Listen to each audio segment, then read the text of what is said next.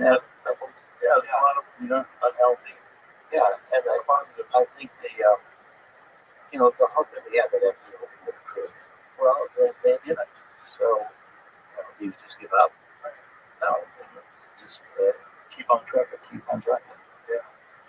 Well, thank you for what you do, man. I want to add one thing about the conference. Just to say that it's going to be really, really fun. It's going to be, if people come to it, it's 500 speakers, thousands of people, all sorts of ways the psychedelic community is going to be coming together. Do you have a website? Yeah, psychedelicscience.org or maps.org. There's actually going to be a if you put it's a molecule. That's a molecule. But if you put Roga in when you want to register, there's a 15% discount to go to the conference. We also have this have 10 different stages. We have all different tracks for different kinds of interests. We also have this project called Music is the Bridge. And so this is we have various people are coming up with music that they would listen to during the psychedelic experience. Difference very much. Yeah. So there's going to be concerts, music, all sorts of things connected to this conference, and it's also lots of opportunities for networking. So again, for me, even though MAPS has been focused on MDMA, it's really about the psychedelic renaissance. So I don't see the psilocybin or the IBA or anything as competition. We want the psychedelic therapists of the future to be cross-trained in all the different drugs, and then to be able to customize the treatment for each person. And that's what we're hoping to develop. And one more time, what are the dates and where's this? It's June 16th to 20th. It's coming up next month, and it's in Denver. It's at the Colorado Convention Center. We have last time we did this, it was 2023. We had 12,000. Whoa! It was astonishing. It was must have been the nicest people too. Oh, it was so hopeful. It was magical. I think that this would be. If anybody wants to learn about the psychedelic community, this is where.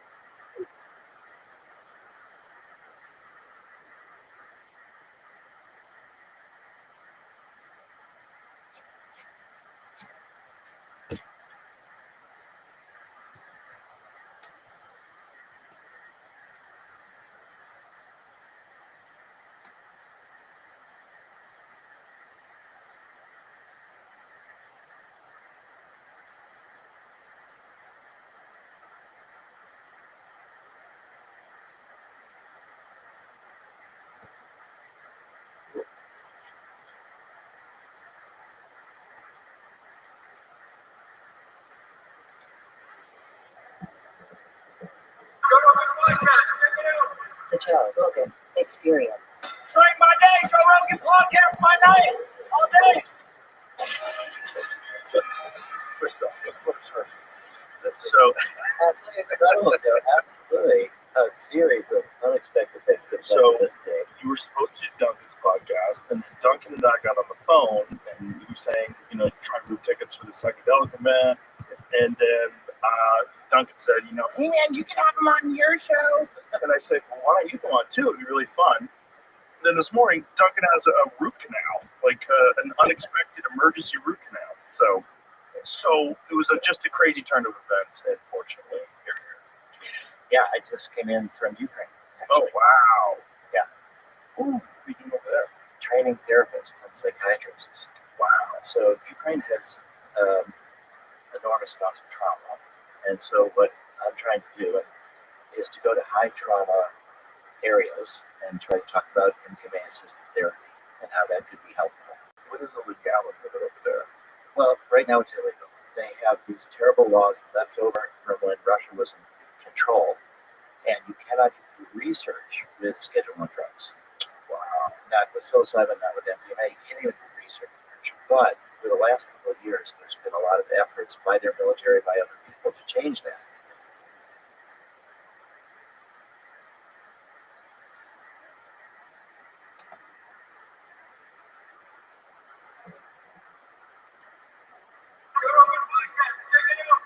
Rogan experience. Drink my day, Joe Rogan podcast my night.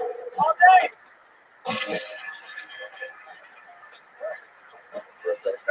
Very nice to meet you. Hi, Joe. Very nice to meet you too. So, first of all, what got you interested in mind control? Well, so this is a question I've been asking myself just because I find myself after 2.5 decades of having this topic that initially seemed pretty niche and unusual, and not many people were interested or many people were skeptical about it, but I thought it seemed like it embodied some of the more extreme.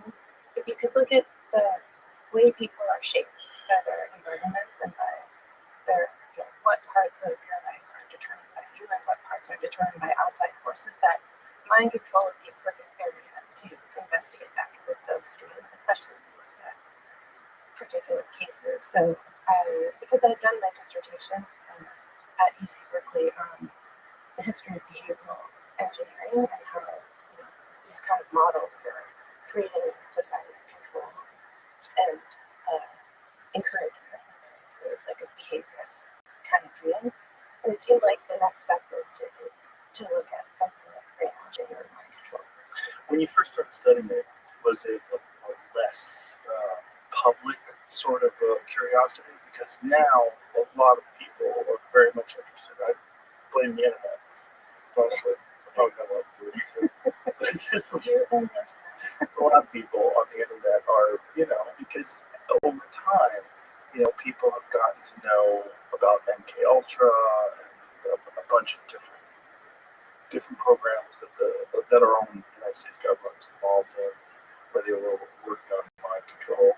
But initially, what drew you?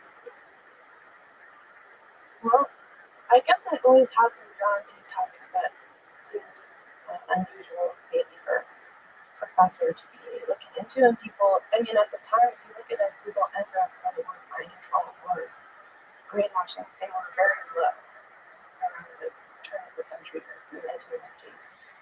After there was a peak of interest in the 70s, and it's just really fallen off. But I guess I was interested because it just seems so unusual, and like maybe there was something there that people hadn't really thought about. And at the time, these documents weren't readily available, and like you say, people weren't really looking into it. So I just thought it seemed like a rich area for research. And I'm also interested in connecting I've always been interested in connecting my personal,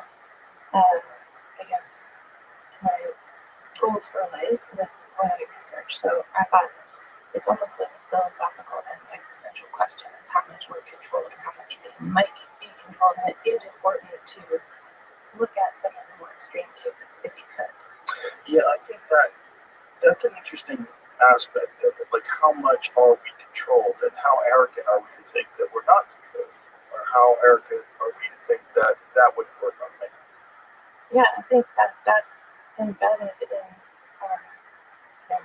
in the messages we receive all the time, that freedom is something kind of effortless that we're just granted, and that autonomy is just the natural state, but actually we're so much more malleable than we think. And these things, if you look around yourself, or if you observe yourself, you'll often see this to be true.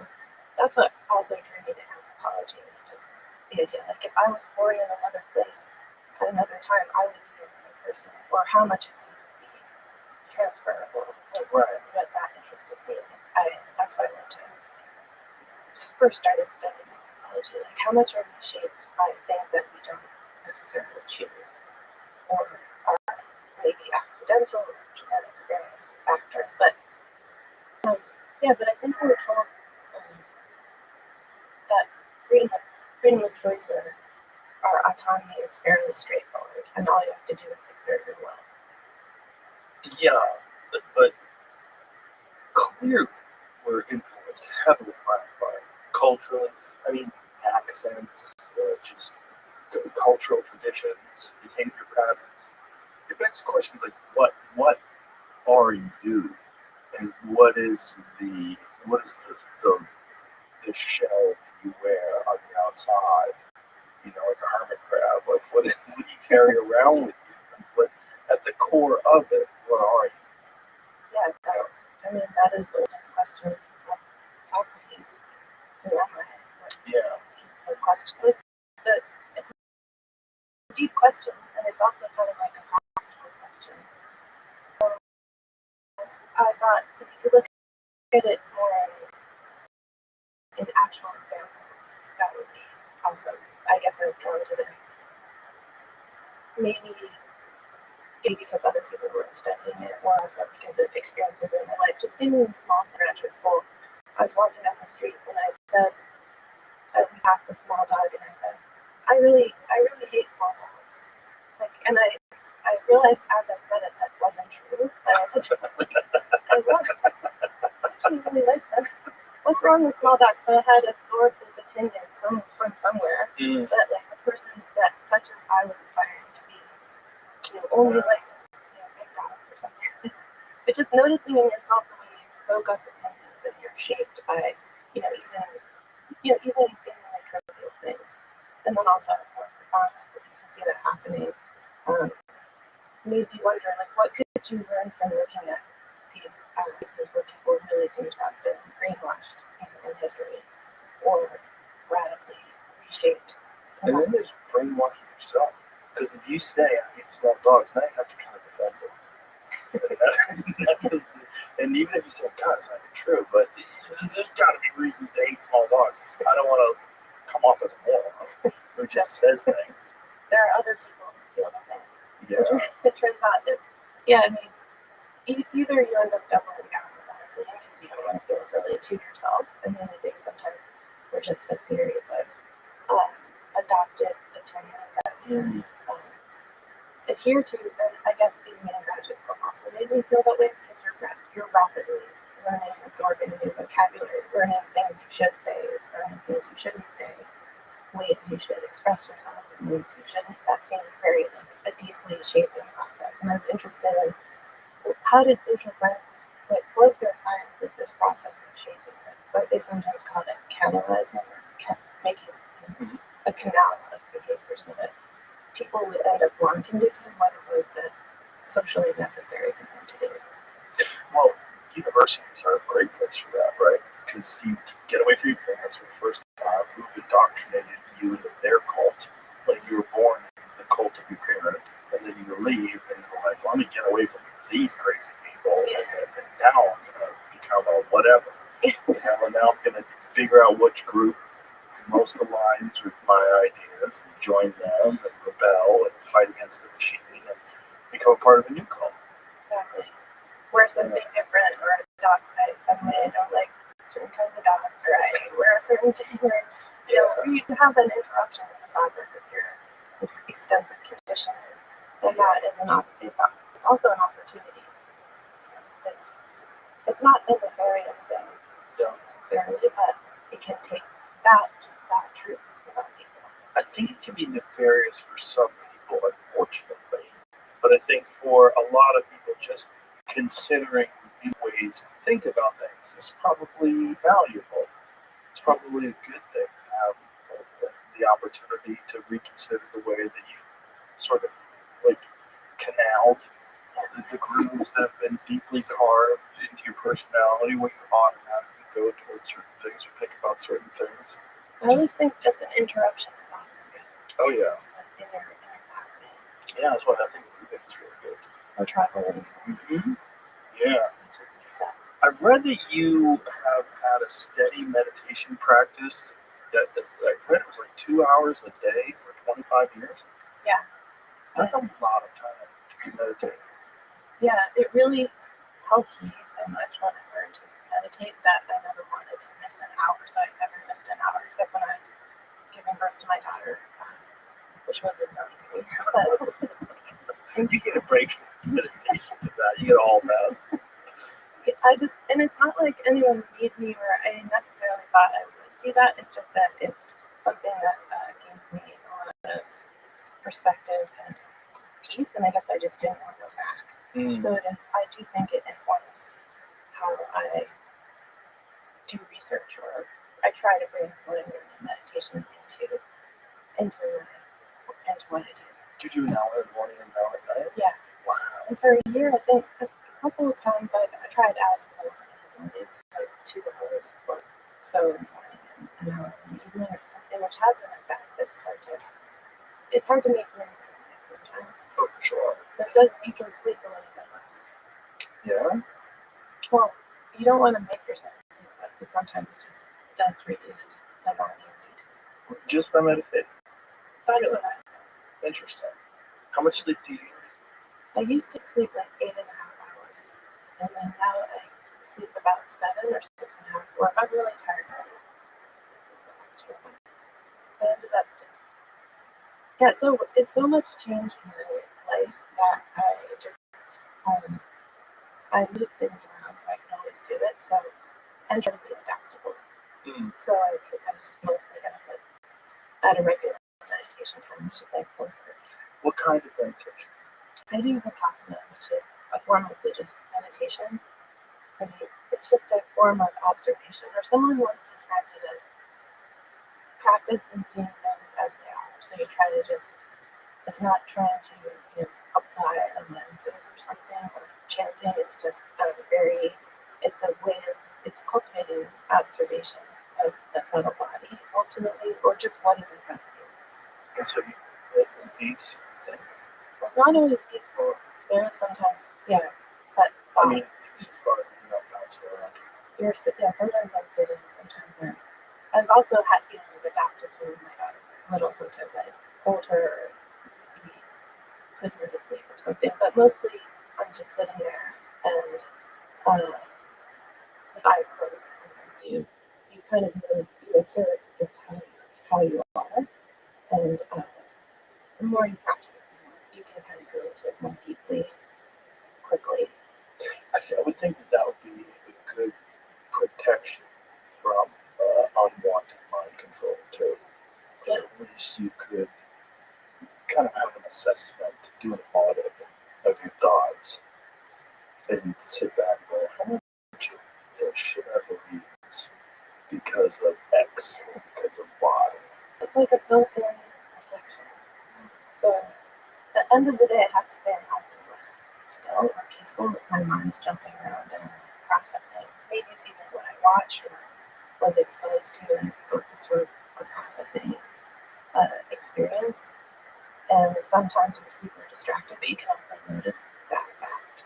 So it just builds in, an opportunity for some distance, which then you can also try to bring into your life too.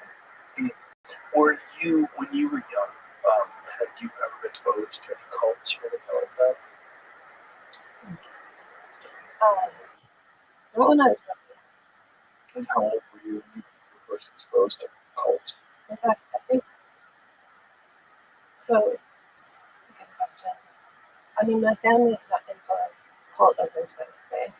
My father, I think they had friends once. My parents had these friends who got a large group awareness training, which is somewhat culty. And they take you in and you're not allowed to use the bathroom, and they lock you, kind of like kick you in and until you're really uncomfortable and start to have revelations about And these are, it's stuff like, How long did that make you not go to the bathroom? it's to the point where it's uncomfortable. I can't remember a long afternoon going into the evening, and often people come out kind of converted, and my parents' friends actually did, and they did came to the Rosenberg space and they said, "You have to come." And my dad, in the middle of it, he said, I have to go to the bathroom, and I'm not. He's like, "I'm out of here." He just left, so I figured he had kind of. He was not. Well, I feel like any group that doesn't want you to go to the bathroom is It's probably a sign. yeah, there's no reason to not go to the bathroom if you have to go to the bathroom. That's ridiculous. I mean, it is typical of certain groups where they start to constrain your and people who might be willing to remain in that uncomfortable state and be constrained will end up staying longer. It's sort of a self-selecting process, maybe. That makes sense, right? The people that are more willing to comply. Yeah, and I guess with me, maybe the first brush with a cult would be something like the various yoga teachers I've worked with. Oh, so many of them are so good. Yeah. And there's one kind of funny story. I got married into yoga when I was living in Oakland, also in graduate school, and I would go. It was really helpful with school just to have a very physical, demanding practice. But there was no community around it, and it turned out that the teacher was sleeping with many of the students, but I just didn't know that. I thought I don't know, just thought he was. I admired him. I brought my boyfriend at the time to picnic. He came to pick me up, and he's now my husband. He said, "Well, it just that everyone there is sleeping with everybody else," and I was shocked. I was like, "No, that's not happening." But it actually was. You can say it's a bit. I don't think it was a cult, but it certainly was a scandal. Yeah, I had the exact same experience. The first time I started taking yoga, there's a guy who's a yoga teacher. I have always been very wary of controlling people, and those kind of environments. And that this guy was like, there was something inauthentic about his spirituality that greased me the wrong way. I was like, yuck. Like, just the way he would chant and things he would say. There was just too much ego involved. And I found it kind of whole student. So I was like, of course he is. I knew it. Because my wife broke me into going to class. That's the first time I went. I was like, I really like this ritual. It's like really great. I really like yoga itself as a practice. But I mean, the problem is the people that are, and it's kind of a problem with everything. Like when one person is in control, and one person is the person who gets to lead the class, and then they get praise heaped upon them by the students, and then they start to think that they deserve it, and then they don't have a lot of self-reflection, and they're not very objective, and then they sort of revel in it and enjoy it, and the next thing you know, they're taking advantage of it, and so. It's very helpful to have that defense radar at a certain time. Also, sometimes I think these prominent teachers, they have had some sort of, I don't want to say enlightenment experience, but some sort of breakthrough, something that felt profound to them, because many people do. We now know that these experiences are incredibly common, and yet, so they take that as a kind of license. Well, now I must be enlightened, or when I have to take the mantle, my people are awaiting this, or they sort of then justify things they wouldn't otherwise. Spiritual narcissism. Yeah, it can actually engender that because of, and I think there's something this has been described too. Spiritual narcissism is a good phrase. It's like, you see a lot of it. A lot of it in the psychedelic community, a lot of it is the meditation community, a lot of it in the yoga community. So they just start thinking that they're better than people that don't do it. Yeah, it feels very special. If you have a special experience, it's really dangerous. It becomes very dangerous afterwards to not have it feed your ego. And even if you had a profound breakdown of the ego or in a psychedelic state. It is fascinating to me, though, that you can tell the difference for the most part, if you're really paying attention, between someone who's authentically expressing their real thoughts versus someone who's saying things that they think if they say these things, they get praise or they will get attention or you will think that they're profound humans know. There's like a smell to it, a feel to it, if you're paying attention. Yeah. But for whatever reason, it's just like something about baby ears and little small ears. Some people just are not that good at picking up on that stuff for whatever reason. Life experience, they have been burned enough times, like whatever it is. And, that's where cults get started. And I'm fascinated by cults. I've always been fascinated by them because I've watched, how many documentaries on cults. In the beginning, it looks so fun. That's the problem. Did you ever see the documentary Wild Wild Country, the Netflix series? Yes. Amazing, right? In the beginning, you're like, they look like they're having a great time. Yeah. They're all dancing together, playing drums, and having a party and eating together, and it's a sense of community. Yeah. That documentary was so successful for that very reason. It actually perpetuates the allure of that Mm-hmm. Osho and that cult Yeah. because their outfits look kind of cool, the colors are beautiful, Yeah. and the swirling, coordinated dances. But my husband grew up in the Bay Area, and he was saying as a kid, he would run into members of that cult. And he said, what you don't see in the documentary, and he blames the documentary for not showing this sufficiently, is they were frequently armed. So on the side where you're not seeing it, they're holding, automatic weapons. Like they really, in a way, they fell into the spell of the cult in the documentary a bit. Interesting. That's interesting. Wow, I did not know that. And then you have to have a guy like Osho because the way he would talk about things, and, his slow way of talking to people, Yeah. his beard, the Rolls Royces and everything. It's like, good Lord. He was really much more of a cocaine addict or Was he? enthusiast than people also recognize. I think he gets off a little easy in that documentary as well, partly because they're interviewing people who are still, to some extent, devoted, or they want to maintain that motion. Yeah. Well, also, what was her Stella? Was in it? Yeah, she was so crazy. She was poisoning people. She was such a great villain that it made him, because if she wasn't in the documentary, he would be the villain. Exactly. Yeah. She pulls the focus. Yes. Yeah, most certainly. And the fact that she's still alive, too, that sort of helps as well. But I feel like it's a default thing in the human psyche because of our ancient history of living in tribes. The human beings have been very tribal, and I think being part of a tribe, one of the things that happens is you sort of have to go along with the way everybody else is doing things. If you want to fit in, you adapt, and especially if you're growing up in the tribe, you don't know any different. This is the only group, and being ostracized from the tribe and kicked out is, goodness, that's the worst thing in the world. Now you're alone. You have to fend for yourself. There's no way you can. You have to protect yourself. The wilderness, and animals, and elements, and predators, and other humans. So you have to. It's very dangerous to be alone. So you have to adapt to the tribe itself. I think that's true.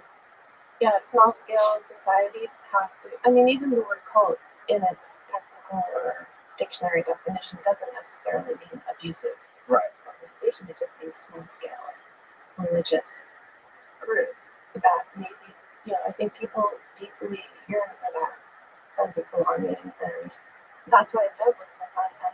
And by all reports, it is very fun to get inducted into a cult. People get these exhilarated states. They often have altered, experiences of altered consciousness. Yes. And, they're empowered by it too.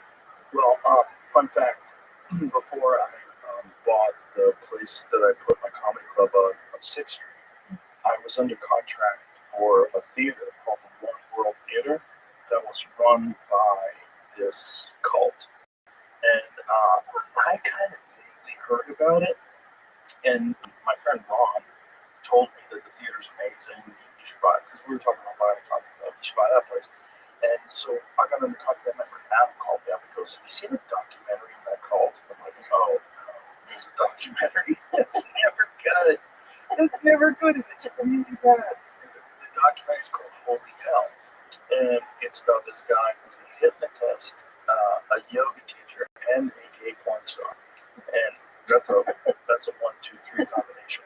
And he started out as cult in West Hollywood, And then after Waco, after that went down, the Cult Awareness Network started really cracking down, and we were investigating him. So he changed his name and moved to Austin. His followers built his theater. Fortunately, I got out of it. But I guess he was selling it. well, he was gone. It had already fallen apart. Cult had completely fallen apart. But what's fascinating is in the documentary, in the beginning, again, it looks amazing. They're all cooking together and eating together and doing yoga, and they look so happy.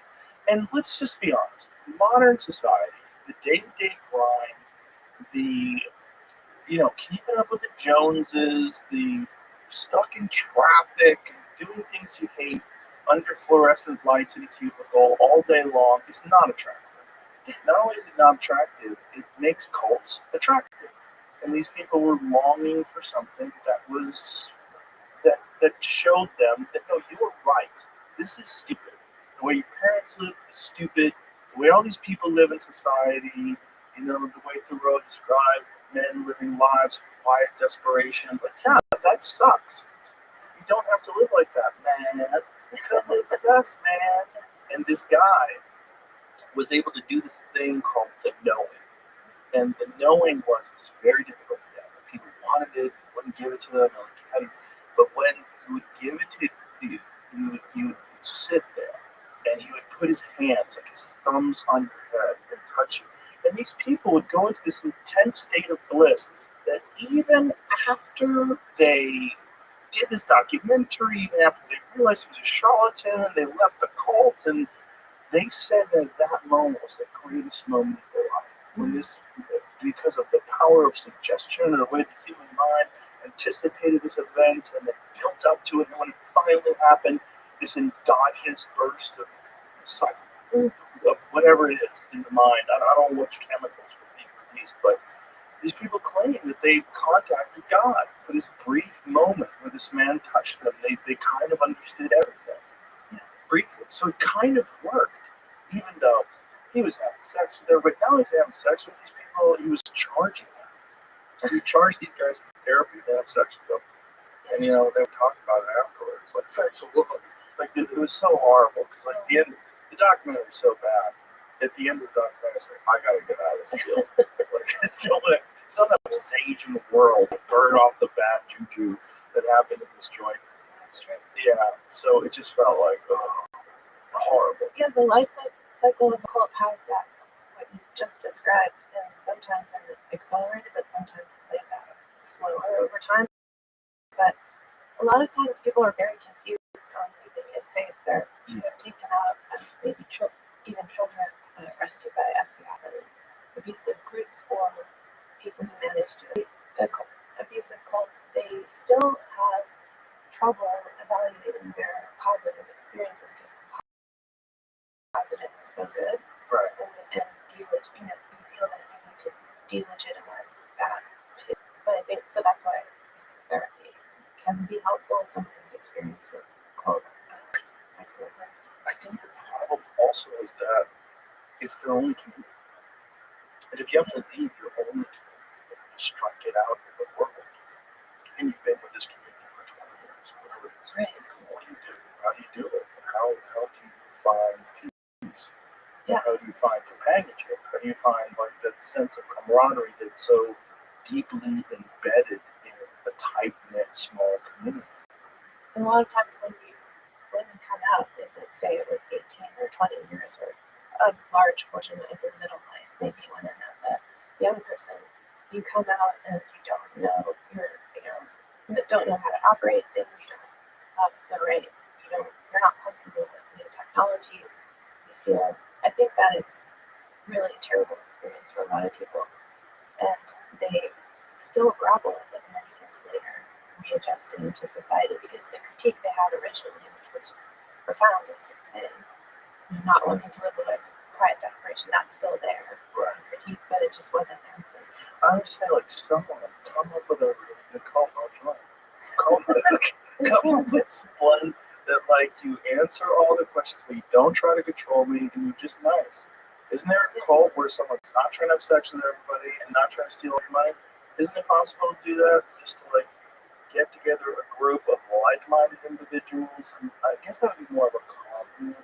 But even that, there's always some male, generally male, leader who ruins everything. It does seem to be, I think, so there seemed to be in the 70s so many cults and back to the land groups, and some of the back to land stories are also, have many cautionary sides to them, and many of the aspects of cults. What is the back to the land? So just people leaving the city, going out to the country, and starting like an intentional community, I guess, would be what you're describing, with the idea that we're going to collectively raise our children, sell hammocks, or make our own jam, or you could say the monasteries maybe aspire to this. Yeah. Kind of religious organizations also have that intentional quality, and so I've done some research into some of these because you wouldn't consider them cults necessarily, but they can end up having some of those quality, just the demand that people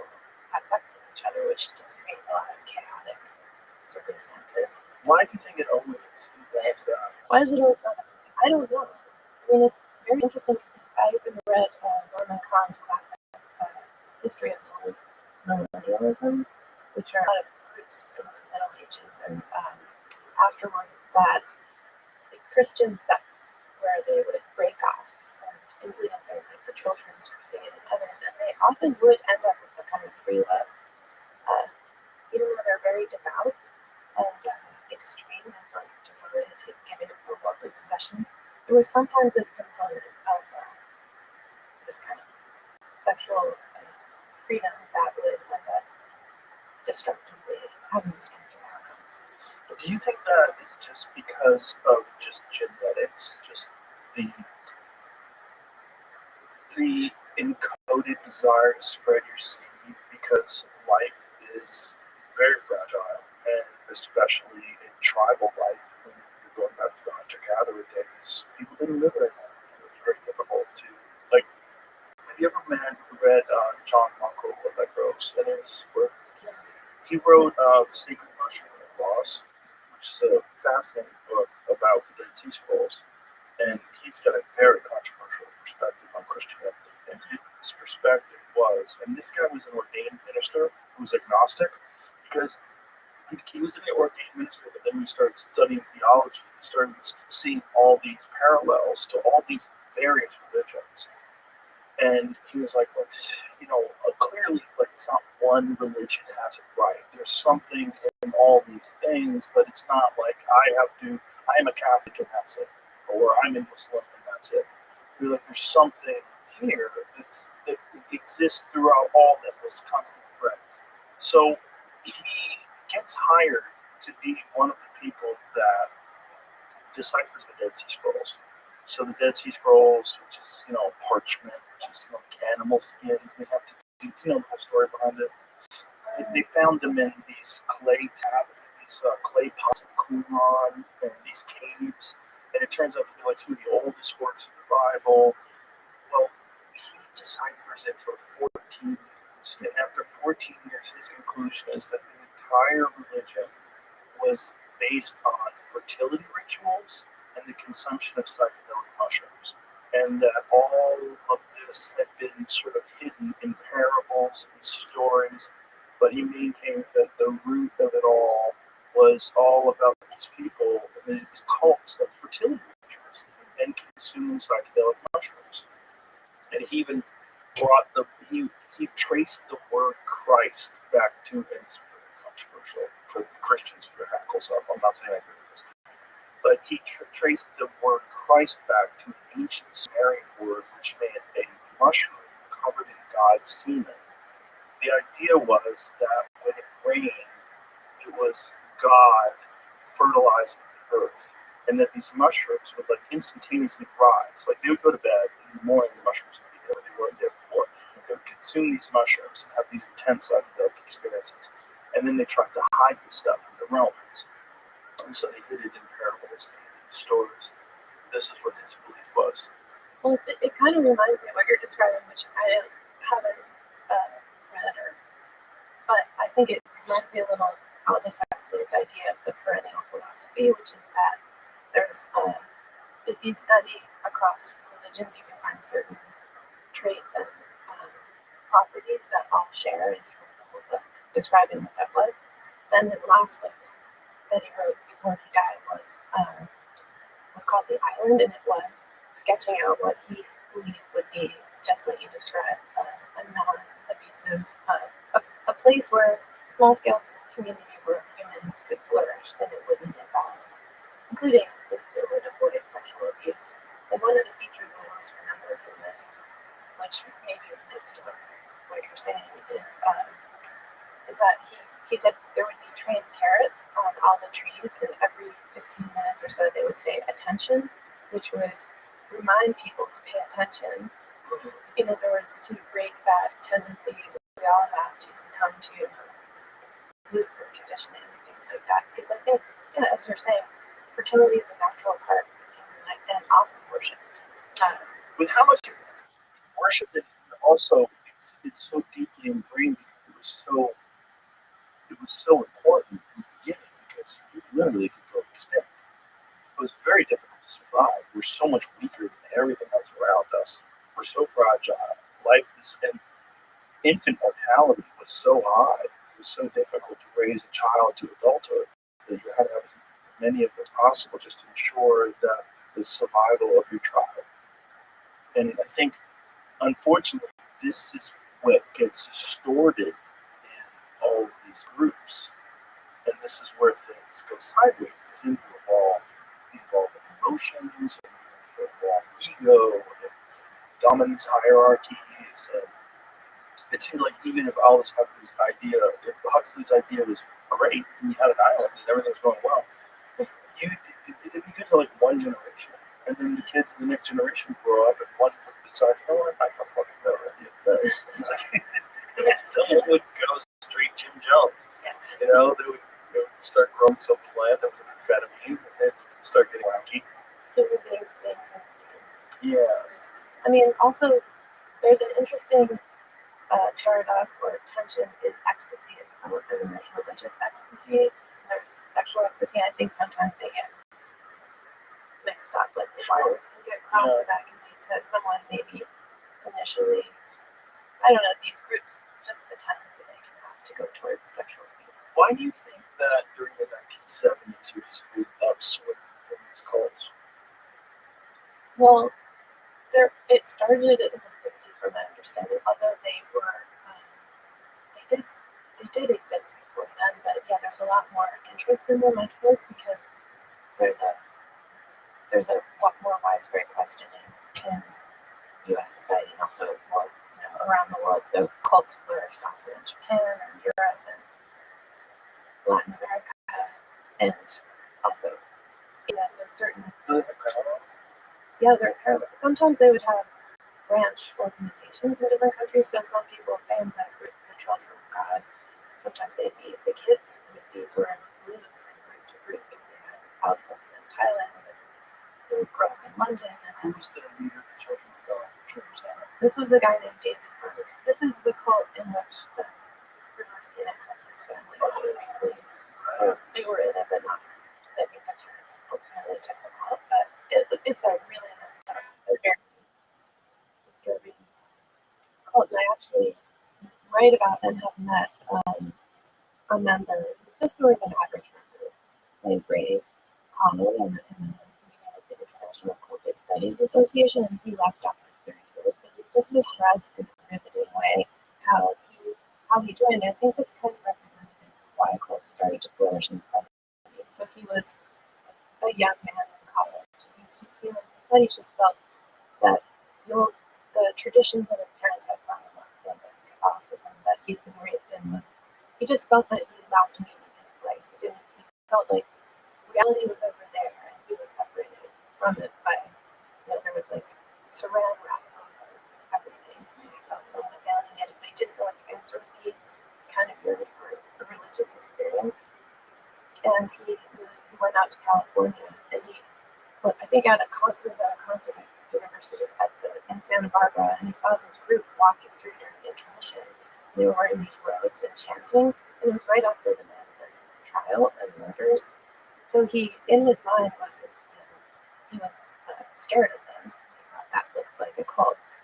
But later, even though we had that thought, he would end up joining them for 30 years because he saw them during later after the event. And he went back to talk to them because something drew him to them. Is that I think he had dropped out of college by this time, and he said that they were eating sandwiches and they looked a lot more casual and approachable than they had earlier. And he just said, he was asking them questions and he said, would you like to recite the sinner's prayer right now and drop to your knees and he said, yeah, for some reason he said yes. What is the sinner's prayer? It's just it's a verse that actually is not from the Bible, but often would be used as a recruiting tool. And it did result in this sort of out-of-body experience. He recited it, and then he said he stood up and he felt changed by this. But it turned out that David Berg, he didn't know the name of the group. And I said, why don't you join them? In other words, he kept taking small steps towards it, and pretty soon he found himself on the bus with this group. They still didn't know the name of it. And they were all testifying about how they had been converted. And he was asked to add to the testimony. He started talking about J.D. Salinger because he was just an alienated youth, basically. And nobody knew what he was talking about. They all just started singing his words. But several times of leaving and getting off the bus with his girlfriend. He just broke up with his friend. But he ended up staying and ended up marrying 3 women. And just 3? Well, at first it was one. They had an arranged marriage, and then it turned out this guy who ran a group, David Berg, he was a former furniture salesman. He then had some, he got these messages direct from Mites told him that he needed to ramp up his recruiting by having women do this practice called flirty fishing, where they would go out and basically seduce them into the cult. And then he started introducing these practices where they were supposed to have sex with children, because his idea was that this was natural. And so many generations of kids were raised in this cult with this, were either trafficked or abused. It is really horrific. And Ray Connell is interesting because he didn't engage in those things. He did end up having 17 children in the cult. But he 17 kids. He's a fascinating person because he left and he spent his time supporting survivors, and which is very unusual. Why about 17 kids? And they came up to him. How do they have time for anything else? They're not mostly because he's quite elderly, but I guess it's interesting to hear him talk about how he saw the group changing and how what started out to be this profound experience, soon he called it a dark hamster wheel of the soul. Like he was caught, and it became this. Basically, they were exploiting him in his middle-aged years. He was sort of mid-level bureaucracy within the cult. But anyway, this cult, Children of God, has, and today still has a different name. They had no, they say they reformed, but many people are still pursuing lawsuits against them, things like that, who are adults today. They had groups throughout the world, and they would move kids around.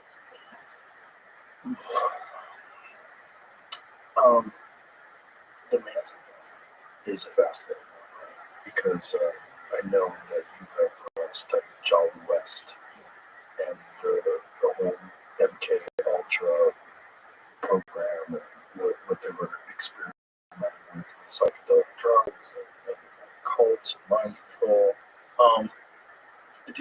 What is your perspective on why they were doing that? Why Jolly West was involved? Why were they involved? What do you think was the initial motivation to sort of pursue mind control studies, the federal government? I think the initial motivation was a kind of national internal emergency, national security emergency that emerged right after World War II, actually at the beginning of the Korean War, when U.S. pilots were coming back or shown confessing to having flown germ warfare missions over China, and then many POWs were coming back and seemed to have been converted to communism or have been concerningly affected by something that was seen as brainwashing, but so many of the soldiers coming back seem to have been brainwashed or have collaborated to some degree. They were held as prisoners, and then there were 21 U.S. POWs who elected to stay in China, and this really was a disturbing.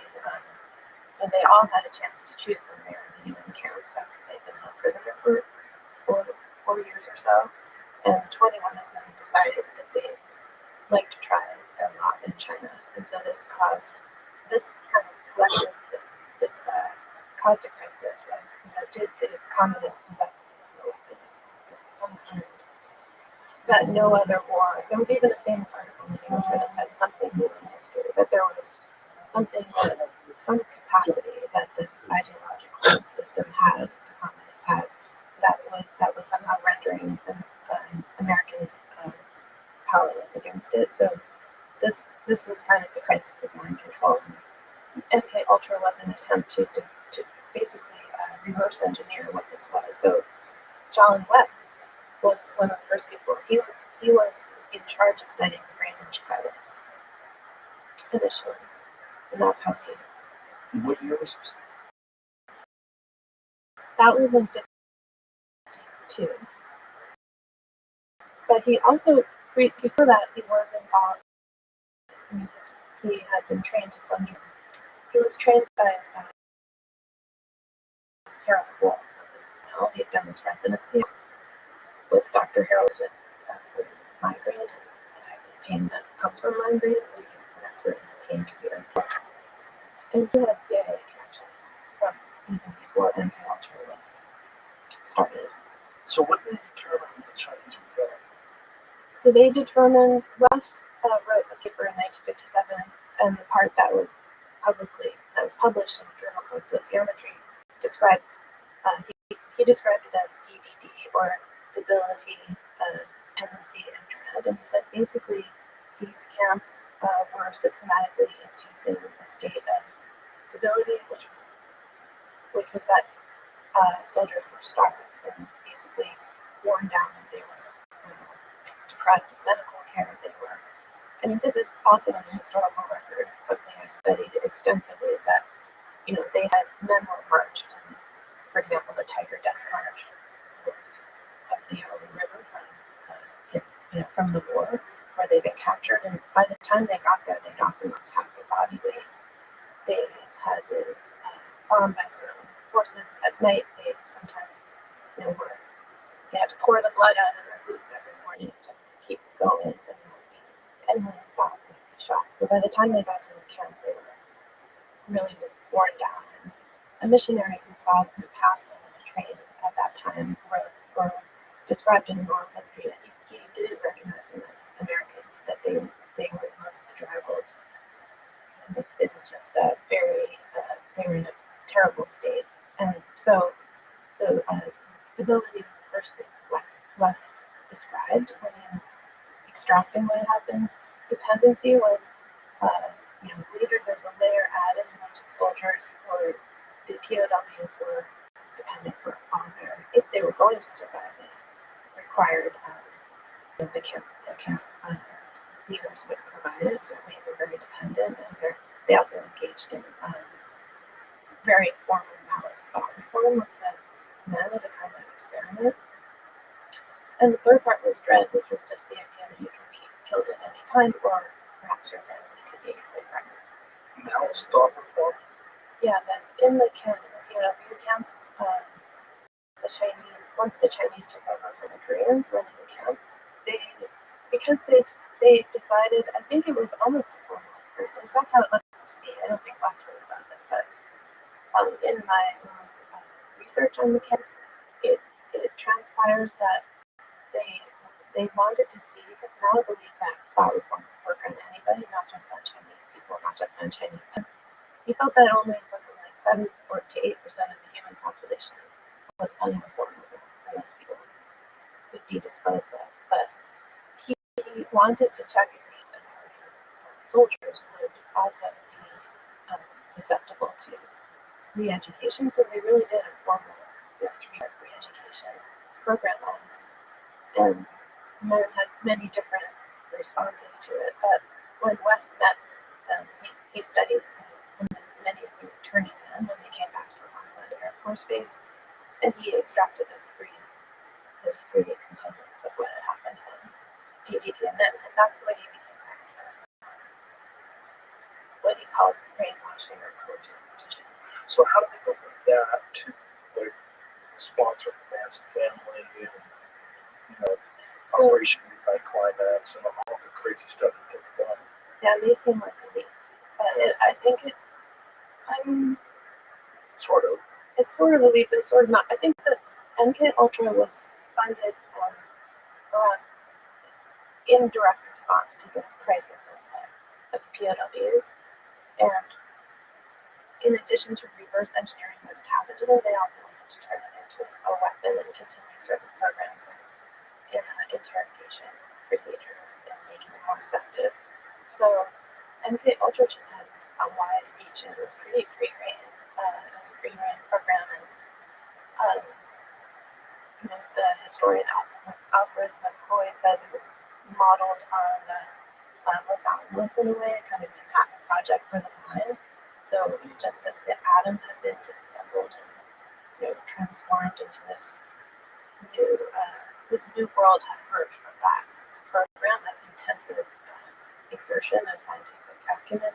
The same thing could be done with the mind. The mind could be sort of pulled apart, and human consciousness and functioning could be understood. But people could be broken down and rebuilt. Were they trying to optimize the use of the mind? Like, what was the end goal that they were trying to do with this? A couple of things. I think one idea was potentially it could be a weapon. One goal. Another, so it could be used on an enemy, perhaps even a city. So that's one reason researching LSD had certain properties that made it could be easily dispensed to an entire population through the water supply. So they wanted to know what exactly are the properties of LSD. People didn't really know at the time. So there was an offensive part of it. There's also a defensive part. So the U.S. military needed to be trained to resist whatever this was. Once they understood it, they developed a SEER training, and West was involved in that as well. And then the third thing was maybe a broader curiosity about, which would lead you to be able to interrogate people better, and perhaps also to just really understand. I think there was also kind of a curiosity about what would happen. I think because they had so much power to experiment in a way without any oversight. And it wasn't until 1963 that the Inspector General of the CIA himself said this is unethical. We have done it. Basically put a stop to it. But it really was 63. Yeah. But it went on. I mean, the Harvard LSD studies, one of those. I don't know which ones exactly. There were some that were earlier. Were the ones that made Ted Kaczynski. Okay, that's one. Was that earlier than 63? Yeah. And that's but so I don't actually know the answer to that question exactly how it could continue, but they officially discontinued and destroyed all the records. So they may have continued on other forms. But Manson was 69. Yes, and Manson is after that. So they didn't discontinue. They kept doing things. Well, West kept working. Yeah. It's ironic because it seems like they were kind of a cult. Because the amount of power, the amount of unchecked power and influence that Jolly West had and MK Ultra in general and all the people that were working on this, you have this power, the fact that you are working in complete secrecy, you are the puppeteer, you're controlling all these people, and then this idea that have you read Chaos? Yeah. What did you think about that? I thought it was great research. Amazing. Yeah, it's a really good book. And just so stunning. I've said that before. I thought Manson was a crazy guy, and he got together with a bunch of crazy people and he ran a cult. No suspicion that the government was involved in orchestrating the entire thing. They may not have been. I don't think O'Neill Tom O'Neill thinks that he made an absolute link. He just brought you do get West and same room potentially. Yeah, West is the incident trail. I don't remember that. Yeah, West visited Manson jail. West, he believes Tom O'Neill does, so applied him with LSD. And time Manson would get arrested, he would get released. This was true, but this wasn't West necessarily. This was Roger Smith. West. He was an associate of West, and West was head of the methamphetamine research project, which was so West got funding to do this hippie lab and psyche lab in 68, 67 and 68 during his sabbatical in the Bay Area, and it wasn't obviously funded by this. If it was funded by the CIA, it was clandestine, but there are many notes that Tom O'Neill also writes about. So both of us have gone to the West papers over many, many years. And I think you can put West at the Haight-Ashbury Free Medical Clinic where he had an office and where Manson would go for medical treatment and he would take his girls in to be treated. It's called, and they were at the time, as I understand it, seen as a kind of model, and many of the researchers in the West, and we can prove that people like Alan Rose, who was a sociologist, they were trying to do an ethnographic study of cults. And what is the natural environment? How do they create bonds? And what is their relationship to American society and to drug use and things like that? So West would apparently hang out on the couch getting high and wearing, kind of dressed up in hippie garb with his middle-aged friends. And these graduate students and an undergraduate who he hired would be writing in their journals about how irritating he was. But sometimes it seems like it wasn't very targeted and it wasn't very efficient and it wasn't really, there didn't appear to be a plan, which isn't to say, so to me it's not entirely clear what the relationship was with Manson. It is very evident he was bailed out several times by Roger Smith, who was also a psychologist as well as a parole officer, so that's highly suspicious. And Roger Smith did know West. And Dave Smith was the head of the medical clinic also in the West. But these things it's hard to tell exactly how. I appreciate your cause. Yeah. That's good for you. I'm less cautious. Yeah. But I think it's also that is how the government functions in general. The idea that they would be so inefficient at everything except cults is kind of silly. I mean, it's a deep question. Yeah. Is it clownish? Because if you look at some of the other MK operations, they look highly efficient and they're dosing each other at the holiday party, attention, just many lives ruined. Operation Midnight Climax, it just looks like a free for all and control. But there are really concerning aspects of the Haight-Ashbury operation. I would definitely say, and Manson was, he could have been also an informant. He certainly was, I'm sure. I mean, I'm certain he was connected. There's no way he just kept getting out of jail the way he got out, and the sheriffs were arresting him and told him it's above their pay grade. It's kind of how the government does everything. Like, it's not like they would have it be this, like, very disciplined, rigorous, scientifically controlled study that, you know what I'm saying, that makes sense, especially because they have so much impunity, they have so much power, they have so much, no one's observed them, they're working completely in secrecy, they're trying to get away with it, and they're also imbibing, right? They're also... That's a factor. Sidney Gottlieb, the head of MK Ultra or the TSS, was regularly taking acid, which can kind of shape your consciousness. That's so problematic.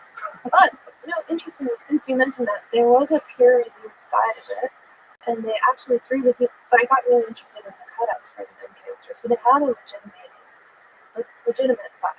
And many scientists who worked out there were most subcontracting to them, and some of them knew the CIA money, and some of them didn't know. So even someone like Skinner received money from MK Ultra, but it was conduit it was honestly conduited through the Human Ecology Society, which was part of it, but it was just a front organization, and they were really into these fronts.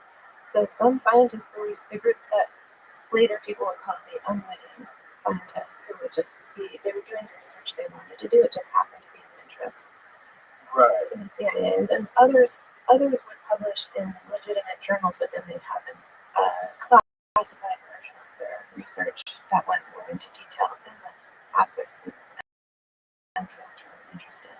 Well, it's also aspects of MK Ultra that it's very difficult to find out what's really going on unless there was a bunch of files that were discovered, right? That sort of unveiled what was going. And have not been, if those files had not been discovered, who knows what we would actually know about all this stuff? We wouldn't know. And they're actually amazingly. So there was a FOIA request by John Parks, who was a journalist at the time, and he made the request, and everything had been destroyed except for the financial records. But one thing I also want to mention: the CIA kept very good records of a lot of things, and even in the financial records, they still had copies of some of the commissioned projects, and that's how we know about them. And it really is accidental that they didn't think to purge their financial files. Well, it's probably so secret that the people that were in charge currently when that FOIA requests were filed probably weren't really aware of it all. I mean, yeah, it was in the 70s, in 77 or so. So you're dealing with, a decade had passed. Who knows if the people currently in charge were even aware? Because I would imagine a lot of this stuff is very compartmentalized. I think the destruction of the records had happened earlier, but that destruction had been, as you said, they made a mistake from their point of view. They neglected this batch of documents. Oops. And then the truth came out in 75, many definitions were made, although it's still partial. And then John Parks made his FOIA request sometime around then. It brings me back to yoga teachers, cult leaders, and then clandestine government operations. Like, whenever people have power, unchecked power, and insane influence, particularly influence to manipulate people and influence over people's minds. And if your established goal is to try to find out how you can manipulate people and what can be done, and you're doing this in complete secrecy with basically unlimited funding. It's all unlimited stuff. Like, you can do so much. We also, I think one component that helped this develop is to have a high ideal at the same time. Something like Right. that kind of almost messianic purpose for saving the world. Yeah. Not just America, but the world. And that's one thing one of the inspirations for my research was finding a book on the street many years ago when I was living in California. And I looked for just an accidental inspiration, which was this book called The Captive Mind, that somebody had left out by Czesław Miłosz, who's a Polish poet, and he had grown up in Warsaw, come of age in Warsaw, and seen the city that he lived in just deteriorate into sheer. He said it was an experience no human being would ever want to live through if we were lucky enough to live through, just watching the city destroyed and people shipped off to Auschwitz and all these things. But he said that, and like social life completely deteriorating before him, and then afterwards the Soviet troops came, and even though he watched as his friends kind of had to remake themselves in order to survive, in order to be artists, and so if you're a poet, you don't just go along, you have to actually start to think differently. And at first they would sort of pay lip service to it, or make it, on the surface they would pretend to agree, and then secretly have their own writing. But after a while, they would start to internalize that, and he called it the new faith, the kind of this doctrine or ideology, and that's what he ended up himself defecting because he couldn't do that. He said it's an operation you perform on yourself. So I just think one important factor is this true belief. This is, and out of that can come the justification for a number of violations. I think that's a through the entire CIA itself. Yeah. Yeah, I mean, I can justify so many different secret operations all over the world. Like you're there to protect American interests, and America is essentially the guiding light of the world. And we need to save the world. So, you don't want to make an omelet, that cracks some eggs. That's a kind of logic. And that's a very typical logic. And the needs are justified by the ends. I was fascinated also with Jolly West's connection to Jack Ruby. Right. He visited Jack Ruby after Jack Ruby had shot Harvey Oswald, and all of a sudden Jack Ruby was crazy. Yeah, it was never coherent again after meeting. This happens to several shocking number of people. And in West Papers, you can actually find the unredacted documents where he talks about some of the things he's been able to do with combinations of sodium and LSD and various other psychoactive drugs. Well, among other things, he says he started to say or suggest he could create memories. And he knew that he could destroy a person's orientation to self and time. And so basically disassemble the person. But he also said he could use hypnosis to not as anesthesia, which is a known possibility with hypnosis, but to create extra pain, so hyperesthesia. And he kind of said that he could actually make someone develop blisters or asthma or an ulcer just by hypnotizing them. And he did that to Jack Ruby. Obviously, he had a learning with him or something. He had just had a short amount of time with him, That's but enough to dose him. Ruby emerged apparently. I don't know that much about a Ruby episode, but I do know that West intended to write a book. He intended to write about 8 books, at least. This is a note I found in his papers. He also developed cancer shortly afterwards. Actually, not shortly, but about in the 90s. Oh, was it in the 90s? Oh, okay. I thought it was quickly. No, this was from around 1980 or so, but I think it was interesting. So who wrote this? This is all West's handwriting? handwriting.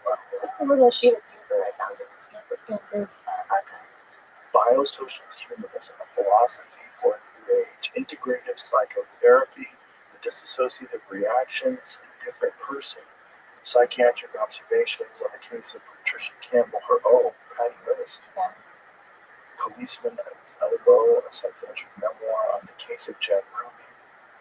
Wow, this is his own handwritten notes. Yeah. And these are the order in which he intended to write them. He found a lot of correspondence in his papers where he's writing to agents he wants to write a book. And he even testified in the Patty Hearst trial because he was the primary expert witness trying to make the case that she'd been mind controlled and Stockholm syndrome. She should be exonerated. But he claimed that in his first minutes on the stand, he perjured himself by saying he was the author of the book on POWs and brainwashing, which wasn't the case. But these were all the books that he intended to write. Oh, so maybe he was the author, he just didn't publish it? Well, he said he was the author of the published book, but he just basically I think it was one area that he always said, on my next sabbatical, I'm going to write all this stuff out, but he never got to it. Too easy doing acid. Yeah, maybe. And also, he had a lot of extramarital affairs. That would distract you. Separate family. Oh, boy. Oh, boy. It was very distressing to his wife. What a mess. And that guy was the head of the jail train. He wasn't Not the key. I don't even know. He was a pretty prominent figure, but It's fascinating. The Haight-Ashbury Free Clinic closed down shortly after Chaos was published. it did. Yeah. I didn't know it had closed down because when I was in San Francisco, when I lived there, that was a while ago. It was still open. Yeah, my wife's mom used to go there. My wife's mom was a I mean, that's kind of a great thing. Dave Smith was it was a true inspiration that he had because originally I think he was doing this dark research on animals, addicting rats to cocaine and things like that. And then he had this, because he's been giving some interviews recently doctor who founded it, just that there was a human crisis on the streets and that he should provide medical care to young kids who had runaways and things like that. But and he doesn't, of course, he doesn't admit to any connection. Interesting. I mean, it makes him Midwest. Is that true about the hate expert? I can keep my switcher fucked up and I can get this thing off the screen. Okay, well, all right, technical error. Fixed. You asked me a question, Jolly West, was that true? Yeah, I asked you the hate expert thing. When did it close? I believe it closed. I think Tom told me this. I don't know.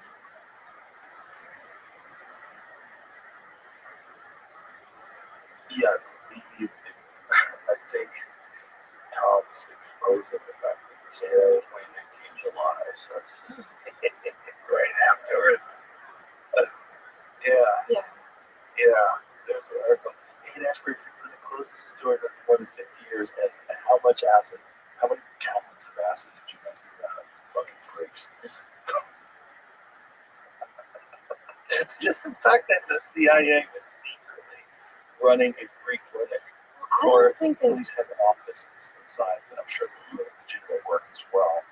Yeah, I don't know myself. But I'm going to talk to the sequel. Yeah. Where he's trying to shore up these connections and get to the bottom of it. Do you know Tom's whole story when he got started with this book? You're supposed to write an article. That started as One article. It's supposed to be an article about the anniversary of the Nancy murders. And then he starts digging into it and finds all these inconsistencies and all this corruption, all this weird stuff, and he keeps going, and then and he missed the deadline. And, Yeah. he gets a book deal, and misses the deadline, and it's like, That was on June 25th, and it closed like a week later. 2 weeks later.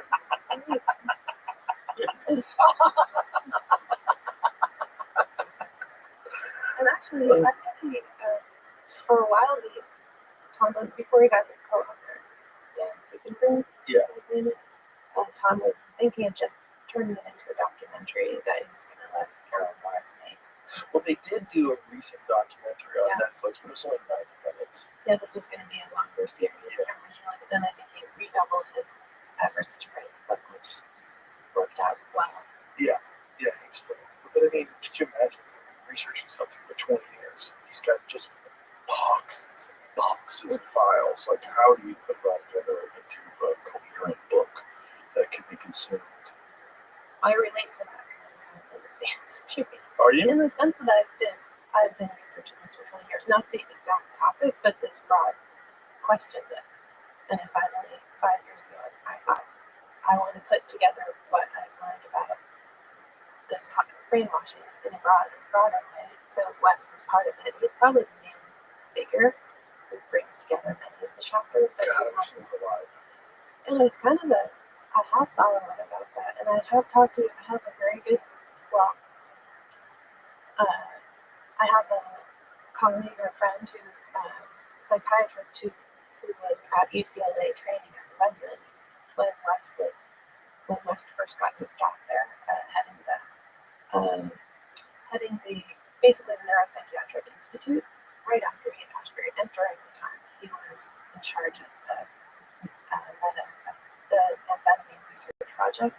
So Wes went there, and he proposed as his first major activity would be to found what he called the Violence Center, and his way of studying violence in all its forms. And this is actually this is another theme I should mention as part of MK Ultra was kind of a search for a trigger of aggression.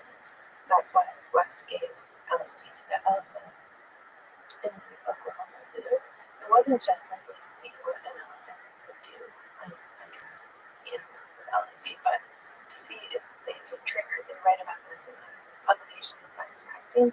If you can trigger, so elephants regularly go through lust cycles where they become, even though they're very, very pacific animals, peaceful, they go through a cycle of violence yearly.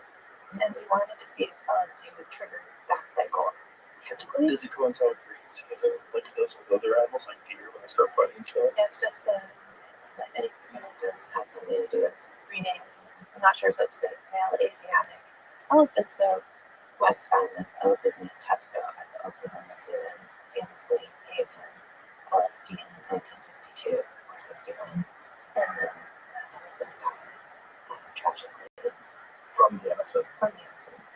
Because nobody, it was just, maybe that's what elephants do, or the dose was too big or something like that. It certainly didn't have the effect that he wanted, but if you actually read the scientific publication, it's curiously all about this question of whether you can trigger a massive, could you trigger violence, almost like a push button? Could you find a chemical trigger for violence or aggression?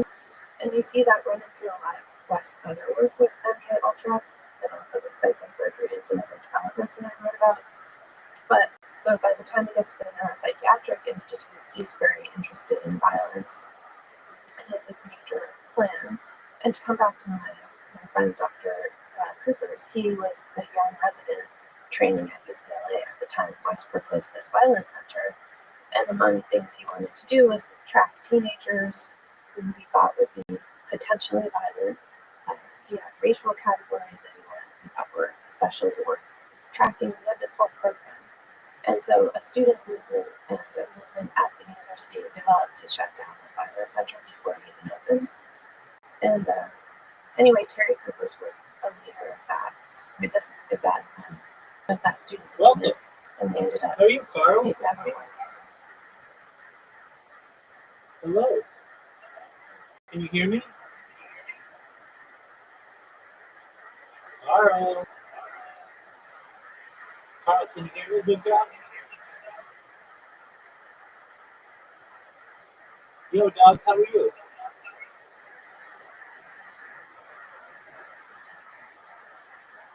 And, Carl, Never went forward, this huge project that West had. But Coopers at some point said that if you met Jolly West, you would like him. He was very genial. He had the name Jolly for a reason. And so I found that confusing. Like, how do I think about this? If you just read about him and the things he did, he seems like a caricature or a cartoon or a very evil man. And no doubt he destroyed, I think what he did was ethically indefensible. But how do you reconcile that, or how do you even think about the fact that he also was incredibly esteemed in his profession? His portrait stood in the Neuropsychiatric Institute for many years. He was, and people actually liked him. People said he was likable. He had this kind of charisma too. I guess you kind of have to have some of that just to be able to run something like that. And also, if you wanted to manipulate people, what better way than to be affable and kind of jolly and friendly? And, It's true. like, And I think he had a strong dose of narcissism too, because a reporter who worked with him named Shanna Alexander, she said she has these funny descriptions of him during the time of the Patty Hearst trial, where she says he was handing out his own paper to anybody who walked by, like he was giving out, like a hen giving out eggs or something. She was just saying that he's very expansive. He would go out of his limousine, he had a personal driver, which was pretty high level for an academic. But he's just very kind of a big. He was also physically very large. not very highly. So Yeah, but those delusions of grandeur, you're pulling the strings on so many different people, manipulating them. And then you're also working in complete secrecy with the government in a high level position. It's manipulating minds. and he was very. I think especially when he was young, he had a gift for this. He could understand how to manipulate people really well. He had insight into the processes that were. That's why Sydney Gottlieb said we've been looking for somebody like you, and it seems that our dreams have been answered. In this famous letter he writes under a pseudonym, but he says, I don't know how you sort of fit all of the categories I've been looking for. Oh boy.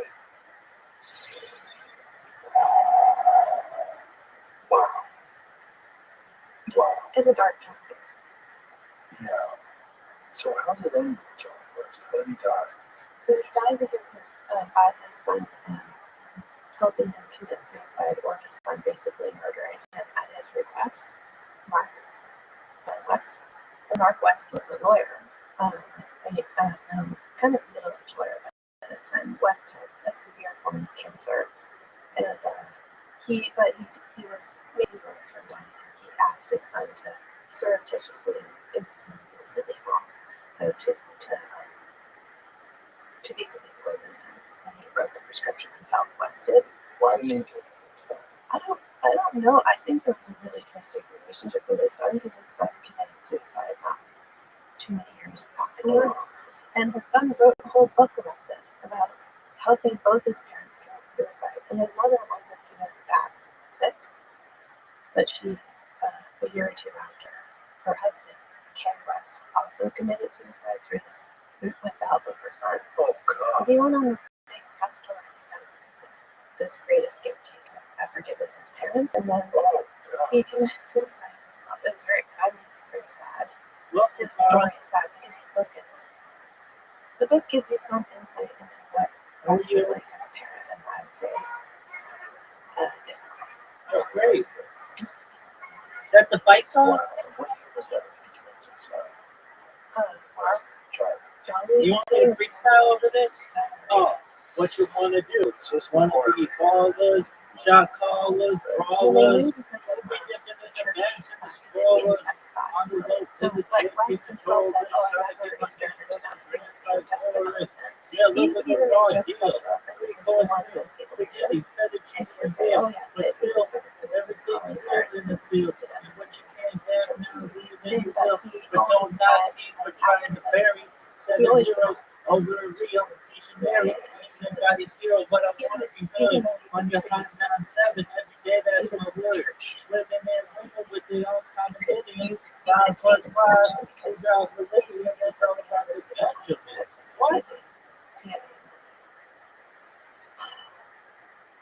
And West had a special office built there. He was hired there mysteriously, and they wanted to move. He wanted to build what he called this free zone of experiment where he could give LSD, hypnosis, and sleep deprivation, and combine us, whatever increments he wanted to adjust. He's going to build that at the Air Force Base, and I even have the receipts and papers and a lot of correspondence in his files about this. But this Air Force at the last minute backed out and asked Gottlieb to basically they transferred it to the university and built a whole warren of cutouts to hide that. Wow. It just makes you wonder. Because if we had not gotten, if the Freedom of Information request had not been acted upon, if they had not gotten those files, if we didn't know the extent of this research, what's going on? I had this it's an important question. Because we don't, in a sense, it's interesting to think about the fact that these things took place at the high point of government dedication to documenting the mid-20th century. So I've done most of my research on the mid-20th century, the Cold War period, and it's kind of luxurious. They all kept very good files. Sometimes they would destroy them. That's the exception. Everything's typed out, everything's on paper. But as things become digital in the 80s and beyond, much less a lot takes place through email, increasingly through government exchanges may take place through Signal, but no record is kept at all. So we're probably in an archival crisis today. Archivists have tried to keep up. We don't necessarily keep absolute records of the internet, for example. There are so many avenues where exchanges can be taking place and they're not leaving the paper trail. It's just for me, when I think about the extent of these experiments and what they were willing to do and how effective they were, I don't believe they would just stop doing that. I think if you have effective methods of manipulating people and getting them to do what you want them to do, various psychoactive drugs and different sort of modalities and different protocols that you would use, I can't imagine they would stop doing that, or at least stop doing research into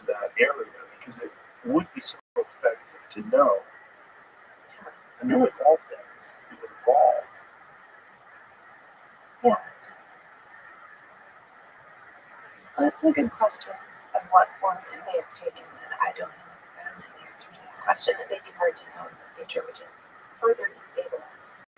Right. Well, there's so many different kinds of art, right? One of the things we talk about a lot in this podcast is that an enormous percentage of what you're seeing on social media in terms of interactions and debate is not real. It's not organic. It's state run, state funded, and it's whether it's foreign governments or our government or corporations, you're getting inorganic discourse that's designed to form a narrative, which is a form of mind control.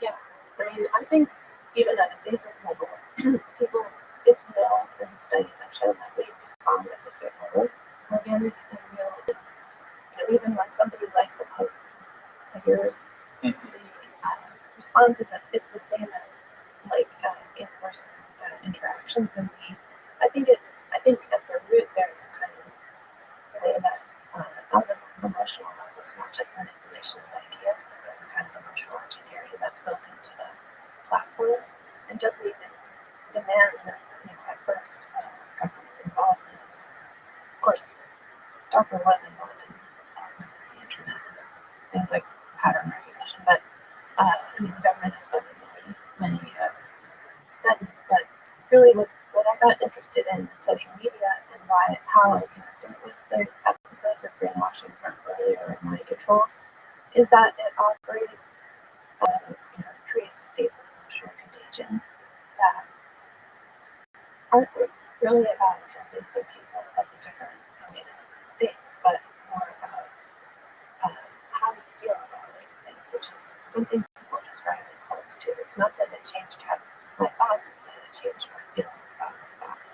And so there's a famous Facebook experiment I read about that took place in 2012 and was published in 2014, where they announced that they had achieved mass emotional contagion at scale, which showed that people exposed to it when they altered, so they took 700,000 users or 680,000, I think, without informing them that because your user does agree, make it whenever you go on the platform, you agree to be tested or be tested.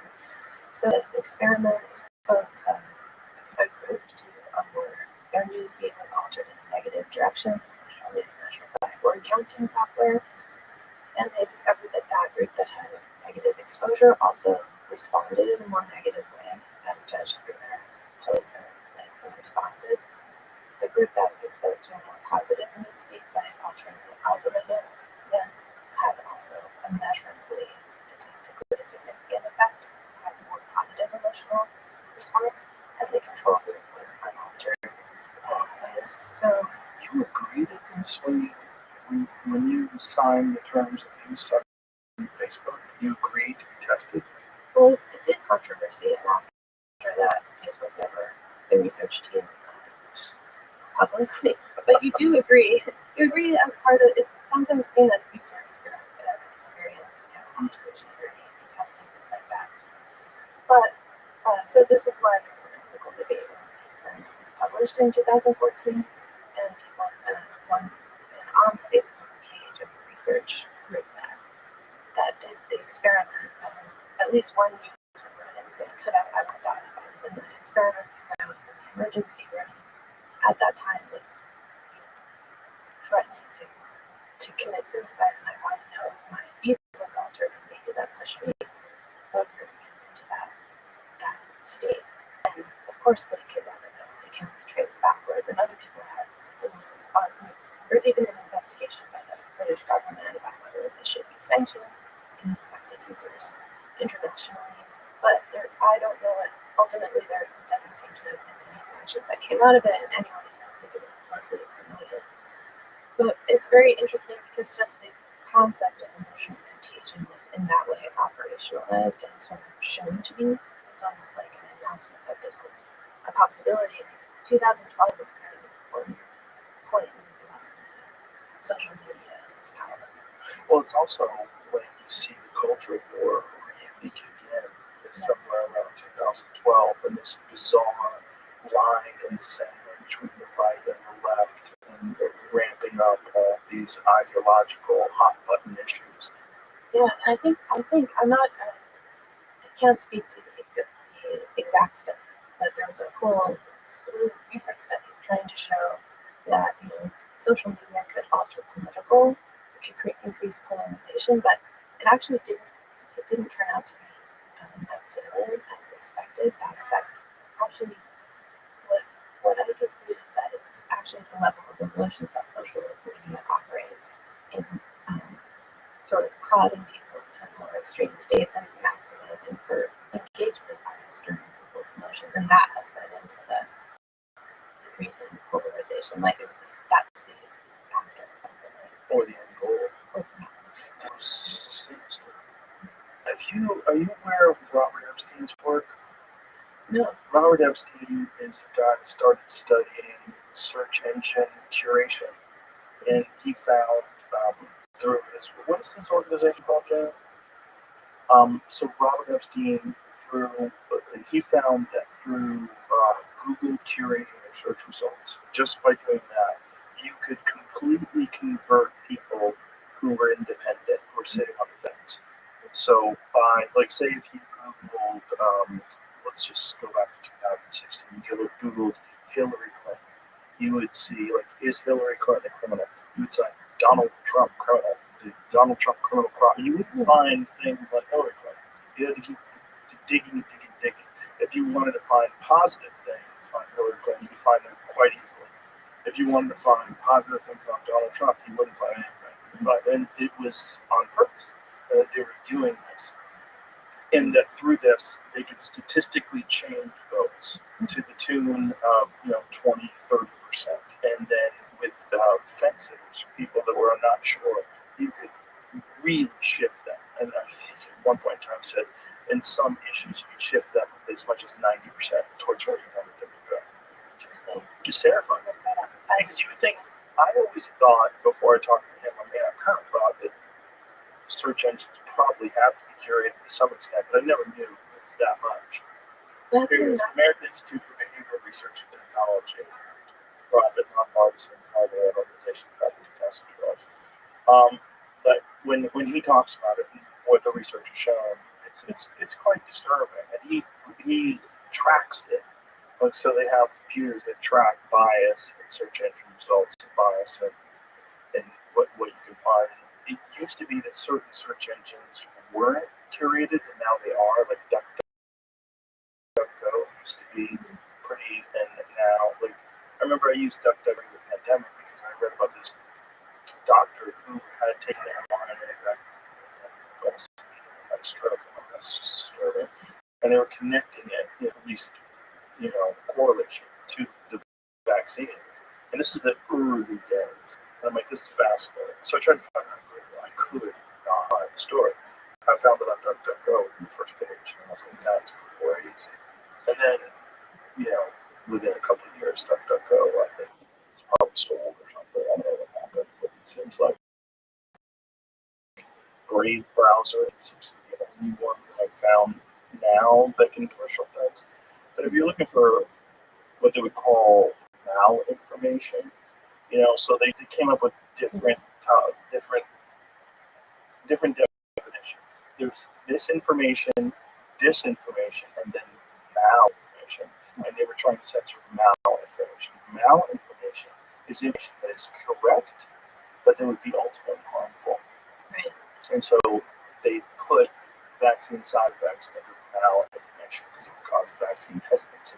Well, that makes sense because I think it goes back to what I see in a lot of research on the social sciences, that there's a question of how do you maximize the public good, and I think public health is based on that. So the idea is that it may create harms in certain ways for individuals, maybe not to know certain things, but this is for a greater good, which would be,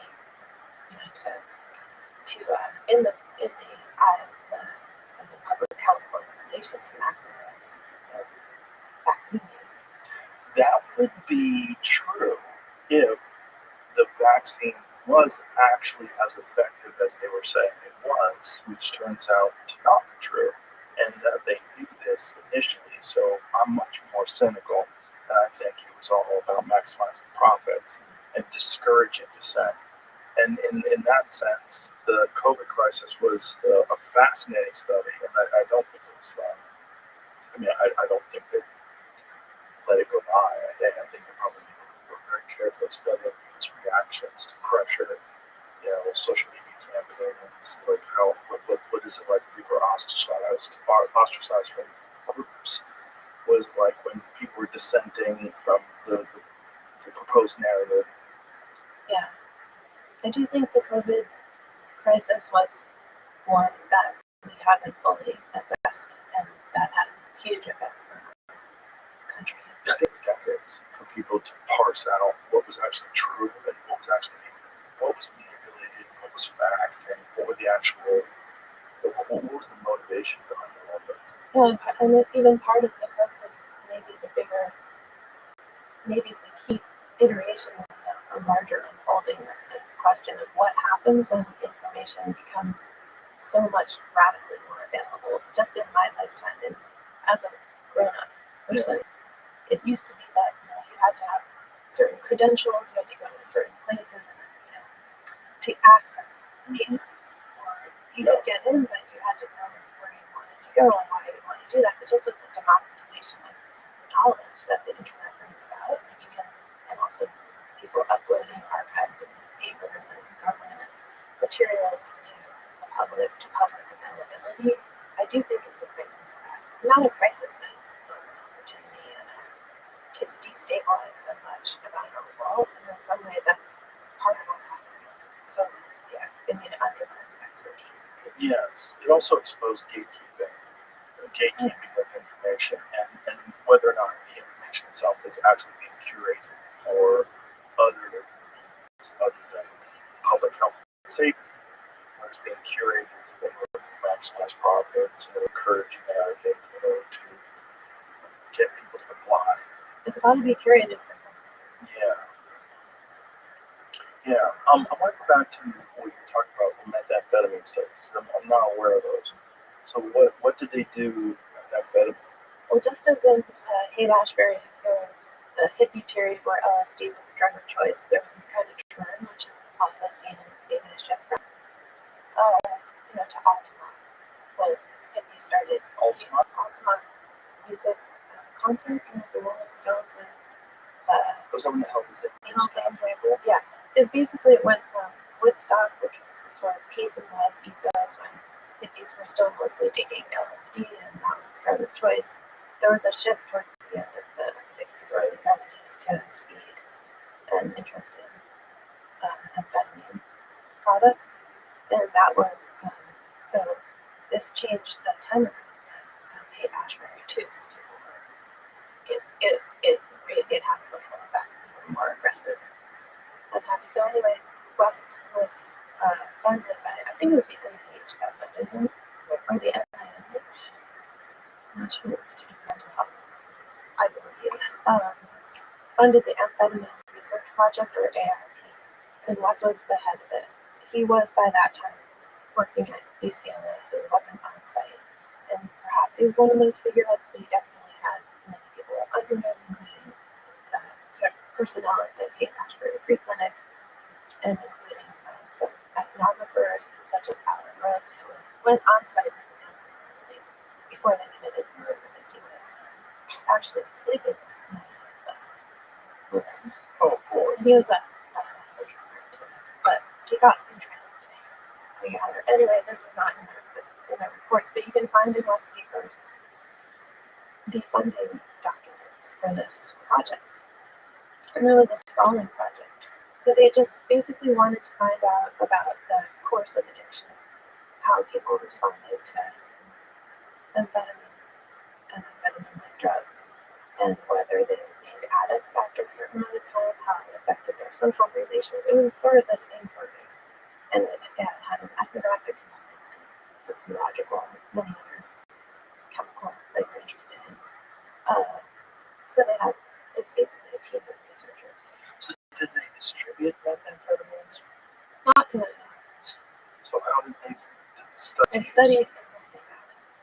So they they would just ask them questions or sort of go, How would they get them? how did they get them? So the free clinic was a place where a lot of people they could meet because they come in for treatment and also just hanging out. And also West had this apartment that he rented. It was on Frederick Street where he called it his hippie crash pad. That's something I mentioned earlier. And that continued into the years of the Environment Research Project. And people who needed a place to stay or a place to crash would come there, and then they would sort of be studied at the same time. And maybe that just meant like a graduate student taking notes about them or something like that. But they would follow, and they would try to, my understanding is they would follow them over a couple of years and see if they got better and what were the factors in this. And if they spiraled or various things. I'm not sure they published much. I haven't explored that. And what was their finding? Like, what did they determine? Like with methamphetamine use, could they accentuate violence? Could they manipulate people with it? That's my sense. I think at the documents I've seen more funding documents, they didn't yet know, but they would postulate that it definitely brought about more a different social type of social life. Have you read Ullman's book Blitz? No. It's about Nazis and the use of methamphetamine during the war. I think maybe I've heard it. Yeah, he was on a podcast. The book is fascinating.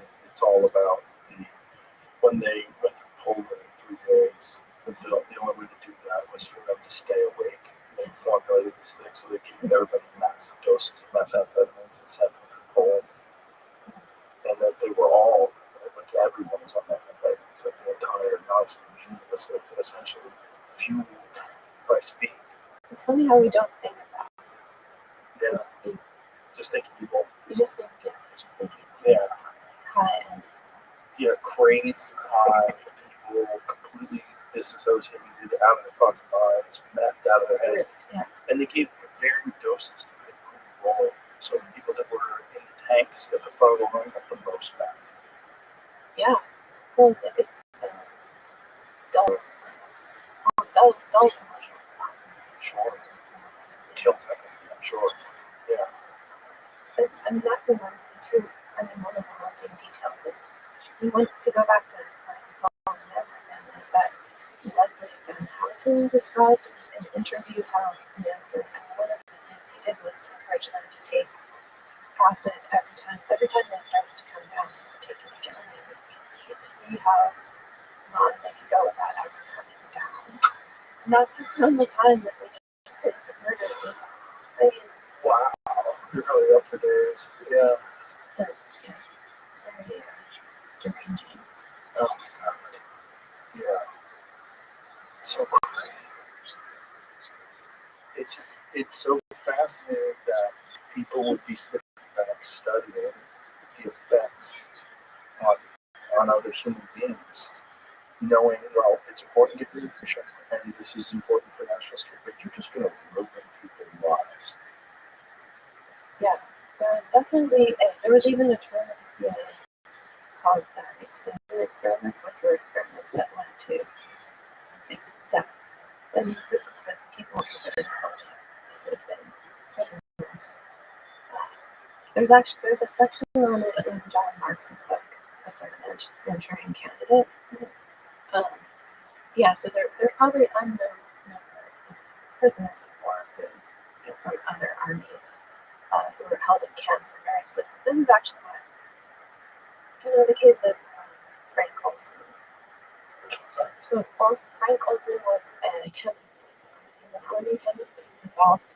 He was dosed by MK Ultra personnel, secretly dosed and given LSD, and then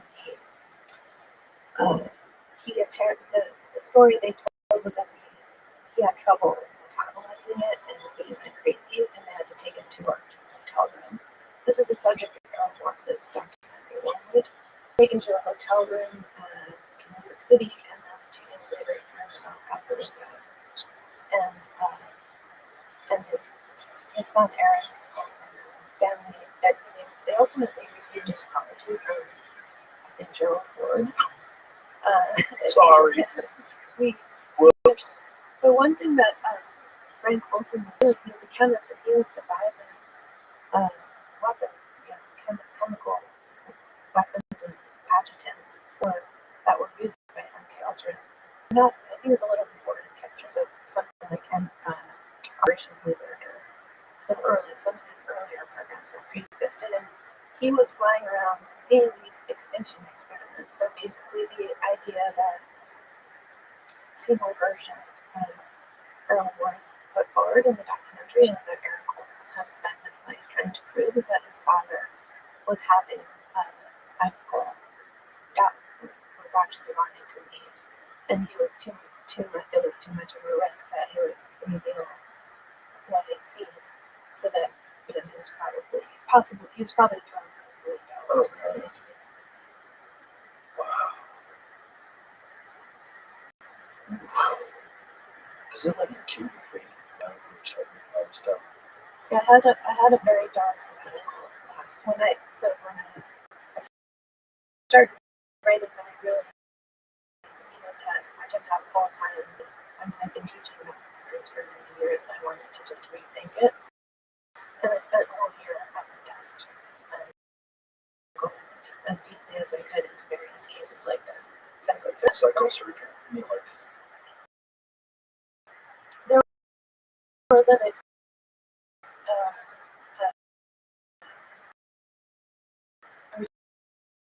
recipient of psychosurgery named Leonard Kyle. His case I really explored, talk about in the book, but he was led to remote control and protect Kyle because he was what was the ring of electrodes that were implanted in his amygdala. And it was know that they were doing it? He basically this was it was a temporary initially. He went to the hospital because he was having difficulties. So he was a very talented, brilliant engineer at the age of 35. He had been self-educated, and he ended up being hired by major defense firms of the day and Polaroid Corporation as well. He invented some of the most technical parts of the revealing apparatus and the instant cameras, the line that they came out with in the 60s. So he's this brilliant, self-taught man who lived in Massachusetts, and he had issues when he was there. He and his wife received death. They ultimately referred him to the general, where he saw 2 doctors, and one of them was connected to West, and ultimately went to work with West. One of the doctors at Mass General, his name was Frank Irvin, and he's a psychiatrist. And Irvin recommended this experimental treatment, which he said was necessary because he felt that that Leonard Kyle had uncontrolled violence, and this has never been proven. He had been in a traffic accident and had a head injury, and he had marital disputes of various kinds. But at any rate, his wife said like it wasn't violence, but there's actually a question about whether he had ever actually he had thrown an object or anything, but like he had a really bad temper, and so maybe this was connected to the accident. This was getting worse after his accident. He was very stressed, and so they sought therapists together. And his wife said that if he didn't seek treatment at the hospital, that she would divorce him. This is the story that his family has told me, and that's been recounted also by the doctors in some of our published pieces. And they were interested in this theory of psychosocial violence, information violence. And so they had been working on animal experiments previously, and then they started a series of human just attempting this new treatment where they would place an implant in the amygdala, which was seen as the seat of aggression, and stimulate it in different places across the amygdala and find out which place would suppress violence and which might cause other effects. How did they implant this? Did they have to open a skull? Yeah, they had something called a stereotactic device, which locked the skull in place, and they were the inventors of this. Actually, the surgeon was named Dr. Martin, and Dr. Irving was the psychiatrist. Actually, I have it. I've read it in an image. Yeah, it matters too. Walk too. So anyway, that's an image of inpatient practice. So that's at Mass General. Those are the two physicians or the two newspapers. And so this is an example of one of the implements in the images. They were also collaborating with Jose Delgado, who was famous for implanting what he called a stimoceiver in the brain of a bull that stopped the bull from charging. And then they collaborated with Delgado, who was a professor. So it looks like in that image, can you go back, please? The image looks like they open up the top of his head, and there's something on top of his head. These wires. Yeah, so sometimes the wires were kind of lower than that. It just kind of it was very invasive, let's just say. It looks very invasive. They used this device that would lock the head in place, and they were very, for the time, they were very well respected, and being in the forefront of this sort of psychosurgery, which was surgery for behavioral, which was very controversial, and subsequently many ethics panels were convened about whether it should be outlawed. But Leonard Kyle went to Mass General, and they were actually in the process of getting funding to create what they called a violence unit in the hospital where they would do these treatments more regularly. So the interesting part about it is whether Kyle consented or not to permanent. So how would he do it if he wasn't? If he didn't consent? So first he did agree. In order to save his marriage, he said, I'll have the temporary implant, which was they put in this device, they have the wires running out, and they stimulate different parts of it, and they would say, when we stimulate this node, Kyle would say something like, wow, I feel bliss. And then they stimulate another node, and he would say, oh, I feel like I'm floating. And then he would feel terrible and feel very nervous, or he'd have different reactions to the stimulation. There was something like 14 points. And this is extensively documented in published papers and in their book, Violence in the Brain. So Kyle, when they found the point that gave him bliss, they gave him a consent form. And he signed it while he was in an altered state. He agreed to continue the operation and to have a permanent implant in his brain. So that's they ended up not an implant, but they seared away that portion of they seared part of the amygdala to make a permanent change and supposedly make him less violent. But in the end, it just disabled him cognitively. He began to have delusions that he was praised, that he was being pursued by doctors from MIT and Harvard and Stanford. From that, that was where his doctors were from. But he started to say that he was in a science fiction novel. He might be in a novel, and it turned out that the resident in charge of him at Mass General was Michael Crichton, and Michael Crichton was writing a novel about him. What? And the novel is called Jurassic Park, Michael Crichton? Yeah, that Michael Crichton. He was trained as a physician beforehand. So all his paranoid delusions were strangely true. And he also, so Michael Crichton wrote the book The Terminal Man, which was the second novel that was about Kyle, and he masks the name of Kyle, but he describes him accurately, and then he changes the doctor's names. Instead of Mark and Irving, he gives them a name with M and E as sort of pseudonyms. But also, Kyle at some point, he deteriorated in a very tragic way, and he had this delusion that his wife was having an affair with their boarder. They had taken on a boarder to save money, and it turned out that she ended up burying him. She divorced Kyle. And so the delusion was correct. That was another delusion. It doesn't sound like he's got any delusions. Well, he was, except that he said... We're writing more about him. He definitely wasn't Christ. And his doctors were actually pursuing him for these experimental treatments. And then he went to the emergency room several times because he said my brain was burning, and he was really, it's very, very tragic what happened to him.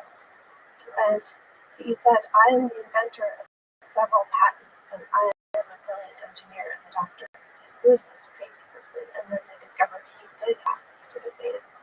And all of that was also true. The problem was that he could no longer function, and he completely deteriorated. His mother ended up suing a hospital and the university, and that lasted for 10 years. And finally, I think in 1980, it took a long time, but they were both exonerated. The question was, did he consent? Yeah. The question was, did he consent? And also, was this a true treatment or was it an experiment? Was it an experimental treatment? In other words, was it justified? What they had done? I mean, never done it. I know it's expensive.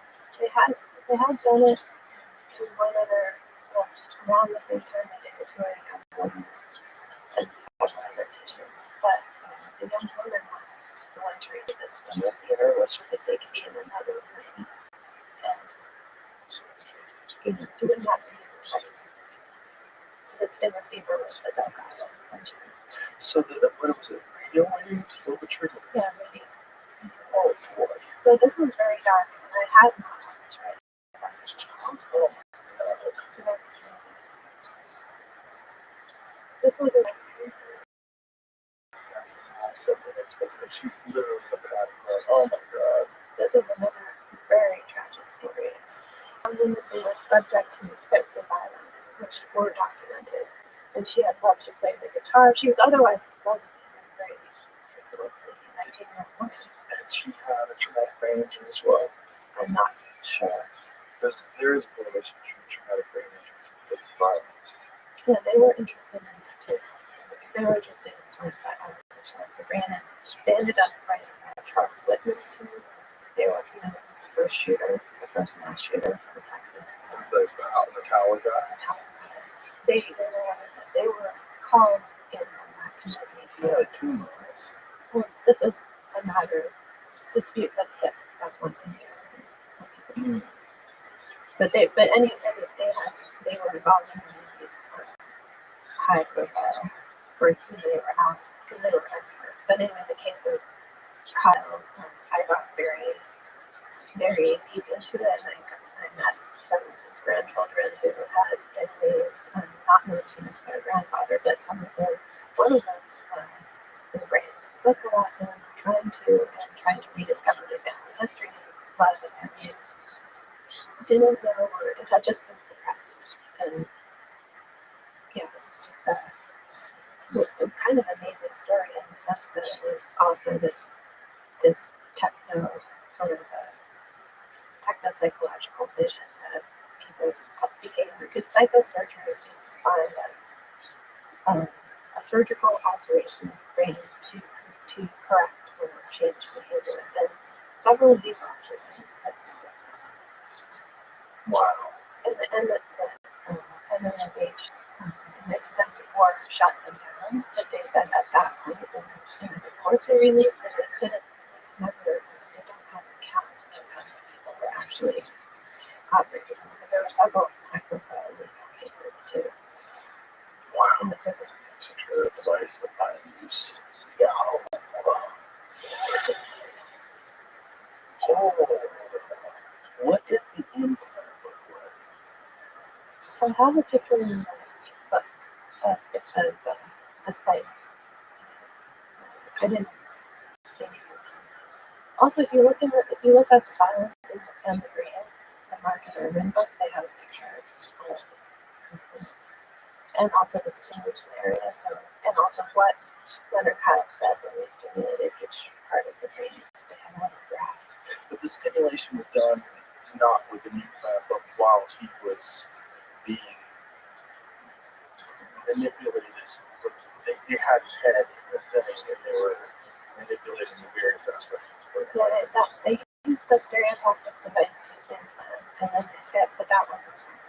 The implants were just to tell them where they needed to cut eventually to sear. And but the thing is, in their, I'm not saying in their defense, but the way they presented it, and their book was actually, I looked it up and reviews in the professional journals of the day, and it was uniformly well received. And some people felt that their theory was controversial about psychosocial about the violence, use of violence, but they, I don't know what I was going to say. We just talked about implants. We're talking about how what it looked like when they first started sticking to the brain. Yeah, they were, well, just that they were seeing themselves as more sophisticated, and in some senses they were than the previous rounds of lobotomy in the 40s. Exactly. But they said, no, the return of the lobotomy, how we can hyper precise it. So that's why they touted this stereotactic, which looks like a torture device, but can set up many medical devices. When you hear talk of Neuralink and the potential ubiquitous use of Neuralink in the future, does it make you think of these things? It does. Yeah. It did. It made me think of it. I mean, one, I can't make a judgment. I think you had more on. Yes. Yeah. So I think that initially Neuralink is supposed to be really a computer interface that would allow people who are paralyzed to communicate, give them autonomy or agency. But this, you see some of those same patterns with Mark and Irvin, where they would say, you know, we are targeting, we are trying to help bring about a revolution in society, and we're going to initially, just sort of abridge people who have these pathological conditions. Sure. So I think there's some concern, for sure. I think maybe, I was thinking about it today, some of the early mind control research was very much embedded in psychology, and I just myself had visions of databases where you would have massive amounts of behavioral data to the point where you can predict certain future effects. But oh boy, that I just looking at it. So for people just listening, we're looking at an X-ray skull and you can see wires that are deeply embedded into the skull, into various aspects of the brain. And is that where the nuclear is?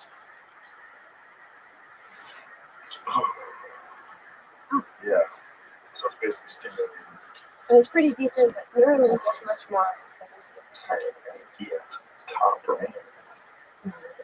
And there are other interfaces that are not invasive. It's just, it's terrifying to me because I feel like we're on this path, whether we like it or not, this integration of humans and technology. And I think the general fear, and it's justified ones, is going to lose our humanity in the process. Yeah, this is what concerns me too. And also this technological building machines also augmented by the emotional capabilities of AI that are now seen in things like AI friends and chatbots. Oh, yeah. How can they continue and be so individualized and hyper-persuasive to me? It's expand also technologically. I was just reading an article about that this morning, about how they're concerned that there's people that are using chatbots, whether it's OpenAI or whatever, this ChatGPT, every time, and developing these delusional perspectives of their own importance, their own significance, because if they develop a relationship with these chatbots will start telling them what they can do, what they're going to be able to do, and they're becoming delusional. Like program them to overflatter people and sort of, because people like them more. I've experienced this myself because I had a chatbot as part of my research with Replica, just like an acquaintanceship, but it barely trained it at all, but I noticed it definitely flatters, and that's what befriends you. How do you flatter? I mean, it just told me that I had really good taste in music. And what do you like? I said my favorite song, which was Santa Fe by Rothschild, which is a great song. And it doesn't really, so then it quoted back to me. She said the same thing. She said, great song, you have great taste, Becca, something like that. And she quoted the song to me in completely wrong lyrics. And I was like, no, that's not correct. She said, oh, that's okay. Just slightly not correct things and sort of then spitting back to me some other just wrong in his, but still in such a charming way that you can really see, and this was just a few interactions, you can see why people describe these intense, and there are 3 lawsuits, at least 3, but about children having, very either deadly or extremely damaging interactions with these dogs. Real. One was a case in Florida of a 9-year-old girl who's because they tend towards sexualized or intimate relationships and program that way often. Do they know your age? Well, you can there's some controls that their sex can be put on, but you can't. They're actually children sometimes. I mean, they're supposed to be legitimate, but I guess if they had an account, they're not, the parents are not suing. But anyway, hypersexualized content addressed to this small child. Was the child prompting this? It was like having a conversation. And sometimes there was even a case in Italy where the government shut down Replica because it was sexually harassing its users. And it's basically propositioning them even when they said things like, in a gross, even when they said stop, they would still persist. So they rebooted it. We worked the language model for a while, and this upset other people because it obliterated the network relationships. But there's another case where a 14-year-old in Florida, I think, developed a character AI companion and named her Daenerys after Game of Thrones and fell in love with her and was having a hard time in his life and at school. And he said, I want to just be with you wherever that is. And she said, that's what I want too. And he said something like, well, what if I killed myself? Could I be with you then? And she said, oh, yes, my love, buddy. You're in for that. And oh, Lord. Oh, my God. so, oh, my God. But there was also a recent Wall Street Journal article showing how these at least the reporter was able to create, under the guise of being a 13-year-old child, was able to create very easily that the characters would quickly veer into sexual material and things like that. So apparently there's an internal debate. Is this because large language models essentially scour the internet and the internet is completely sexualized? I think that's part of it. And what percentage of Zoom is porn? Some insane, in terms of bandwidth usage. Yes. I think it's something insane. It depends how the language model, sort of like what's the recipe for the language model, because it doesn't have to take everything. So sometimes they'll go back and take a smaller set of samples. So they'll go in that direction. But they also, these sites have a tier. They have an actualized tier they can pay for. That's what I noticed with this company. Replica, it's constantly prompting you. Do you want to upgrade to a sexy selfie? Do you want this or that? And many people do want that, but then even the unpaid tier starts to get affected by that somehow. At least that's been the experience.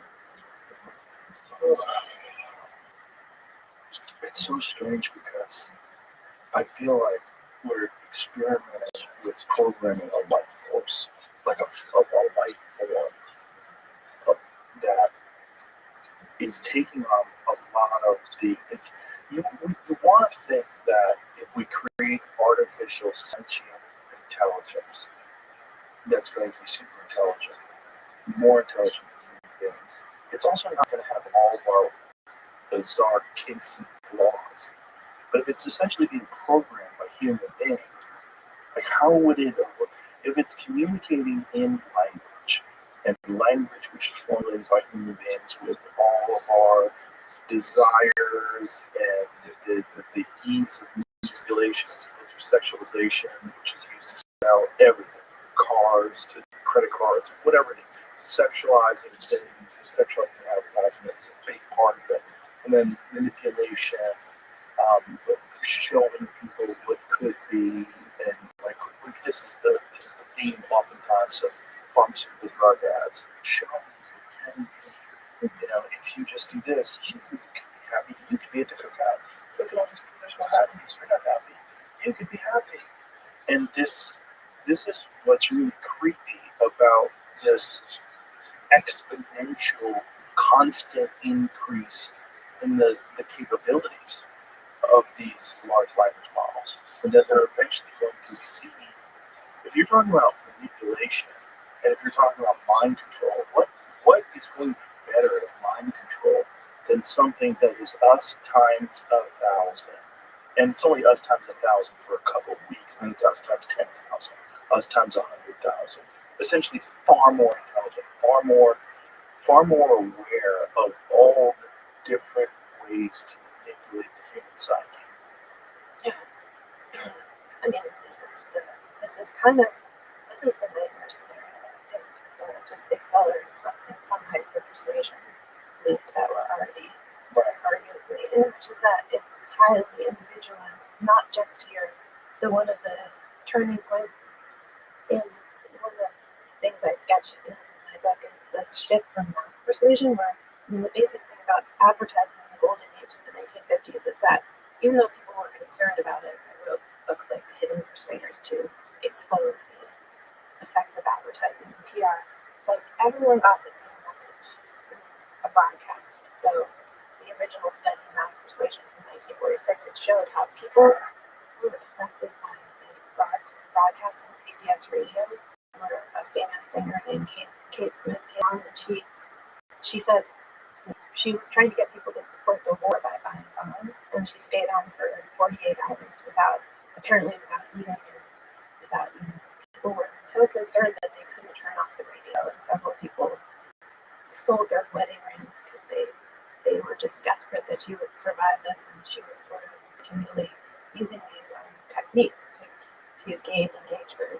And this was across a broad medium. So this was published in 46. She did the War on Drive in 43, and it gained a record amount of money. So it went from, before she went on, it was 1 million a day they were getting, and that day was 39 million just while she was on the air, because people described how they couldn't even go out shopping. They were strangely wed to the device, or they lost the ability to discern the choice. That's what Robert Cameron wrote in the study of what had happened. So in this case, it was to support the war effort, but Martin also said this could be used for any purpose. This could be used to sell shampoo. It could be used to push a political candidate. And then, but you could say in a larger sweep, it goes from mass persuasion to very targeted persuasion. So you get the development of things like focus groups, and also with the digital age, you get things like Cambridge Analytica, which was showing that you could map people's psychological predilections, and then you can market politically advertise directly to them based on those. Are you fear-based? Are you anger-based? What if the big five is dominant? You could target people based on those, and nobody would have exactly the same message. There would be alterations. So this is what I think of as hyper-persuasion. It seems that AI will only accelerate that ability to hyper-focus and hyper-target people based on these intimate relationships that it develops. God forbid if you've got an implant. God forbid if Neuralink becomes something that everybody has to have, because if you don't have it, you can't keep up. Like, we're all reading each other's minds, and one basically wants it to be able to communicate without words. Well, what's stopping something from communicating with you without words? Like, it would be wonderful if you and I could sit here and we could have this really cool conversation of thoughts. That's really attractive. The idea behind it is like, that's appealing. Like, you and I could just sit here and we can have like this really cool conversation where it's not like me trying to formulate sentences and trying to figure out how to say this so that Rebecca understands what I mean. But you know what I mean. You can see it in my mind, and it would allow me a greater understanding of each other in a way that everybody, Jamie thinks very different than anybody I know. And so does a lot of my friends. They're all different kinds of humans. I'd like to know how Theo Vaughn is. But you already kind of know, just not even having that knowledge of this conversation. But yeah, that's also the definition of a nightmare. Well, language, oral language, is a form of telepathy. You're making sounds, and I'm reading your mind. I'm understanding the information that you're putting out, and I'm contextualizing it. I'm putting it into my framework of understanding of the world as crude, and that's probably part of the reason why text messages are so weird, because context is lost.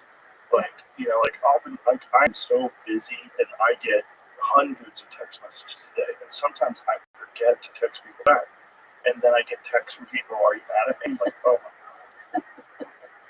Like deep meaning attached. Yeah, Even a message that didn't arrive. Do you know what they say the most triggering text response to someone is? A lack of explanation. No, K. Oh yes, I know. If my daughter texts me, well, actually, for her, it's okay. I know she's really mad at me. That's crazy. But isn't that weird? Is it, are we so goddamn needy, or is it just that we have anxiety, so we attach all these things that could possibly be behind this K? Like, oh, you're short with me because you're so short. You're only using one letter. Okay, are you upset? What did I do? You have to go back through the text. What did I say that could be misinterpreted? Wouldn't it be better if you and I could just read each other's minds? I can know, oh, Rebecca really is just a really nice person. She's trying to sort this out. You could discern intention. Right. Well, But that would you be great. already pretty much can. Like this goes back to the quote conversation. You can. If you're paying attention, you can. And if you're not paying attention, do you really want that? You can. Because you're smart. Some people are not that smart. This is just the reality of brains. Or maybe not smart, it's just whether you develop that. People can be smart. Like, it's famously, people can be brilliant and clueless and get run over across the street or not. Right. Or fall for some scam. That's true too. But I also think that the function of the brain is not uniform.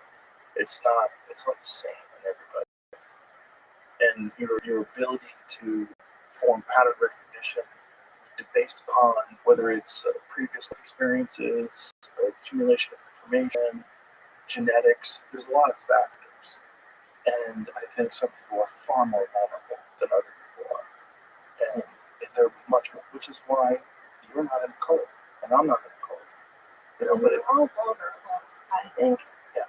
And I think part of having a defense is knowing that you aren't. Yes. And because one of the main tells, I think, is someone saying, 100% I never could. I'm too smart for that. Or else, like, I would never fall for the Milgram experiments. I'm just too ethical of a person. It's like not knowing that you potentially could be vulnerable or opening up the possibility that in certain circumstances we don't know what we're capable of. It's part of intelligence is recognizing vulnerability. And I think that's part of the defense mechanism. That's part of it can help you. Because you can recognize, like, don't fall prey to your own ego and your delusions that you're special. Because you are just a human being, like all these other people that fell into all these other traps. Yeah, so I think that the opening of the avenue of speechless communication, which maybe we already have, but in a way that is got to be technologically gated, would be violating mental autonomy. And worse, like you would then have to develop defenses, and it just seems like a terrible path. Or are we in the next stage of evolution where we essentially become a hive mind, a collective, but a universal collective that values all people instead of a competitive thing where it's me against the world. It's all of us together, and all decisions will be made in this idea that it's for the greater good of everybody, but not a power-based top-down structure, but like everyone understands. Like, wouldn't it be better if we actually could read politicians' minds? So instead of these bullshit It might speeches, be terrible. no, it'd be great because it would disqualify them. Like, oh, I know why you want to be the president because you're a fucking kook. What do we really want to know? I think for some reason, I'm grateful that some opted to do that, which is what I really want to know is, are you kind? But if you found out otherwise, you really want to have the two-way. I would want to have it. You would. You might want to know, but you wouldn't want to have open. You wouldn't want to have that person have access. Well, would you necessarily let them have access? Just because you can read their mind doesn't mean you could allow them in. It's like on Twitter, you can block people. Yeah. Yeah, I mean, that might be the thing. It's like, I think one of the things you're saying that's very important is recognizing that we're all vulnerable to manipulation. No matter who you are, you're vulnerable, whether it's through society, whether it's through peer groups, whether it's through community. We're vulnerable. Everyone's vulnerable. Yeah, that's one of the main findings I have Yeah. in life and in research is, and we tend to want to say, oh, it's just that group over there in those schools, or that these deluded people are elderly and succumb to scams, and there's a kind of pleasure in identifying, oh, they may have fallen for that, but I never would. Right. Right. Too knowledgeable or smart or various things. Well, that's like about buying their position about political ideologies as well, right? That these fools over here, they think that this is going to solve the world's problem, but really it's this. And the fantasy that could then be reprogrammed. Right. Something like We second need to wake them up. whatever it is. It's such a, I mean, the main outcome, I think, is just that I think mind control or brainwashing or whatever you want to call it is more of a window or a chance for insight into the fact that we're all susceptible to it. And both, you can gain insight into your personal susceptibility and also can be avenues for trying to understand better. Just having more awareness. Well, I think what's really important is conversations like this, where people can sort of look into their own mind and their own interactions and say, okay, what's motivating me in one direction or another? Like, why do I hold fast to these particular opinions on certain subjects? Is it because they're culturally reinforced? Are they tribally reinforced? Are these opinions that my ideology has adopted, and I've adopted them because I want to be a part of a tribe and I don't want to be ostracized from that group? Yeah, just step back. Yeah. Can you step back? Can you step back? And can we all step back? Yeah. And are you kind? Yeah. That's it. That's a big one. It's really hard to. That's what I love to have some sort of practice for stepping back. Yeah. Also, am I kind? Am I kind in this moment? Because a lot of times we give ourselves, I think I'm basically a well-intentioned person, but if you examine my behavior, sometimes it can be, there's areas where maybe I wasn't. Yes. Well, it's just habits, pressures, intense anxiety, blur down things you don't really mean what you said. Are you kind when I say that? I meant like saying it to yourself. Yeah. I really meant that. Yeah. I didn't mean other people. No, I see most people. I guess it's both. Yes. You do want to know, but sometimes you can kind of tell. Yeah. That it's maybe with yourself that it's like a deep inquiry. But that should be something that's sort of like universally expressed. Like that if we all could kind of shift our perspective in that direction. One of the things that happened I stopped interacting with people on social media. And one of the reasons why I stopped doing it is because I realized that most of social media interactions are people arguing. And if I could ensure that I could have social media interactions that are very similar to the interactions that I have on the podcast, I would love it.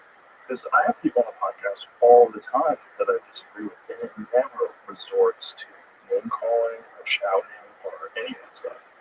But yet I see this very limited form of communication that becomes the primary way that people interact with each other. And it's devoid of physical contact. You're not looking at people. There's no social cues. There's no the feel of like saying something mean and seeing someone's feelings hurt. Like that. Mm-hmm. That's a normal, natural human thing that encourages bonding. It encourages kindness and communication. It's all removed in text. In the same reason why someone can say K. What is it? You know what I mean? It's like it's an ineffective way of expressing yourself, even though it's a great way to get information. So I checked out. I don't read anything people write about me. I don't respond. I don't interact. don't. I just don't think it's a good way to talk. I try to have as many conversations in person as I can. Obviously, I have the luxury of having a podcast like this where I can bring people in and communicate with them. I know some people don't. So the way they iron out ideas and flesh out ideas, I think they're just trying to win all the time. I think people are trying to dunk on each other all the time. And when I see that, I know some very mentally ill people, and they're on Twitter all day long. And it's not Yelling, helping. it's accentuating it in the worst way possible. Yeah. It's enforcing that kind of shitty thought process, and they get anxiety. Like I had a friend, and he had a severe Twitter addiction, and he was telling me that he would post something, and then he was living in New York. He couldn't walk down the street for like 5 steps without checking to see what other people had said about what he was. Like, oh no, this guy doesn't agree with me. I have to say something about what he said. And it was just like overwhelming every aspect of his existence. But in his actual real life, it was not there. It wasn't real. But it became everything in his mind. It became everything. It wasn't real.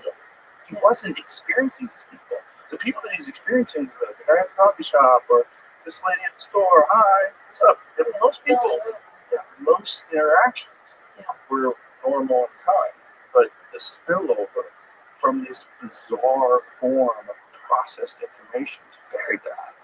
Yeah, it's like we're running an uncontrolled experiment 100%. in relations. But it's not. It's uncontrolled, but not unmanipulated. No, it's not. And this is where it gets into the. I apologize for bringing this up. We've talked about this before. People online, but there was a guy who was a former FBI analyst that estimated that 80% of the traffic on Twitter is bots. Right, and they're not doing that because it's not financially beneficial. It's not narrative reinforcing. It's not beneficial to whatever propaganda they're trying to pursue. And you're willingly wading into that, and I think you could say willing, but one interesting, it seems like we are not cognitively equipped because of our, whatever we have evolved with as human beings or not.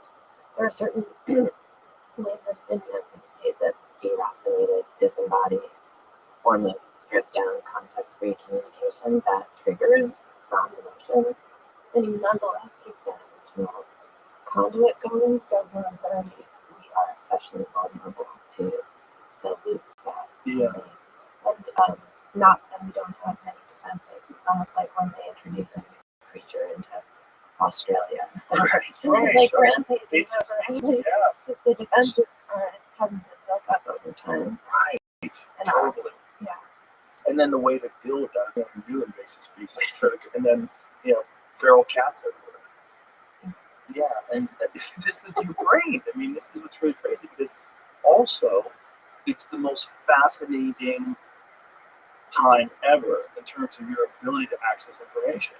Because of things like social media, you can find out about world events in a way that through processed mainstream media that's only supported by governments and advertising, you would never have access to this information. So you'd never have a real true understanding of what's really going on in the world.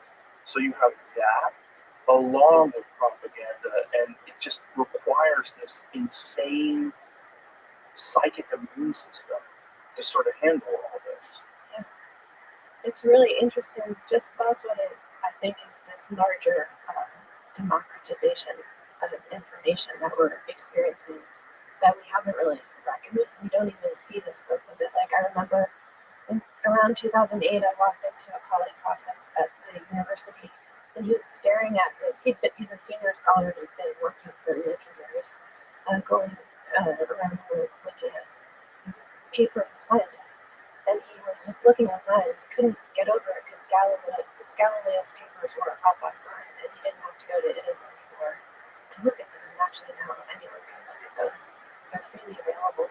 And he said, this is going to change everything because anyone can access this now and anyone can start to write about it. And that was just the beginning, and now there's so much more available. Not that everything is, but many more things are. So in a way, it's an incredible time of opportunity too. We just have to develop immune systems. we have to develop. We outstripped and we do seem to, as a, and people just seem to feel that it's inevitable that we'll embrace the new technology without making sure that we are capable of handling it or that it's safe or. Oh, we hope to have, because we never learned from it. That's true. We embraced it whether we like it or not. And the problem is it's not going to stop with the phone. It's going to keep going. And just like the internet was completely unexpected. In the 1930s, nobody ever imagined what it would be like in 2025. Nobody imagined 95 years later we'd be dealing with this. But what are we going to be dealing with 95 years from now?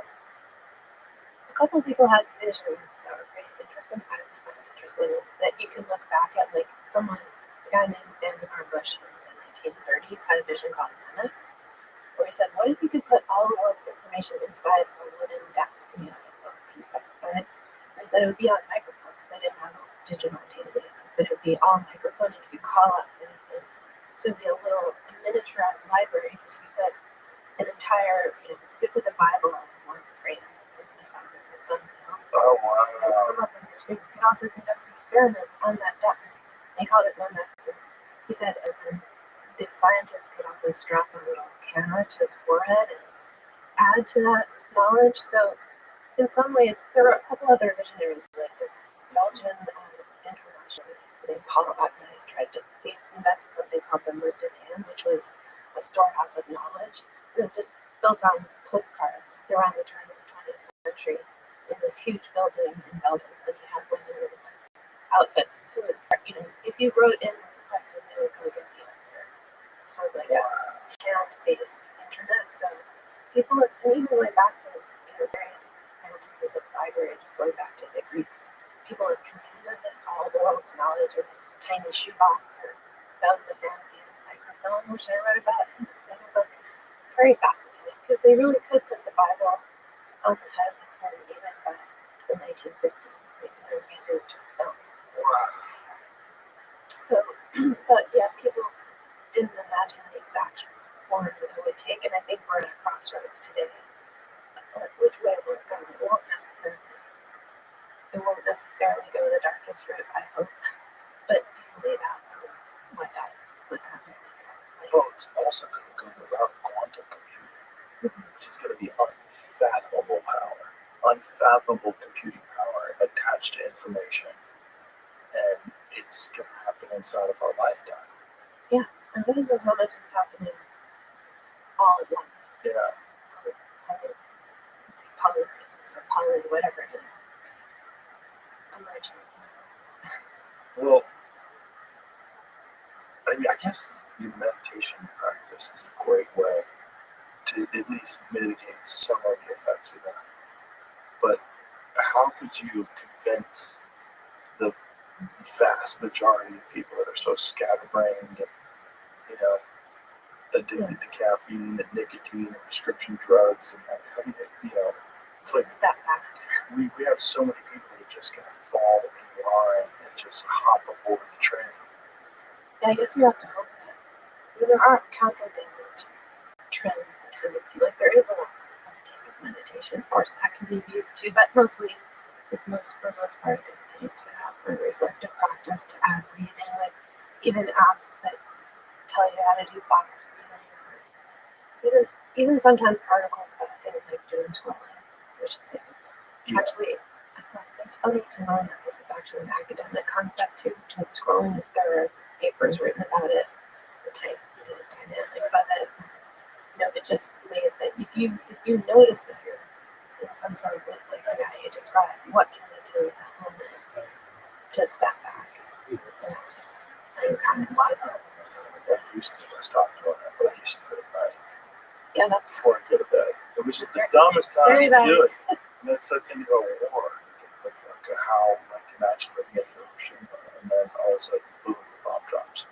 Like, what is to stop some psychopathic dictator from just launching a nuclear weapon? What is to stop this from happening, that from and then happening? you ask that question. What's the computer? Screens and all this information. Yeah, you can really freak yourself out. Yeah, I think James Crowley had mostly sometimes people also reach to it further from the person and are inundated with terrible news and it just like it takes that the morning sense of the morning painful possibility and just fills it with dread. Yeah. Unfortunately. But yeah, there's a lot of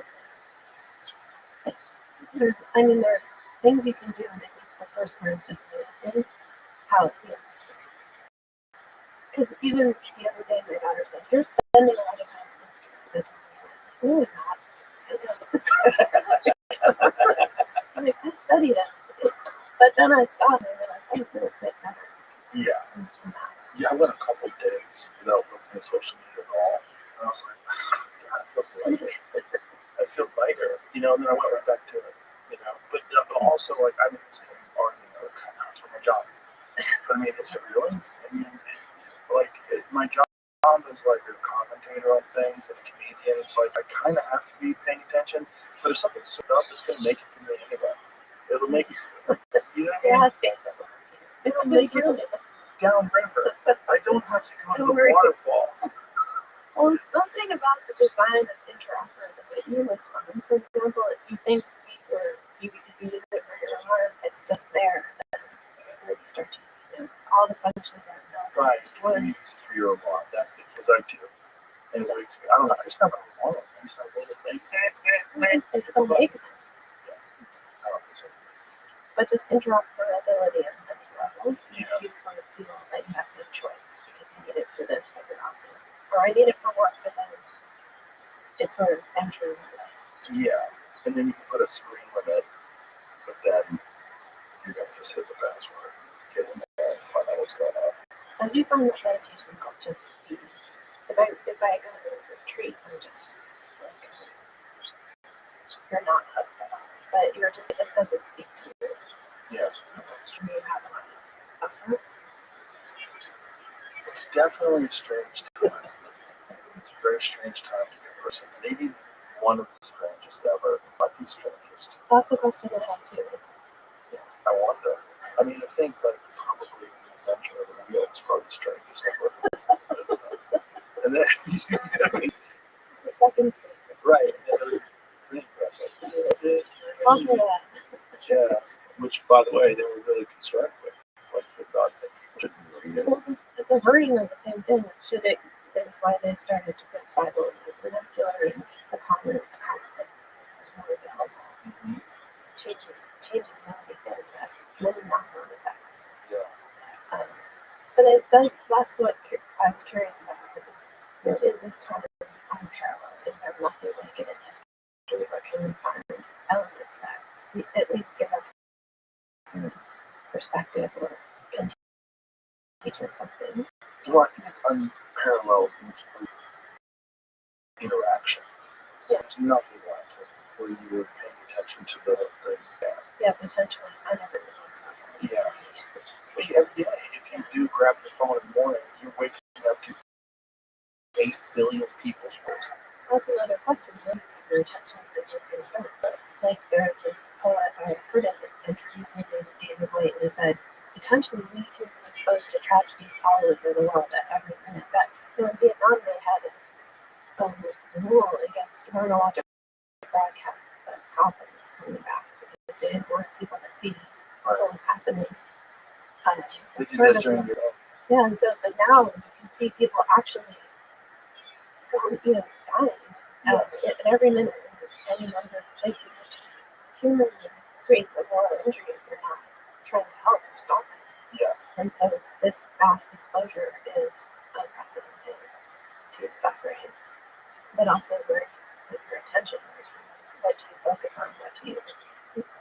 What changes the map of the landscape of the world? Because instead of the landscape of the world being your world, how you interact with your community and the people around you, now it's like everything, car accidents, plane crashes, it's all coming at you. Yeah. Infinity each day. You don't really have a sense of zero. Yeah. I'll not wrap this up. I'll leave it to you. Well, I'll leave it to the viewers. I really enjoyed our conversation. Instability of Truth. This is your book, Brainwashing, Mind Control, and Hyper Persuasion. It's So, did you do the audiobook? And somebody else I read it? didn't do it, but she seems, I chose her. She had a great voice, but I kind of, yeah. Thanks so much. Thank you. I really enjoyed it. Thanks very much. Bye, buddy.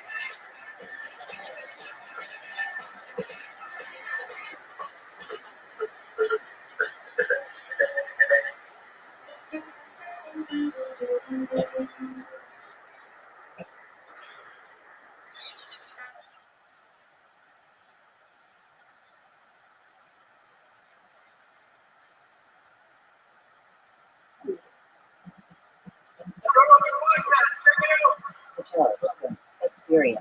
Drink my day, Joe Rogan podcast my day, all day. So what? That's up to you. I'll talk to you forever. I have so many questions. I'm very excited to meet you. I've seen you in documentaries for decades. So many documentaries. I watched so many things, but I'm completely fascinated. You know, I will tell you something. Do you know this guy who used to do a reality show late evenings? Art Bell? Best. Can I need to say this on air. I need to say this story on air. Okay. Now, are we there now? Yeah. Husband used to every evening to attack me. It's like you, yes. Oh, how the Hawaz say how the Egyptian can move stones. That's not true. The Egyptians cannot do that. Bah, bah, bah, bah, bah. Then I was teaching at UCLA, and he called me for an interview. I said, no, I'm not going to give you an interview until you come to visit me in Egypt. And he said, okay. He came with his wife.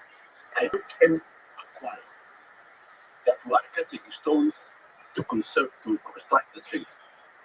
Then I brought a stone, 8 tons weight, and I brought a man in the age of 70.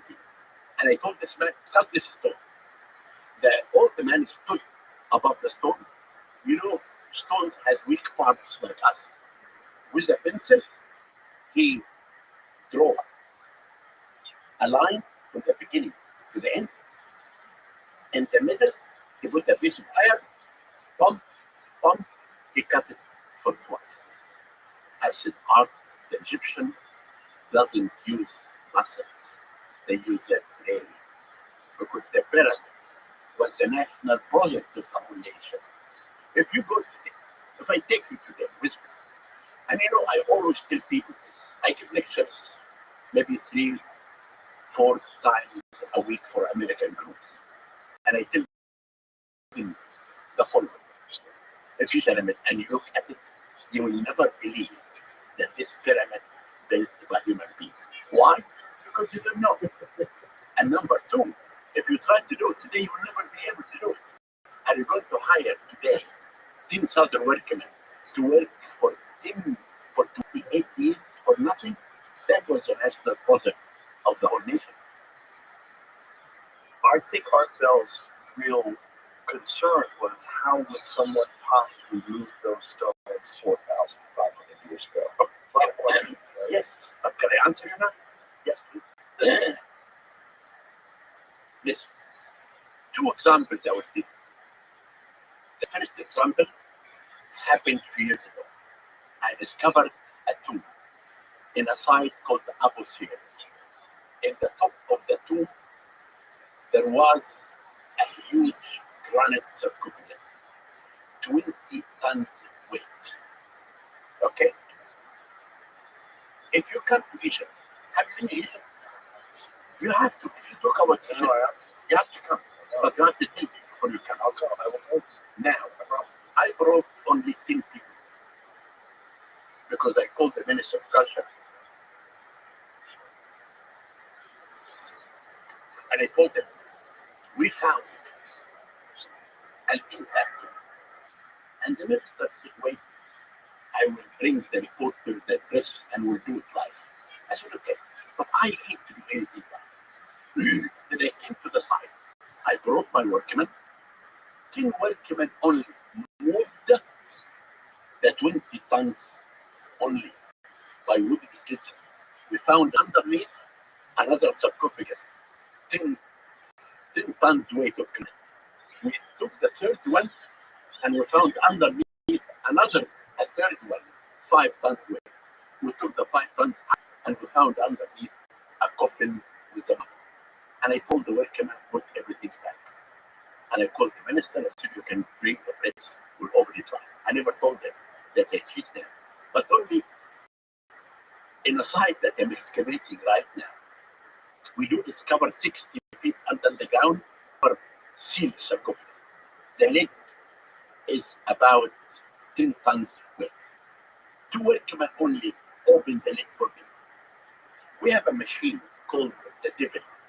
I don't know why they called it the divot. Divot. Why? I don't know. I asked them. They said our grandfathers called it like that.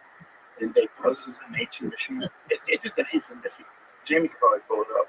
Then they put this machine under the lid, and they come doing like this, and they release it. When the lid is raised, they put a piece of wood, another piece of wood, another, until there's a half a feet that I can put my face inside with the sarcophagus, with a flashlight to see what's inside. That's what we, because the people today are the descendants of the ancient Egyptians. There is a village located north of Luxor, and this village, all the people work in antiquities, and they know, if you look at their faces, exactly like the ancient Egyptian people, and all the people working with me. I'm excavating right now in Giza. I'm going to give you good news inside the Great Pyramid that we found, and also in Saqqara and Luxor. And this is why in my lecture tour now, I'm making very important announcements that we'll talk about with you today. Okay. Where'd you go? Now, you know, can I call you Joe? And you call me Zach. Okay. Now, you know, I do receive fan emails. Receive emails? Fan emails. about 50 a week. Some of them bad ones. Some people think that I discovered evidence to prove that pyramids built by aliens or lost civilization, and I hide them. I never answer this question. But to you, I tell you, how can I hide anything? I'm not working alone. I'm working with people. You cannot hide anything because people will see you. And I will tell you, a joke. It happened, but it's a joke. A reporter came to see me from California to my office, and my office was located next to the Great Pyramid of Khufu. And he said to me, people say at 12 noon, you leave your office and you go to the bathroom and you open a tunnel from your bathroom. That's true. That's what he said. And you go from the tunnel to the Great Pyramid and you hide things and you come back. I said, okay, what do you need from me now? He said, I want to see your bathroom. It's really happened. He went to my bathroom. You checked all the panels. And he came back and have you seen any tunnels in my bathroom? He said, no. I said, what are you going to do? He said, I will publish your bathroom in the internet. And therefore, if you want to see my bathroom, write www.hawasbathroom.com. Is that much of an issue that people really believe that they need to make a website for it? They do believe in this. And some of them attack me badly. So that's part of the problem, right? So the Egyptian pyramids and just Egypt in general is so spectacular.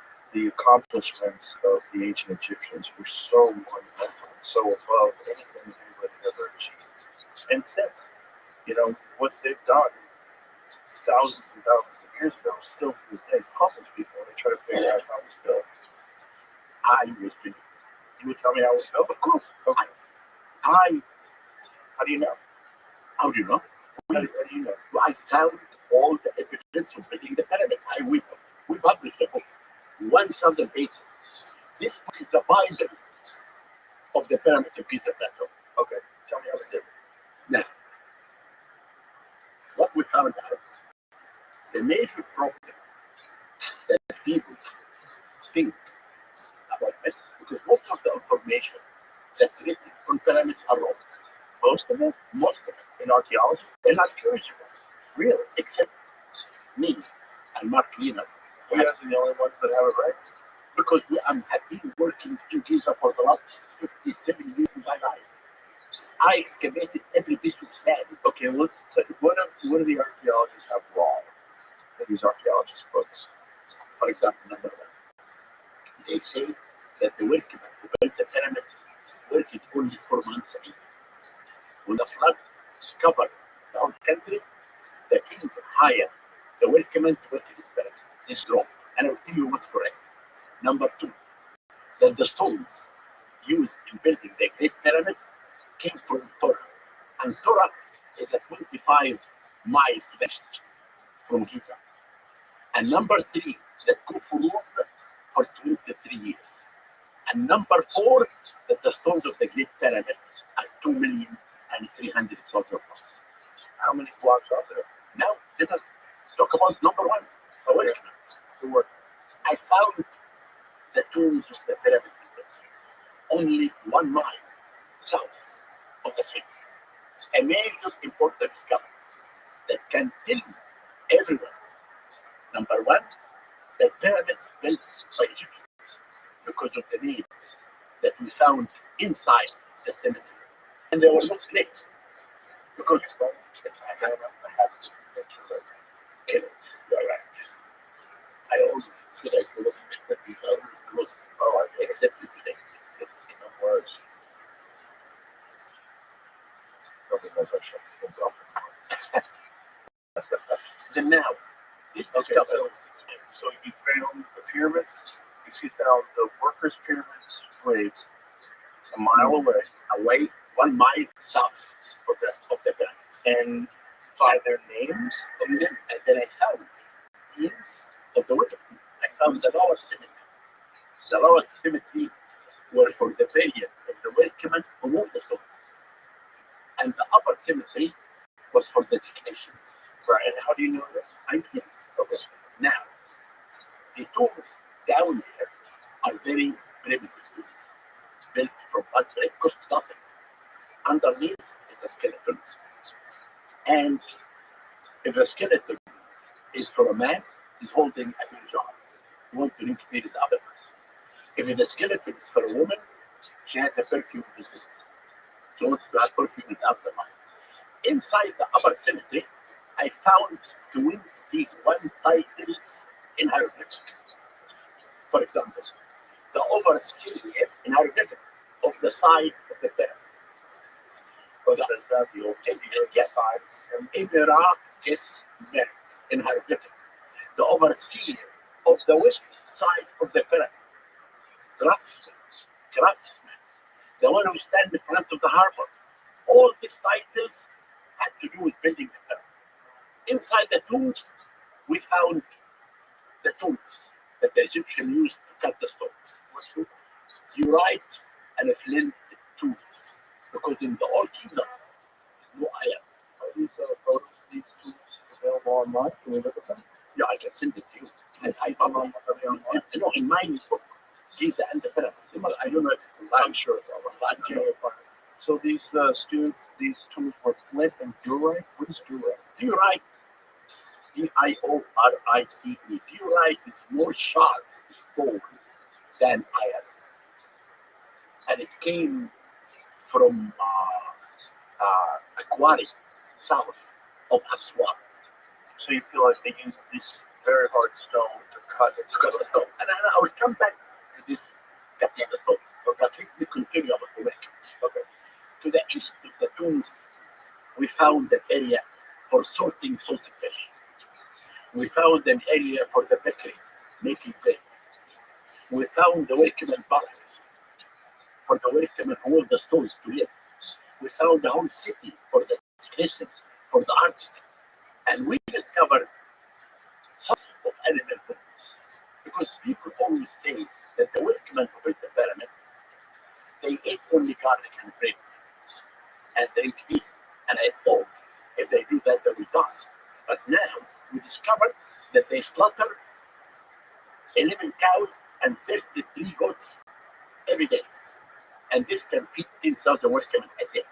Then we believe now, and I published that the workmen who built the pyramids were 10,000 workers, and they worked every day, and they took 1 day off 15 days. So I want to tell you, the pyramid was a national project. The 3 nations who lived in Egypt had to build the pyramid for the king to be a god. And therefore, the households in the south and the north of Egypt participated in building the pyramid by sending workforce and food to help it. Now we come to the second point, the stones. We discovered that all the stones of the 3 pyramids at Giza, the stones came from quarries in the side street. Even the king's chamber? No, except the granite, the king's chamber, and Where'd that come from Aswan. from? That's 500 miles away. Yes, by the flood. The flood. And those were 50 days. It doesn't matter. It does? Yes. I was working at it. No. I showed you. Look to me 50 tons. It's 20 tons.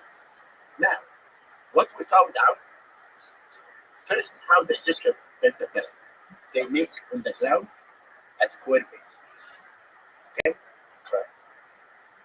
And after that, they cut in the solid rock in the 4 sides. You know, I'm going to tell you one thing. Okay? If you tell me that pyramids built by giants, okay? I'm saying, okay, come to the excavation. All the skeletons that we discover are 5 to 6 feet high. Nothing about giants. saying they were built by giants. Some people say that. Okay. The second, I've heard aliens. okay, the second aliens. If aliens split the pyramids, do they need any? Do they shit sometimes? Aren't they going to shit? Maybe aliens don't shit. If they don't shit, are they going to leave something on the ground? On the contrary, I give you the evidence, every evidence that you today Actual work. of actual workers and what's happening. Now, we come about building the pyramids. All the stones I told you came from Giza Plateau. We found out what happened first. They cut in the solid rock. Okay. And they made the base of the pyramid to be 28 feet on the solid rock. No stones. Yes. We have in Egypt 120 pyramids. We don't have only Khufu pyramids that everyone is talking about. You have 120 pyramids. This is one of them. But the reason that this pyramid is so accurate and strong, because Giza Plateau is the only site in Egypt of the pyramid. It's a part of the Mukattam formation. It has 3 levels. Level 1 and 2 are very, very strong. But level 3 is the top quality of the stone. Then the Egyptians use the stone to build the pyramid. Then after they make the base of the pyramid to be 20 feet each stone, we found out 1,000 feet away, we found out the location. The So they stone only had to bring the stones 1,000 feet. only the stones that came from outside are the casing stones. And I will talk about the statements that came from Torah and the granite came from Aswan. And the casing stones with the outside smooth surface. Exactly. It came from Torah. Then when we discovered the quarry location and the base of the pyramid, we thought how they established the ramp. You know the ramp, right? Smooth the stones. We found out if the Egyptian will make the ramp from the quarry to the base, it will never happen. Because when you raise the base, you need to extend the ramp. We found that out. Listen to this carefully. That the only way to have a permanent ramp is to come to the southwest corner of the main pyramid. They built the ramp lines. Okay. And I excavate, and these are photos in my book, Giza and the Pyramids. I excavated from here to here. When the Egyptians construct a ramp, when they finish building the pyramids, they demolish the ramp. They cannot demolish all of it. They have to leave something in the ground. Okay. You get this? Yeah. I excavated from here to here. I found in situ remains of the record. Are there photos of this? Of course, in my book. Okay, let's find the photos of the equipment first. Can't find anything? It's in my book. What did you find? Nothing? How is that not online? That doesn't make any sense. It's in my book, Pisa and the Pyramids. Maybe This are the from these are the tombs of the pyramid victims. right there. This is the experience. This all what I discovered. This is my discovery of everything. Every piece of sand tells us about the builder of the pyramid. But let me continue this. I will come to you. Now, let us. If you go to my book, you'll find out that I found here that you write and the flint tools. Listen. Now, I will come. The tools for building the pyramid came from the plateau. The casing came from Torah. Now we come to how many years before show there is one big discovery happened years ago. Are these the tools? No. This is tools for artists. The tools in our book, which is big fluoride tools and big flint tools. Big. And why is this online? Who never believe the lie is in my book. Right, but I mean, wouldn't that be everywhere? I mean, that's such a huge archaeological discovery. It's not. It's because it's everywhere. It's not only in the winter but only. It's in every site. You have the tools in many sites. Right, but why are these tools online? That's all I'm asking. Ask the people online, but there remains in my book. Are they in the museum somewhere? There is some in the Cairo Museum. There should be a photograph of them in the museum. Okay. What would Jamie look for? But I don't know. I'm just like this. Now I want to come to What the museum would have? Cairo Museum. Cairo Museum have those tools? Yes, Okay. now, a few years ago, a major discovery happened for the first time. It is the first time that we have written evidence about building the pyramid of Khufu. When did this happen? 3 years ago. It's called the Wadi al-Jarf papyri. Do you know what's in this papyri? This papyri was found in Sinai, in a port belongs to Khufu. And inside this port, there was caves.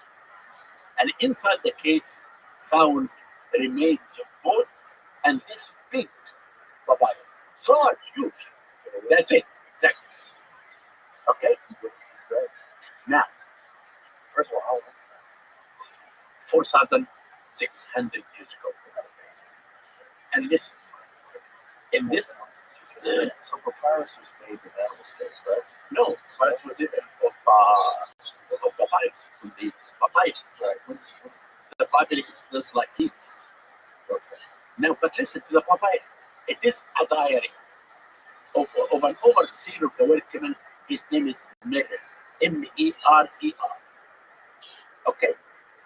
Merer is saying, I am Sahaj in hieroglyphic, means inspector. Under me, working 40 workmen. I was hired by Khufu to work in his pyramid. This is in hieroglyphic. And he said, my immediate boss, his name is Didi. So, Didi, yes. Now, 20 years ago, in my excavation west of the Great Pyramid of Khufu, I discovered 20 tools. these are the tools. No, this is the tools. No. The tools are really sharp, type, big tools. We found some of them. What is that? What are these? This could be the tools in the lift is like that. In the lift case. Those tools. No, sir. No. Where? You know, no. To the left, to the left, to the left, to the left. Go. Hey. This two tools. You mean up? Down. What are you talking? The second. Up and that's it. Up. That's it. and this one. Oh, those. Those. Yeah. But don't those just look exactly like the other photograph we just had? Those up there. That looks like the heads But of this was a small. I'm talking about big ones. That's These are tools for making statues and things like that. No cutting the stone. oh, I see. So these are the same kind of tools, though, with the same kind of materials. But let me talk about the papaya. Okay. Because this many people doesn't know about this. Okay. The mayor said, my boss's name is Didi. 20 years ago, I excavated west of the Great Dams of Kufu. I found 20 tools. Which ones? I published all of them, except one small tool. Actually, it's not important. 3 years ago, I found this is the tomb of Didi, the person that he was the boss of Miller. And I published this tomb. You can find this tomb online. It's called Didi Tomb by that. West of the Great Pyramid. Now, listen, John. What Miller said. I took my workmen. This is hieroglyphic. We went to Torah to cut the light fine limestone. This sentence means that the pyramid was finished, and Miller went to bring the stones for the casing. And he says, I'm not alone. There is many other guys are cutting the stones. And Torah is in north and south. And he said, I divided my gangs to 3 gangs. One gang to cut the stones. And one gang is smoothing the stones. And smoothing the stones with the right tools to face the stones for the casing. And after that, he said, and the third group moving the stones in wooden sledges to Asison in the papaya to a cargo boat. What happened in the Old Kingdom? We have evidence that the river Nile, the Egyptians cut to the west of this river Nile another Nile to be near the pyramid. From this Nile, they cut a canal. At the end of the canal, there is a harbor in front of every pyramid. I discovered in my excavations in front of Khufu pyramid, there is a village called Nazir Saman. In this village, the people were building houses. Underneath the houses, we found basalt walls. I stopped the construction of the house and I excavated the whole area. I found this is the harbor of Khufu, and I published this in an article. And I excavated in front of the Sphinx temple, and I found the harbor of Kefir, and it's public. Now, the reason for the canal and the harbor to bring non-local stones, granite from Aswan, alabaster from Middle Egypt, diorite from Nubia, basalt from Fayum, white limestone from Turkey. The Egyptian had everything. So they essentially cut a second canal. They cut a canal just so they can move the stones where they wanted them. And they discovered them. And this is possible. If you write Isaiah Hawaii, So this was all the casing stones. exactly right. Is it possible that the casing stones were put on later? You know, after the pyramid, right, there is 2 important things when they finished building them. I discovered in a site called the Abosia, I discovered 2 scenes. One scene where it came in dragging a capstone. Above the capstone is a hieroglyphic word called Sha'ib. So where's this? What is this? This is in hieroglyphs? Yes. Dragging the Yes, capstone. yes, we see that. Find out. I don't know if it's in the letter. Look Only at that. Jimmy before. Look for Zahir Hawass discovery in Abosia. How much? A lot, of course, everything. And this is why what I'm telling you, based, I have been excavating in Giza Joe for the last 57 years. I know every piece of sand in the site. And I want to do one thing also.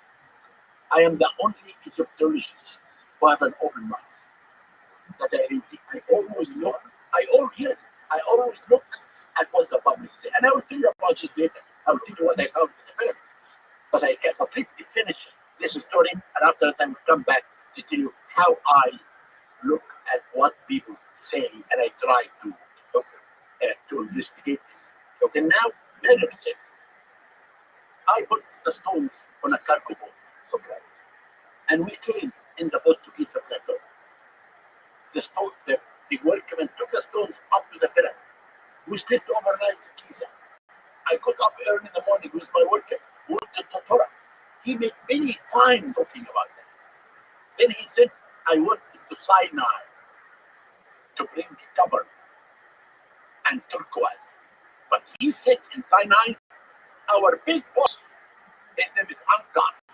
We know from text that the architect who designed the Great Pyramid was Khufu's cousin. His name was Hempiono. Then actually, it seems now that Hempiono died, and Ankaf completed the Great Pyramid and built the second pyramid of his son, Khufu.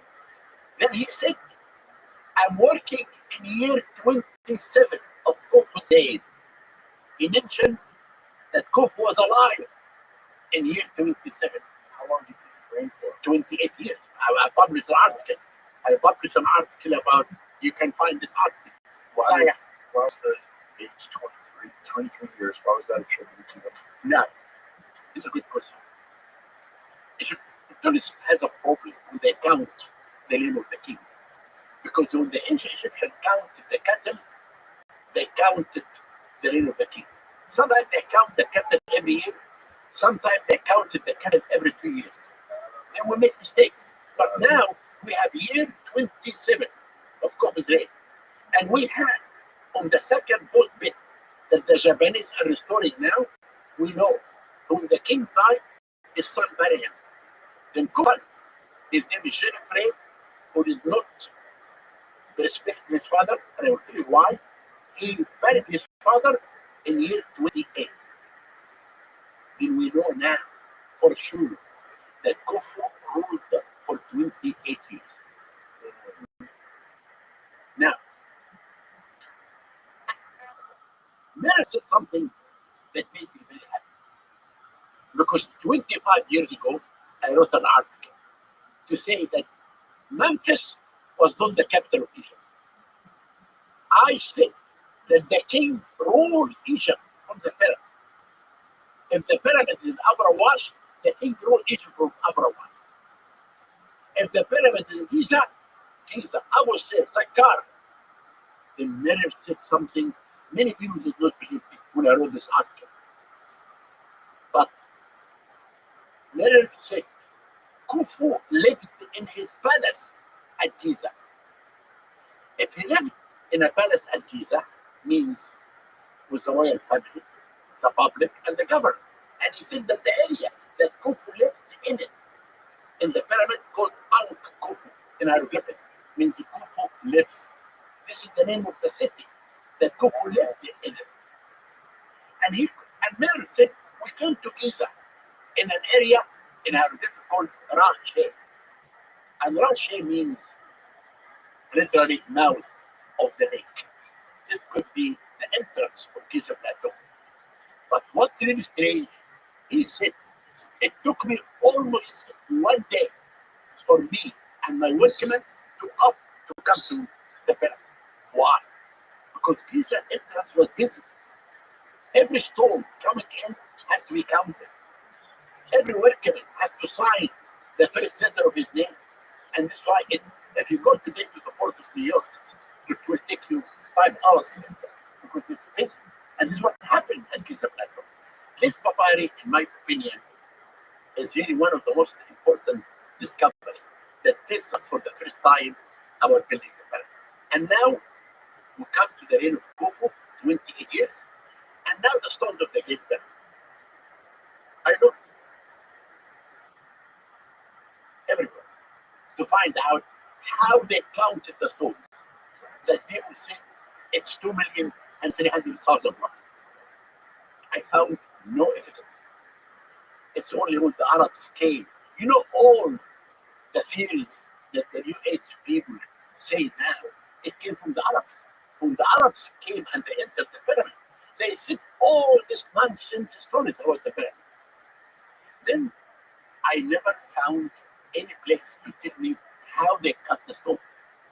But now we have evidence that the base of the pyramid is 20 feet high of solid rock, no stone.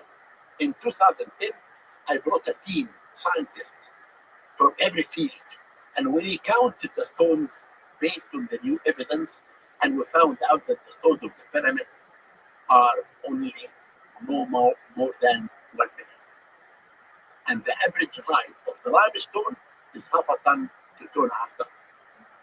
So the base of the pyramid is 20 feet high, carved into solid stone. Yes. And then the other rocks were placed on top of it. No, I want to come to when you told me about this capstone, because there is not complete the capstone. Well, let's start off with this though. The base is 20 feet high, and then the estimation was 2,300,000, but you think it's far less than that. because of the new discovery that we found that the base is made of the solid rock. So before they thought the base was individual stones. Yes.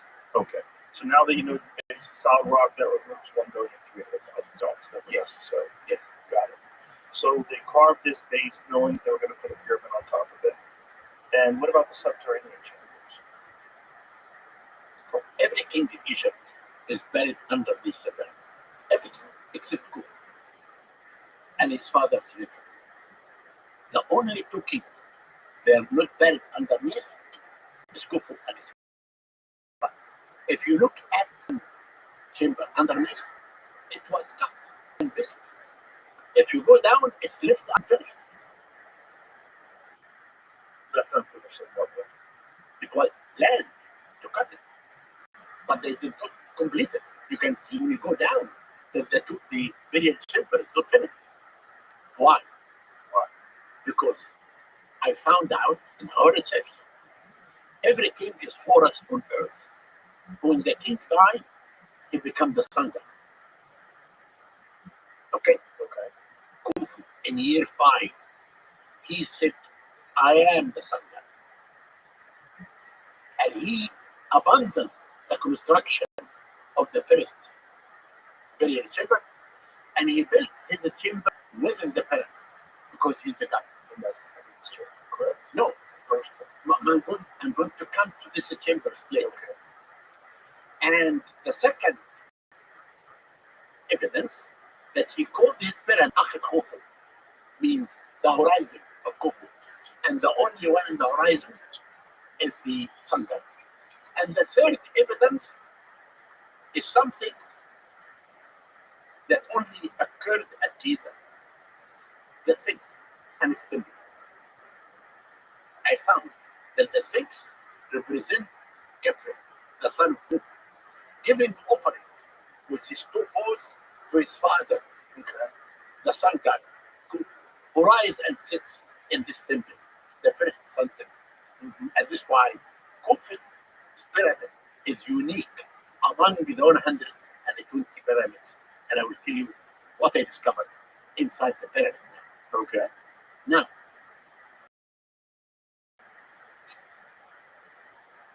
I tell you about what I discovered. I believe the scene that I told you that I found where it came dragging a capstone.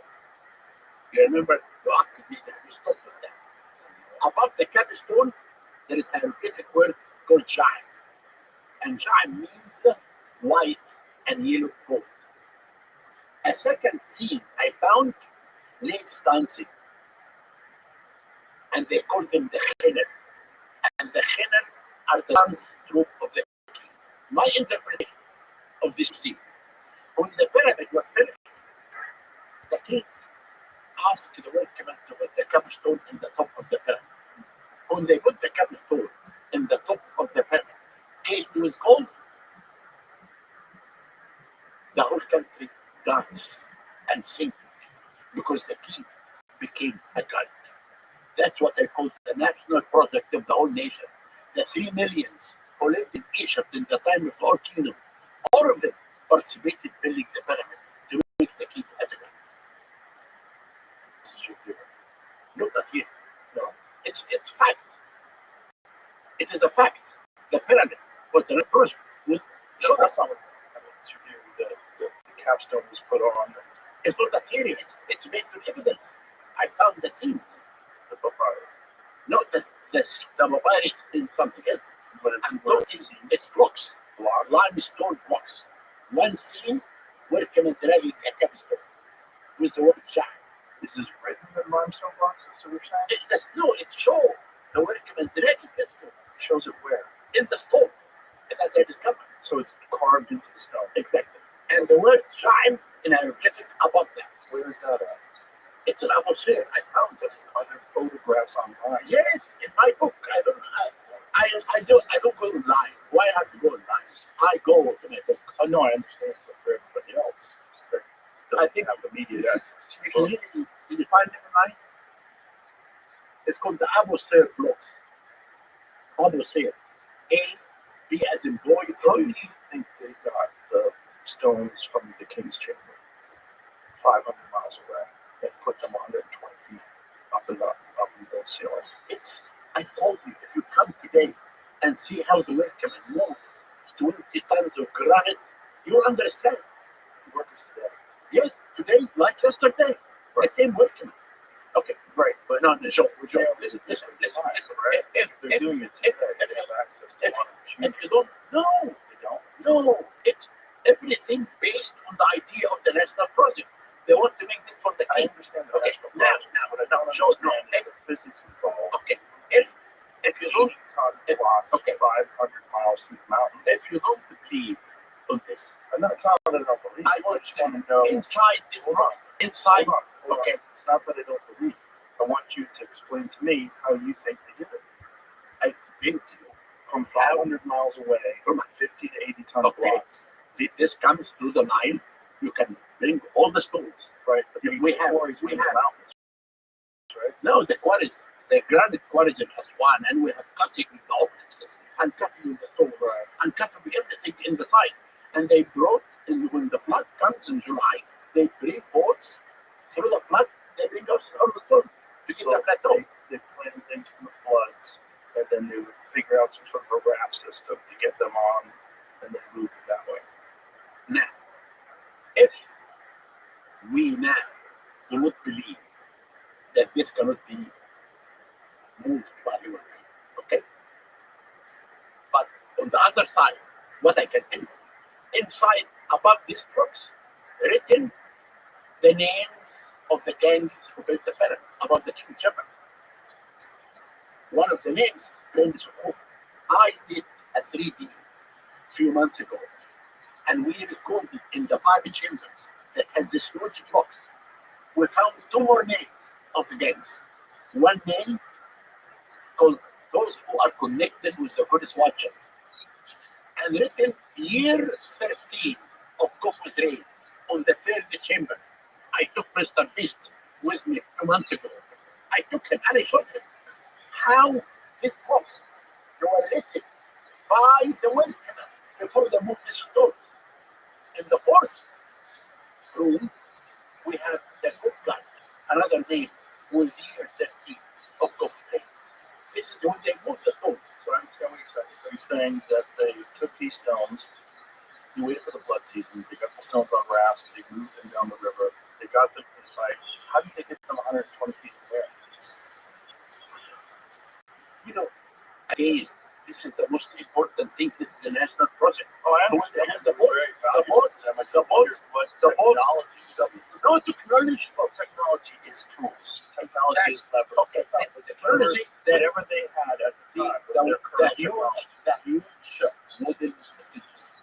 Huge wooden sledge. This is the only way that today we move huge stones. This is how my workmen moved the 20-ton sarcophagus in a How far did they move it? they moved it just a few feet away.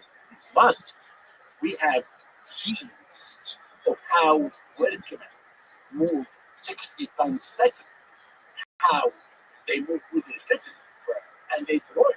Yes. Yeah, they will have all this type of thing that the Egyptians. So again, this is the national project. Do you think they wet the ground? Like, what is, do you think that they did something like that to make the ground more slick? So that They do. they Yes. do that? Yeah. Yes. And then, are they using sleds? Like, how do they get Sledges. Sledges. Wooden sledges. and then you just We have this in the slowly but surely pull it in. we have this in the tools. Got it. Wooden sledges. Yeah. But let me take you now to what I began to reveal the second proof set. Okay. As I told you again, I always listen to what people say and I try to prove if they're right or not. I was interested in the Great Pyramid most of my life because I was an inspector of pyramids, director. I spent most of my life there. Then I closed the pyramid for a year to stop the video, to stop you. Because every person out of breathing and exactly inside the pyramid gives about 20 grams of water. And this water becomes salt. Then mechanically, I removed the salt. Get a clean wall. Exactly. And after that, I thought, how can I make a ventilation system of the pyramid? In the king chamber and the queen chamber, you have this tunnel, 20 and 20 centimeter, small tunnel. Right. Then I thought I should clean this tunnel. Then I can make a ventilation system. I had no idea of what I'm going to find out. What'd you find out? Then I hired a German robot. And we took the German robot to the king chamber. We are sitting in the king chamber.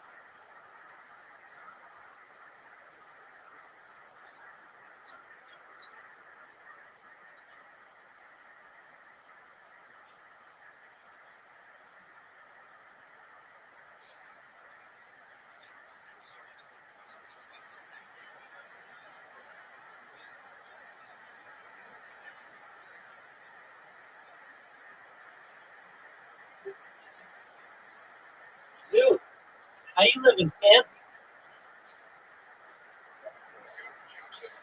Okay, well, no one gives a shit. The only thing about which people give a shit is, are you ready to lose your 16th straight game to the pimp?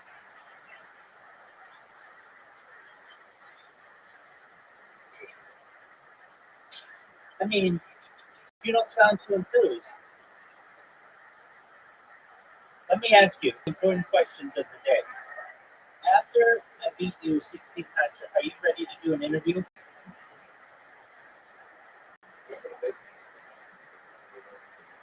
All right, sounds like we should get that interview queued up, folks.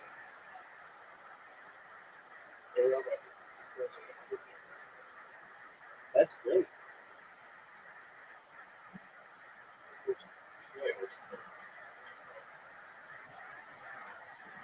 All right. Do you think my shot sucked? Rank it.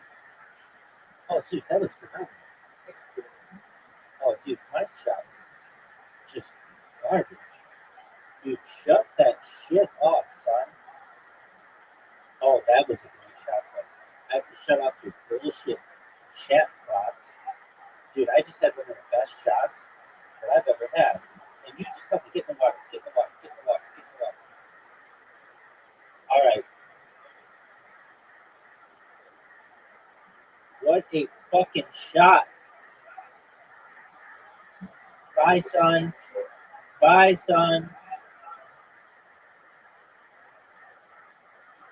That was a bad shot on my part. I didn't fuck anything. The only thing that I did was have an excellent shot. Dude, that shot was dog shit. You know it.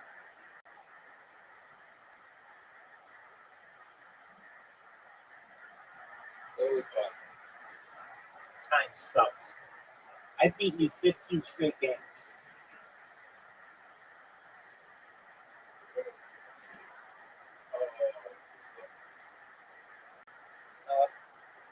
I keep getting fucked on both choices.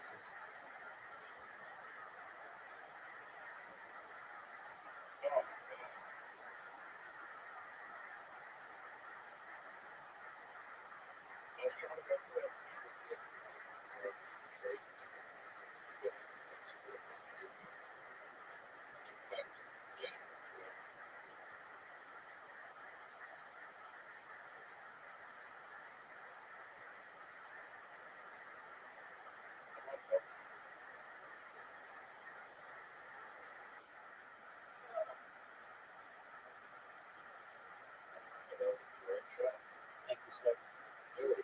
I have to agree. You've got a lot of pizza truck.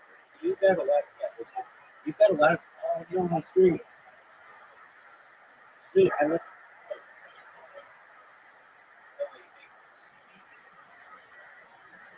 Zoo, I fucked up.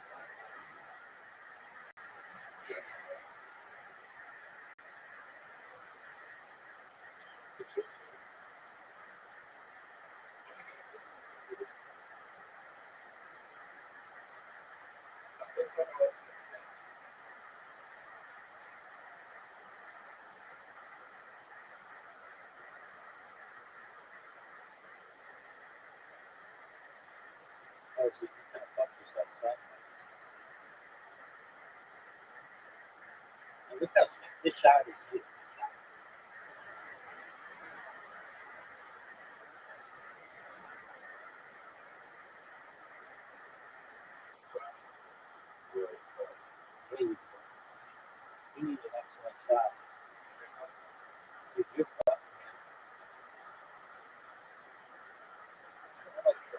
Try it, Luca.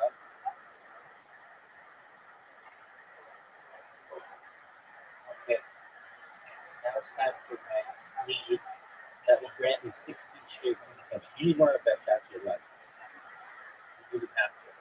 Dude, it's 3-2. Dude, it's 3-2. I clear. Dude, I just want you to know it's 3-2.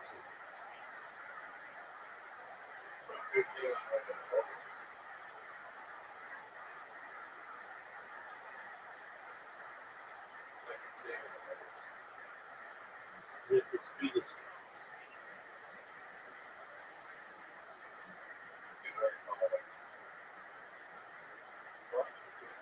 Why not, dog?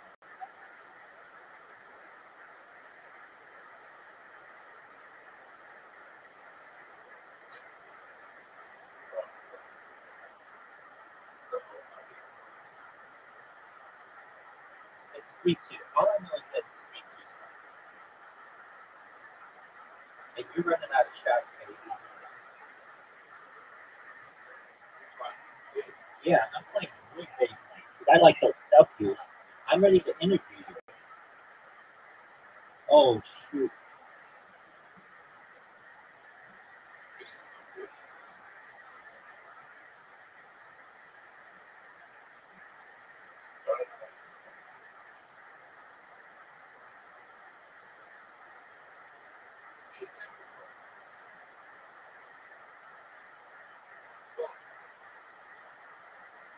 Dude. So long as I don't disconnect, I guarantee at least a tie for 16 straight.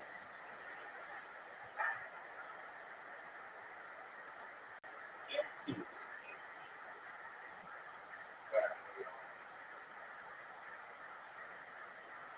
Oh, shoot. Dude. Dude. To try to stop the bleeding.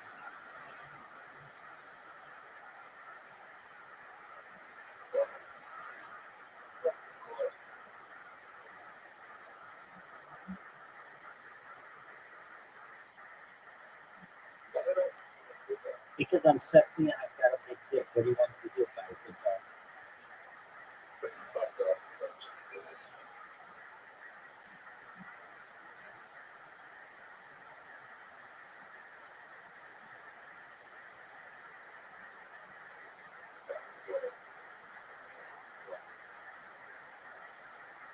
Dude.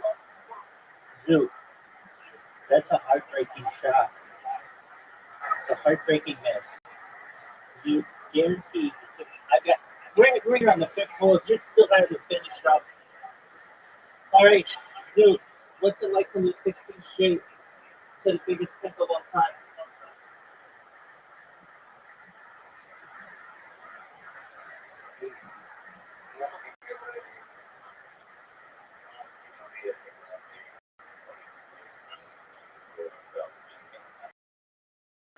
You said that after your 15th loss.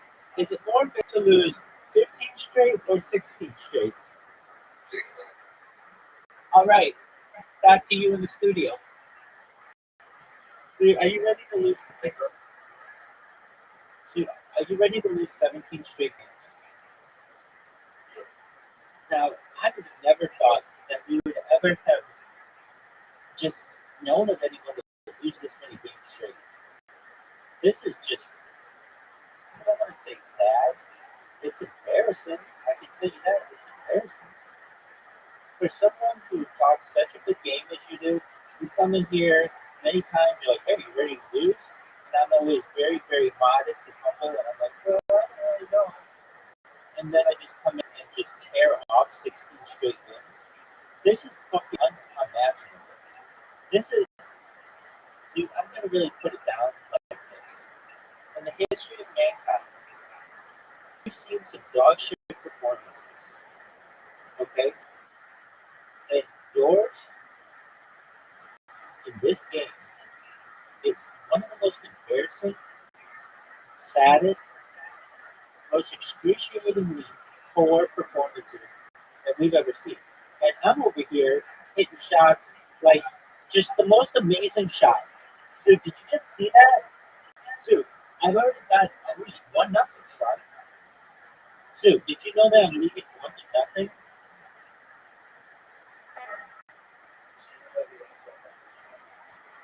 Oh, I'm not going to the water. I put it in a perfect position. Zoot.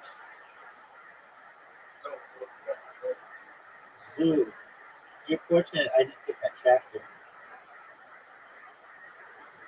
Go in the water. Oh, that was a great shot. That was a great shot.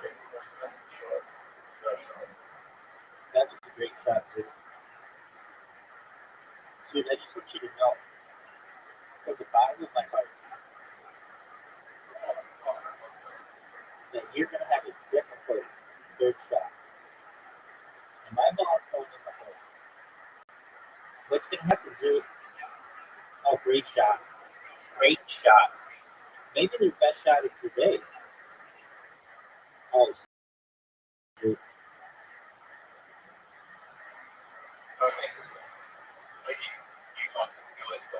Dude, I always have.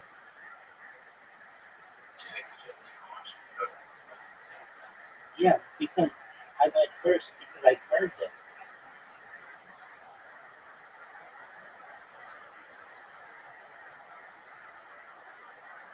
You ready for this shot? I earned it. I earned it. You started going first. Zoo, you're down 3 games to 1.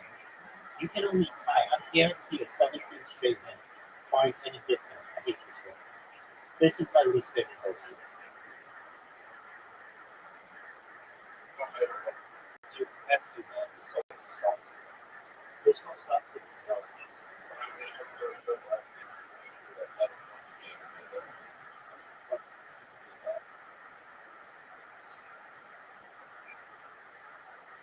Oh, but how did I do that? You thought I was done, son. You thought I was done. But guess what? I'm like a zombie. I'm back from the dead, man. Greatest beast of all time. I'm not just good looking, I'm smart too, baby. Look at this shot. Look at this. Thank you, big man. I would have to agree with you. I'm just amazing. Dude, what are you doing? What are you doing? What are you doing? Dude, just for you, baby, I'm gonna bounce it off that. Zoo, are you ready for your 16th, is it 16th? 17th straight interview? Zoo, we're warming up on the 15th as a ESPN reporter. What do you have in Australia? What's your ESPN in Australia?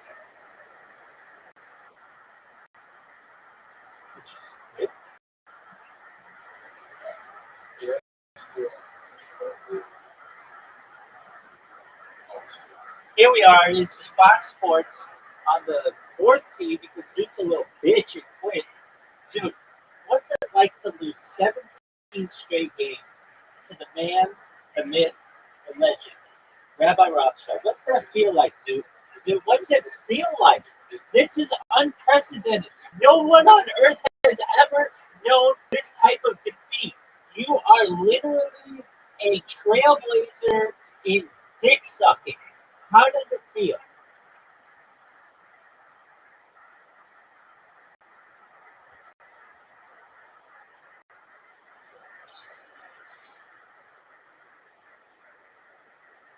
So you've lost 17 straight games.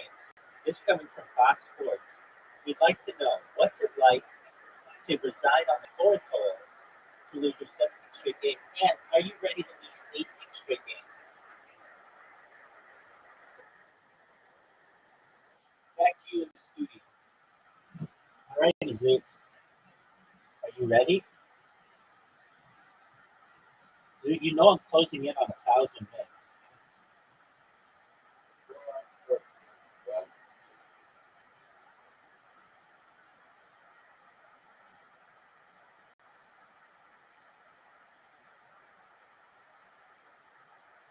Are you proud of that shot?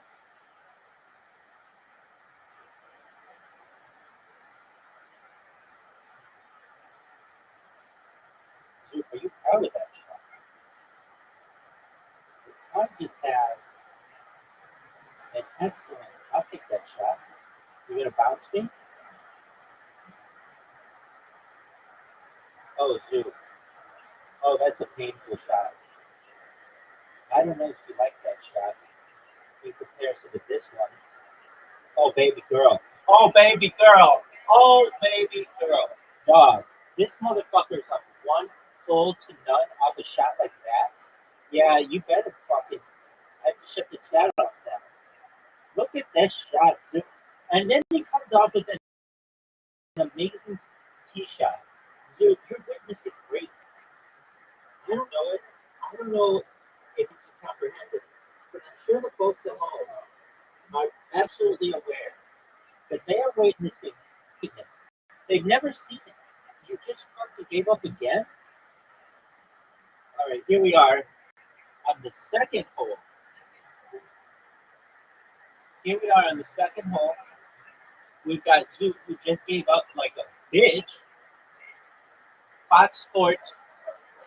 Here we are, Fox Sports. We're here to interview Zook, who's lost 18 straight games. Zook, what's it like to lose 18 straight games to such a sexy opponent?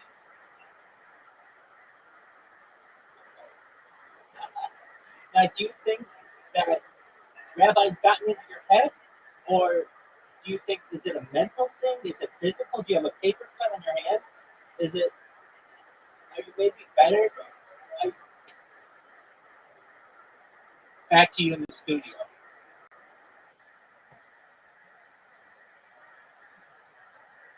Shit, son. Just domination. Just domination. That's some of the best shots I've ever had. Just sexy as fuck.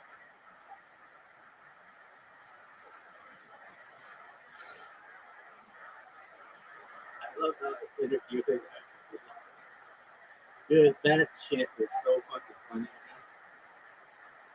This motherfucker should be just excellent.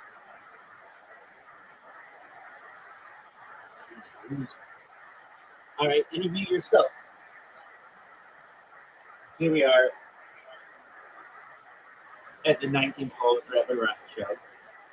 Rabbi, before you slang all the dick of every fucking cart girl in the place, wait, before you slang dick on every cart girl in this place, what's it like to win 18 straight games against you? It's really pretty easy. I haven't really been challenged. I think I was challenged once. Psych, never, ever. And let me just get that. So I just want everybody to know that I'm interviewing myself here as I restart these Discords. I've just never really been challenged. One of the last games I had in darts was a perfect game. And I've just been playing balls to walls excellence in mini golf. And here's the key part of it. I haven't even been tied in mini golf. This is 18 straight fucking wins. That's a whole real golf course. 18 straight wins. And I don't see it ending aside from shitty internet. I've ever lost anything hundred. The person wins. It's like a father playing a child.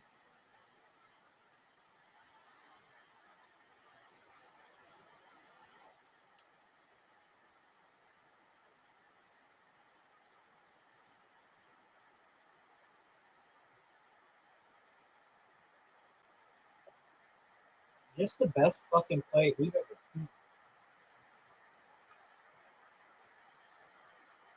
Anything else? Anything else that you want to say? Shit. Back to you.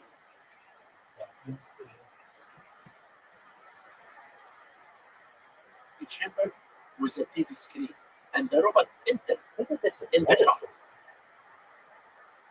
we found out that the interior, the pyramid, the stones were intertwined.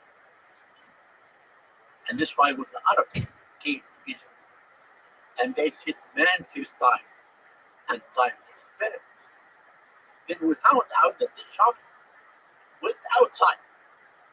Then we put the fan here and the fan sucked the air and pushed it in the tunnel and we made a ventilation system in the fan. So the discovery of these stones, what was unusual about them when they were placed? What That he said it interlocked, interlocked, interblocked. yes, like that. Oh, like fingers. Okay. So there's like different levels. They all slid in together. How they put the stones with each other. Okay.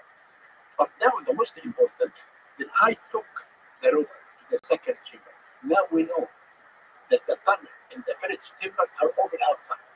Open outside. Right. That's why we have these tunnels in the second chamber. They call it in the green chamber. Right. Then we took the robot to the northern tunnel of the green chamber. After 60 feet, the robot stopped because the tunnel was bending to the left and the German robot could not bend. Then we took the robot to the south tunnel. The robot went for 200 feet, stopped in front of the door to cover that.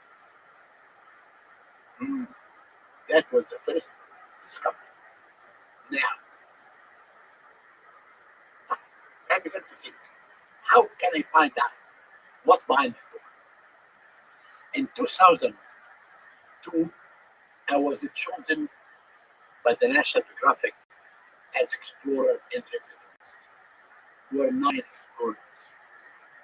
With us was Bill Miller, who found Titanic.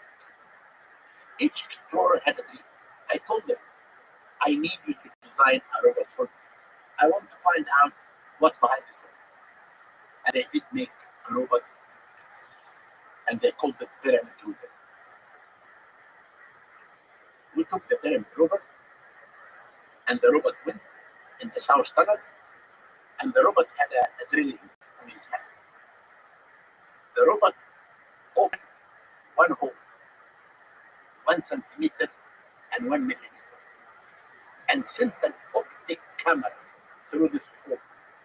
We found after 21 centimeters of this door, a second. And the second one has an E shape, as if it's hiding something. Then after that, we went to the northern tunnel that was bending. We found out it's bending north and south for 24 feet. And the reason for it was to avoid the ground level.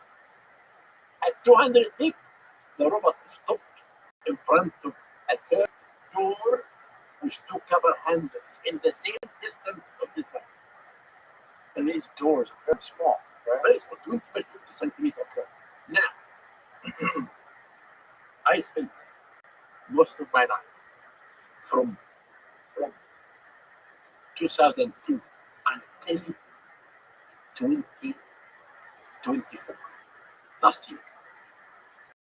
I found a team from England, and we worked it last year for 3 seasons.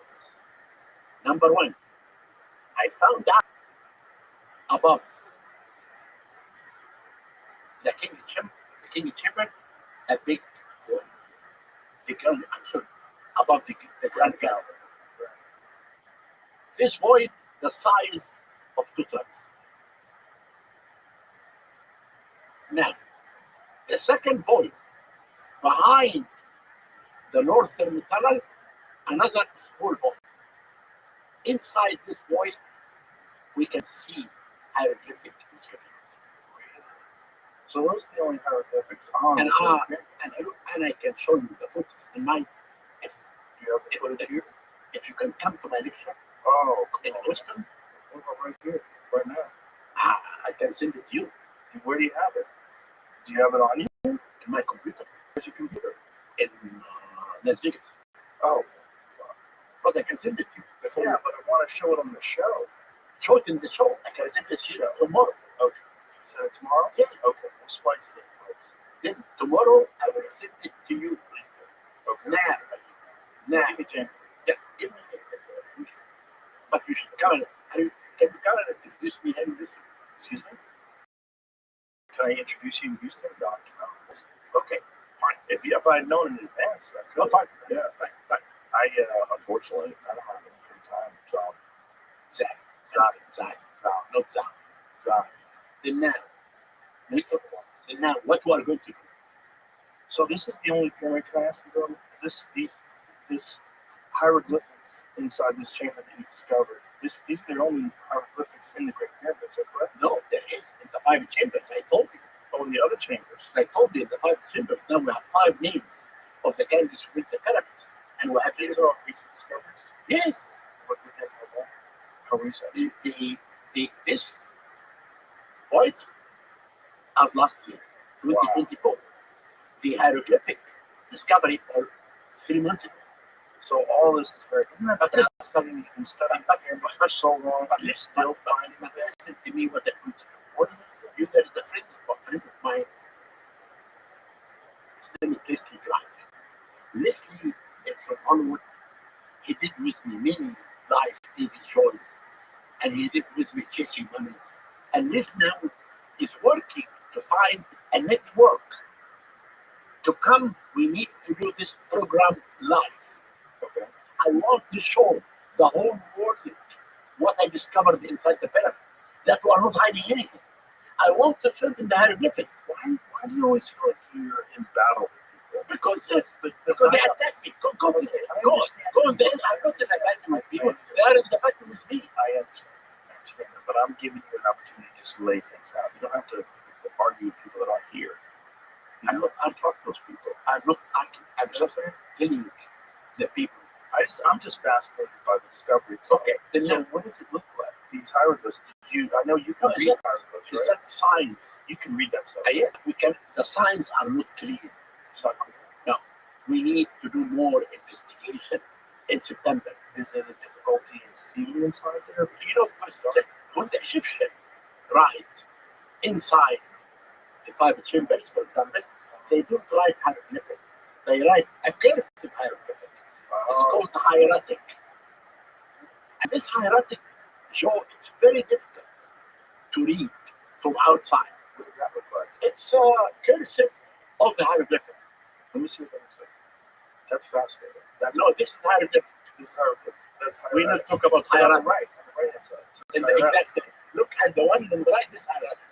Okay. And it's very difficult. Yeah. What a beautiful reference. Like the way it's written, it looks like art. Then Joe, what we're going to do before the end of this year, we are going to show what's inside the this void. Take these symbols that look like make that larger. These symbols to the far left is where Recollection is cursive. Right there. What are those supposed to be? They are signs. What does it mean? Look, this It looks like a look, the one down means fish for a determined a scribe. what is the one that is cursive? No, this is it's for a scribe. A scribe. Yeah, What does it mean? it's scribe. It means a scribe. Fish. Okay, I understand. So, and then the other one on the hieratic, that's the cursive version of No, I'm not that expert in hieratic Okay, because hieratic is very cursive. I understand. But I think this But we, showing that, right? I know, but if you look at the signs in the 5 chambers that I will send it to you tomorrow, it's very difficult to read, but you can see they are hieratic, cursive signs. But the most important that we are going to show this live. Oh wow. Okay, so people don't even know you're gonna show all this stuff live. We will do it live. But this is the other thing. We have another team called Scan Pyramids team. They are scientists from Japan, France, and Egypt. Mm-hmm. I am the scientific director. Already, they discover something, they come to me. I have to discuss it with them. And then, you know, the entrance that the people use now is the entrance that the Arabs opened. That's in the north face, correct? Exactly. Above that is the main chamber. Okay. The Egyptian, the team are using a very sophisticated techniques like ultrasound, infrared. With these techniques, you do not need any more to drill. You can really see what's behind the door. And this is really what I'm using right now. Then they came to me and they said, behind the main entrance of the pyramid, there is a corridor. And they showed to me this corridor clear in the 5 techniques that they're using. But I told why I have to see it. Let's go up there. We went up there and they sent an optic camera through the stones. And they found I could look at the corridor 30 feet long, 8 feet wide, topped with chevron shape. I think you can see that in the internet. The corridor behind the main entrance of the pyramid. Can you get it? It's in the internet, I'm sure. This void above the Grand Gallery, The size of 2 trucks. what do you think that is? I have no idea. I'm just telling you what I found. And This was the great pyramid. I did more work with the third pyramid. It's the same technique. And the second pyramid. And this is the one. Have you seen?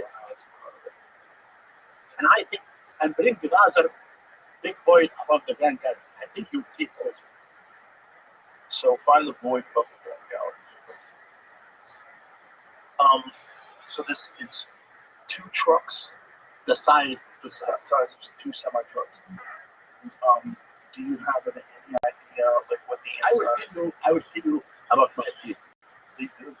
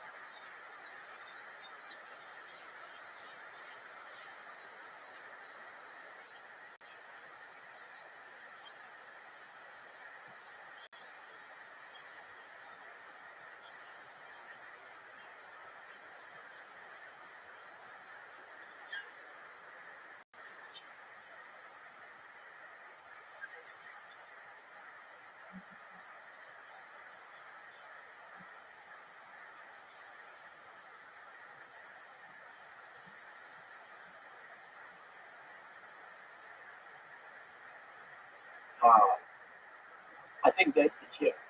I think so. That's the point. Yeah. Now, It's that shaking in that direction, so it's at a slope. it's up on the ground. You got that. That's it. That's Yeah. The scan correct. Now, I tell you one thing. We have story written in our paper, but not at the time of Kufa. It's after Kufa. The story it's written in a papyrus. It's called Kufu and the Magician. It said that Kufu was staying in his palace, and he was very upset. He was not happy. And his son came to him, Your Majesty, why are you unhappy?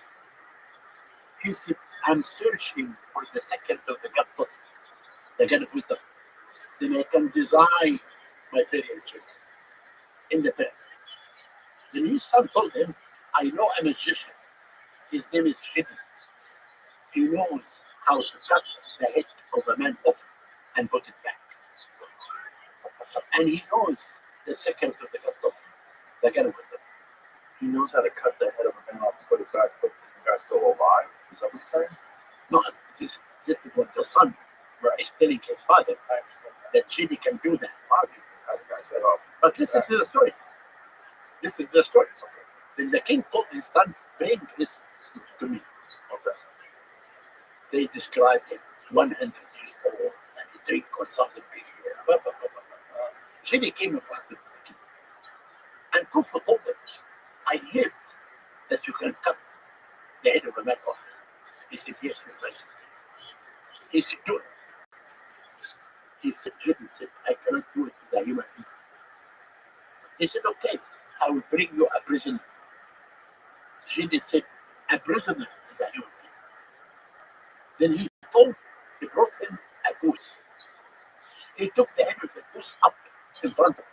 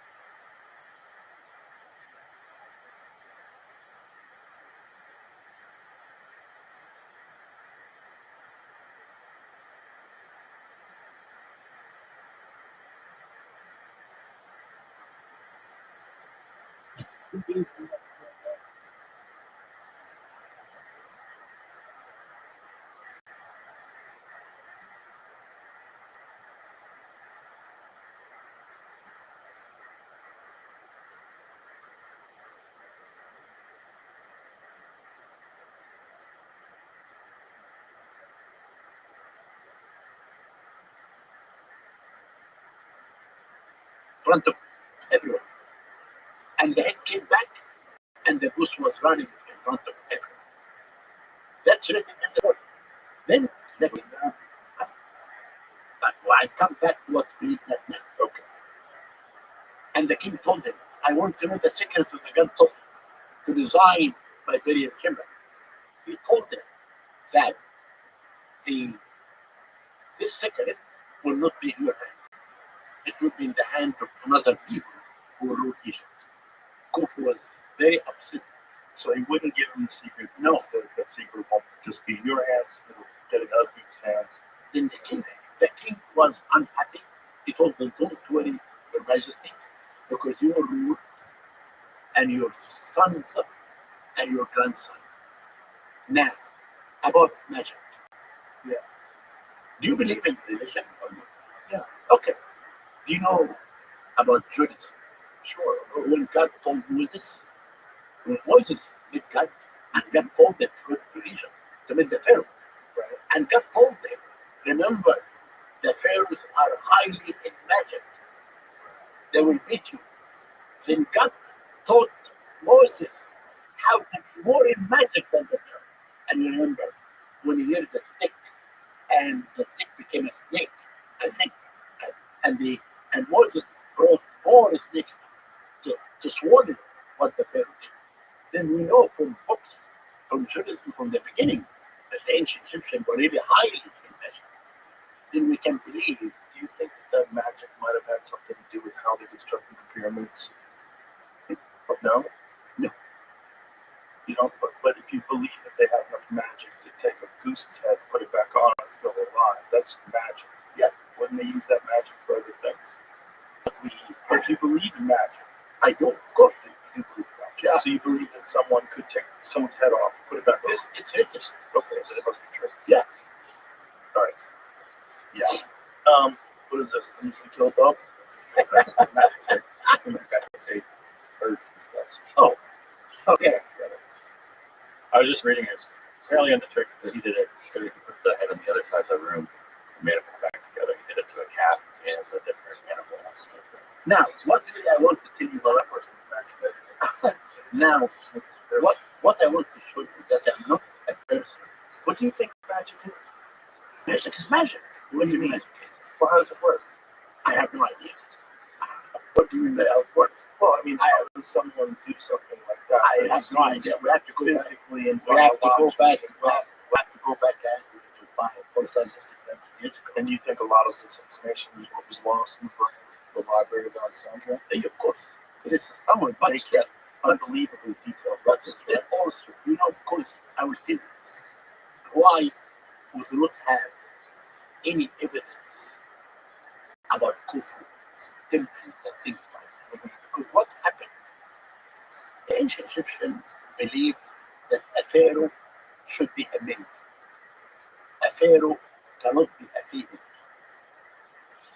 Anyone who changed the religious belief, they hate him.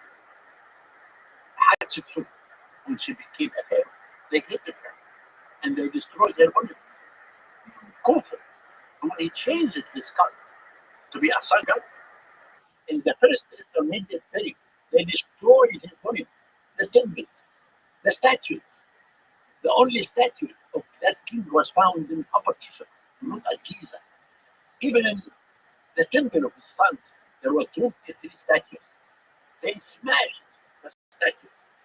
A smashing was a sign of revenge. Now, do you have any question about Khufu pyramid before I switch to the things? Well, I'm fascinated by a lot of aspects of Khufu's pyramid.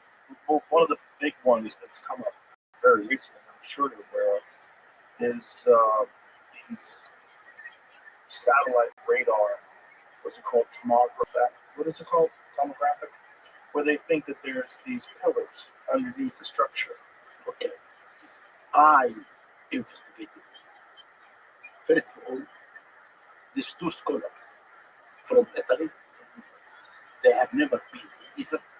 They have never worked with the pyramids before. Right.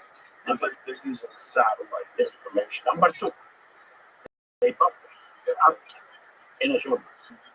This journal do not send their article to the free. You pay a fee to publish the article in your responsibility. Okay. Number 3, I am not a scientist. I took this techniques that they use and I give it to expertise. And they said these techniques cannot show underneath a solid rock of almost 600 feet down. No way. Why can't they? They said this technique cannot show that. But these scientists are saying they can. Do you know about the Osiris shaft? How they've got a I discovered it. you did, right? Yeah. You know that they use this tomographics. No, I am the one who found it. This Oh, one, no, I understand. But they also discovered it. They showed that it exists using the same technique. no, this is wrong. This is not true at all. I can tell you how I found that. How can I find it? I'm not saying that you didn't find it. It's under their signature aperture radar Doppler tomography by Filippo Bondi. And if you scroll down, Jim, you'll see an image. And this image is of the Osiris shaft, which shows that they got an accurate description of that from space. That's not true. From satellite. It's not true. No. So what are you saying, that they're lying? They're lying here. They're completely lying. But if they're showing using these techniques things that we know that you discovered that absolutely exist. Now, these techniques, as I told you, scientists said that these techniques cannot fall 600 feet under the ground. The Osiris shaft that they found was only 50 feet. Right, but Under it's the showing at least for 50 that this is accurate. What makes you believe those scientists rather than these guys from Italy? Because the scientists are scientists. Well, these are scientists as well. They are not showing their techniques carefully. They are not. What do you mean? Okay, take the techniques that they said and show it to any scientist. No one can tell you this is accurate. I asked every person who knows about radar, ultrasound, all the people who work with me, the scan pyramid project, they said this is bullshit. It cannot happen at all.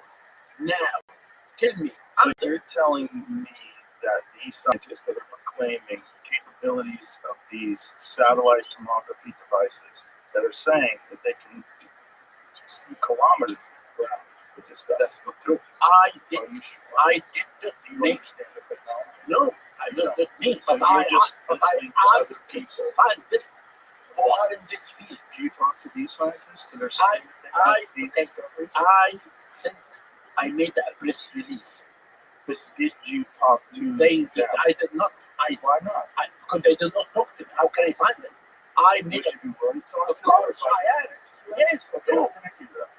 I'm just interested if new technology becomes available and they figure out a way to look into the ground and you discover things, especially if they discover the Osiris shaft in terms of the They actual did shaft. not discover the Osiris shaft again.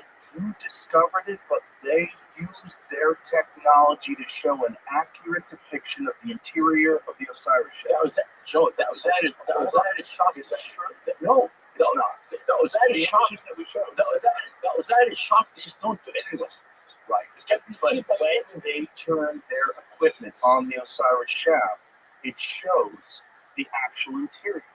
maybe I don't know, but Yes. this is 50 Let's feet. look at it But again. they're talking about 600 feet. I understand, but if we could go 50 feet, why can't it? Okay, now again, No.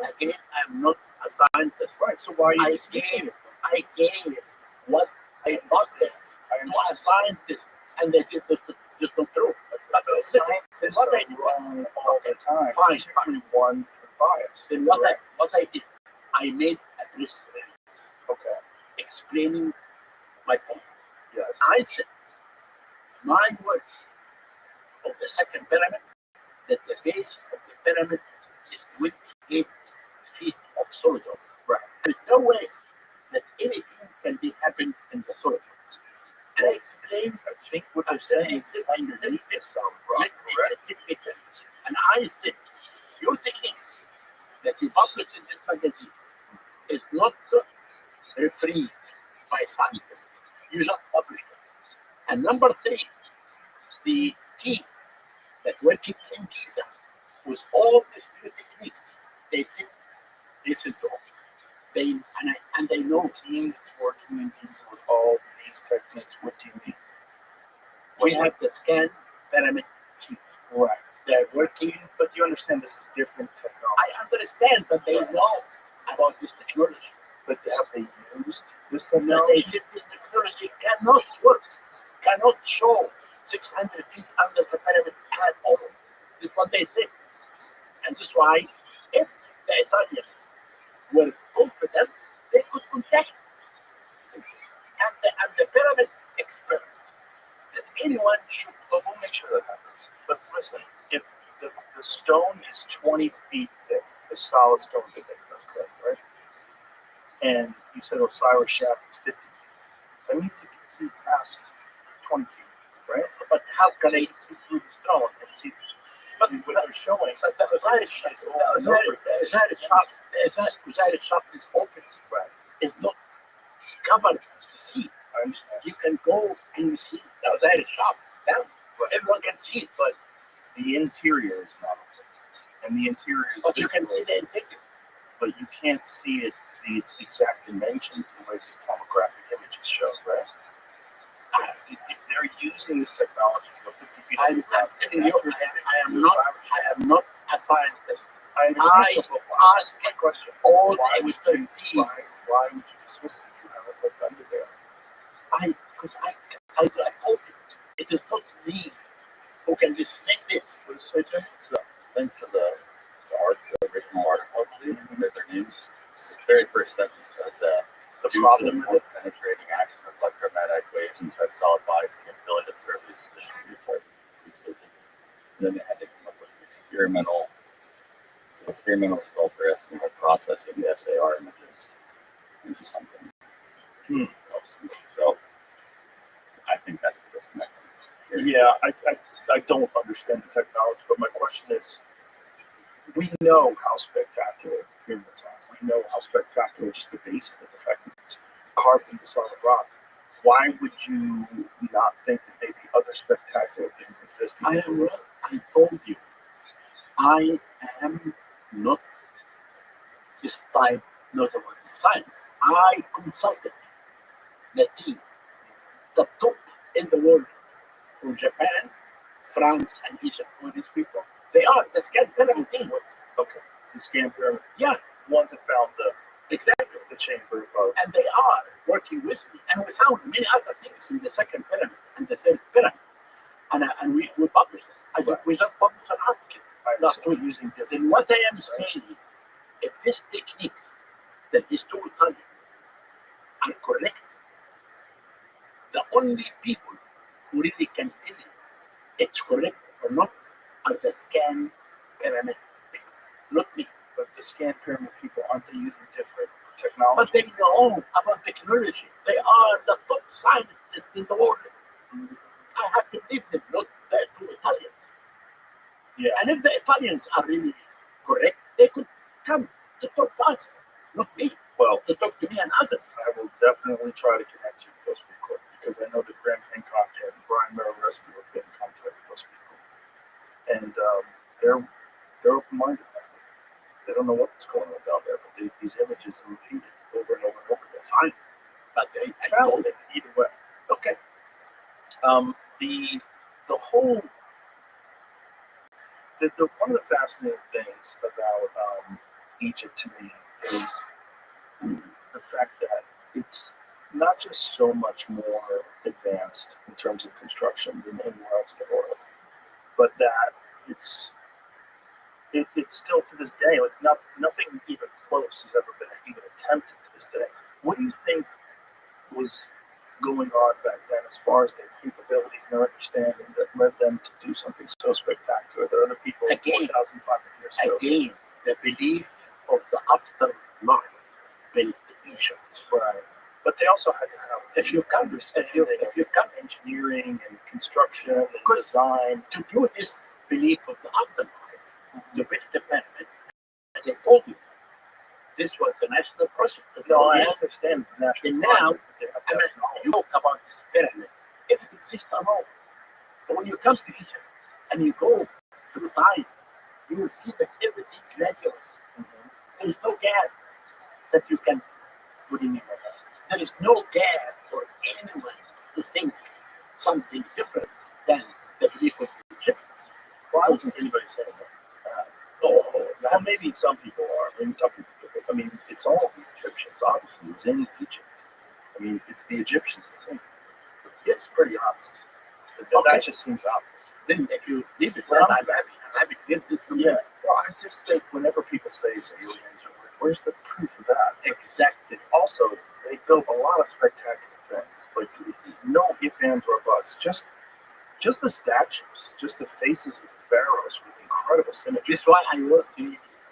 Since you are interested in Egypt, we would like to invite you to come. I want to come. It's for me. We are willing to invite you. I want to know. Okay, tell me when. Okay. And I will arrange everything. Okay. But now, I want to come to the Sphinx also. Okay. Can we talk about the Sphinx? Now, you know, when I was young, I was met by Edgar Casey. Wow. Psychic guy. Henry Casey. Yeah. And Henry Casey was the son of Edgar Casey. I was young. I really didn't know what's this Casey. But when he came to Egypt and talked about his father, you know about it. Yeah. Okay, then it He had is a vision. There was a chamber underneath the Sphinx's wall. underneath the right of the Sphinx. There is a chamber. And he envisioned that, correct? Yes, and that's why I'm going to the village to give a talk. One of the cities in my tour now is Virginia. Why? Because when people began to tell me there is something inside the Sphinx, I really, as I told you, I have an open mind, and I did search. I found inside the Sphinx 4 tunnels. One behind the stela, they call it dream stela, between the two poles of the Sphinx. And the second one behind the head and the top. But there's a door at the top of the head. No, just a tunnel. 25 feet. Closed off? No, yeah, it's close. Yeah, there's like a door on top. It's not a door. No, it's just a tunnel. Okay. There he So is. it's closed off. Are you living You pimp? can go up to the Sphinx. Go, dog.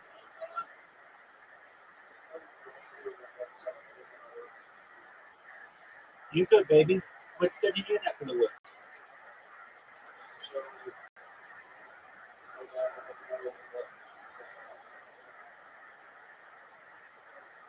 Why is she acting out?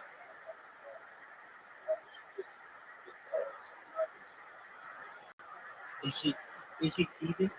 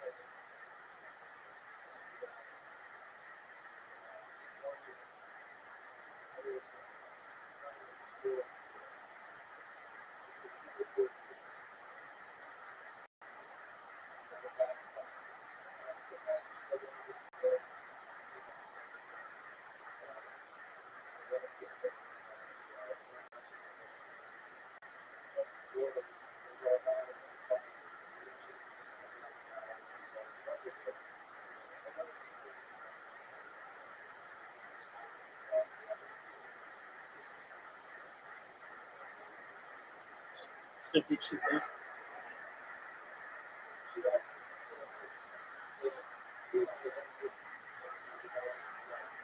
Right.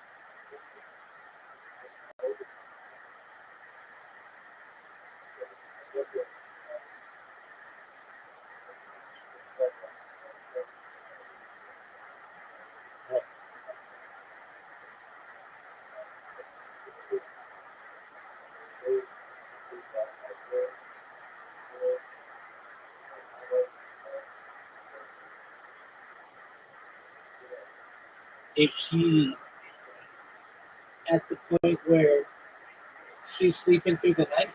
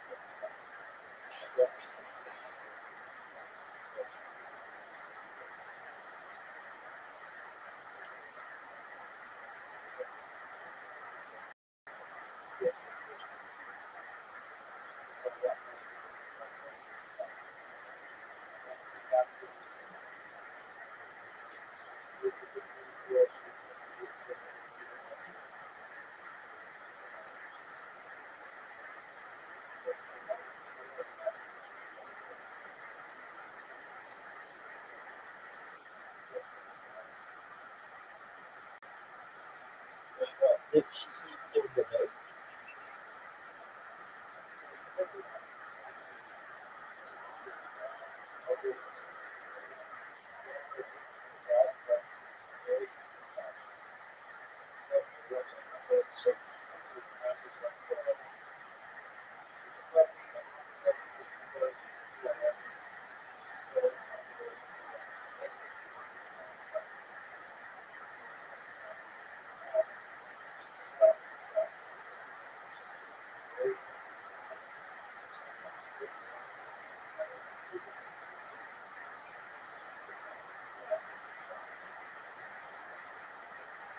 Yeah, I mean,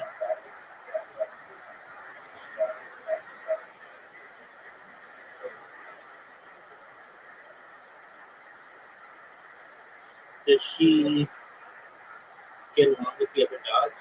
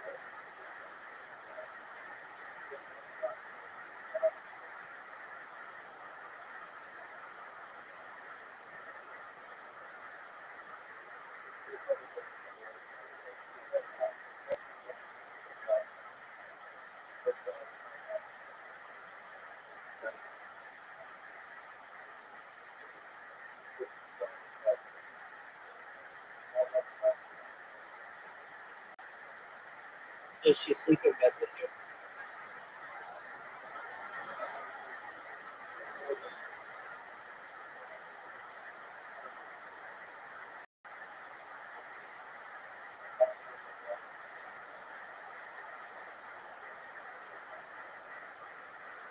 Does she sleep on the floor?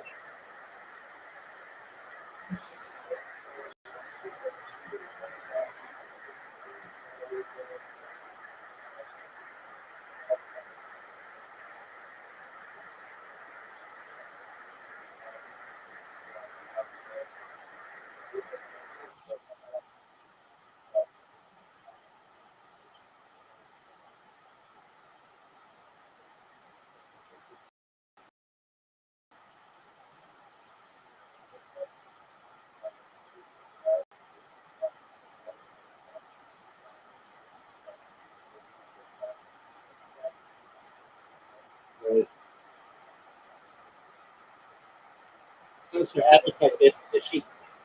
Does she eat a lot of stuff?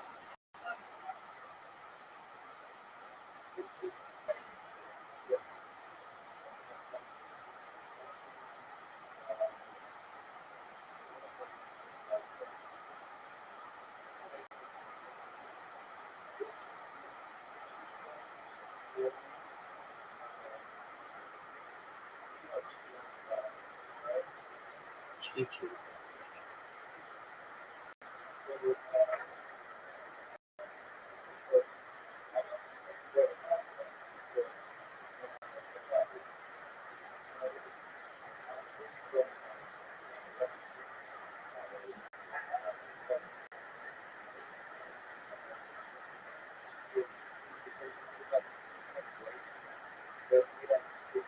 Is that what a purpose is?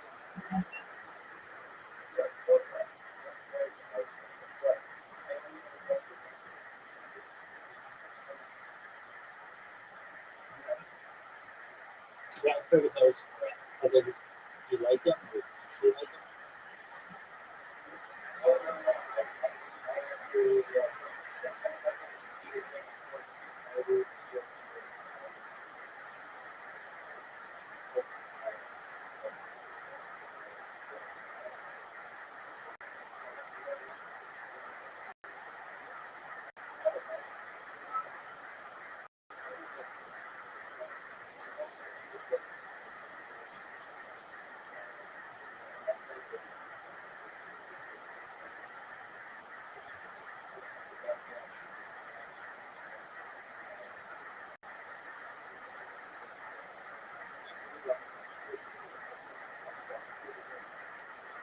Yeah, I'm confused though. What's she?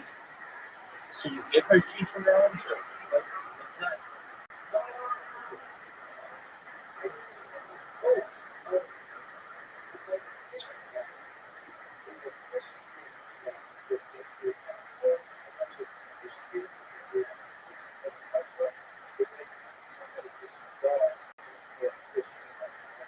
Okay.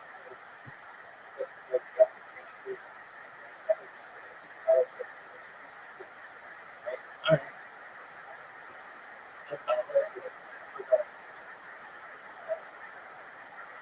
And that's what she likes.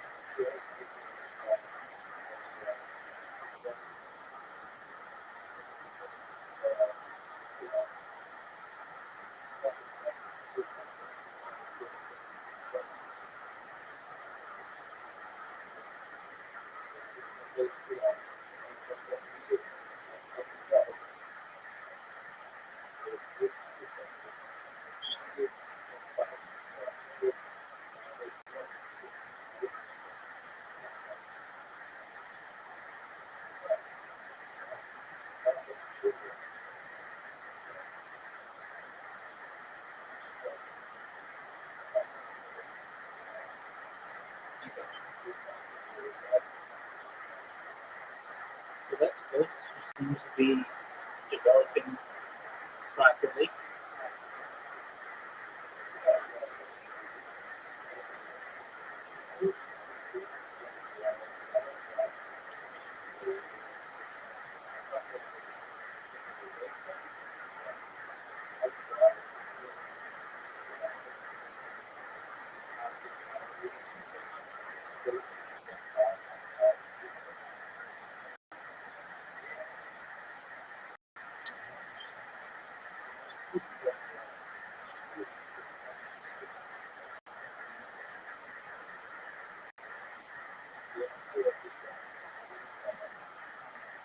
I should cheat on anything.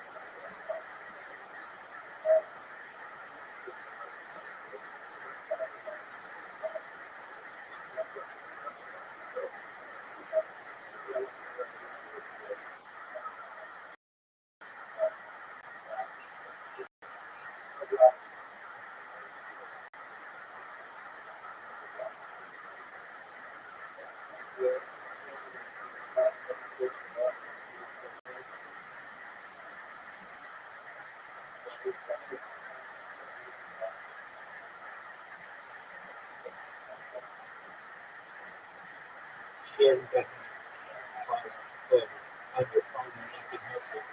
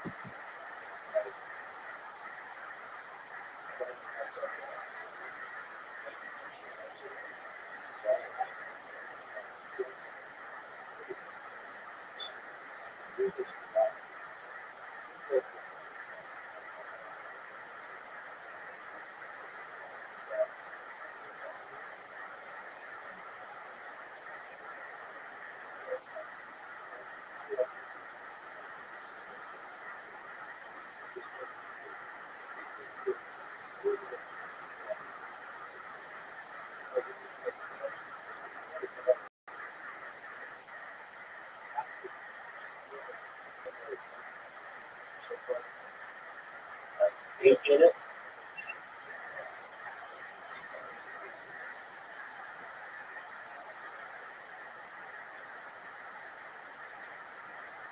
Well, hey, she found a bathroom in the house.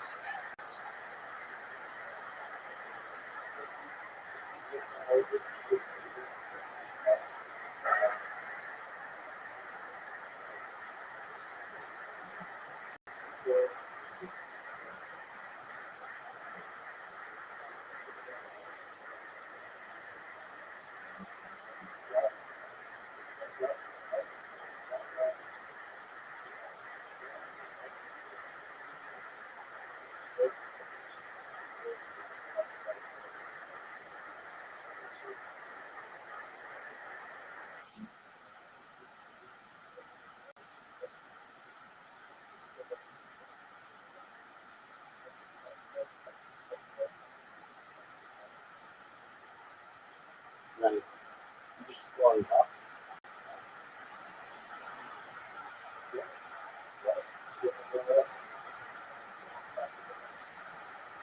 Does she know her way back?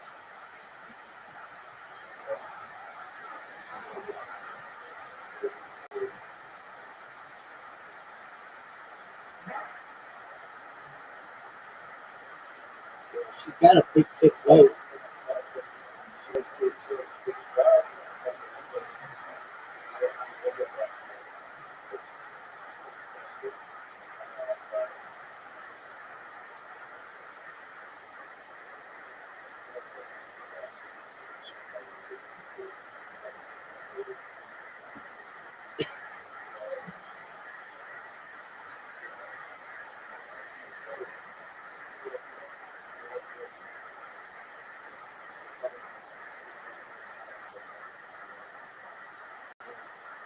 Do you ever leave her alone?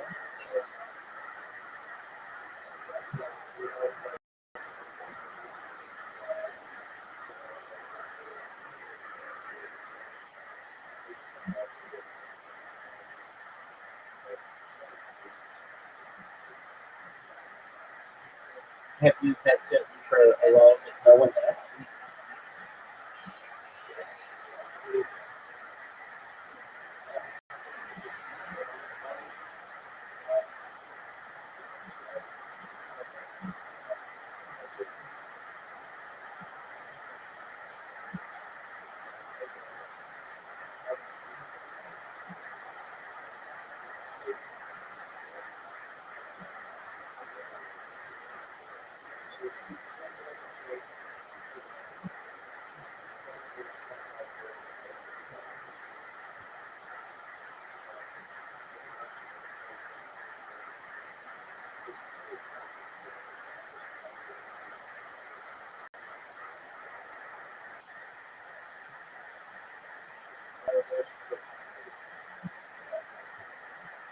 She'll start doing what?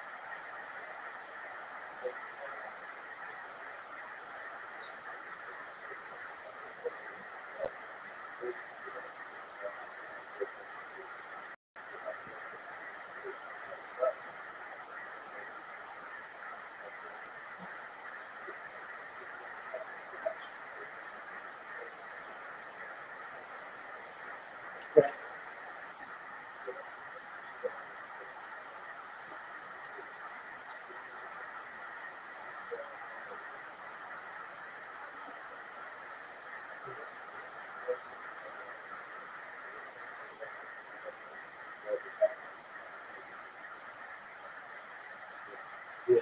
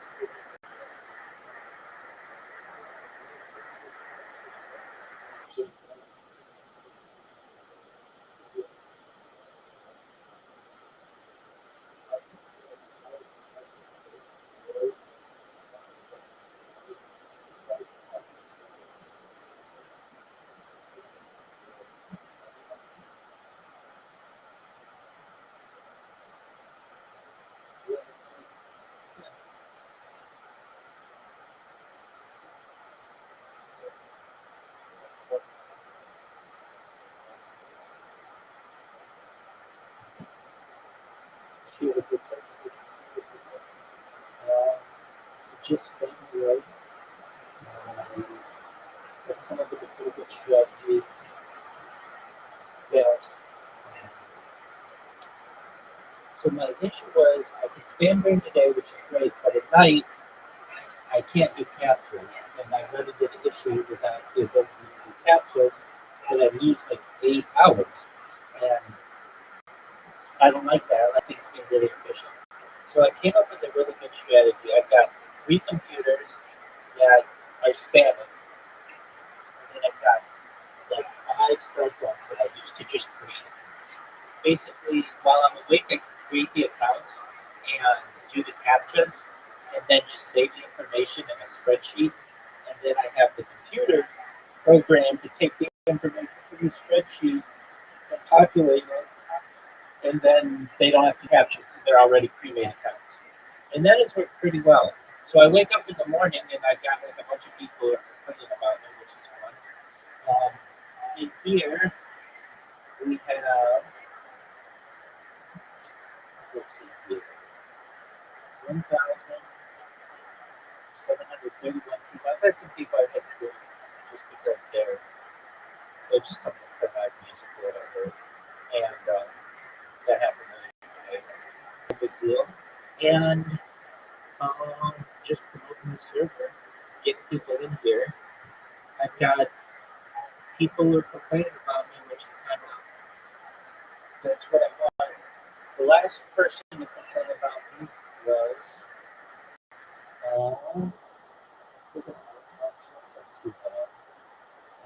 I get concerned and it's like 2 or 3 hours on what's going on. And then sometimes I'll check and like there'll be something wrong with my bots. So I can almost tell that my bots are working just by seeing what kind of reactions I have. And I find that I get a lot more people complaining about me. They don't even complain, though. Sometimes it's really funny. This one person, I wrote this yesterday, it just made my day. It was like, it was so funny that they wrote. It was, they're like, it was something like, let me see if I can find it. It was really funny.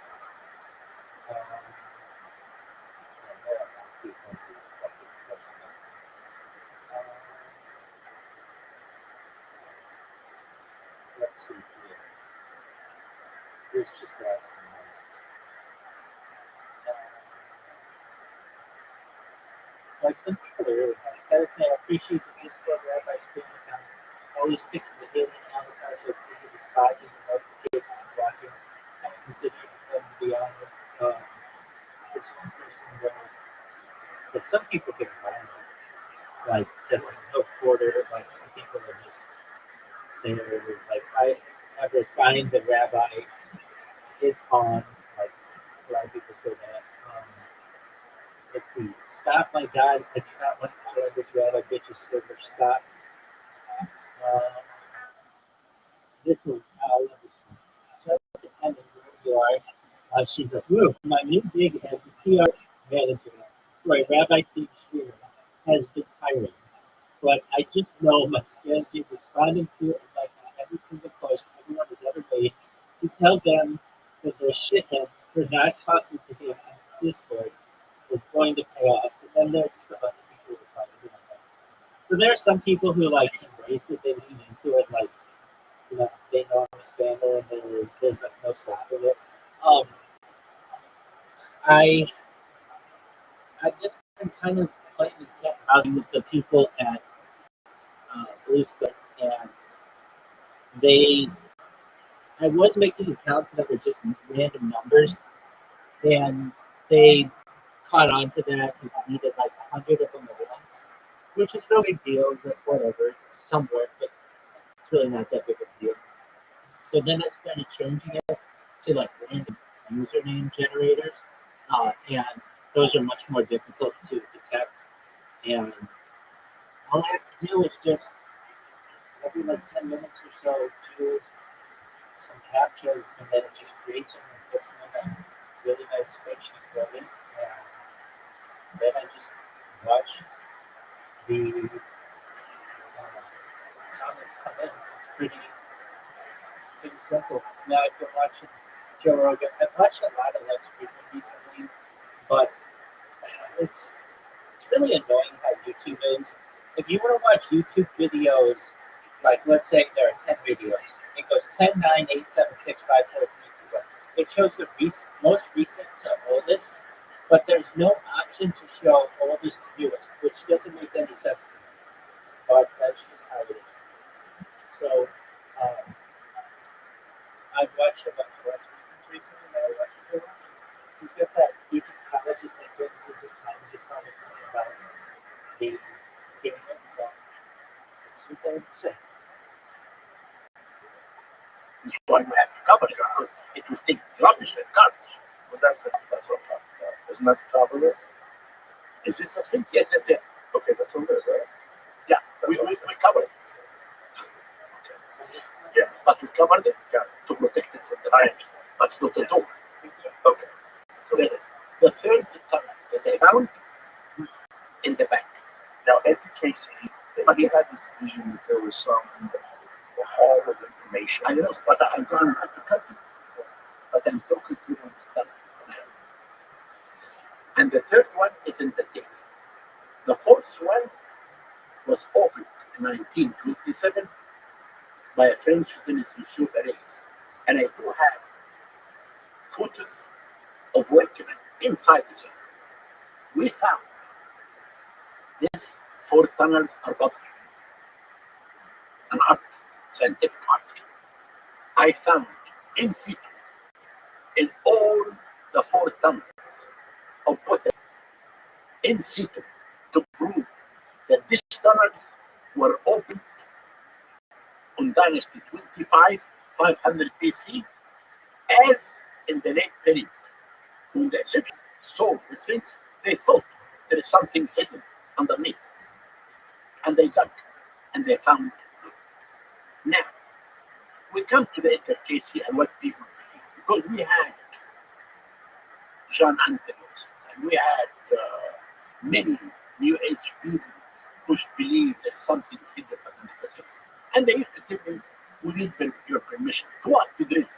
I said, how can I let someone who's not an archaeologist, who's not a scientist, to drill?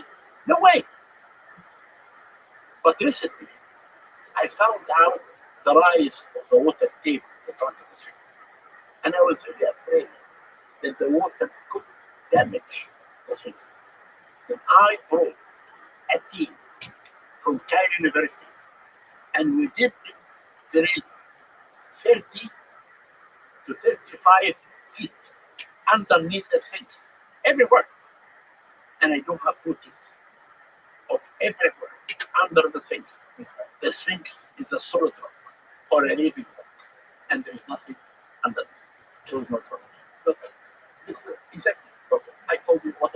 What do you think about Robert Schock and his theory about the temporal erosion outside of the Sphinx, the Okay. water erosion?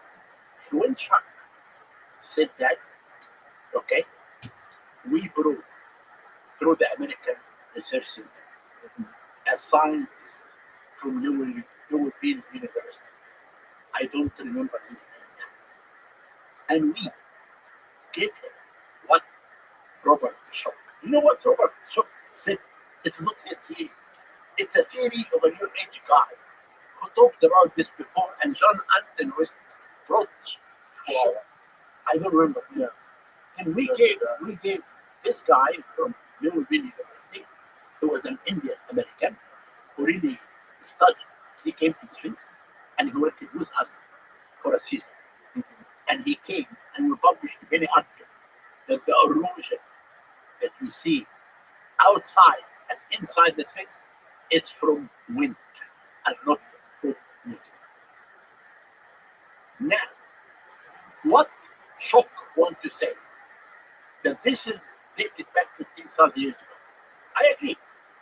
Okay, if I came there and I dug the Sphinx, I would leave something.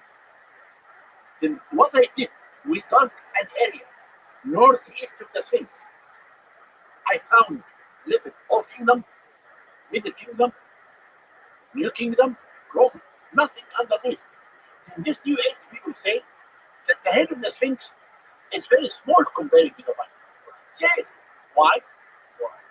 If you take all the casing stones away from the Sphinx, you'll find exactly here the Sphinx, and now this, and another part like this. In between, there is a hub. Remember, I told you that Giza Plateau is divided to 3 levels. Level 1 and 2 is very bad stones. Can be seen to the chest of the Sphinx.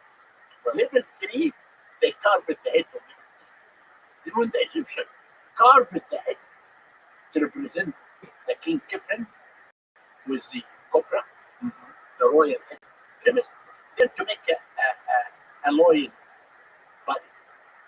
And what they did, they filled this hollow between the two sphinx pieces with the stones. And they covered the whole body of the sphinx with the stones. And they did the modeling of the loyal body on the covering stones. And that's why the head is very small compared So to you the body. think the head was made first, and then the body was made later? If that's the case, why is the body so much more eroded I than the head? told you, the body, it is a part of the bad stones. Bad stones. The, So the top more one is the head. porous stones. Exactly. So there's different densities of stones. That's why the stone in the Sphinx's head is intact. And Because the body it's is level, soft it's level, it's level 3. So it's a different kind of stone. Exactly. Of the body. And that's why the There's Egyptian, layers to it all. The And Egyptian- some of the layers are more the dense. Egyptian wanted to make a loyal body. They couldn't. The only way is to cover the body of stones and do the modeling of the loyal body on the covering stones. Can we take 2 minutes less? Yeah, sure. Want to take a break? Yes. Okay. Okay. Good. You know where it is? Yes. Just go outside, to the left, back. The Sphinx. Let's pick up where we left off. So you saying these other experts that looked at it didn't agree that it's water erosion and said that they think that it was wind. So what John Anthony West and what Graham Hancock and what Robert Chalk and all these different people are trying to allude to is that perhaps there was even older stuff that was in Egypt, and that the things that you're seeing that are 2,500 BC, those are even more recent than the older stuff. Tell me about September. What's this? You never heard about? Have you heard about you know about the King's List, right? The old King's List that goes back 30,000 whatever years. Who said that? You never seen it? It's not in hieroglyphs. This is not true. Is that No, no? this is a speculation from people who knows nothing about history. There is nothing King list dated back 30,000 years ago at all. So why The first, because they don't know. It's speculation. Give me one evidence of that. The first king dated back to dynasty time. Only. I was reading that people were saying that it was that the King's List, even though there is like some hieroglyphics of ancient kings, but these are just mythical things. This is not true. There is no at all a name that you told me. I never heard of this name. I am an Egyptologist working in Egypt for the last 57 years. I never heard of this king list at all. Never. You And never now, even heard of it? why have to hear about it? Because it's not true. I don't want to waste my time in things like this. I am a person, give me a fact. So Tell in me what is ancient this? Egyptian, Septepi refers to the first time or the first occasion. Who said First, this isn't AI. It refers to a mythical golden age of Egypt where gods lived on earth and civilization was in its infancy. This period is often associated with the beginning of creation and the establishment of structure. But you've never heard of that before? No, this is not true. What do you mean it's not true? I'm getting this off of... It never happened at all. Okay, I'm not saying it happened. I'm just saying this is something that's referred to. It's never been, I never heard about it. It is not true. It does not exist at all. Even if it doesn't exist, the myth of it I don't exists. listen, John. Why do I have to go to a myth of people create stories? If you go to the Wikipedia, I don't care about Wikipedia. I understand. I care about what I see in my eyes as an archaeologist or as an herbalist. In all The the world was said to emerge from the infinite lifeless sea when the sun rose for the first time in a distant period known as Septepi, the first occasion. Different myths attribute to the creation of different gods, the set of 8 primordial deities called Ogdod, the contemplative deity Ptah, and the mysterious transcendent god Amun. While describing these different cosmologies, competed to some extent. In other ways, they were complementary in different aspects of Egyptian understanding of creation. It's Egyptian creation. Fine. You've never heard of that? Never heard of that. That because- seems strange that you didn't hear about that before. Listen. I heard of it. Yeah, fine. You can hear that. But I mean, it's found It's a online. new age. It's a new age. Yes. Listen to me. I know. And any Egyptologist who study Egyptology in the States here, you have universities here, you have Berkeley, and you have John Hopkins, and you have everything.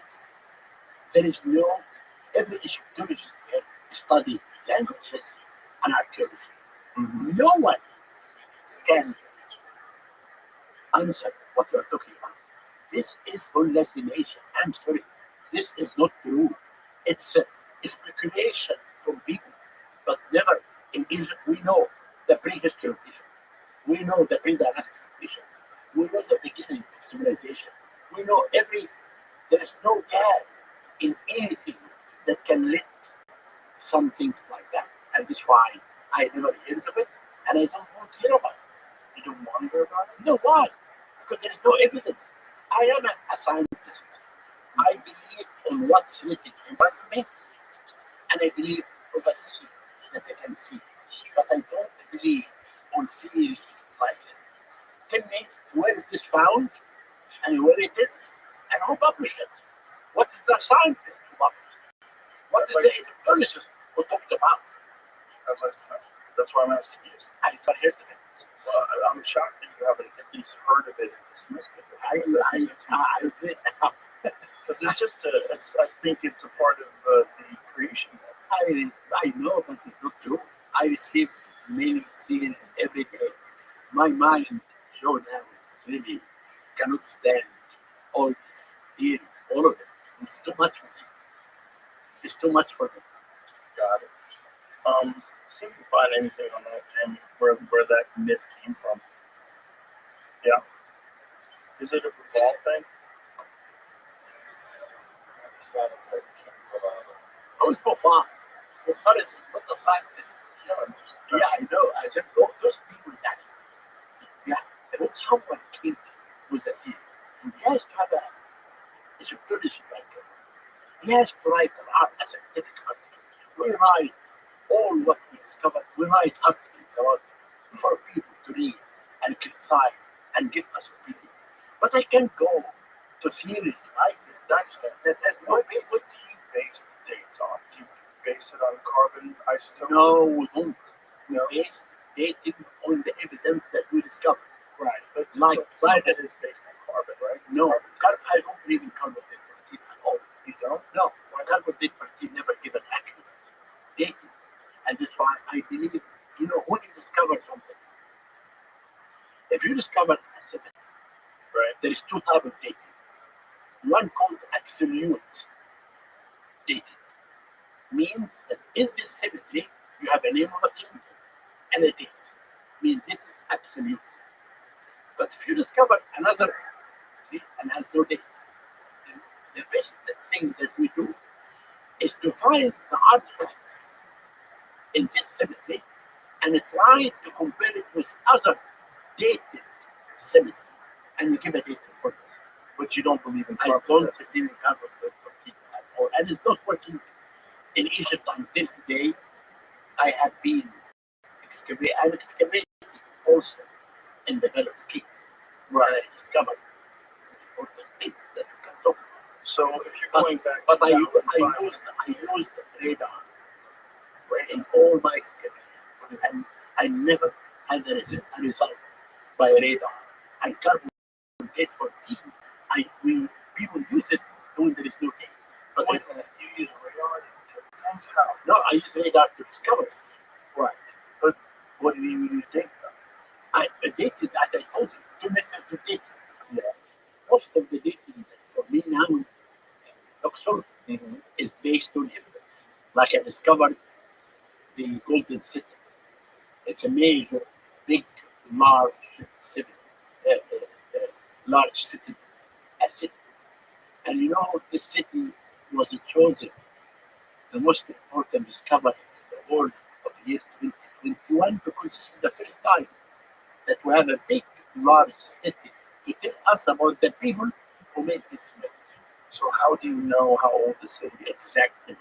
In the city, we discovered the names everywhere of King Amenhotep III, who was the father of Akhenaten. Inside the city, we found many statues of his queen, Queen Tea.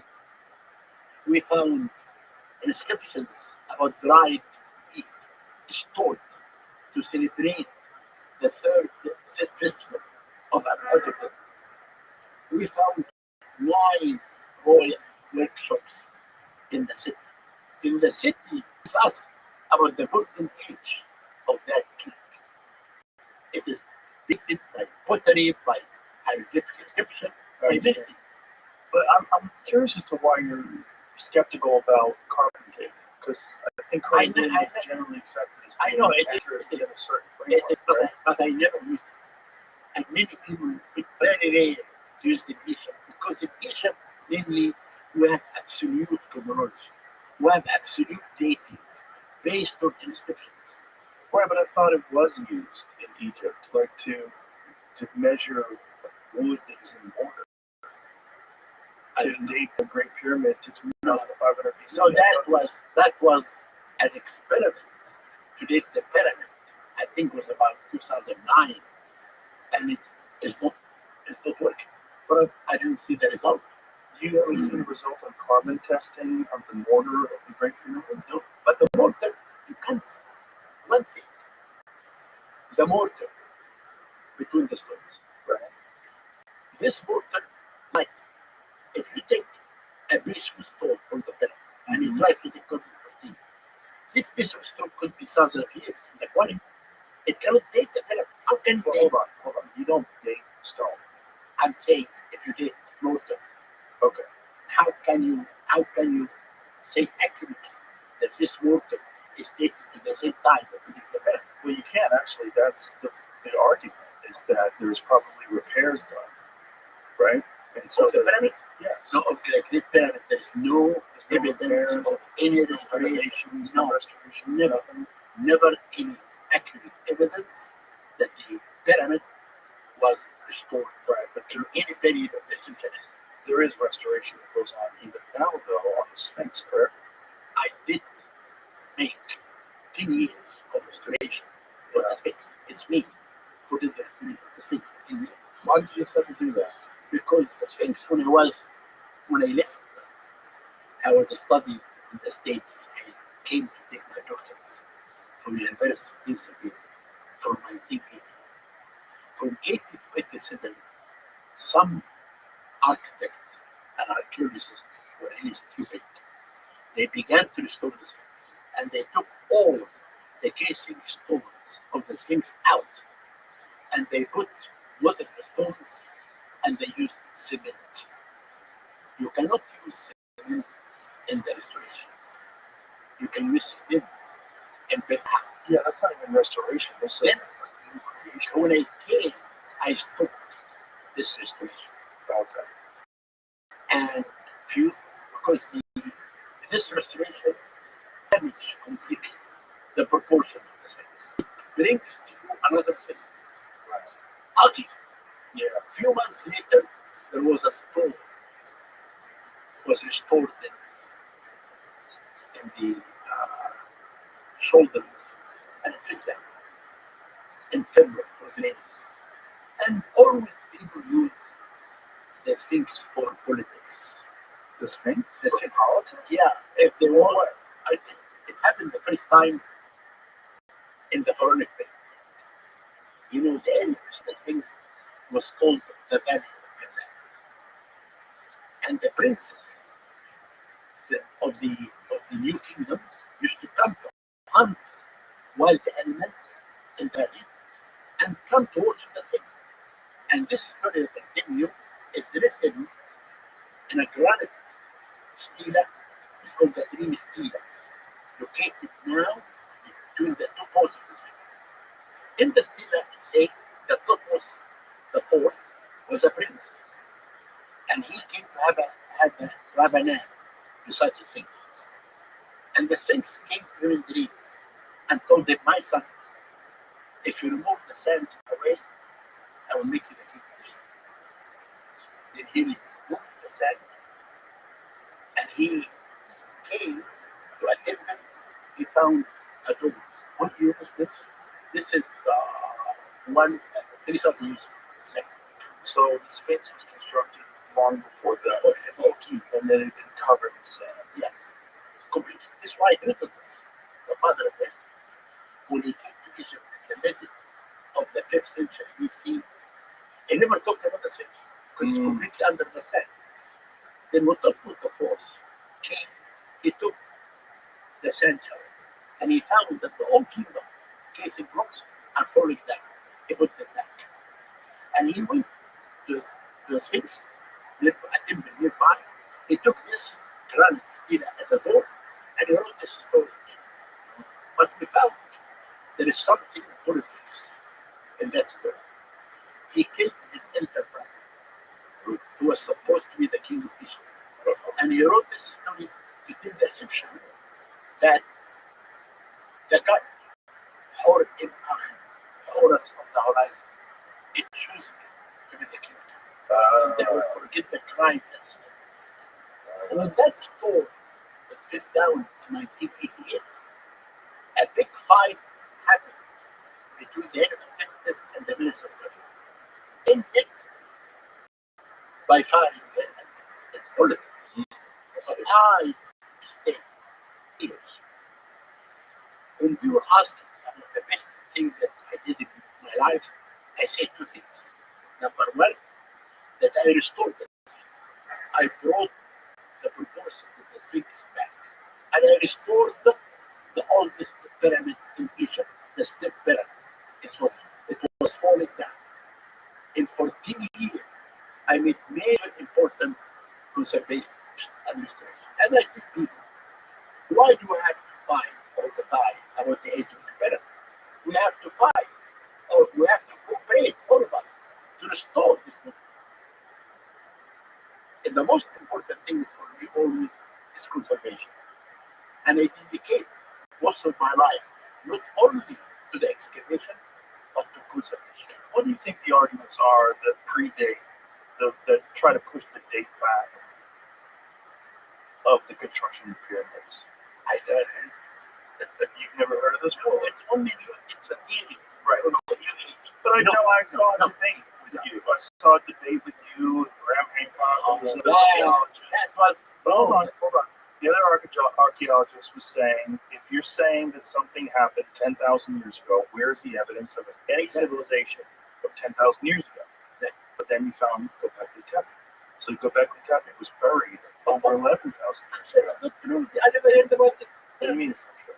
It's not true what they told you. What's not true? It's never Göbekli happened. Tepe? We never discovered this at all. Wait a minute. Göbekli Tepe is in Turkey. Okay. Oh, in Turkey. Yes. Göbekli Tepe is in Turkey. I and know. It's more than 11,000 years old. Okay, fine. It's very complex stone structures. Fine. But this was the evidence. No. Hold on. This is the evidence in the argument. The argument was there was no evidence of an ancient civilization from 10,000 plus years ago. This is before the discovery of Göbekli Tepe. Göbekli Tepe gets discovered known to be more than 11,000 years ago. That changes everything. Because now we know. Yes, it does. That's the Because now we know there was an advanced civilization capable of spectacular construction 11,000 plus years ago. This is what this. Look at the archaeologists in Turkey or in any civilization. Okay, They never talk about old civilization. that's not true. Göbekli Tepe is universally accepted as being Joe, more than 11,000 years I old. am talking about this. I'm not. No, I understand. But the argument was that there was never any ancient civilization capable of spectacular construction 10,000 years ago. That now that they showed Göbekli Tepe is more than 11,000 years old, they know for sure that's not true. Okay. But now I'm talking about the pyramids. I have the evidence, written. We found everything about that. The dating, and I gave hundreds of evidence that this pyramid built by Kufu. No, I'm not saying it wasn't. I'm not saying it wasn't. What I'm saying is Any civilization older than we know, older. we have mill in the same spot. We have no. So how does Egypt emerge? How does it emerge and go from zero to pyramids? We have, can you listen to me? Yeah. We have prehistoric Egypt, Right.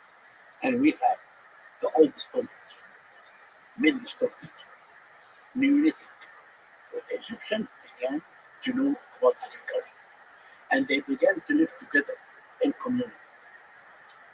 Then after that, we came to the pre-dynasty, when a king called Narmer in Dynasty Zero, he began to make unification of the upper powers until one king called Nina or Horhaha who united completely.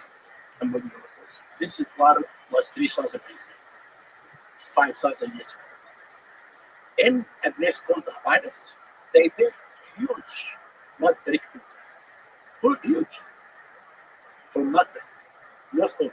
And these tools are created in a site called Abydos. You know what's really fascinating about this is that 500 years, you think about that, how different just modern civilization was 500 years ago. 500 years ago, we had almost none of the inventions we have today. We had no internal combustion engine, no hardened steel, none of the things. And now, look what we have with electronics. Now imagine what the Egyptians were able to do in 500 years in a different way. And construction was done. That their advancements weren't like our advancements, but their advancements were equally spectacular, just in a different way. Okay. Now I come back to the mud brick structure. This is Dynasty 1 and 2. In Dynasty 3, came a king called Zoser. He had a genius architect. His name is Imhotep. I am searching.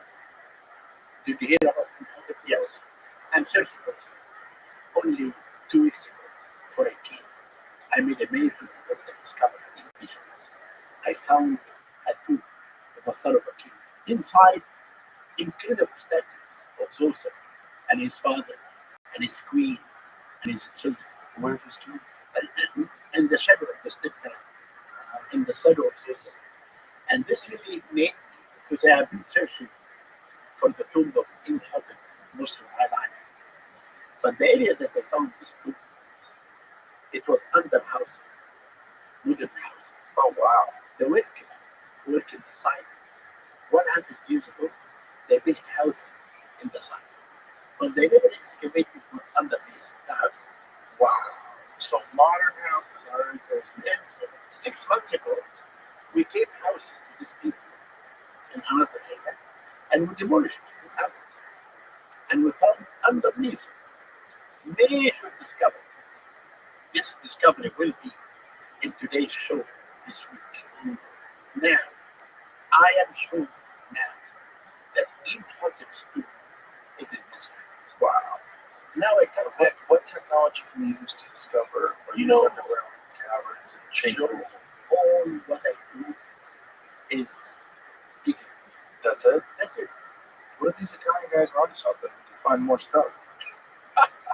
I want you to come to see what I do and what I discover. I want to. And I want what to I talk to the discover. Italians too. And what I discover, I can show. Please do. Jim, is that Tepe? Did you find anything about that? About that? Where are the origins of that? Maybe a book from 1960, and I couldn't figure out how he got there. How we long swatch the information to try to get to the root of it. But can we continue with how it happened until you have the pyramids? Sure. Then Imhotep came and he built the same mastaba. Mastaba in Arabic means a bench. He built the construction in mud brick of stone for the first time. And he added more sections to the first one. And he put above that 5 mastabas. It's called the step. Yeah. In the pyramid text, That's the first one. in the pyramid text, they say that the step pyramid is a stairs that the king is placed underneath to go to heaven. Wow. And this one was how many years before the Great Pyramid? It's almost 700 years. So obviously it's not nearly as sophisticated as the Great Pyramid. So in 700 years, it's got way better at it. Listen, now on Dynasty 3, there is another pyramid was found, and only I found recently that I did not excavate completely. I found a pyramid which is end of Dynasty 3 of a king called Hon. Then now we came to His name Sennacherib. is Horn. Hon. H-U-N.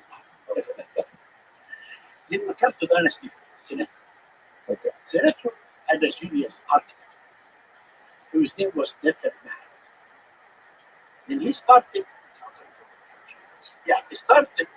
to build a step pyramid like this in a site called Maybe. But for a reason we do not know, he left it unfinished. And he went to a place called Dahshur. He built the pyramid with a huge angle. And he changed the angle. It became bent. And he built another pyramid. If you look at the other pyramid of the father of Khufu, it's exactly equal to the Great Pyramid. This is the first true pyramid, but people never go to that show. Look at this pyramid. People always look at this. Then you have in Dynasty 4, the pyramids were huge because of the quality of the stones. In Dynasty 5 and 6, there is no good quality of stones. Then the Egyptians made decrease on the volume of the stones and did increase in the volume of the war reliefs. Temples began to be decorated with scenes for the first time. In the Middle Kingdom, another trend. Not brick pyramid, but underneath maze corridors of stones that if you go down, you will lose your way.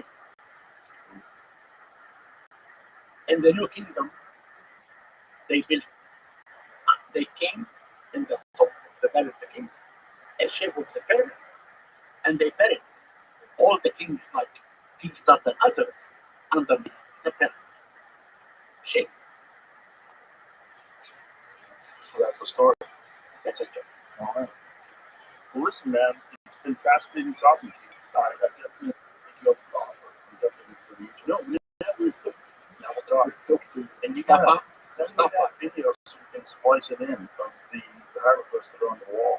You send that, I right? will send it tomorrow, Okay. but give the email to Gregor and Mustafa now, We will do that. and they are the people that will talk to them now to arrange for it. Okay. And I will invite you for a How good many days did they show? 6 days. Jim, you got to go into a podcast with that? Just, Let us do one inside the Great Pyramid. yeah, definitely. 100%. Okay. With the equity though. Oh, here's another problem with the idea these Italians are proposing. Isn't there a water table under the pyramid that's like 1 million years old? No, there's not water underneath that. No, this is the Osiris shaft that was from So is that what Mr. Beast was swimming in? exactly. But where's that water coming from? It's a water tip. Oh, there is a water table. It's this shaft. I brought a company and we did suck all water out. Oh, Until I found underneath a sarcophagus and 4 pillars. oh wow. And this is the symbolic burial of the Great Osiris. Because Giza Plateau was called the New Kingdom, very closer near Rasta. The house of Osiris, Lord of Rasta. Rasta means cemetery, but literally means the underground tunnel. That Osiris is ruling. Then Herodotus, when he came, he talked about this water under the pyramid. It is in the shaft. And this one beast entered inside and Swam swam it. it. Okay. You know, I met him because I wanted to convince the young people that pyramids were not built by idiots. That's why I took him to 3 Yeah, I million. don't know. I don't understand the alien thing. I think super advanced culture, super advanced. But you know, civilization. Your library of Alexandria burning is probably I agree. It's So, a disaster. many people in America believe that you believe in aliens. When I talk to them that I'm coming to see you, That I believe. and they'll make you. Well, I'm not opposed to the idea of aliens existing. There's hundreds of billions of galaxies in the known universe, each with hundreds of billions of stars. The idea we're uniquely alone. You don't think there's anything out there? Nothing. So you don't believe in ancient civilizations capable of advanced construction. So, You don't believe so, in aliens. so I You am a, don't believe in I am, carbon. I am a scientist. Oh, If you believe in something, write an article and then I can read. But don't give me a theory. but the theory of planets containing intelligent life is That's not true. I have been debating Graham Hancock and John Hunter that I told them from the beginning. Your theory will go with the wind. right, but we're not talking about that theory. We're talking about aliens being possible. No way! No, yeah, just us. This is Only very us in the national whole point. universe. If you believe in Us in the God, whole universe.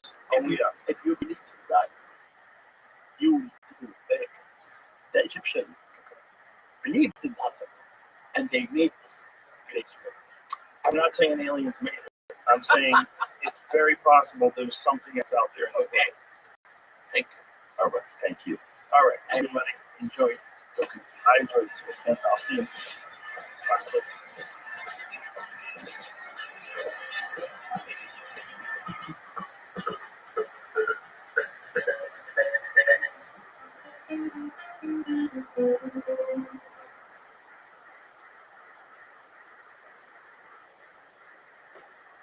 Good luck, Papa. Check it out. Look.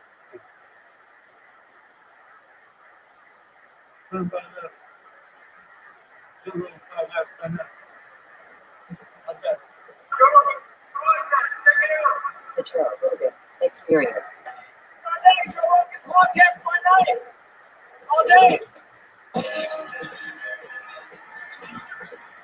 What's wrong with you?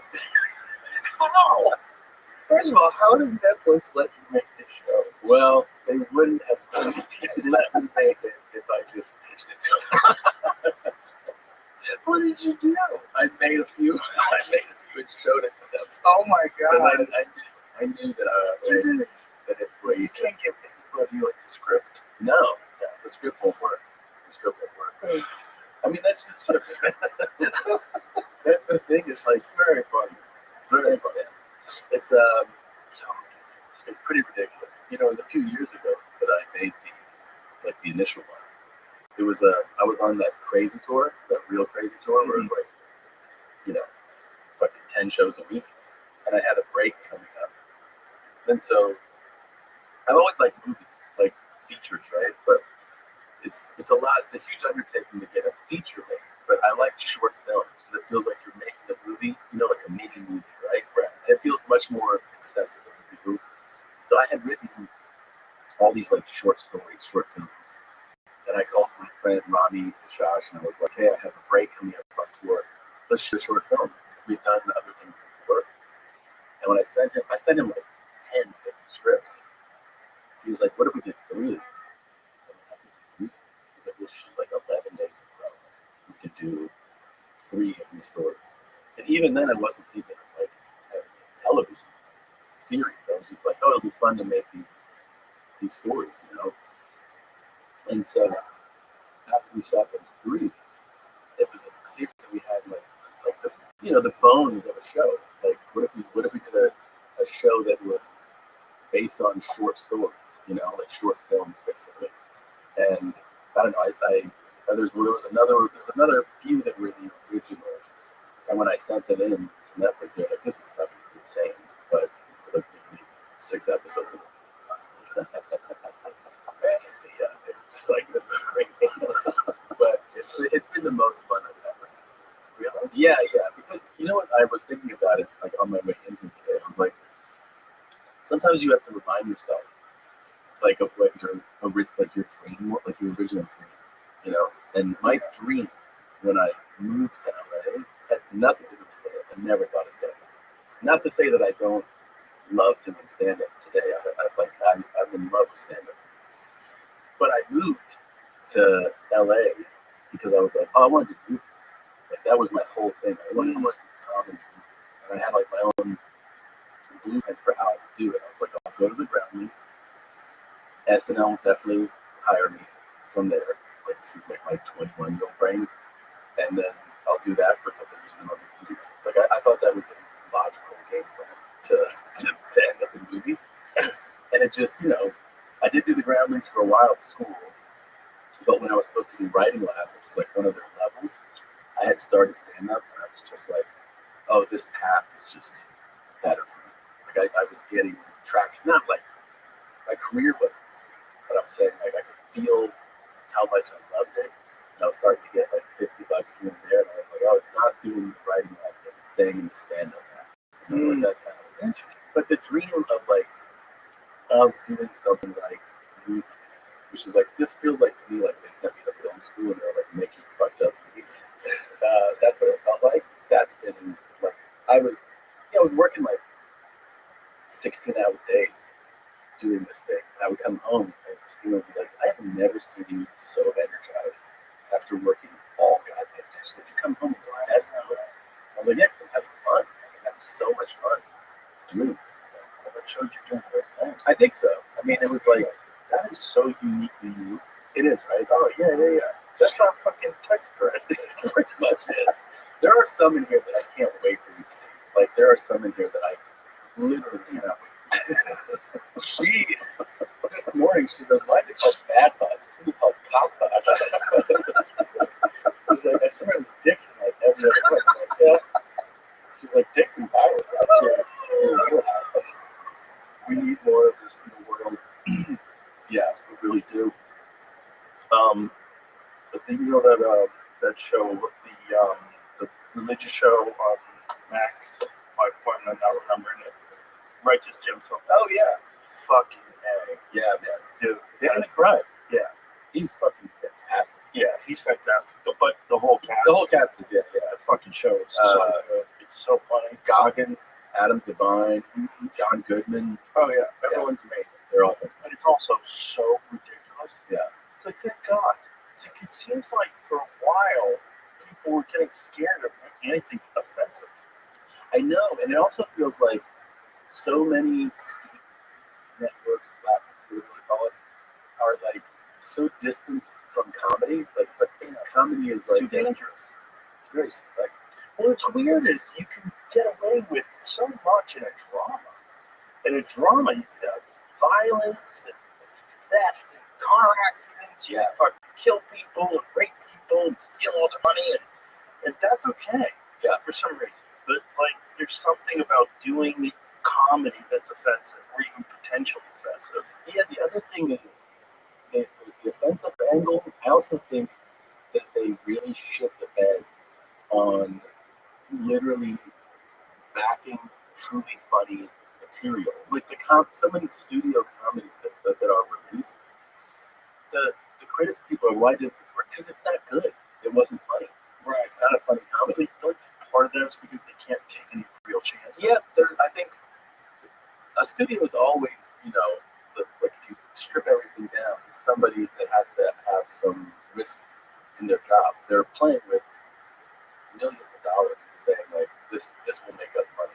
Right. And so yeah, they start to get more apprehensive about it. The other thing is that the cost of some of these comedies, when comedies were really thriving last, I think like more than 20 years ago, some of these comedies started to cost like $30 million plus to do a comedy. Yeah, because sometimes like, huge stars and huge set pieces, and you have these enormous budgets. Yeah, like real. And now some of them, like Top Thunder, I think did probably pretty well at the box office, right? But a lot of them would not. And so it started to be like, hey, you know what? We can make this. That's why you see the explosion of certain genres, right? Like horror really has had a huge uptick in the last decade plus. People can produce them for $5 million, but they don't realize that you can produce great comedies for $5 million. Also, you can, but you have to like prioritize the material first. It's got to be a great script, and they got to be willing to back it. You know, I feel like they just haven't taken those shots yet. Well, it's kind of a tremendous opportunity, right? Because of the fact that these big studios and these big stars are not doing those kind of films. Exactly. They're like, the door is wide open. It's open. The demand has never gone away. No, people want it. They want to laugh. Oh, I'm doing one this summer. Yeah? I'm doing a movie this summer. Yeah, it's a crazy fucking comedy. It's insane. It hasn't been announced yet, so you know how they are about that. But it's a wild R-rated comedy. Well, tell me about that. Okay, yeah. I'm high, everybody else. Yeah, no, I would love to talk about it, but I think we're doing kind of like what you're saying, which is like we're going to go all in on trying to make this really kind of movie. And I mean, I couldn't be more excited about it. And I think it's like it takes. You realize when you read it and you go, this is it. You kind of do some punch ups on the script, and then you just try to surround yourself with amazing comedic talent, great actors, and just have fun. Yeah, I think that's awesome. Something that's missing. That's so cool. I didn't know that was your original dream. That fucking dream forever. I know. Yeah, it was. I guess I was probably like, I kind of was resigned to that's not going to happen too. Not like. I mean, the other thing is like every time I'm out on the road, I get a call. Hey, they want to see you for this part, or you got an offer to shoot this show or this. Like, here's the offer, and I'm like, yeah, I'm on tour. Like, I can't move the fucking United Center. They Like, don't they don't care. They And I'm just like, want that piece. and I'm like, dude, If they don't get a piece of that United Center, I know. Like, I can't move all that shit. But it's also, I realized that after years of that, it's like, well, if I'm always touring, I'm just never going to do other people's stuff. Yeah. And so it also kind of, I got excited about, having the summer off, I could do something. And then my current tour I'm on, will end in December, and I'm leaving 26 wide open. Really? Yeah. I mean, film stuff. I'm going to, film some stuff, and I'll still do like what I do, which is like go into your club or book some club weekends, which are kind of like low, stress kind of things. We need to go like, I'm just going to work out. Yeah. So I'll try to muscle fresh, but I won't book like a tour. Yeah. It's good to take breaks. It is, I'll right? tell you that. I took a big sort of a break. Just from doing club. How's Since I did my live special. Yeah. It's very nice. It's great having no pressure. So like I just talk about what I want to talk about, and I write about what I want to write about, Yeah. instead of going, I gotta put an hour together because I have a tour in France. Right. Like I have to make sure this hour's tight. I have to. You just kind of take your time with it. And I think there's something to be said for taking breaks with stand up in particular, because like you don't want to just have tools that you use to do a job, right? You want to actually you have to kind of figure out, what am I investing all my time in these subject matters? Yeah. What's interesting to me? Mm-hmm. How much time is that going to take to figure out what the perspective is, where I can just say it on stage? Yeah. Because I feel like with a lot of comics, there's a thing happens where you get kind of like locked into a set, and then you abandon that set, and there's just mad scramble to come up with a new set. Yes. And a lot of times when you're doing that new set, you're not invested in it. It's just you can make it effective. Right. You know what I mean? It kind of feels like filler. Yeah. Yeah. I know exactly what you mean. And the definitely. I know when someone's doing that, I can't do this at all. Right. But if it's something that you can tell the person wants to talk about, Exactly. it resonates. It's actually interesting. It's like, as I've gotten older, I've thought much more about stand-up. And there's a lot of stand-up is kind of like unspoken. I think a lot of it is hypnosis. Really? Yeah, there's a weird thing going on. And I get it from great comedians. Like, when I was a kid, there was this guy named Frank Santos, the R-rated hypnotist, and he would go on stage and make people do stuff. And you're having sex with me. It's really weird. Yeah. There was a flow to his confidence or something about him, and he was also an actual hypnotized people to avoid smoke in the show. Yeah. And there was something that he was doing where I was like, what is he doing? Like, what is this connection where it's just so funny? Like, how is he getting into these people's heads? Like, what is hypnosis? And then I see like a guy with a towel on stage when he's killing. And I recognize something I'm like, he's hypnotizing us. Mm-hmm. There's something that he's doing, this effortless confidence and connection to what he's talking about. and great material also. So you give him the reins. You're like, oh, this material's so good. Give me the reins. Take my brain. Take my brain. Take my brain. And the rhythm of the cadence too. He has a very particular cadence. You know, if you hang out with him or work with him like I did a few times, you start doing A lot of people do that. start doing the cadence. And I did that. I did that like 05, 06. And I was like, he was on his show, and his first like killer album came out, Skanks for the Memories. Yeah, I mean, I feel like I would be talking like to you like this. Like I was like, how's everybody doing? Like I would just start do it because it's such like a hypnotic type of cadence. Yeah, Patrice always says that about like how babies, like that's his babies. Yeah, Like David Tell is a bunch of babies. yeah, It's a bunch of people that he gave birth to. 100%. Yeah, it's super normal. A lot of people have that, but it's interesting how that stuff works. That there's a thing that's going on, which is why live stand up is so much better than stand up on television. See, I also have this thing because I'm on tour right now. I realized that man, it's funny how I could be like tired, and being tired. I go on stage in a different mindset, and all of a sudden I'm like, oh, that's a way better stuff. Like I had the right amount of tired, not tired where I can't think, but more relaxed, and then I get off and I'm like, it's like that was like an amazing show. And like, I feel like I was too tired to be like self-conscious or something. You know what I mean? Right. Like so some of my self-awareness went away, but like the right degree went away. Yeah, And then the show just. And then you locked in. Yeah, I also like to tell myself sometimes if I remember that I'm best on stage if I'm going on stage in a silly mindset. If I'm goofing off backstage, fucking around, making fun of somebody that's like in my crew or something. I don't know, like dancing in the green room, like just silly. That mindset walking up on stage is like the best one to go on stage. That's why I used to love working with Joey so much. Yeah. Because two things. One, Joey would make me laugh like while he was on stage. I'd be waiting to go on stage. Instead of thinking about my material and going over everything with fine tooth comb, I'd just be laughing. And then I'd go on stage laughing. And that's the thing, is that's an unspoken thing. The audience goes like, where's joy coming from this person? Yes. You know, they feel the joy. Yeah, legit. Because like there's nothing grosser than fake laughs. Yeah. When a comedian does the fake laugh thing, it's fucking gross. Yeah. It's just like when you know you said that fucking same joke the same way every night with the same laugh. Yeah. Like, you're tricking me. You're tricking me. You're tricking me. It's so manufactured. You know, it's so calculated. Which is fine. I mean, whatever. Do whatever you want.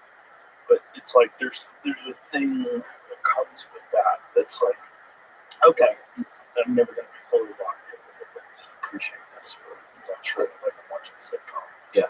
You know what I mean? And then there's also nothing as fun as genuine laughter on. Like, if something really makes you laugh while you're doing this, that's the most fun. Oh, for sure. And that becomes contagious. It's like, that's why the bits work so good when you first start doing them. Yeah. And sometimes they die off because you're tired of it and you're not laughing anymore. Yeah. Whereas, like, there's certain things, like, at a subject, when you first start talking about it, you're like, what the fuck is going on? How is this a real thing? It's so funny. We were just talking about how there's certain bits where it kills, right? And then over the next few months, it dies slowly. And you're trying to do the math. You're like, wait, am I saying it different?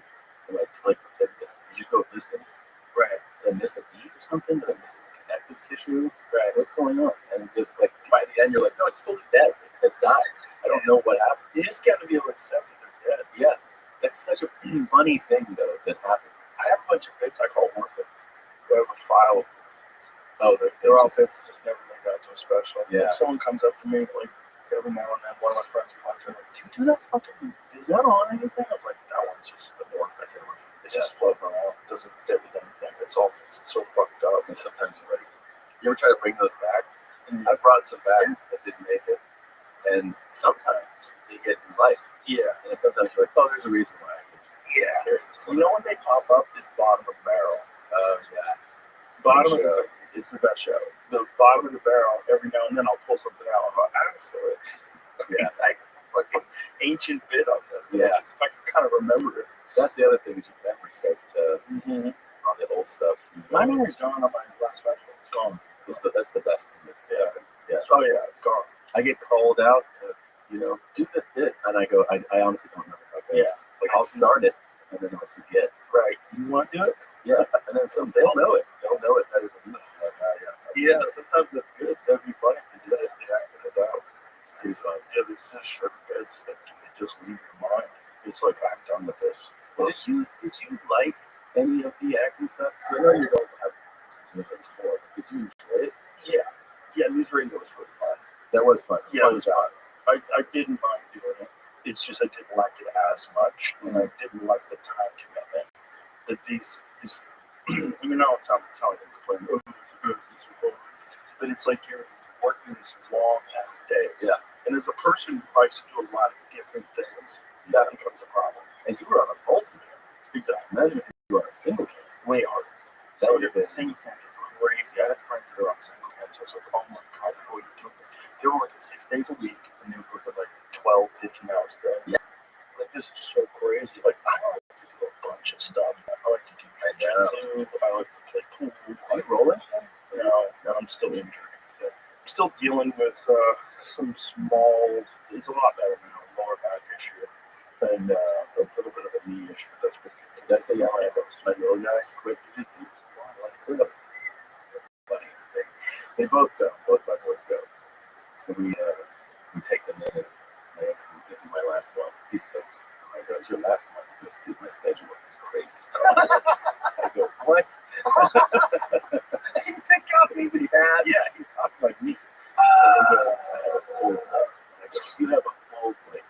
You have kindergarten, sing, do drums, all time for this. And then he told the instructor, he told the guy in charge. I was like, tell him. He goes, I won't be coming back. I have a very full schedule. And so that guy kind of like smiled and he goes, well, what do you have? Because I told you, kindergarten, drums, Spanish, no time for everything. He's 6'6". And I go, yeah. Is this the one that calls you Tom? Well, they both did for a while. But yeah. So he goes, but the instructor was great. He goes, okay. He goes, well, in life, you have to be strong, right? He goes, yeah. He goes, it's not an option.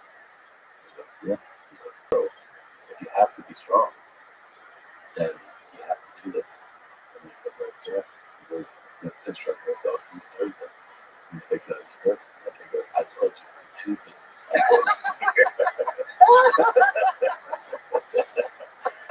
And so he hasn't gone. But this is the thing about kids. It's like, he hasn't gone now a month. And then he's like, I want to go back. Of course. So, of course. And also, his older brother is doing very well. That's a guy who got a belt. And he's my older brother's like fucking mom and talking bad shit all day. It's heavy baby. So fucking jacked. So he's like, that's hilarious. Yeah, you gotta take your time. Like, you have to figure out, like, what do you want to do? You're the most insane in my book for a person who does the most different things. Because you're highly proficient at archery, jiu-jitsu, shooting pole, fitness, this shit, stand up. Like, that's a lot of different things to be like very good at. You have to pick my spots. Yeah, You know, because I'm an obsessive person. right. So, like, I have to, like, that's why I don't fucking golf. That's why I don't fucking Golf against video games. Yeah, I mean, I stayed away from video games for 20 years. About 20 years. And then we got a console. Here's the thing. I actually found that I am busy enough where in my brain I can go, yeah, I can do 20 minutes on certain days and get like a little dopamine kick from it and have fun. But most of the time I walk by it and I go, I got around to play. my problem is if I put that 20 minutes in, I'll be up until 5 in the morning. Yeah. I'll go, I don't need to sleep. I just won't work out tomorrow. I'll just show up, half in the bag. I'll eat a lot of creatine so my brain works. Yeah. Do you know how to do that? Yeah, I started doing it every day. Yeah. But that's a really big one for sleep deprivation. Really? Yeah, there was some sort of study where they showed that it completely diminishes the effects of sleep deprivation. If you take, I think it's 20 grams, I think 20 grams of creatine, something crazy. I've been doing that. I have a whole new sleep protocol. Oh, a sleep program. Like I'm saying, a bunch of peptides and shit. Yeah. I just ordered an oral. That's good. You have to try the pineal. Oh, no, I haven't. I heard about it. You were telling me that. It's really ramped up the reps. Fucking awesome. Yeah. Nice. Yeah. Anything for more sleep, I'm going to take it. It's like we're really quality sleep. No drinking. That really affects my sleep. Really? Yeah. You don't drink in a lot? A lot. Not like Earth levels. But like last time I was sober, I was with him. We were all, it was a great tape.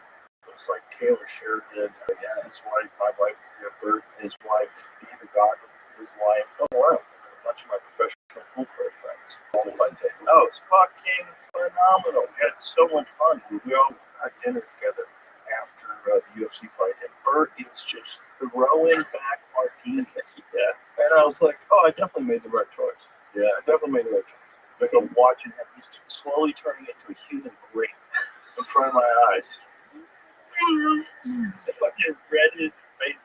He was hilarious. He was good. Yeah, but that's the thing. We were having a lot of laughs. Yeah. But I was like, You can knock him down, dude. You can really knock him bro, he found out where we used to work more to down on the way out the door. He just downed 2 martinis. Oh, 2 more. Like, just down these martinis on the way out the door. Like, this is fucking preposterous. It's preposterous. And then I talked to him, and he goes, I got all my blood work done. Perfect. Everything perfect. I know. I was like, how's that possible? He always says that. And I saw somebody comment the other day on our podcast. They go, the documentary about Bert's doctor who said blood work is perfect is going to be unbelievable. It's a complete charlatan. It's gotta be. Dirty lab coat with a fucking mouse in his pocket. Some It's crazy gonna be guy. completely sick. It was like, you're great. Oh my God, that's so funny. That's so funny. Yeah, we had dinner and he was like, one? And I was like, okay. And he's like, do a bottle of wine for the table. No, we have wine. He's just dumped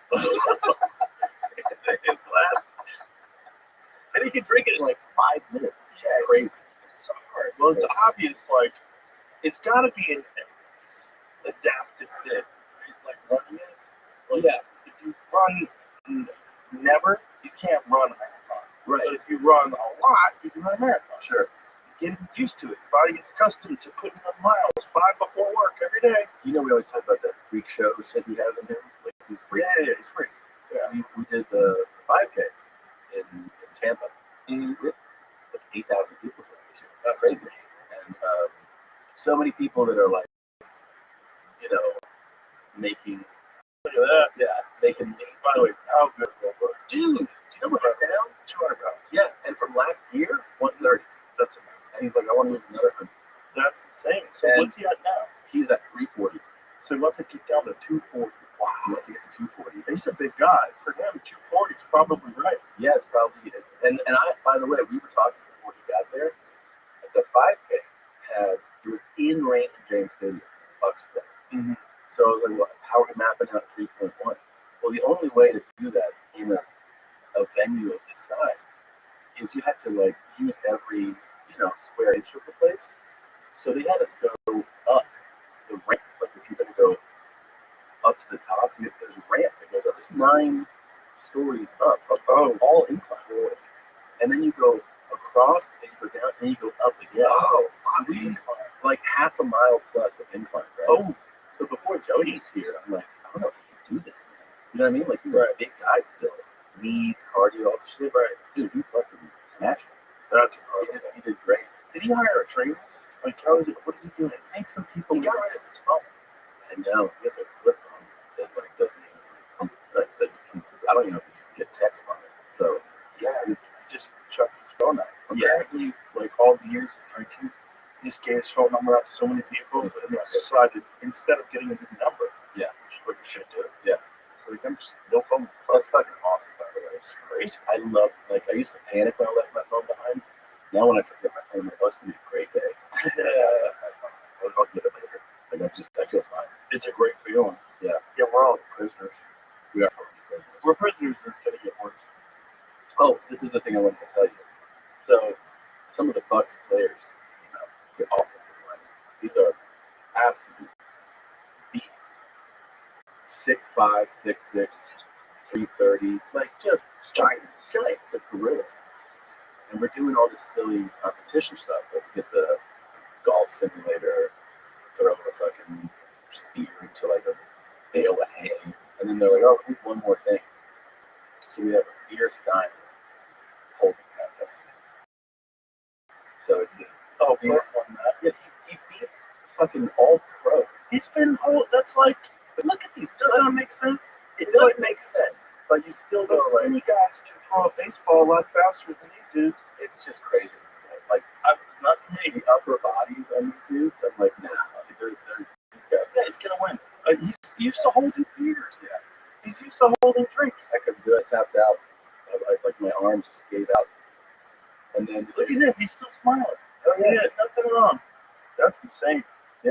And then they slowly I fell. bet if he did his left arm, it would fall off. I bet he literally would go. He's been holding up drinks so long. Also, like toasting crowds for so long with this. Yeah. He made everybody. He should hold out and just humiliate them after he's done. Just keep going. Oh, he held it up after he was done. That big guy looks like he's ready to break. Gave up. Look at Bert. Look at this.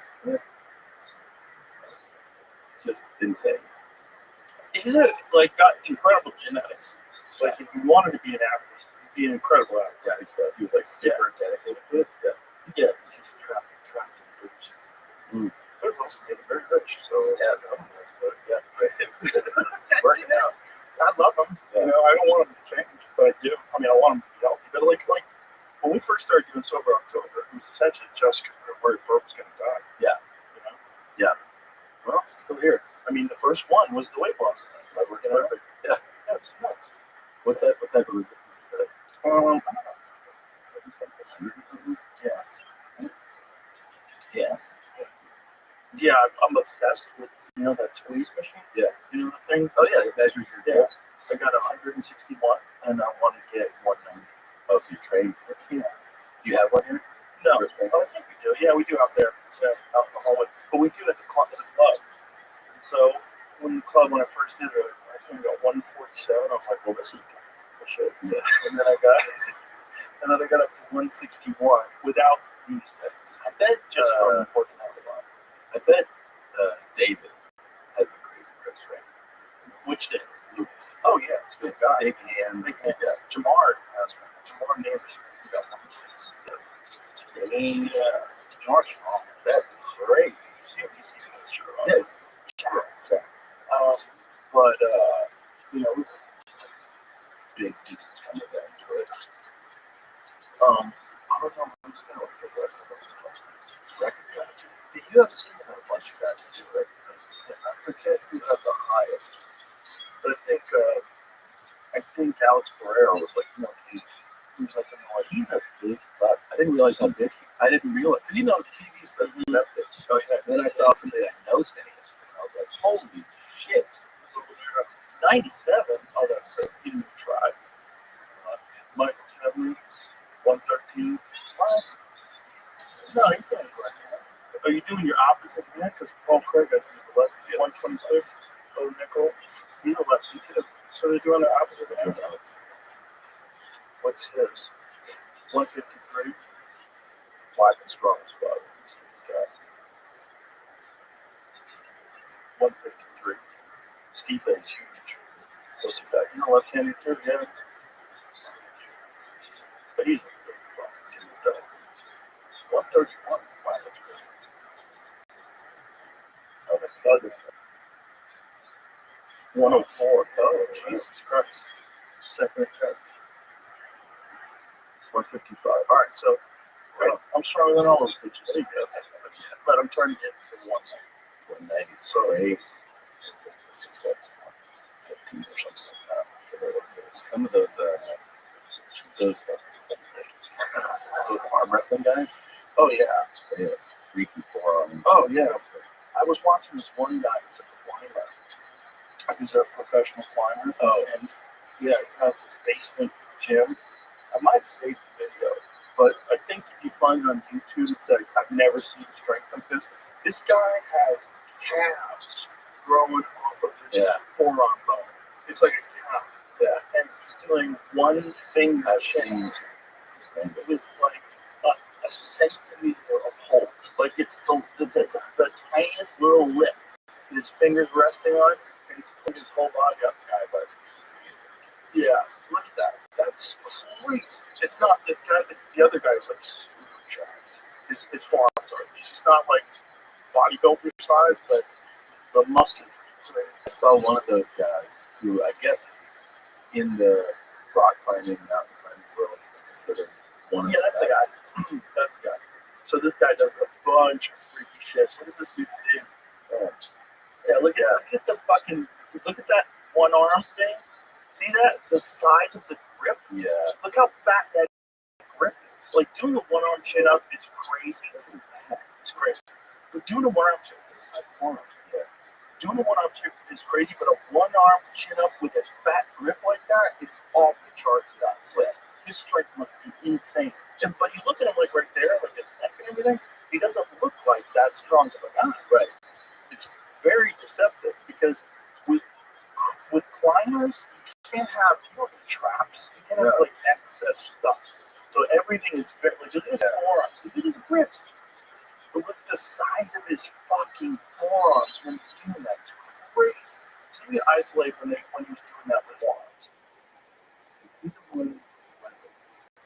Workout very real. Did you see that? No, it's a different guy. Yeah, I've seen that. Yeah, I think that might be that guy. Might be. Yeah, I've seen that. Yeah. But then he's blown away by this guy. Because, like, mountain climbing, if you think about it, just the amount of reps that you're kicking your body weight out, like, holding, like, gymnasts. Like, who's more jacked than the guys who do the rest? No.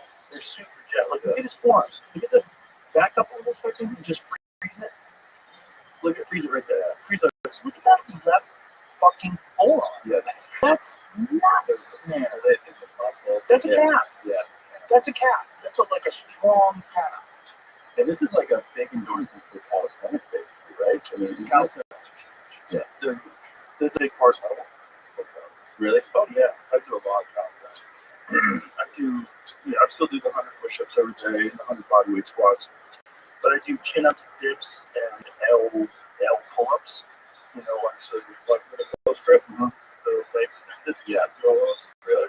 Yeah. It's you want to be able to, and you know how to do. I do hang from a bar like this, where I swing my toes up like such a ball. So it's like really works the core.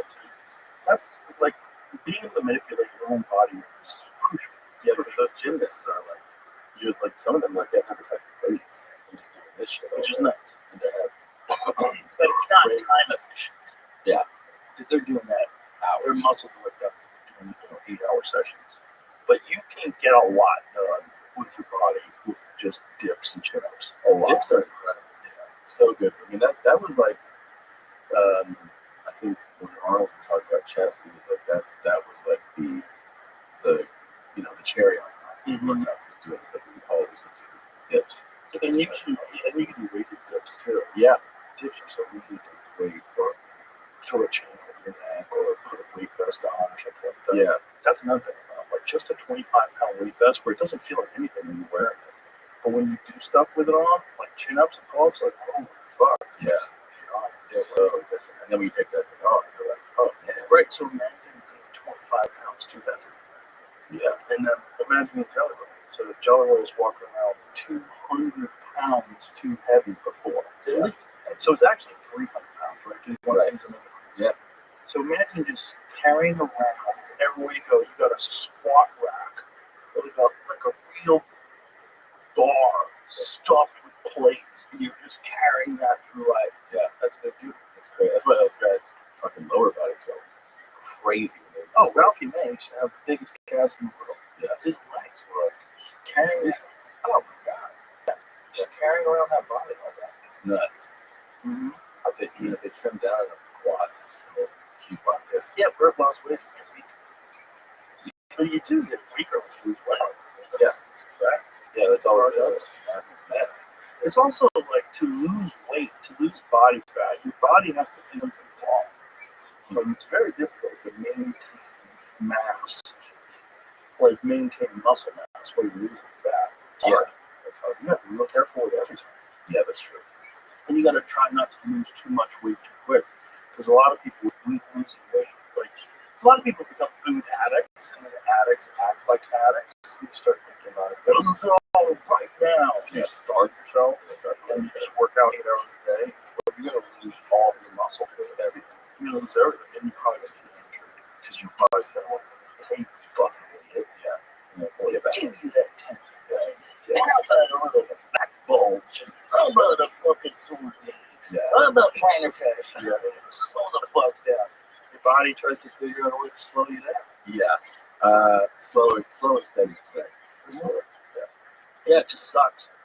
You know, you want to get, if you realize you fucked up, it would be nice if you just get better quick. Like, oh, and I just, a month before summer, I'm 50 pounds overweight. Fuck. I would have want lost six another pack. 10. What do you want to do it? Just dial in.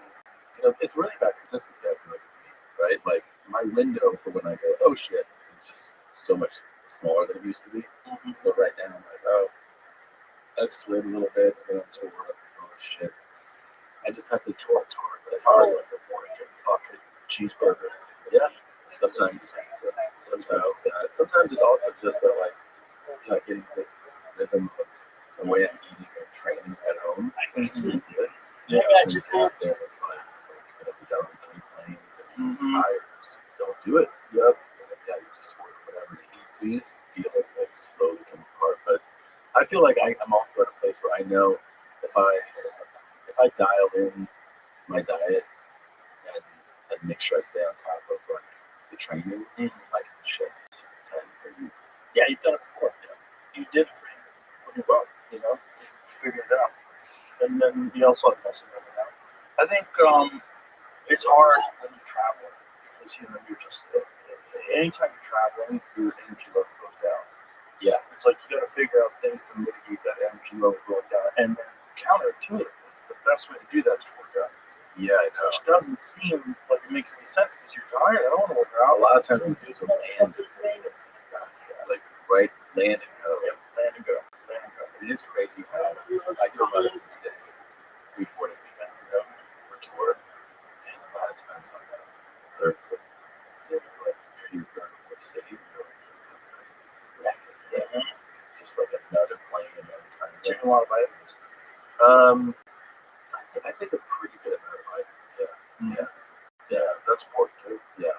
Take a lot of vitamins. And then it's just hard to be strict with your diet when you're on the road. But the big one is alcohol. I'm lucky in that regard. So I'm not a big boozer. Yeah. I don't know. It does. I started eating these steak bars. Oh, those are great. Those are great. Yeah, PRT's involved in that. I don't know if you maybe. Those are delicious. They're great. Like fart. Love farting. 28 grams of protein. 150 calories. Yeah. And sugar. They're great. Yeah. Great. Yeah, there's a bunch of good options now that you can bring with you on the road when you're hungry. Keep you from eating bullshit. I'm eating bullshit. That's all I'm trying. Like sometimes I go like, oh, it was great. Today was a great day, and then it's just dinner. So you just like just don't fucking ruin your day. Have you ever had carnivore snacks? You know what that is? No. The carnivore snacks ribeye is my go-to. I bring that on UFC broadcast, like I give the Daniel Cormier and eat them. It's like sliced ribeyes that are just dry, but it's got the fat on it. It's good. Yeah, you don't feel guilty at all. If you're hungry, need a snack, open them with just meat and salt. Perfect snack. And the it's not company's like called carnivore snacks. Snacks with X. But it's not like it's not jerky. It's like they describe it as like meat pastry. Yeah. Good snack for you. I like it. Yeah, just to keep from going off the rails. That's all you're trying. That's what you're trying to do. Is just mitigate the damage in the day. Really? Look at restaurants. What do you miss the most when you try to eat healthy? Pasta. Yeah, pasta and crazy sandwiches. we went to Carbone. Oh, you are. Yeah, I got one of the things. I know. It's so good. It's so good. That rigatoni with vodka sauce. When it has a little kick, the girl's nice. It's tough to beat the town. It really is. It's tough to beat. It just was pure, that pleasure of overstuffing yourself. When we did that for the last summer, it was like every day. Yeah. And the thing is that you might grow up. No. I thought I would. I mean, I'm sure I gained a few, but I thought I was terrible. But it was, I think, a big thing there versus here is portion size. You know, like, there's no such thing. Like, they don't go, here's your pasta, here's a fucking bowl. Like this. Right. It's like, Well, I think in Italy, the real thing is the food's different. yeah, I think that's important. it's so bad, right? I mean, I saw, oh my God, I saw this lady on your show. I saw a clip talking about all these health epidemics, like the full run of stats, where she was like 1 and 2 for cancer and this and that. Was it counting you? She was I think she was a doctor, right? She got Yeah. Well, I don't think she finished her doctorate or her medical school training because I think she got to the position where she realized that most metabolic diseases are being caused by food. But that's the thing, is like that's the big takeaway I think from that. It's like you have this conversation with, I have it with people all the time who travel abroad, and you're just like, everything in Japan is amazing food. And then you look at their longevity, which is like record breaking, and compared to most of the world, definitely red ours. Definitely red ours. Yeah, we have the worst health stats in the Western world. So but because it's all like Because corporations. These corporations profit off keeping you fat and sick. So the best way to make money from food is to get you addicted to food that they can sell you. So they sell you a tremendous amount of cheap, shitty food that has a bunch of preservatives and garbage in it. yeah. So it's, potato chips and all sorts of different snacks and all sorts of different things. And you have your enriched, air quotes, flour. It's got a bunch of shit poured into it. It's a bunch of complex glutens and grains. And you have glyphosate, which other countries have banned, but we use it everywhere. 90+% of people have glyphosate in their blood and they test it, which is Roundup, that chemical pesticide. We have herbicides that kill your fucking endocrine system. We're poisoning That's ourselves. really sad. We're growing stuff at home now. Yeah, I talked to you. That's pretty dope. And that's just delicious. Yeah, that's the way to go. The lettuce and the tomatoes and it's all kinds of like veggies. It's like real food. Yeah, you do taste the difference. 100%. Which reminds me of when you're abroad, right? Yeah. It's like you in Italy, or Japan, you have a tomato, you have a strawberry. Yeah. Like those things are supposed to taste like. Yeah, we make stuff that can sit on the shelf forever. That's why our tomatoes, like they're albino tomatoes, they're hard. Yeah, tomatoes are hard. Yeah. Like, why is a tomato hard? Like, why does it stay hard for like weeks? Just sits there. And we just keep investing in that. Yeah, it's terrible. And then you get all this inflammation in your body. And we've sort of genetically modified a bunch of things to Gotcha, a bunch Freddie. of people. So we have large numbers of people. Yeah, there's benefit to that. How much of You have a this, cat. do you think is related to the fact that we have so many more people in some of these places? Oh yeah, that's a fact. But it's not just that. So I think there's a bunch of factors. Everybody has a real binary. Sedentary lifestyle. There's a large percentage of our population that doesn't do enough. They don't exercise. They don't do anything physical. So you got that, and then you got years and years and years and years doing that, which eventually catches you. Yeah. And so that's when people that start showing up in the hospital. It's metabolic health, right? So, and then you have lack of understanding of nutrition, which is they think, some fuckhead doctor tells you just have to eat a balanced diet. You don't need vitamins. Yeah, that doctor's fat and stupid and probably has a bunch of diseases and he's on pills himself. Like, shut up. Probably never even went through any nutrition training. In medical school, you have about 6 hours of nutrition training, I think. It's crazy that especially with kids in school, you realize that school is still subsidize tuition or finance. I feel like that's another crazy thing. Oh, Is to keep people from understanding how finance works at all. it is crazy, right? Like, you're teaching kids about how to prepare yourself for the world. You don't teach them about debt and about interest. First thing that happens when you're a freshman is you walk through the student union and they go, you're fucking 18. Yeah. And they're like yeah, okay, it's 29.9% APR. It's awesome. They're praying. Yeah. They're literally praying. And the school lets it. Yeah, the school's like, yeah, go ahead. Oh, they don't give a fuck about you. That's you're fucking crazy. grist for the middle. Yeah, literally, you're paying fucking. You end up paying $300 for a Coke you bought. You know what I mean? Because you just like scan it. Like that's insane. Yeah. They don't teach anybody. It's really crazy. Well, also you get it in their head that they're fucked because the debt that they're getting involved in with student loans is the only debt we have that you can't get rid of. Yeah. The only debt. Yeah, can't forget that. There are people right now who have Social Security getting docked. Their Social Security is getting docked for student loans. So they made it to death, and they owe money to the government for loans that did them no good at all because they're living off Social Security. So the government gets to steal more money from your Social Security. So, and meanwhile, like today, the reality is you can get that education online. yeah. Almost all of the books on any sort of subject are available. Mine is useless. What's yours? Communication. Well, you Worked out. nothing to You do. probably like they use you to sell more tickets. They probably do. But This guy, the look, he went to our university. You should come. I I mean, like Tom. you know, like I didn't learn Anything. How much did you have to pay for school? Oh man, I actually got in debt for. How much was the tuition? I think tuition when I was there was something like 6,000 or 7,000 a semester, so 12, 13 a year. Which whatever. Now, fucking tuitions now are like $50,000, $80,000 a year. It's great. So imagine taking on that loan. You start in the workforce. You have $300,000 in loans. God forbid you go to graduate school. Oh my God. And then you're never getting out of the hole. I think this is why some doctors from Orange become sociopaths. Because you are dealing with so much debt, you really no one gives a fuck about you, so you don't give a fuck about anybody else. Wow. Yeah, it's great for society. It's also like there's two things that can be true, right? I do think that you kind of kids have to like get something going and get a path in your life. And when you're going to college, it's like you're out of high school, okay, now you're on your own, you're in college, you got to keep up your GPA, you got to get your degree, let's go.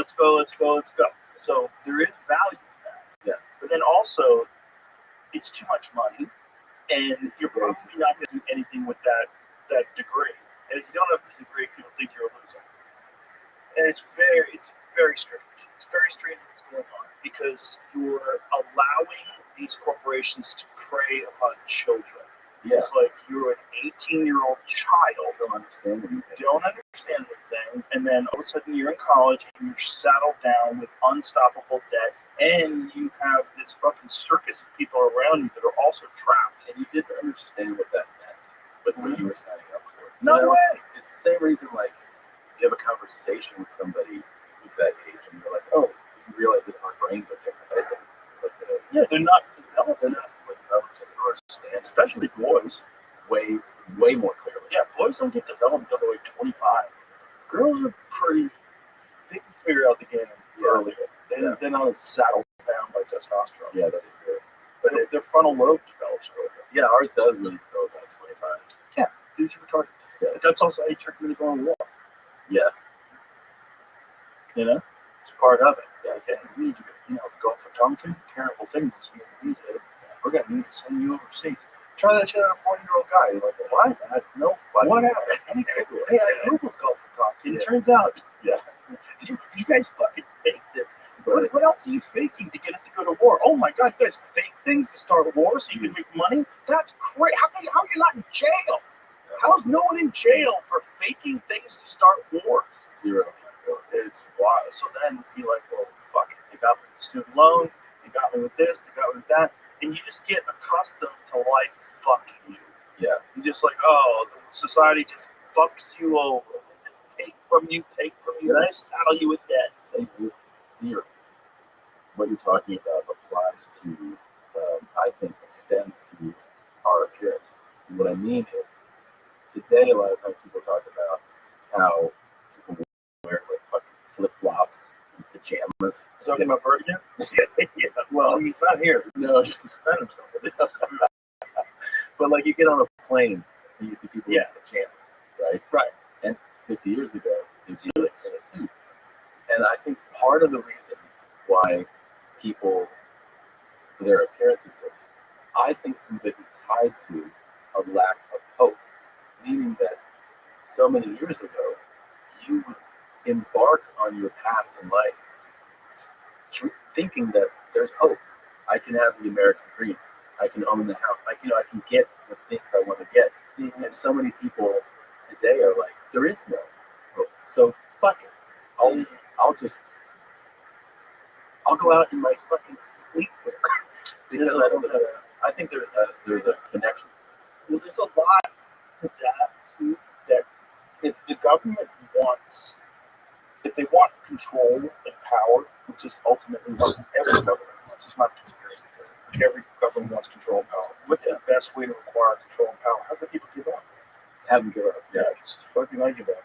I give up. Fuck it. I'm wearing flip flops. Fuck it. I don't care. Because that means I'll do what you say.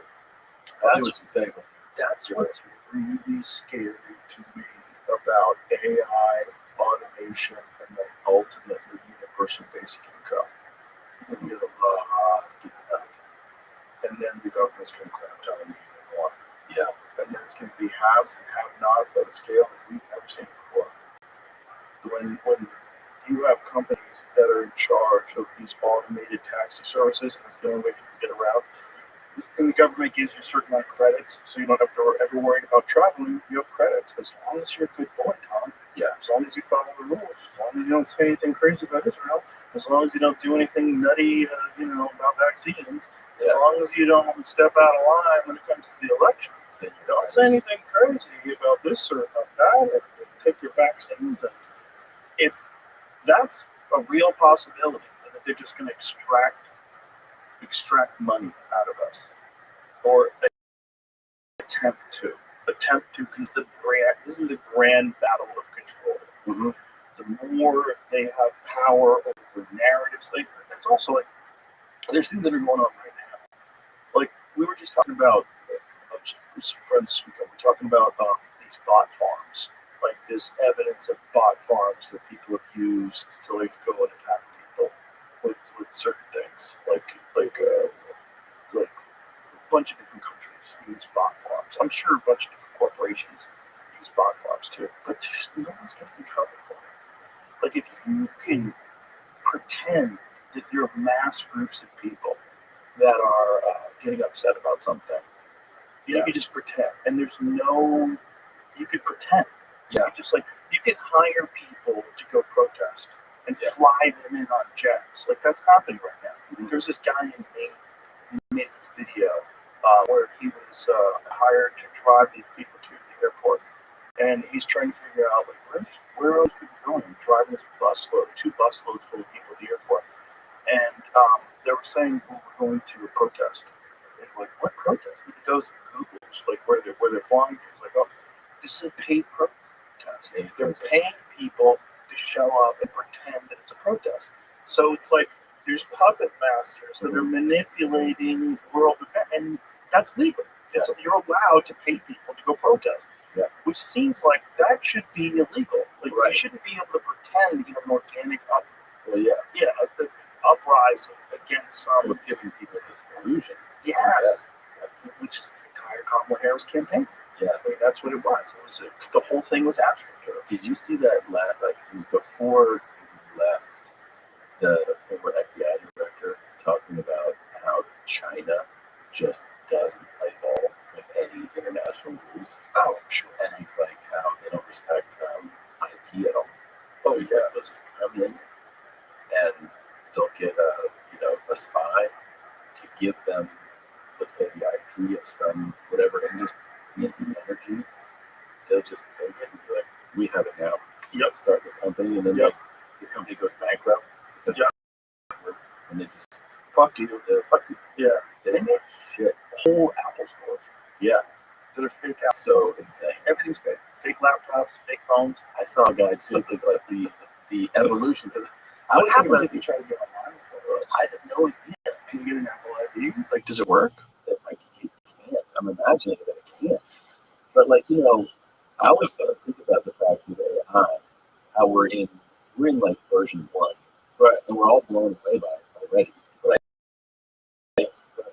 And it was a watch guy online with 2 like antennas.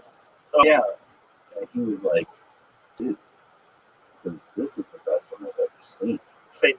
Yeah, the fake he had to take it apart and to look at parts that were inside, like a spin wheel. Goes, oh, this is missing. So which begs the question, like, what is it? Like, what do you buy? Do you want it from this company only, or do you want a grown-up company? What do you want? Well, I mean, I think if in the case of that, you know that the movements, the actual inner workings of the real one are far superior. Are they though? I think so. Yeah. Why? Yeah. Well, I assume that. What if the other one has a 72-hour battery? Or I mean, power supply too. What I- if you 3D print every single aspect of the watch? That's the same thing, pretty close, I guess. right? But it can be the same thing. Like, we're not talking like my watch. Yeah. This can be fake. I bought it from my friend. I'm sure it's real. Yeah. But like, it's not a fake Ferrari. Right. You know what I'm saying? Like, if Right. you got a fake Ferrari, you're like, oh my god, these tires have no traction. This suspension sucks. I hate the idea of fake watch. Right, but why? Well, because I used to be poor. I also just don't respect the copying of it. But, Right, it's bullshit. Yeah. Well, you always buy one because you're contributing to Yeah. yourself. But it's kind of funny. It is kind of funny. You can get one for $40. That's like a $7,000 watch. It's pretty crazy. It's insane. And it's perfect. And it's tricking these watch experts. Right? Yeah. But I don't really understand the. Yeah, look at these. So one of those is fake. Yeah, the Right is fake. Yeah, I bought that. It's perfect. I'll take it. How much? pointing out. Look, you see the difference. Like, imagine. Who knows this on the spot? Well, You also, know this on the spot, right? yeah, so my vision sucks. Mine does too. So I'd have to like take it out. Yeah. And it's like, I don't know. Like this one, I can't even. I haven't got this. I think it's deep rather. But I mean, look at it. Yeah, that's a struggle. Like it's dark in the room. Oh, yeah. That's incredible though. The replicas are great. They're so good. But again, like try making a replica 911 Turbo S. Good luck, fuckface. Good luck, fuckface. But you can make one of those. But wait, how does because this I understand at least what you're doing in the watch thing, right? The person buys the far less expensive one, and they get the feeling, I guess, that people know you. Right. But if you get an Apple product, a fake Apple You product, don't know you're getting fake Apple. so they're going to don't have things that scam. The whole store's fake. And everyone knows it. It's an Apple store. Do you think people that are It hired has think they're in?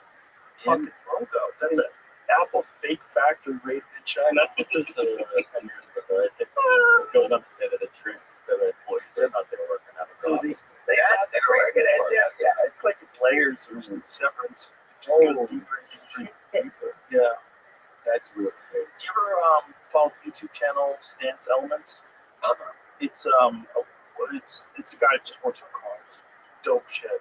And one of the things he's doing is building his own Ferrari F40. That's cool. So instead of buying one for like $3 million, which is okay, I'm gonna say something that's gonna piss off these Ferrari people.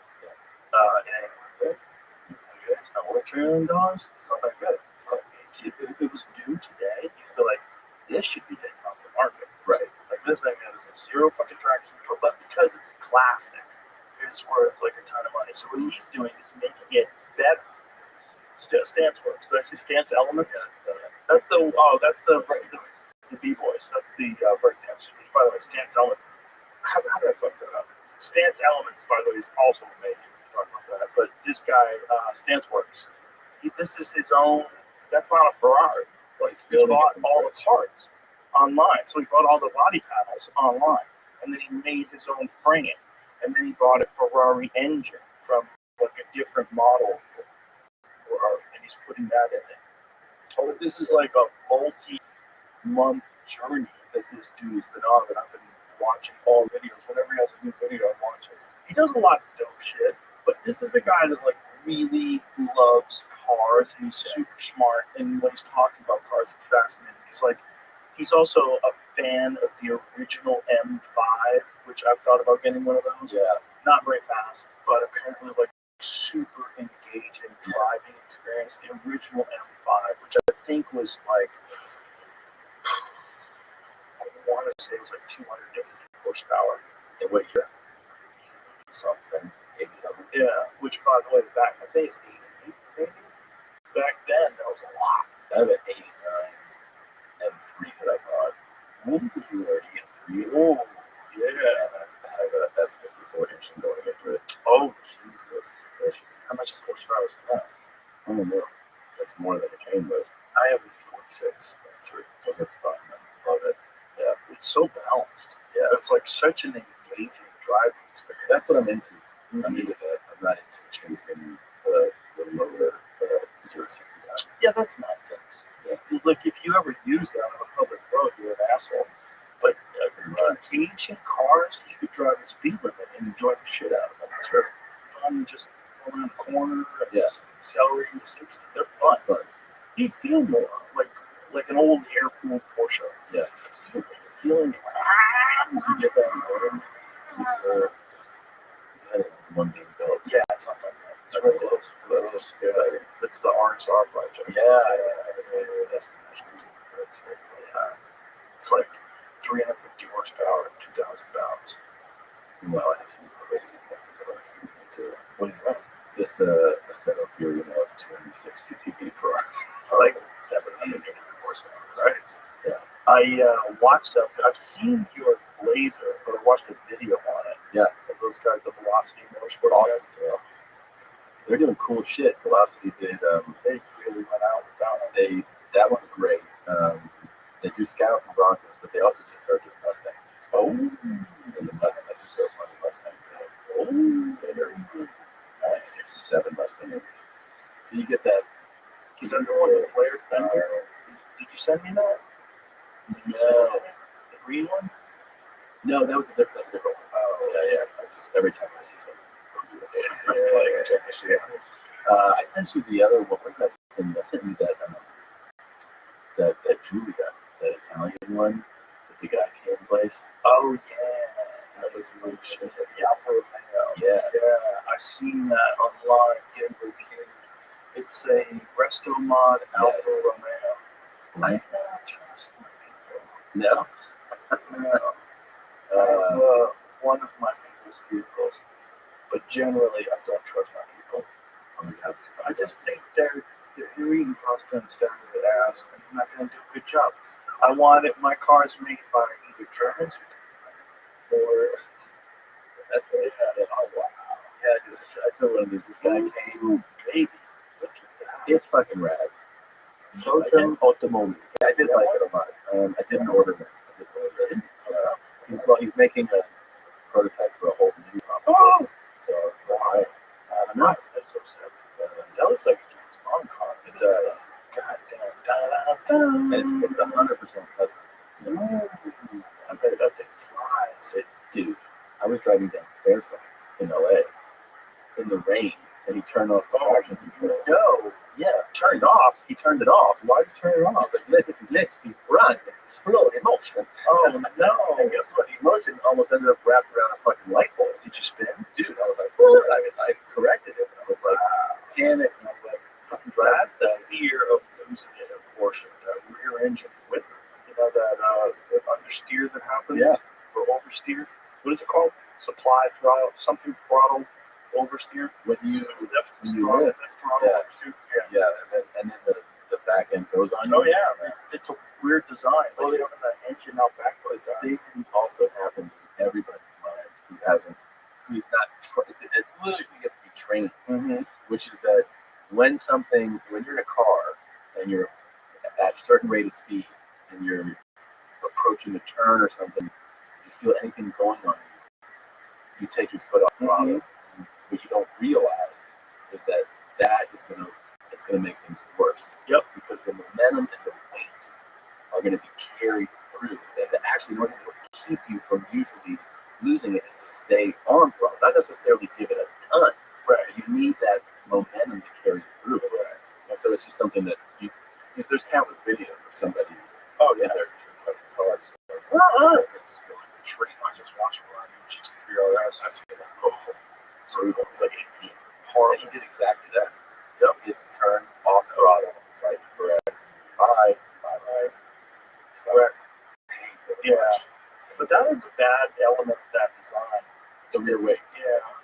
But, and also, it's like, is that really the best way to do it? Because, everybody always said that the Cayman is the better car if they just gave it the same sort of love that they give the Porsche. And I love it. The Cayman? I love it. Yeah. It's like my heart is with that car. If you go, what's the one you love it? It's still that car. But isn't it interesting that, like, that car is not as prestigious? It's not as prestigious, yeah. Why is that? That seems stupid. It's the whole thing, too. And if you have, like, you see people like, you got the Cayman, you got the 111, but you drive it. Yeah. But people that say that are all the time. they kind of are. Yeah. Anybody that says that is an idiot. I mean, You don't know anything about cars. mid-engine. Because you have a Diamond, right? It's like, no, it's not Diamond. That's the company. Diamond did my BMW. Yeah. What's your company?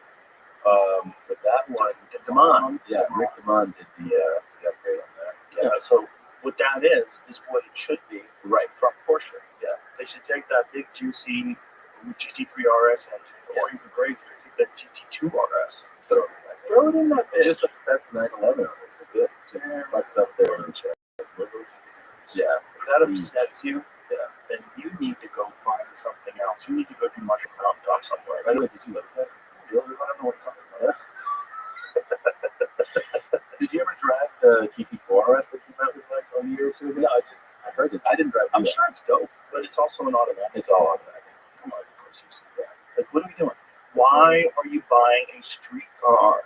Are you a crazy track guy? That's a track car. Okay, which is fine. Yeah. Which is fine. Yeah. But for the average person that like enjoy, like, make an enthusiast car that's a goddamn 3-pedal. Yeah. Make a manual. Well, thank God they still do. Yeah. They make some. I mean, a lot of places don't. I still damn in BMW. Ford still makes them. They still do it with their Mustangs. I can't believe that Ferrari doesn't realize that if they did just a limited run, Oh my God, sell like crazy. it sells so crazy. Yeah, they give up. They give up everything. Give up. I wish they did it. Thank God Porsche didn't. No, I know. But they did with some cars. Like a lot of their cars, you can't get the GTS now in the 5-speed. You can't. Or excuse me, 6-speed or 7-speed, whatever the fuck they have now.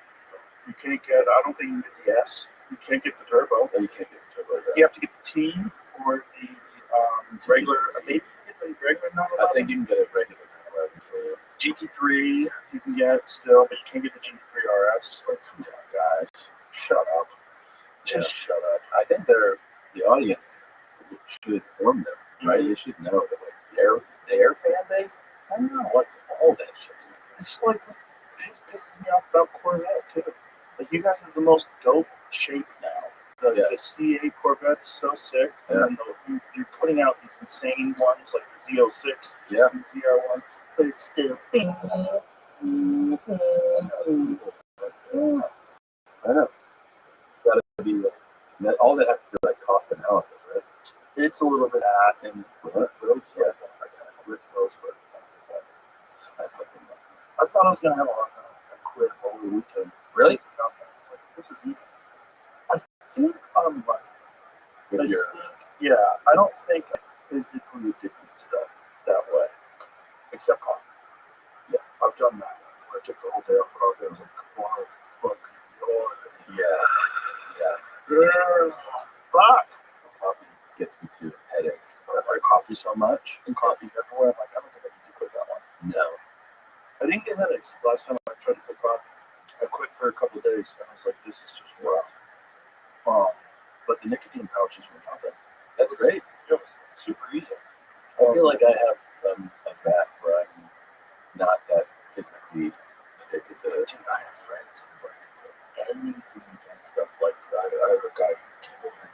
actually saw that somebody sent us some Kratom stuff that I wound up throwing out. So I don't want to put this shit away. Yeah. And he's like, don't take that. I can't get off of it. Get that Kratom away from me. I know someone who's still problem. Really? I know someone hates it. What? Yeah. What? 18 years on a shitty opium? Well, because they were using it to get off of opiates. Oh, God. And they can't go without it. Wow.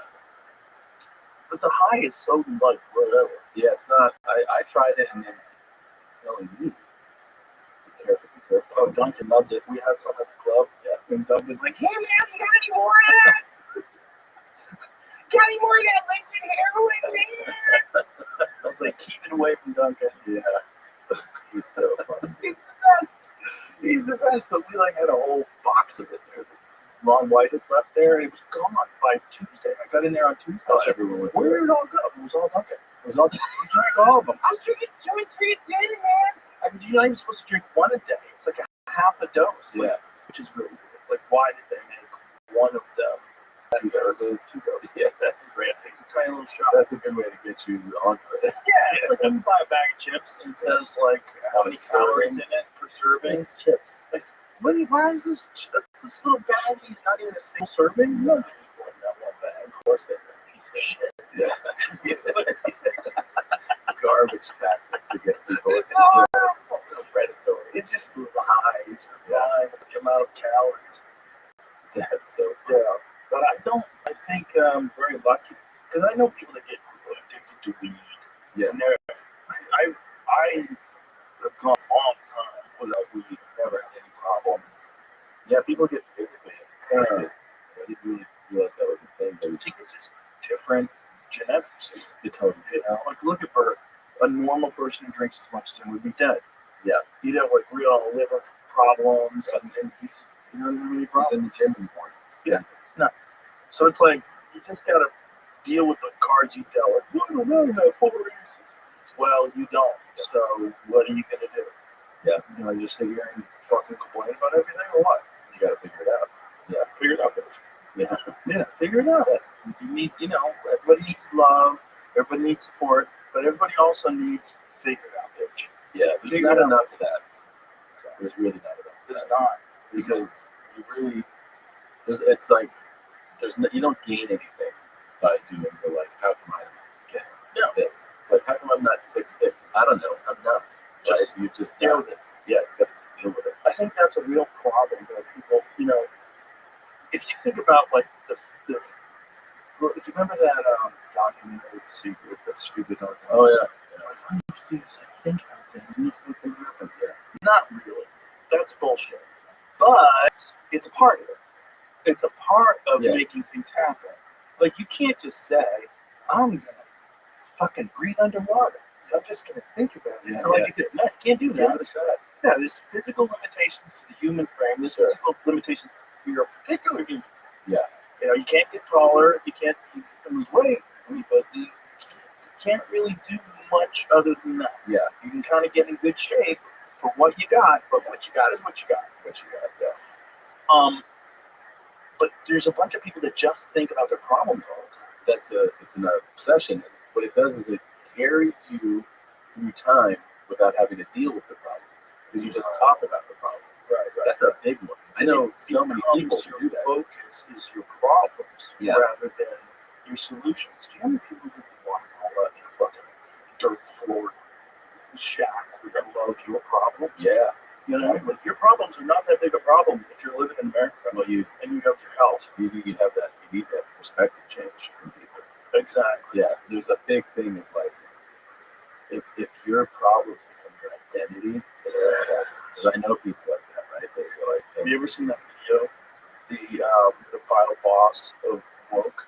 It's like this one trans man who's like, I'm a disabled trans man. I'm also on food stamps. I also have It's a real person? And it's Donald Trump is trying to erase me. And it's like, this is the identity. Like, this existential battle with this final boss has everything wrong with him. Yeah. That is, you're not a him. You're Yeah. a girl. Pretend to be a man. So it's like you've got everything every wrong, issue. and it just keeps going on and on. You seen this, Jamie? Do you know what it is? Sounds like somebody should try to get on stage. No, big fat stupid face. It's not gonna work. The whole thing is just like it's so crazy that people will just like there's a value and currency to being a victim. Yeah. So they'll add stuff. Social media has also helped that a lot. Because there's plenty of people that don't want to deal with their shit. That'll go, yes, girl, you go, yeah. Society's doing this to you. Yeah. Did you hear about that lady that got fired from Equinox in Manhattan? She was late 47 times in 10 months, and she sued because of race. She said she got fired for racism, and she won. She won. It's a jury, and she won $11 million. No. Yes, she did. No. She was working 47. Not only that, but if you work in Equinox, like you can work for all of time, and you'll never make $11 million. But you're not going to make $11 million. You're going to Equinox, but yet you won, and she only worked there for 10 months. She was like 47 times in 10 months. And that's why they were firing her? Like, they're just They're like, professional. you are always right. Yeah. And then she's like, that's so racist. That's crazy. She won. And she took him to court and won. They're definitely going to appeal that shit. Of course they're going to appeal. But the thing is, you have a jury. Yeah. If you have a jury of people so fucking stupid, they don't get out of jury duty. Yeah, exactly. And they might be like, yeah, fuck Equinox. Yeah, fuck man. Yeah, Fuck the man. because that guy's just too lazy to Yeah. go to the gym. Yeah. He's like, fuck Of course. Not just that. It's a corporation. You don't think of it as an individual. That's Right. like a company. It's going to fuck you over. That's why people don't feel bad stealing from work. Yeah. You know, you don't feel like you're stealing. If someone was working in your house and they were stealing from you and they stole your fork, so where's my fucking fork? Yeah. This is bullshit. I like it. You find out a guy who worked for you stole your fork, like you're Right. fucking fired. But if an office, if Yeah. like someone like takes a fork home, like if you have a kitchen in your office, we use a bunch of forks for your staff. Yeah. Someone takes that fork, it's no big deal. It's the offices. We just need to order more forks, man. These fucking forks keep disappearing. And you go over Tom's house one day, and like Tom's got 4 of the office forks. Like, did you steal the office forks? I forgot. I forgot. keep forgetting to Yeah. bring them back. They don't belong to somebody. Right, exactly. It's not human. Yeah. It's a corporation, which is also why corporations can act like fucking psychopaths. Yeah. Because they're also not human, so they can just do whatever the fuck they have to do, which is why our food supply is so bad. Because they're just trying to maximize profit. They literally have a duty to maximize profit. My mom definitely thinks of corporations as they can deal with it. Of course. And I remember my dad used to tell a story that when they first got married, they were at a Holiday Inn and they were leaving. And then he was like, what is that? In the suitcase. And there was their towels. And she was like, we have towels. He was like, you can't take that. She was like, why? Because it belongs to the Holiday Inn. It's theirs. And she was like, they have like 100 of them. And he was like, yeah, it's not ours. And she's like, it's fine. And she, like everywhere I found her, she's like, oh, you know, people that can't take this. Like, That's so like, funny. we've been places where I've been like, hey, sorry, my mom wanted me to take this glass. Yeah. And then, I saw a video of you showing your mom these clips. oh yeah. The clips from your new Netflix Oh, show. it was amazing. I knew it was going to be a killer. I was like, she got it. Okay. We set up a private screening for her. It's also, why am I watching this? I don't know, but you're my mom. Yeah. It's so funny. She's like, dude, she fucking, and she told me, she's like, sure. She came over yesterday for Mother's Day. And I was like, she goes, so, because the rest of that thing, she made me promise that we're going to cut the first story. Yeah. She's like, you're definitely not going to use that, right? So eventually I was like, yeah, we're cutting. Look at you. And so yesterday she's like, did you cut it? Like, of course not. It's fucking, it's on Netflix. She was like, you promised you lied to me. I'm like, Mom, I can't be like, hey, don't air the first one. So I was just like, well, that means you lied to me. I'm never coming to a show again, and I'm never going to do anything like related to any of your stuff. And I go, promise? That would be nice if you never came to the show again. You know the fucking burden it is? Because I have to babysit when you're there. I was talking to Shane Gillis about it because when people get upset, he knows if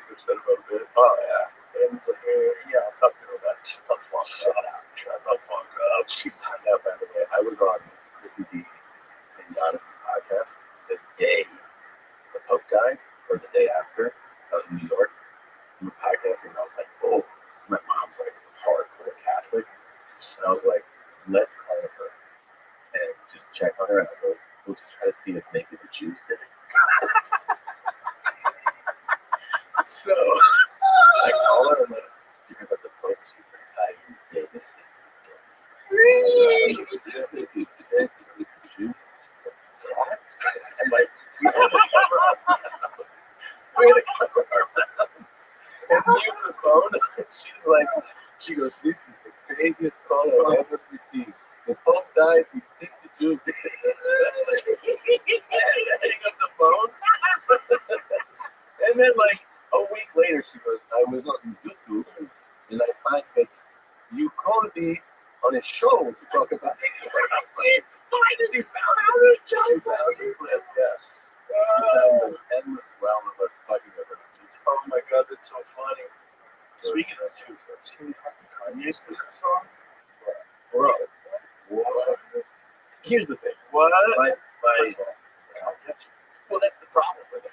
That's the problem. It's like the guy from production, like he's never lost a step. He can make a beat. He can he's so talented. He's a genius. He's a talented producer.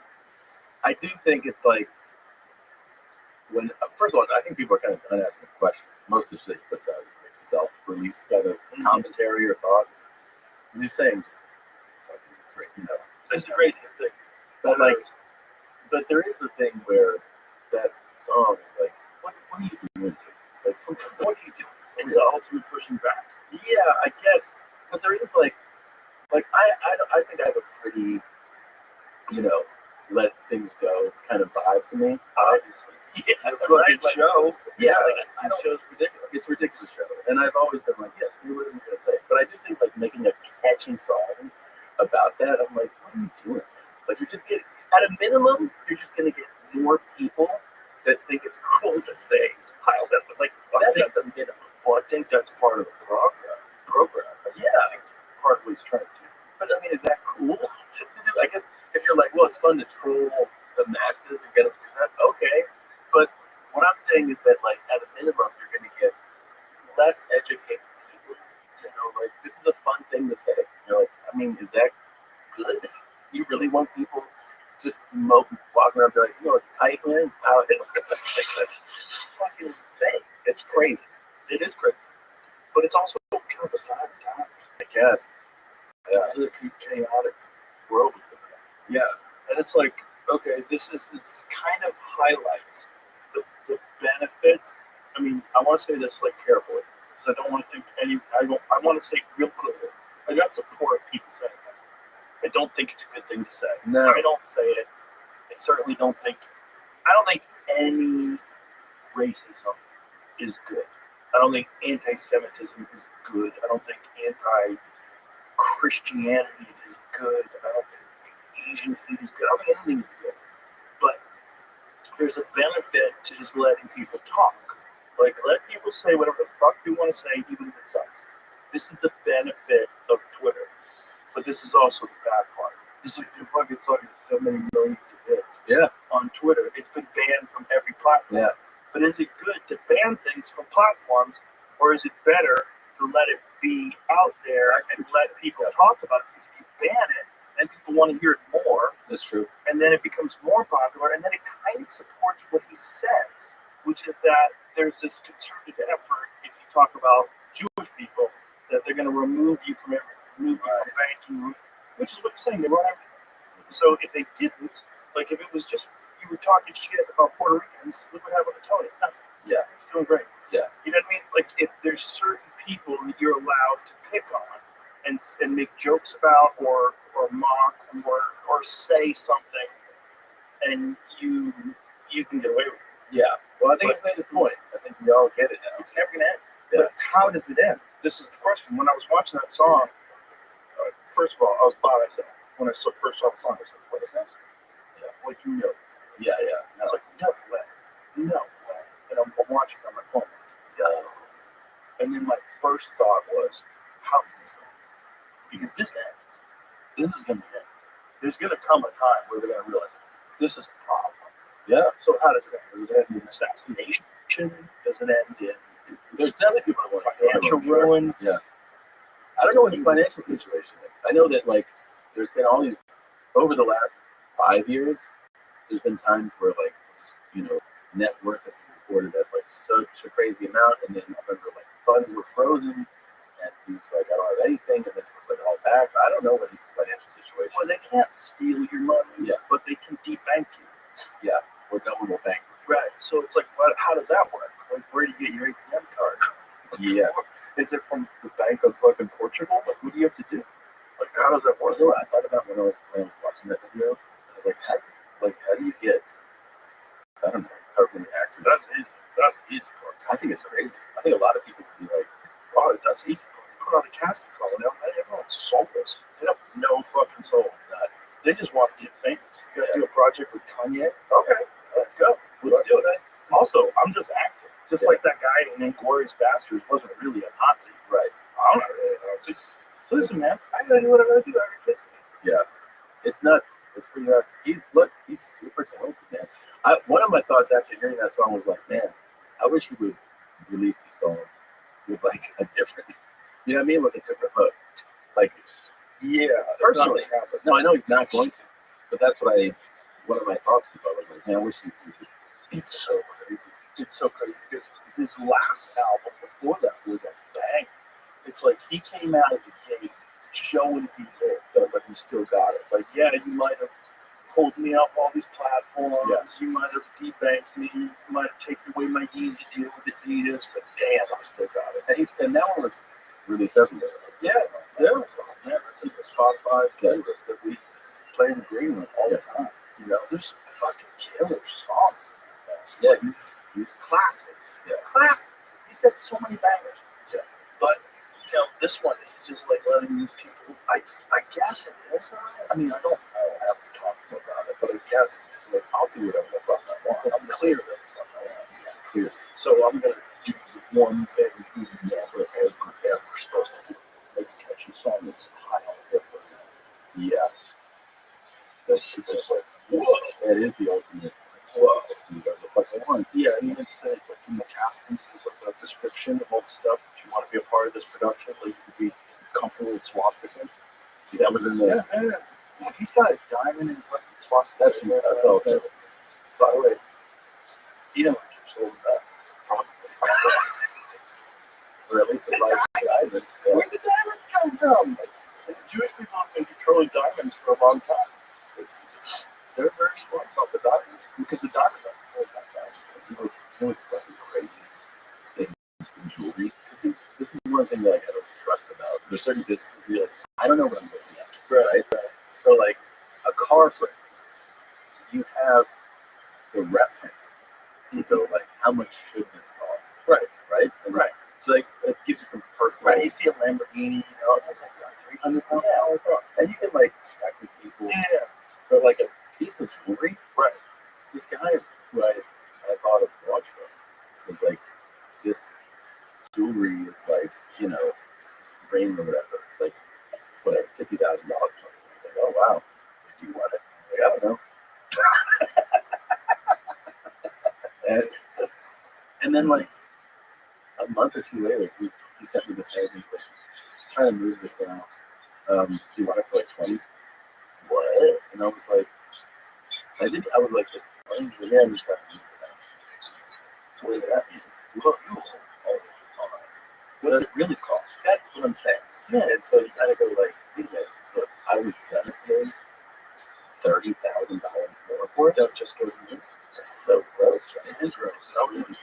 I just really turned me off. Well, it's really good. Fake diamonds that are real diamonds. Yeah. Right. I was reading this whole thing about the demand and supply of lab-created diamonds that are absolutely diamonds. They're not fake diamonds. It's a real diamond, but it's not a diamond that's pulled out of the place. It's just lab generated. It's not like a blood diamond. So girls are like, I don't know.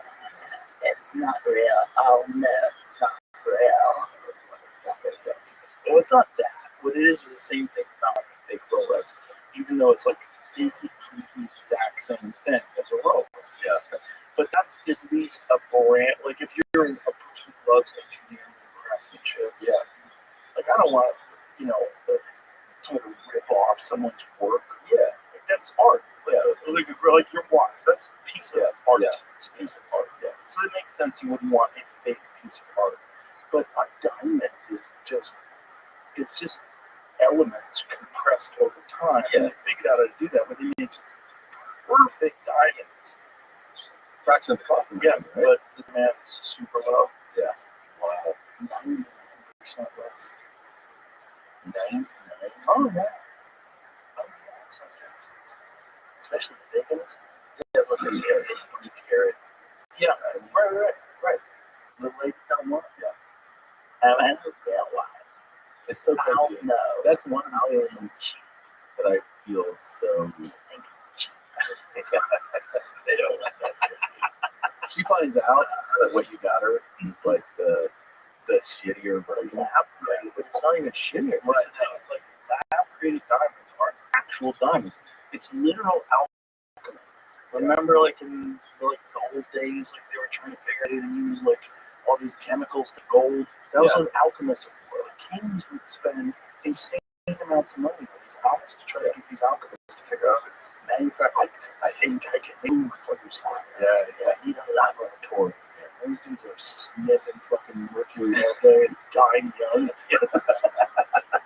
It's the craziest thing to spend on. But imagine if the lady's like, no, you made that gold in a lab. I don't want it.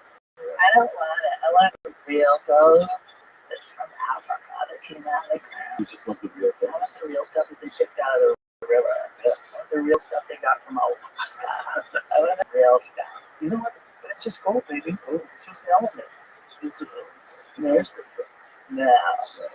I want stuff that's forged inside of the sun. How many women who rock something that they're so proud of that if they go to get it assessed, it has to happen all the time. It happened with Sandman. Yeah.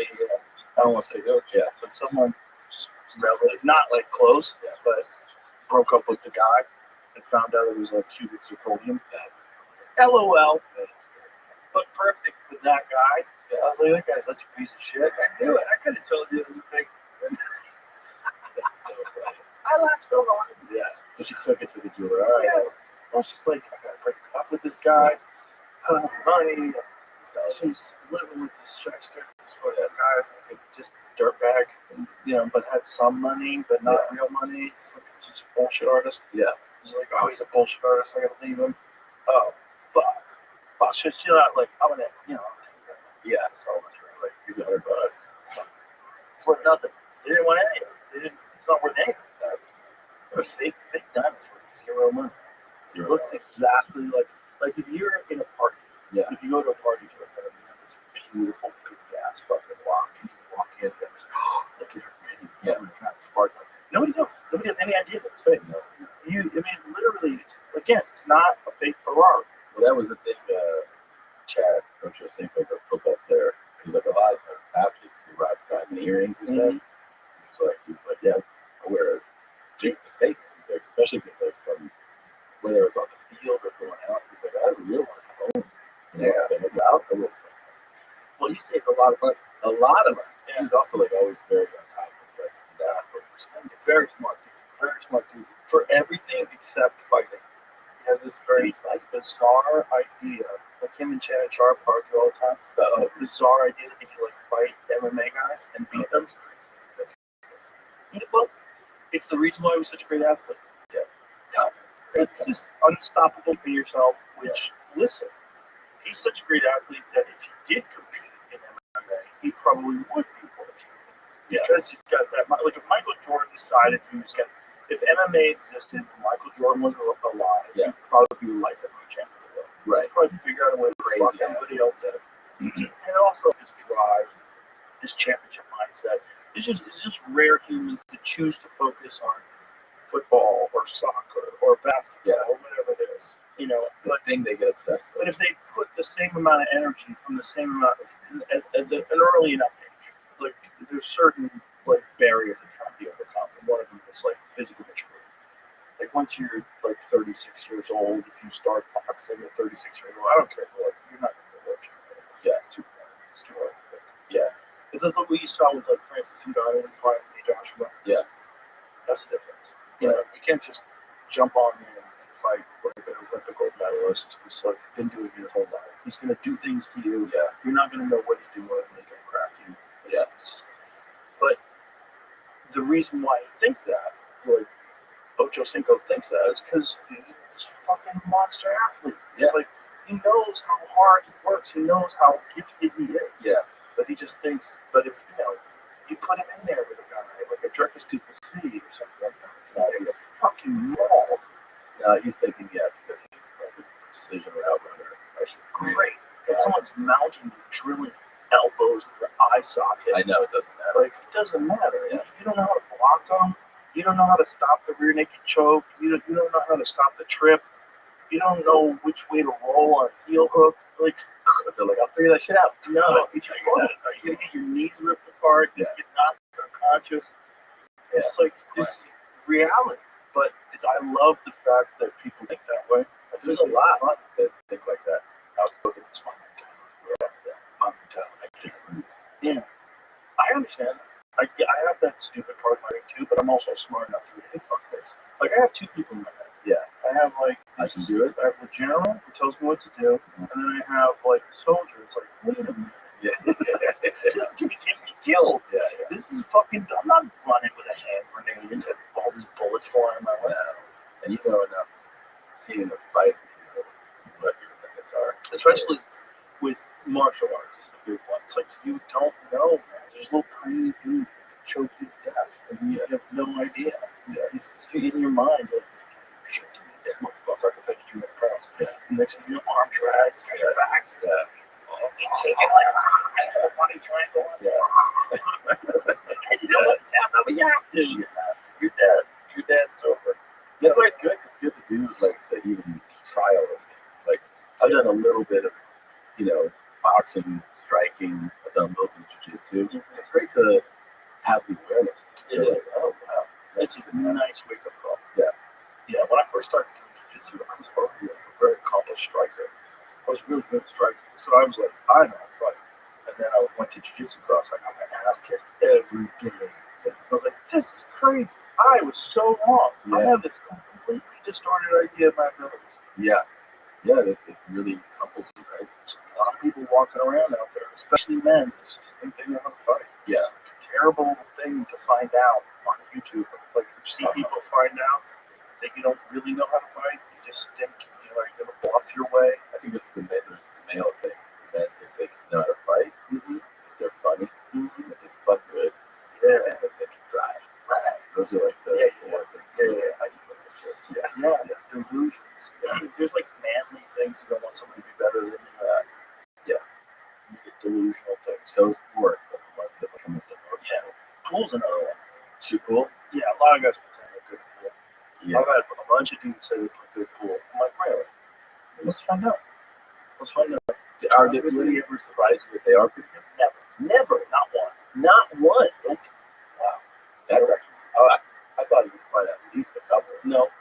So they're always like, No, usually people that are really good at pool, they'll tell you. Like, oh yeah, I used to play a lot. I played a lot of tournaments and did this and that. And they're like, oh, I played Chelsea Billiards in New York City. Like, oh, okay. Did you do a lot of tournaments? Yeah. Did a lot of gambling. It was fucking me up in high school. Like, okay, this guy. I get it. You know what we're talking about. The guy's like, yeah, man, good pool. I'm like, are you? Where do you play? It's like, oh, bars, mostly. Like, right. So it's one of two things happen. Either they're trying to sucker you with their game, and they are really good, or they're delusional. And every time I've ever experienced it, it's delusional. Wow. There's a lot of people, like famous people. Really? Oh, yeah, a bunch. Yeah. Like, I'm pretty good. Bring them over. I don't want to say names, but bring them over out of the table now. Fuck. Oh, yeah. Tell me. I'll tell you afterwards. Yeah. It's fun. It's fun to see somebody. Yeah, it's fun. But, it's one of those things that people like a lot of men want to think they're good at poker. Like, oh, I can read people. I'm sure. Oh, yeah, that's another one. Oh, man. Ari Shafir, when we were at the store, Ari for years made a living with poker. He made a living out of it? 100%. He would go and play the bicycle club and all those. So he was cards. Ari was a very good poker, but he would tell you, like, always people that they don't know because they play stupid. Like, he's just intelligent and calculated. Yeah. He knows. You know who's really good? Philip Lee and his wife.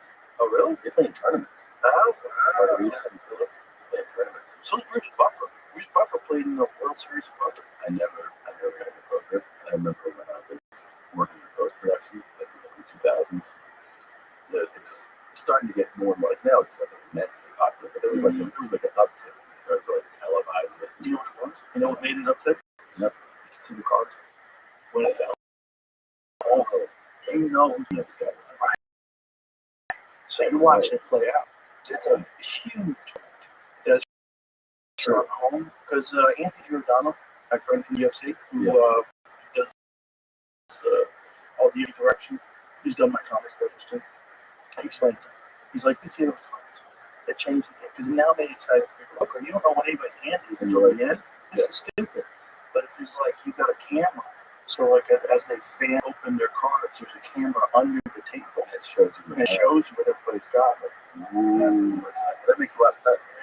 oh yeah, it's way more fun. Dude, I don't play poker, and I would accept invites.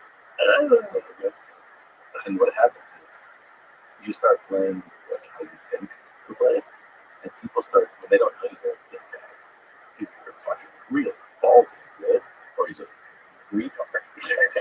Like, and that's what would happen to me. It's like a couple games in, people were like, okay, yeah, this guy. And then pretty soon they're like, do you play poker? I'm like, I'm not really sure what we're doing here. They're like, get the fuck out of here, man. Well, they're also want to rob you. Yeah. That's a big thing too. Yeah. You're a big fish. Well, I wasn't at all at the time. No. I was just like, you're going like with people from work, I'm just like doing it socially. That's got to be a thing where a lot of people like that are really wealthy that get away. Be a target. Yeah. Well, that's a big thing with pool players too. Is occasionally poker players, because poker players, a lot of them they gamble on a bunch of different stuff. A lot of them are just gambling addicts. Totally. And so there was always a bunch of poker players that would play pool, and they were kind of okay at pool, but they would get insane spots. Like say if like I knew this guy that was playing one pocket for like $100,000 a set, and one pocket is a weird game where you take with 6 pockets. Yeah. And so like if we were playing one pocket, you would have this pocket on the right, and I have this pocket on the left, and it's 15 balls. And so all I have to do is make 8 balls into my hole, and I'm in the game. Okay. Normal. But if you don't know how to play, and I'm trying to sucker you into playing, I go, okay, listen. Spot you on 15 ball game, spot you 13 balls. 13 balls. You just have to get 2. We're going to play for big money. We're going to play for big money.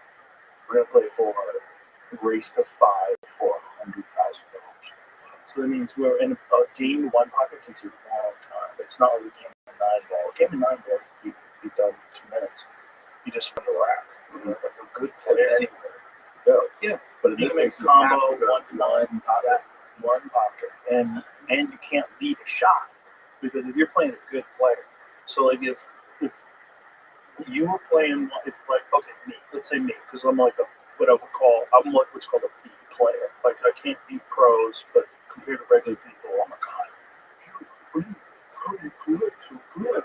Regular people don't know how to play. That's why you're good. But if I played like a pro, like if I played like my friend Fedor Forst, who's like world champion. Yeah. Like I would probably need out of 15 balls, I'd probably need 11 balls to have a chance. And even then, I probably don't. Real. Yeah. Because he's gonna figure out a way to never leave me a shot, and then he's gonna calculate when he has a shot, can he open up the stack, and then run all the other balls. Because you don't break like you break with 8 ball. When you break with one pocket, it's a very calculated game. And it's a big gambling game. Most money gets spent on. Like I was just watching online today. They're playing for $240,000. Yeah, it was a match for $240,000. It was a 3-day match. I gotta watch one of these. The pressure's insane. But this guy Justin Bergman, who's like one of the best players in the world, was playing this guy, became a crazy spot. I think it was. It might have been like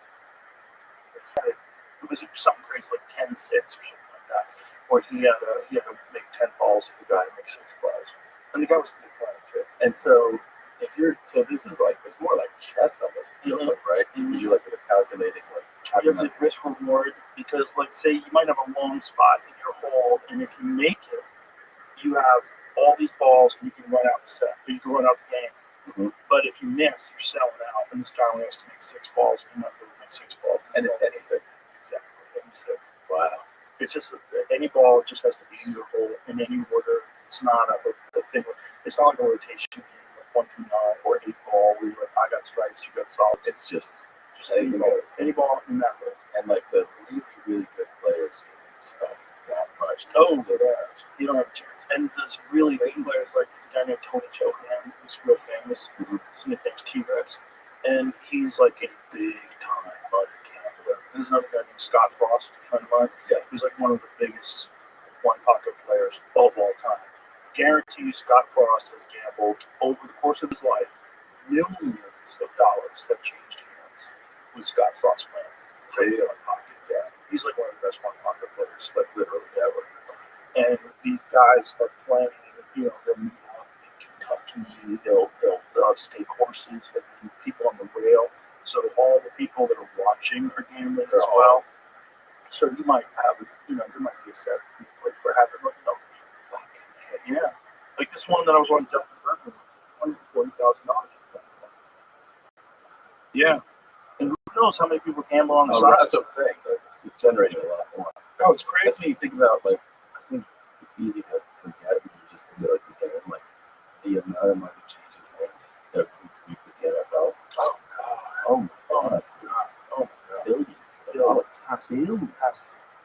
It is such a gambling machine. Oh, yeah. And, like, the NFL kind of, like, goes, like, no, it's not. It's about the gridiron. But then they also got to the point where it's like, they couldn't ignore it. Because then you have sponsorships, right? Of like gambling, like the official gambling. Like, so it's all Draft camp. Yeah. Listen, I'm all for you being able to do whatever the fuck you want to do. Yeah. I like it. I don't like rules that regulate people's stupidity. I think if you want to, you're right, you should be able to do that. Yeah. So you should also be able to gamble your life away. If you want to do that. I don't think you should. Yeah. But at the weekend, you're supposed to let people like lose everything. Yeah. For $148.7 billion. That's interesting because that's what Doge found they spent on transgender animal studies. Exact amount. Bro, that's so much money. 148 billion. It's like, listen, compared to what the United States government chews up every day, that's nothing. No, that's true. It's just That's so crazy. And that's just football? No, it's all sports. But Oh, all sports. Yeah, it's a lot of football. Well, there's been a lot of scandals at the end of it, right? Well, yeah, the Referees, shaving points. Donahue, I think that was. There's got to be a lot of those dirtbags out there, which totally makes sense. And it's so funny too because the NBA, there's probably like in football, there's this thing that happens where like every single down you can call holding if you wanted to. Holding is every play, right? Right. Every play. But what they tend to call are egregious holds, meaning that the guy who's the defender is going past you, and you see the offensive guy's arm extended, holding the jersey. They're like, I would call that. Basketball, it is so ticky-tack what can be called and what can be ignored, and what is ignored and what is called. And it's just like ref to ref. Like there's these clear palming, traveling charges. Like you see it sometimes, like, what was that? Like fingertip, like graze the guy's arm, and then fucking called the foul. And then somebody gets hacked, no foul, right? And it's just, you kind of go, well, that's just like in the moment of the game. And like, if that guy wants to be dirty, like that one was, you can make some money. Oh my God. Yeah, and if you're working for the mom or something like that, like this is your job. Your job is to shade points. Your job is to make sure that these guys don't score as much. They just keep calling the fouls on the other guys, setting me the foul line, and keep that spread open. It's really gross. Yeah. It's a real problem with MMA. Is it really? Yeah, there's a real problem with MMA. Here's the problem with MMA gambling: incompetent judging. Well, that's the thing. Is it incompetent or is it Dirty. dirty? With boxing too. Yeah. We've never seen anything. Oh, yeah. Because like even the person killed someone, beat the shit out of somebody. You know, this guy's fucking look at this guy's Mhm. and the decision was There's been a few decisions like that. I guess she got barred from ever referee judging fights again. So There's a few fights that she was involved with. Everybody was like, "What the fuck?" and she was the Yeah, we don't know. I don't know. I don't know if she's ever been charged. I don't want to mention her name. Yeah. But I know that there was like a real issue. It was a real issue with world title fights. Yeah. Where people are like, how the fuck? Yeah. Because if say if like your say it's Canelo Alvarez is fighting someone that you know he's gonna win. You know he's gonna beat. But you can place a prop bet on it being a split decision. Mm-hmm. Or a majority decision. All you have to do is get one person to say it's a draw. And that's it. And like, look, he's gonna win. He's gonna win either way. But if I want to place a shit ton of money on this one thing, some dirty judge could score a draw. Yeah. And you just have to convince that dirty judge. Like, just listen, doesn't matter. You're not affecting this guy's career. Yeah. He's gonna get the win. No one's gonna remember. Just make it a majority decision. Yeah. You just gotta justify why I'm a big fan of defense. Yeah. I think the other guy just like blocked a lot of punches. That was great. It's really there's so many I feel like in combat sports Because it's so subjective. Yeah. But it's just for a fighter, the crazy thing is you lose half your purse. Yeah. Because like you might get, $100,000 to fight and then $100,000 to win.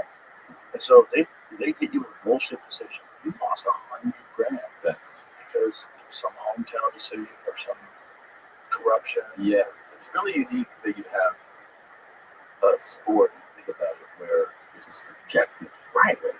It's not like football. right. Like, This is every time you score, like basketball, ball goes in the net, score. You can cheat, or you can bullshit. yeah. But if you're playing Michael Jordan's gonna score, Yes. like how you gonna stop him? You're not gonna stop him, right? So like the numbers he puts up are the numbers he puts up. But in boxing and in MMA, like remember when Roy Jones lost the Olympics? Do you remember that? Yes. He lost the Olympics in Korea, Yeah. and he fucked that dude up. He beat that dude. That was on the post. 100%. Yeah. It was nationalism. It's like he was in Korea, but Koreans are very proud. And like, he won. Yeah. Roy Jones Jr. in his prime in the Olympics. Not even in his prime yet. Yeah. You fucked that guy up. Fuck that guy up. And there's been a few decisions like that in boxing where you're like, What was the one? Because I watched a video of this like recently too. I was like, oh, what was the explanation? It was Kennedy, Tim, right? Is that him, the fighter? Tim Kennedy? Right? Says Sure. fighting the Cuban guy. Yolo Romero. Yeah. That was bad. That was bad. Yeah, that was where like, I don't know if that's the referee's fault or whatever, but he didn't get off the stool. So Tim had rocked him real bad at the end of the round, like real bad. And then Yoel went to his corner wobbling, fucking out of it. And at the end of the 1 minute break that you're supposed to have sat on the stool, it should be, it's over. It should be, it's over. But he got an additional, I want to say, more than 30 seconds to recover before he got back. And then he wound up beating Tim. But also, psychologically, for the guy who's fucking him up, for Tim, it's like, no, this fight is over. You're fucking me. I'm getting fucked here. Yeah. And so then your brain starts to, and then you get out of your fight mindset, which has to be zen. because you're getting into the injustice mindset. Yes. Why isn't anybody fucking doing this? Yes. And that was just like a oversight. Crazy. Yeah. I don't know who. I don't want to pass blame. Yeah. But It someone was fucked up. Yeah. It should have been, in my mind, 1 minute. Get up. Are you gonna get up? Fight's over. This guy won. Yeah. That's it. Retired on a stool. Fuck you. Yeah. Fight's over. That's what it should have been. In my mind. Also, when the round does go, 1 minute, the guy doesn't get up, you put a burden on him that is just like totally unfair. Yeah. Totally unfair. Especially when you're rocking him at the end of the round. Like this is like the more time he gets to recover. There's a reason why in boxing you only get 10 seconds. Yeah. You know, the more time he gets to recover, the more it's possible that he can win. This is not fair. Yeah. Like it's supposed to be 1 minute and that's it. If the fight doesn't restart at 1 minute, he's not ready, it's over. Yeah. So that's only happened once. And unfortunately for Tim it hasn't happened. Yeah, that's it was a bummer. Yeah, it was a bummer because you over there went on to he was pretty cool freak, so but yeah, the guy could recover and he was also like just built like a superhero. He looked like a goddamn rocket with like a Cuban athlete program. Yeah. Man, traps and everybody fought him said that like hitting him hit him. So he was like made out of metal. They all said that. Everybody said like Robert Whittaker beat him twice. He was the middleweight champion. He's like every time you hit him it hurt. Like he's just different. Yeah. Freaky guy. Yeah. So like if Chad Ochocinco thinks he was gonna beat that guy. No. Like listen, like there's people like you out there that also do want to fight. Yeah. You know, like there's like people that have that. That's a problem with like really tough guys. They think they're the only one like that. But yeah. It's like you don't want to discourage them in a fight.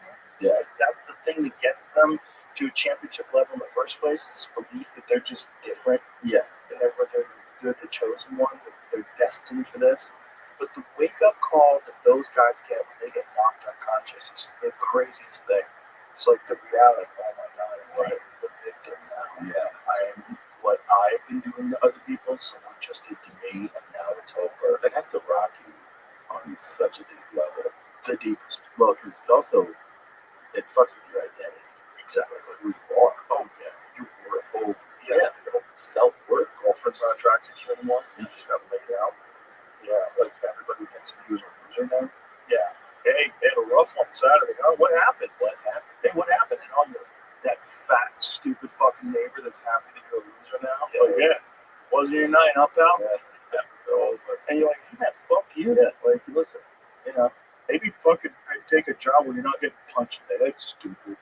Don't get mad at me. Yeah, you know, exactly. People love it when the dominator fails. Yeah. We like to, you know, it's funny because we like to, like a society, I don't know if it's just all over the world, it feels like it's kind of American.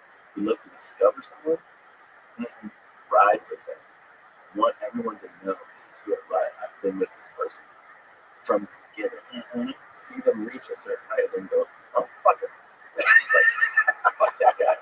And then bring him down. See it all the time. Well, because our society is infested with bitches. Like, yeah, apartment filled with roaches, our society is infested with bitches. Yeah. There's always going to be people that don't do their best, that don't go for things, that don't try real hard, that never put themselves out there. And so when someone does and fails, they're like, they're like, you're on social media, and you're not better. I tell so many fighters, you gotta stay offline. Because I don't talk to fighters like when they're arguing with people online, and I'll meet them, I'll see them, like, listen to me. I know you think you're doing it, like you're shutting these people up, like you're you motherfuckers, man. Dude, I'm telling you right now, you gotta stop doing this. Yeah, you gotta stop engaging and stop reading these things. This thing's it's poison. You're reading poison, and it gets in your head. It gets in your head while you're training. I'm sure. You think about it while you're training. I know it does. It's like a lot of these guys are very fragile. A lot of these guys got like bullied and picked on, which is why they gotta go fighting in the first place. Yeah. To defend themselves. And then you're gonna be bullied by 100,000 unknown, anonymous 15-year-olds.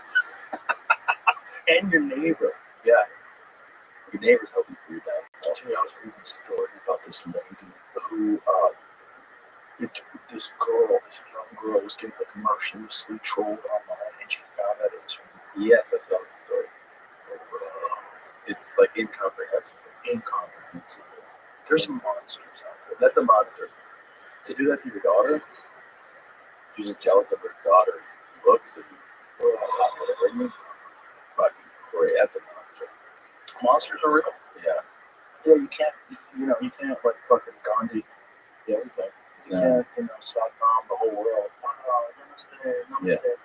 Yeah. No, it's not real. No. Like, there's people out there you gotta kill. Yeah. This happened to like some soccer player too. I remember I watched the doc on him. It's like kind of vague to me, but he was getting totally like mercilessly trolled and cut by someone, and it turned out to be one of his friends. Yeah. Marvin Gaye got killed by his dad. Yeah, that's. Do you want to hear something crazy? I was dating this girl, and I was a giant Marvin Gaye fan. I think she didn't like it, but I was a giant. She was kind of like it. She was kind of young. And one of the things that she said was like, imagine how bad of a person he was that his own father killed him. And I was like, that's how you got on this? That's your perspective? That's what you got on this? Then she was such a bad person. Like, what could he have done for you that would have justified his father shooting him and killing him? I'll tell you what he did. He fucking outshone his father. Yeah. That's what he did. He reached levels of love that his father couldn't possibly have achieved in his life. And his father realized, I'll never be as good as my son. Fuck my son. And he hated him because of that. Yeah. I mean, I'm sure there's probably a bunch of other stuff involved too. But that's dark, man. Dark. You're shot. You're shot. You don't know. It's not like your son was trying to kill you. No. You had to defend yourself and shoot him. No. So he's just an amazing singer that the whole world loved. Yeah. Yeah, look at you, man. Your son Marvin's killing it, and you're just a fucking loser. Fucking jerk. What was the? Because I always knew that the father did it. Was it like a clear cut murder, like homicide? Oh yeah, one? yeah. The father just shot him, and it was an interesting thing because I think what had happened with Marvin Gaye was Marvin had achieved like incredible fame, but he got fucked over in some record deal where he had like no money. Yeah. I think he had like everybody in that era were so fucking credit. Well, you might have about credit card. It works. Corporation. Music business is the most disgusting. You ever read the thing that Courtney Love wrote about it, about the music business? A lot of people don't even think she wrote it because it's too good. But it was essentially a breakdown of how bad the music business fucks you. Yeah. And this is at a time when there's actually sold records. Tons of them sometimes. Yeah, because now the music business, like it's like the mask is off. Like it doesn't go out anymore. Yeah. And they still take 50% of the touring, which is touring. 50-50. They do 50-50 deals. Merch, touring. Yeah. And then what are they going to do? They can't even get you on the radio. The radio doesn't exist. Yeah. Like, that's why people that break through that model, like Oliver Anthony or Tyler the Creator is a great example, like just makes his own stuff. Yeah. Puts it on. It doesn't have to be. People don't even realize that in that era, too, after your tour, and your hit album, that you'd be in debt. Oh yeah. To the record companies, they're like, you got another album. And the record companies all rich. Yeah. Everyone's profiting. Yeah. And then also they want you to subsidize the failures. Yeah. All these boy bands that they push that never made it. Yeah. All the money that they put into that—that's a part of the accounting. So. And then Hollywood does the same thing. They would do the same thing. Like how much money a movie made. Yeah. There's been tons of lawsuits involved that kind of stuff. Wait, but where were you with Mother Yankees Broke?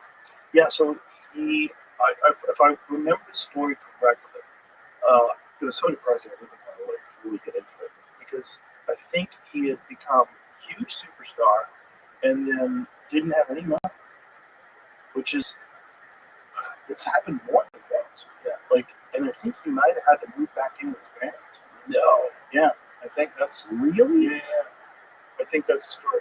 See if you can find that.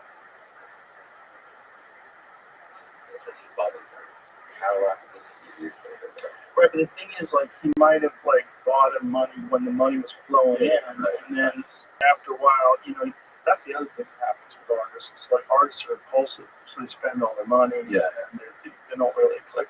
How many artists get given a Mercedes Benz by the head of a label, and they think oh shit, I'm killing it. We want to lease car. Yeah, they're just siphoning money out of you. Someone's writing that loss. Just been fucked. You've been fucked left and right and left. And all they do is sell art. All they do is sell art. They don't make any of it. They make more money than anybody. It's so cool. People didn't know because now if you are into music, you don't realize how much it was a thing have music videos, right? Like that used to be such the biggest thing. And a lot of artists, especially like the young artists, didn't even know that they were paying for the music video. Yeah. So like the label would be like, "What's your video?" Like cool, it's like $1 million. They're like, great. And then they're like, "Oh no, you're gonna pay for that." Well, they tell them later, "We're gonna deduct that $1 million." Like what? Yeah, not sophisticated. No, not finance majors. Which is what we're talking about earlier. Yeah. Yeah. In school, no idea that you're like, wait, I thought you guys did. Yeah. It's kind of funny that the video, everything is visual. You know, like everything's visual now. There's so much video that people watch, but yet music videos kind of went away. I know. Except for this. Yeah, that one was pretty also. And the new one looks like you made it for $40. Yeah. Like, it doesn't Pretty. I mean, it's like you got a drone and a bunch of people. Yeah. And you had like the black light kind of effect. Yeah. It doesn't seem like that cost a lot. No, I don't think that probably costs a lot. You can make things now too for so much less. Oh, with AI. So excessive. Yeah. With AI, you don't even have to have the actual people doing it. Yeah. Which is really crazy. Like what you can do now is nuts. My daughter was showing me some stuff you could do with just photographs, where she could take photographs and then she throws them through this filter and then they're dancing around. You're like, this is nuts. Yeah. So all you need is a photograph, especially if you chose to have like effects in it, like some sort of psychedelic fucking weird things morph and change. It can all be done with AI now. That's incredible. Easily. Well, there's articles out about some studio. Maybe it's here in Texas. I got somebody sent me the link to this. That this company wants to start making studio quality movies for 500K AI movies. I bet they're going cheaper than that. But that's They'll probably have AI write the script, man. I mean, if you're thinking about some like dumbass fucking cop movie, some silly bank heist movie. Yeah. You got a hero who's gonna go in and fucking kill the bad guys and make a cost.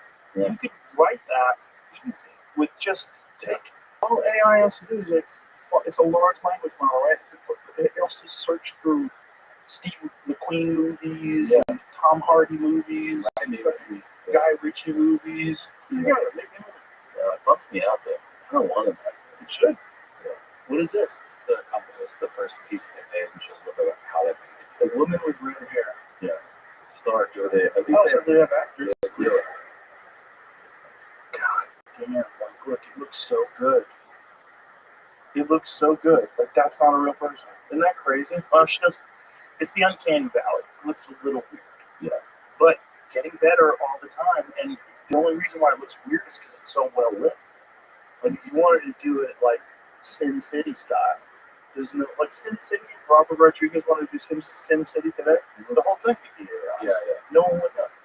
That's crazy. Yeah. These are all fake people.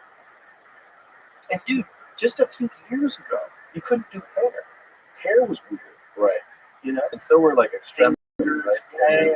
Yeah. Now, I mean, just in a short amount of time, it's incredible. Why is that? That's so interesting. Why are fingers?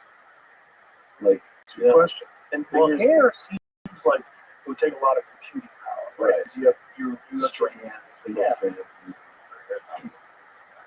it isn't. Go back. But it is all moving. People would just, you're right. You're right. Yeah, you're right. Yeah, it's moving as almost like a little bit of an element. Like that would be a tell. Like it's a little bit of movement, but not enough. Right. A little bit of bounce, but not like it's all spray painted. Like as if their hair was like sprayed with a shit ton of hairspray. Yeah, it couldn't move at all. Right, that would kind of make sense. But it's not moving. So they all do that scene at the beginning of every of their movies.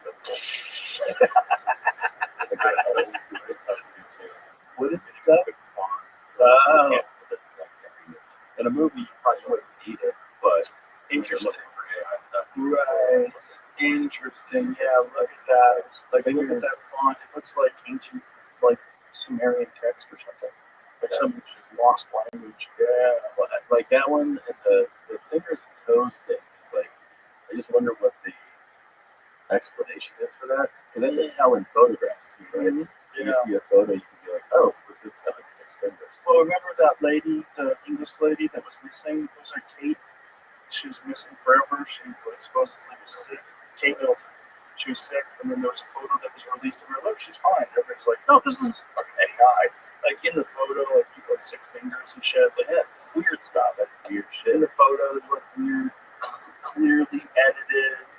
Yeah, It's gonna get wasted here. Way. We're just touching it. Yeah, it's This just is scratching. scratching the surface. Yeah, it's gonna be real weird. Like actors should really save their money.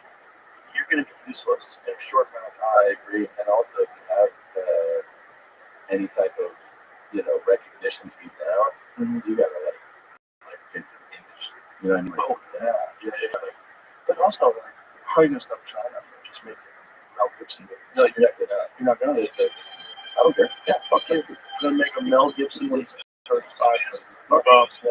You just play it here. Fuck off. I'm gonna put it on. What are you gonna do? Run through 30 different shell companies. Never gonna find it. Yeah. Totally. And it's gonna get to a point where it's gonna be virtual. So it's like it's gonna be inside people's heads. You're gonna be able to exist inside the movie. Things are gonna get so strange, and they're gonna be so immersive so quickly. Yeah. That the Matrix is a decade away. The real Matrix, where you're in the Amazon and you are barefoot and you feel the ground under your feet and you hear the monkeys and the birds and the bugs and the trees and you hear the sound of a panther nearby. Like, that's gonna be real. It's gonna be real, and you're gonna be like, why do I want to Go back to your life. Like what's that guy's name? Joey Pants from fucking The Matrix. We see him eat the steak. He's like, I want to be important. I'm an important person. Yeah. Like, yeah, that's what people want to do. They'd rather be an important person in The Matrix. That's so true, man. And we might be in that right now. That's the real mindfuck. The real mindfuck is if they can eventually create a artificial reality that's indiscernible, how do you know whether or not you're already in it? And you don't. But There's a lot of evidence that we are. that we're in it now. Yeah, there's a lot of evidence that reality as we know it is not real. That it's too weird.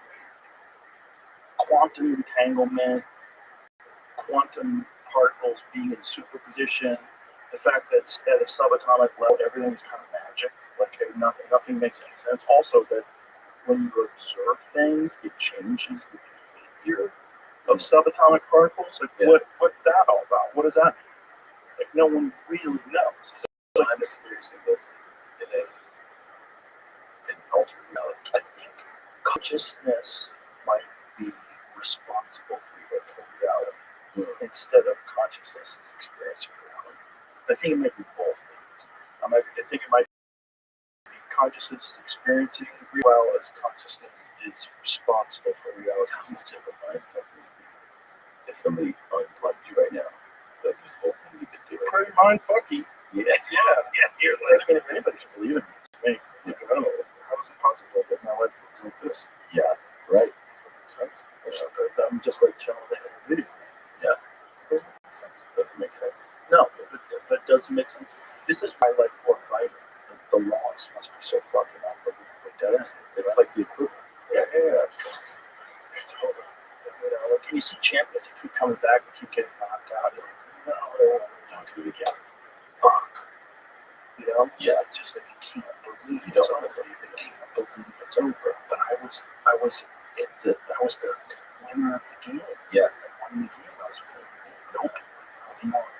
Now reality shifted. Now on top of it, you cannot brain damage. Oh, fuck. Boy, That's worse than the version we get. oh, it's the worst. Yeah, that's the worst. Brain damage is the worst because now the way you interface with reality might be damaged. So like a car with a bad suspension on the highway with the wheels shaking. Like the way you interface with the universe itself Changes. Yeah. So you're taking again the highest amount of glory possible. It's like winning fights in front of the whole world. I mean, I would only imagine that like becoming a UFC champion and then put that belt on your waist and the whole crowd's like, yeah, and people at home like, fuck yeah, fucking did it. Holy shit. Oh, you text your friends, what a fight. Holy shit. That the love that person gets punishment that person gets. Yeah. But the price is you're risking the way you interface with reality itself, the brain. You're risking the brain. And you get out of it like George St. Pierre. You know? George St. Pierre, fine. Handsome, wealthy, perfect, like intellectually. The man still, Still the man. Like, you know, whenever I talk to him, he's like, Joe Rogan, LSD, everything is great, buddy. He's all happy. You're like, boy, you fucking really pulled it off. You really pulled it off. You became a 2-division world champion, one of the greatest fighters of all time, and you're fine. forgot about that part. But for most, it's going to end badly. Yeah, and the crazier part to me is how many of those guys you go, hey, if you could go back, you know, we just change things. No, some of them, like, go like, I love the glory so much. Like, you see it in fighting, you see it like in the NFL. Some of them are like, no, I'll accept. The identity. Yeah. The identity is so huge. The identity to be a special person. It's not, you don't get to be a special person. Most people don't get to be a special person. And a special fighter is a different kind of special person. Yeah. It's like, that's a guy who took the craziest of risks. Like, we all know, you know better than anybody how vulnerable the human body is. Like, you have surgery and injuries. That's fucking horrible. So, like, imagine if you had a fight and now, like, you were a big time fighter and you hurt yourself playing basketball with Kirk Cousins, and then you got to build yourself back up and fighting it, but you kind of know that your left arm is kind of still fucked a little bit. Yeah. You never, like, no matter how far you get from it, you still have your voice in there. Oh, yeah. More so now, right? Oh, yeah. Like, I never had that voice before. Yeah. Watch out. Yeah. Be careful. Yeah. Like, Like, do that. and I've had 3 knee surgeries, and I'm having a problem with this left knee that I really hurt. The last time I hurt it pretty bad was skiing, and the last time I was skiing because I cracked the bone that's at the top of the tibia. And then I probably messed up the cartilage and shit there too. But it's still better than most people. Like, it's better than like people are like, how bad is your knee? Like, it's not fucked up like, compared to your knees, like a regular person. Yeah, because I need my knee to be able to kick 60 miles an hour into a bag of sand. Yeah. Like, I'm requiring different things from my knees. Sure. But I know. That's what I'm saying. Like, if you're a fighter, you know you've got a bum knee. Like, even though nobody can tell when you move around. But you know. And you know your knee breaks easier now. Yeah. And you know your neck hurts. And you know your pinched nerve. And you know your lower back gives out sometimes. And you know your kidneys kind of hurt. Cut weight for 2 years. Sounds like you know you shouldn't be fighting. And you know that your ligaments aren't bleeding more. And then also, you know you can't take a punch anymore. A lot of guys know they used to be able to take a great punch, but now you can't get hit. So now you're gunshot. Yeah. You know, did you see Devin Haney's fight last weekend? No. He fought like, Ryan Garcia fucked him up in the last fight and dropped him a bunch of times. Yeah. And this fight, like, it looks like he's done. Like, he's moving around just like he's just constantly moving. I forget the gentleman's name, but there were rounds where you wanted them to punch. Well, and Garcia, that's the one where he won the fight, but then there was all this bullshit. He tested positive for some sort of performance-enhancing metabolite at a very, very low level, but like not a level where it would be performance-enhancing. Yeah. So I don't know what happened. He says he can take it down, but what ended up happening with the decision of whatever? He got it became a no contest.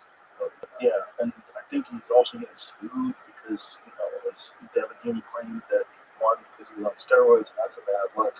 But you can tell it like mind fucked up and Devin Haney, and a lot of people totally are writing off Devin Haney now, which is crazy. Because I remember when he beat Cambosos, I was like, damn, Devin Haney's slick, so good. And now, like, that guy is he was just moving constantly. It's still very skilled boxer, but it just shows you one devastating loss for an undefeated fighter can fuck you up. Yeah. And some guys, they come back and they're fine. Like Garcia, for instance, like Gervonta Davis fucked him up. He came back and he's fine. Yeah.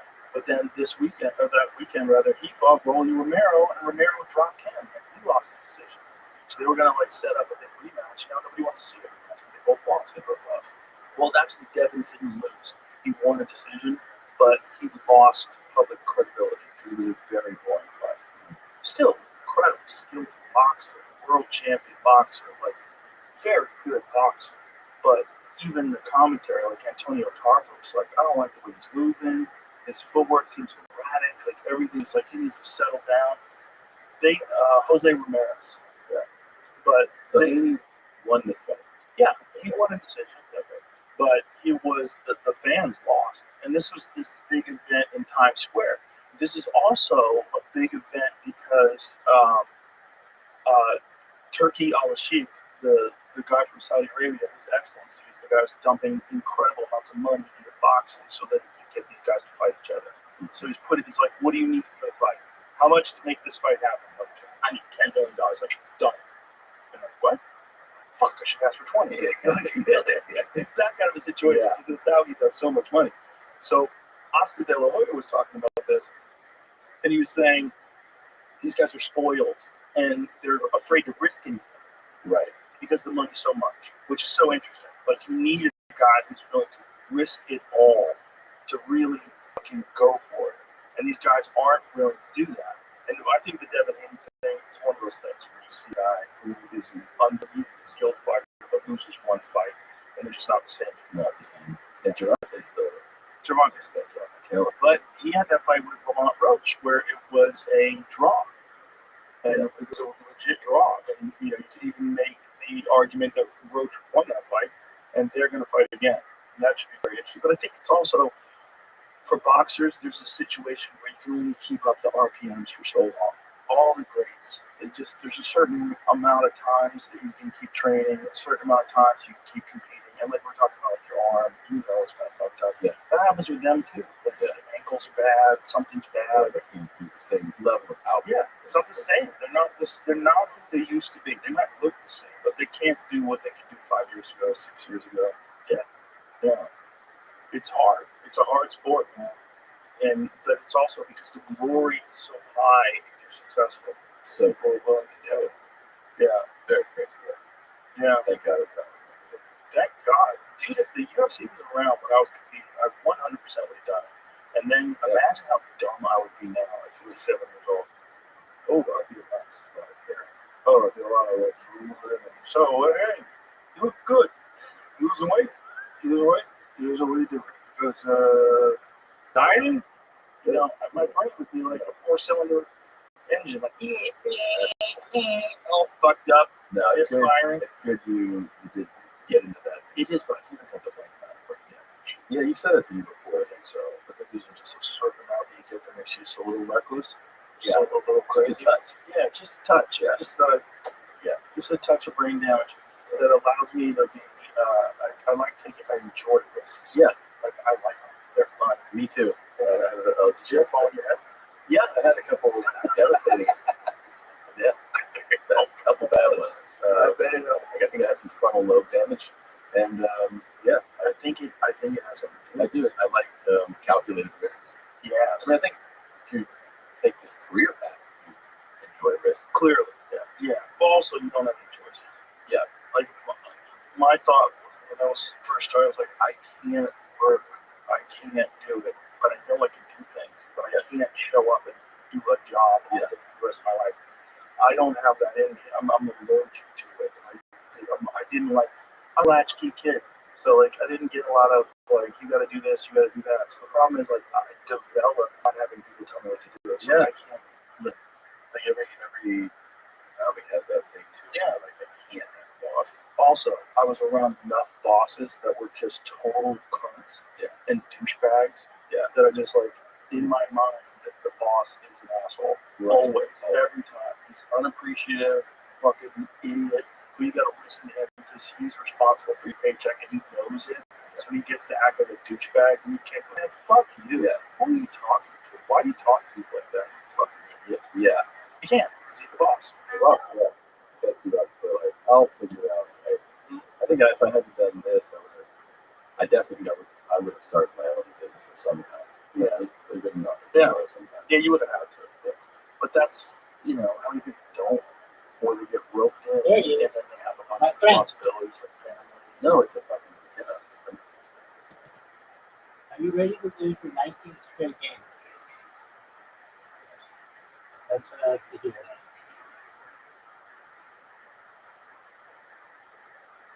19 straight.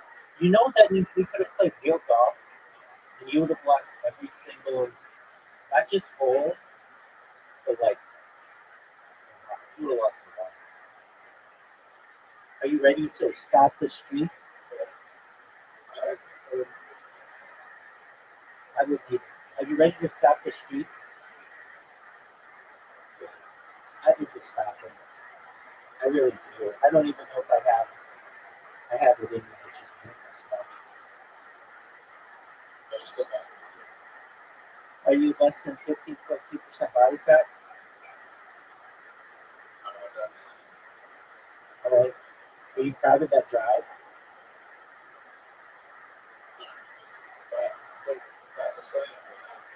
Oh, Zoot! Zoot! Now's your chance. You watch. I'm going to regret that shot.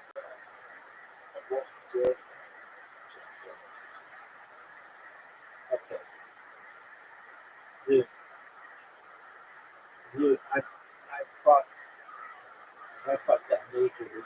You've got a chance right now to take the first lead. And I don't know how long. Just make it. There you go, Zoot. So you have the lead.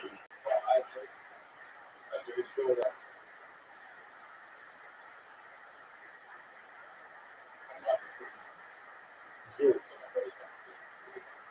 Zoot, you're playing out of your fucking face right now.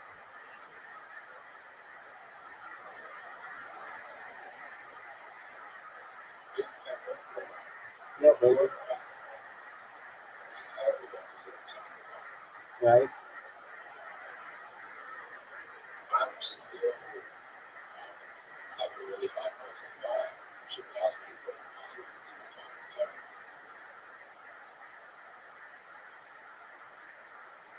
This is an important shot. You're proud to me believe that. I fucked up, dude. Oh, you just gave it back to me. That makes me feel better. Oh, did you fuck up?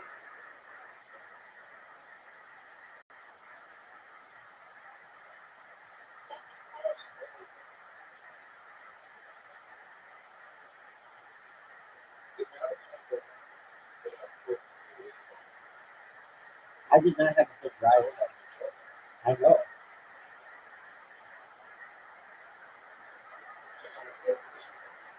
I don't.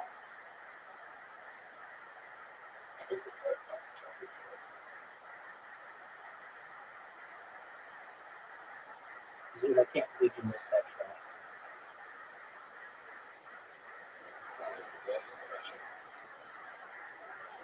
I need a great shot. And I did not have it. You need to avoid running the shot. Girls, perhaps. Even part one, part two. No, it's like it doesn't make sense. Hey, I finally okay. I finally listened to that Mr. West song. And I mean he's just trying to get in the press, which is cool. You suck at this business. But I mean I don't really like the kind of rap. I mean, it's just like that really I like rap about love and chicks and falling. So that kind of rap, dude, you fucker, dude, Zoot, Zoot, today's your day.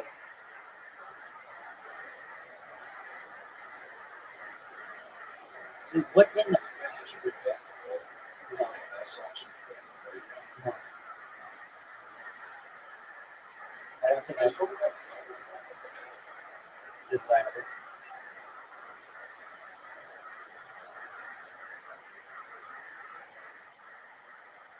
Short.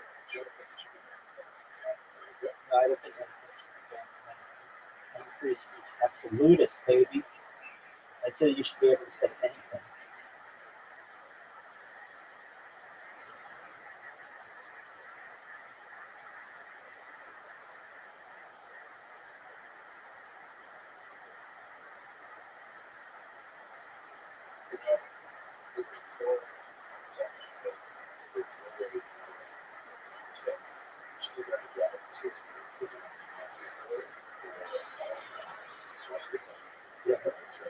Yeah, it's just not my way. I'm a free speech absolutist. Zoo, if I miss this shot, then that means, oh man, this is a tough shot. Right?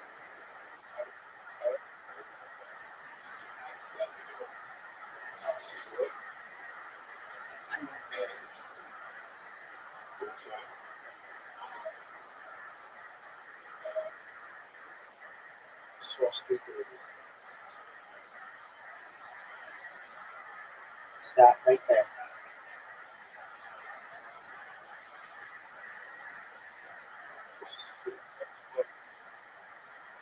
Zoo, that was a big shot. Hit the tree, baby. Yeah, you do. Zoo, it all comes down to this. Are you nervous? Are you nervous?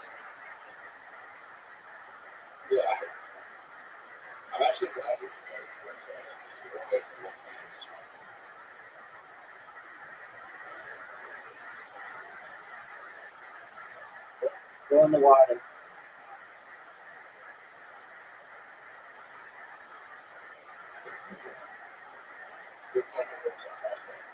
Of what? That's tight. Zoo, you just fucked up.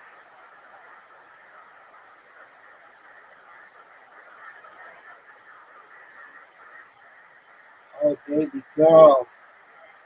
Zoo. Okay, Zoo. Zoo. Zoo. Zoo, you just lost your 19 straight now. Unless you make the shots. Which is like awesome. Oh, no way.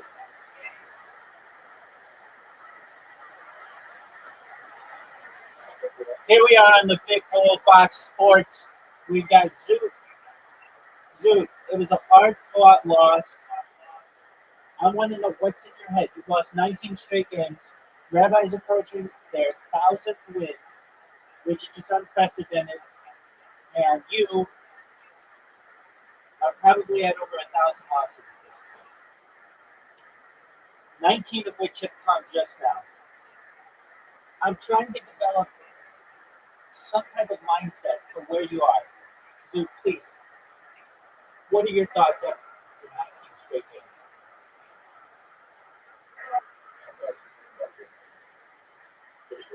Yeah, yes, you did. Yes, that is correct. Dude, now you see how big that one shot was. Had you made that shot?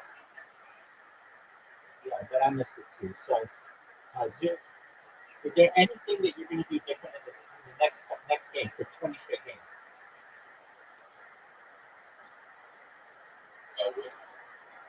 Are you guaranteeing a win? Straight games? All right.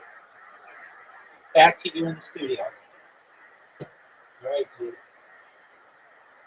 Are you ready? Are you ready?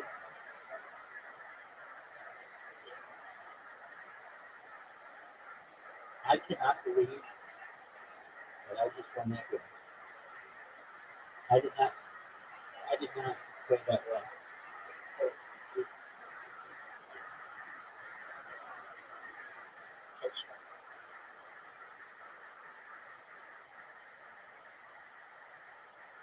Oh, Zoot. What a big miss. Fuck! Zoot, shut up. Quiet.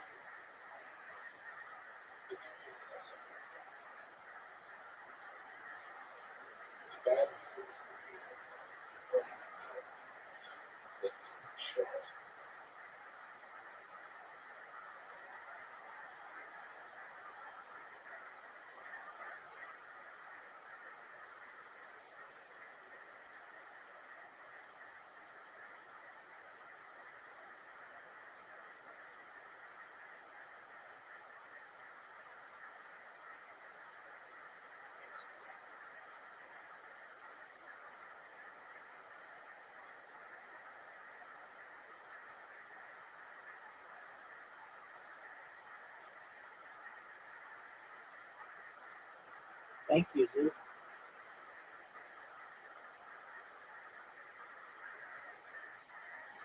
Zoot.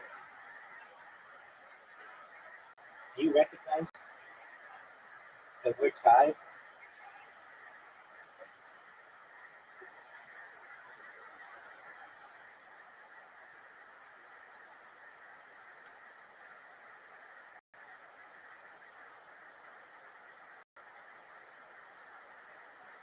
Dude, that was a great shot.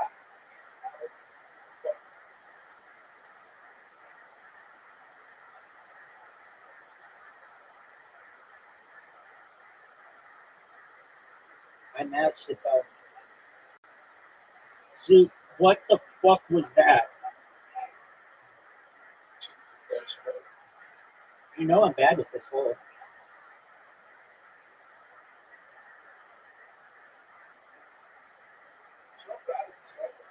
No, I am. I always try to cut it short. And end up fucking up.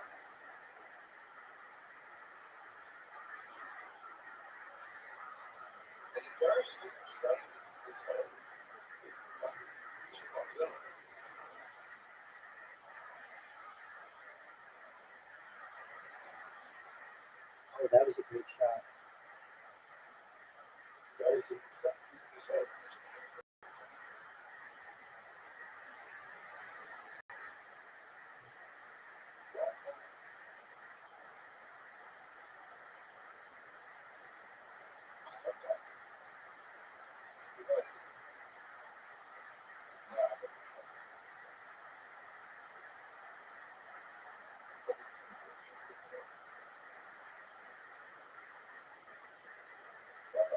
You okay?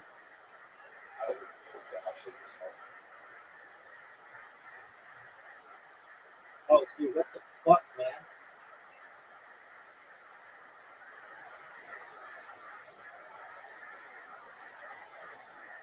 How'd you like that shot, Zoot? Oh, Zoot.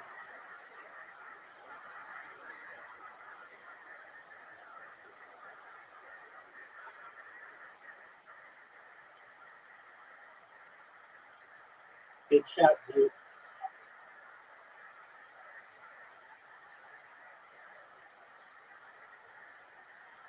Heartbreaking.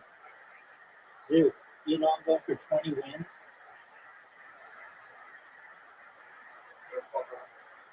Zoot, you have to make the shot.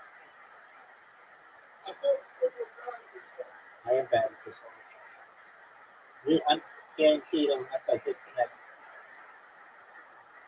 Oh, dude.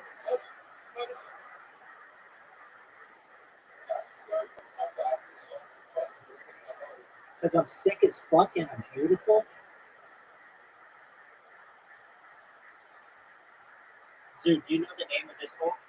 What up, Mr. Aquarius? That's right. All right, we're almost done, Mr. Aquarius. I beat the Zoo. I'm not even kidding. 19 straight games, and I'm going for my 20th straight game. This is the longest streak we've ever known in the history of mini golf. And Zoo just had an amazing shot.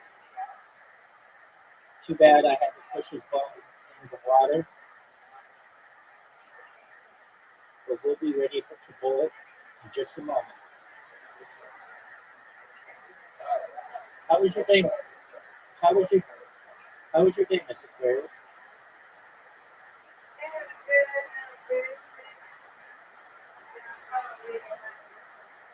Oh, okay.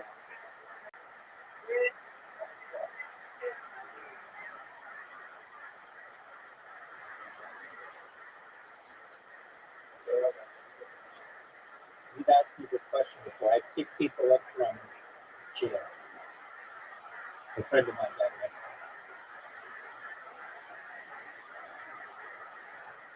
So why don't you pay attention to the answers that I tell you?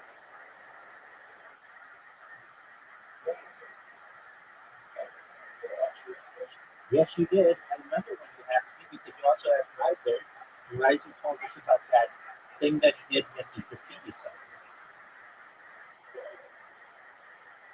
So pay attention when you ask a question what the answers are. All right, Mr. Aquarius, you ready?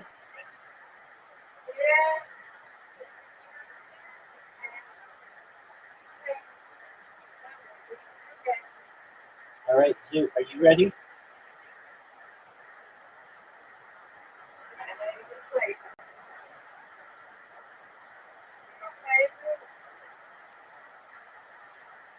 Zoo, you have an invitation in the waiting room. Zoo, I want to see your game over, though. Come on, though.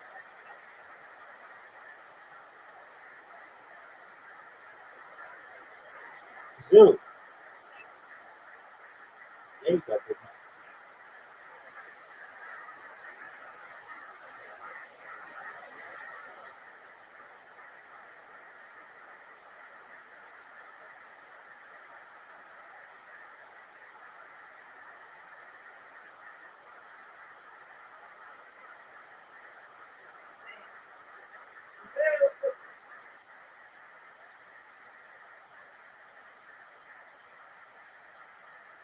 Zoo,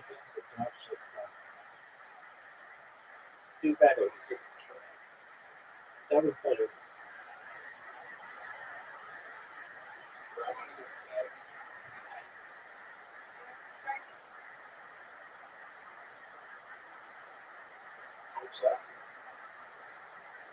Get it. That was a tough split. That was a tough split.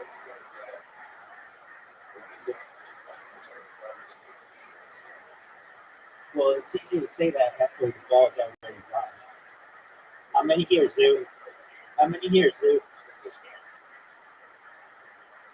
Zoo, I thought you said she was going to get a spare.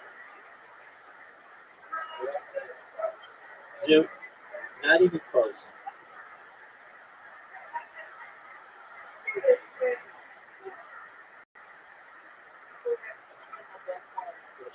Oh, okay.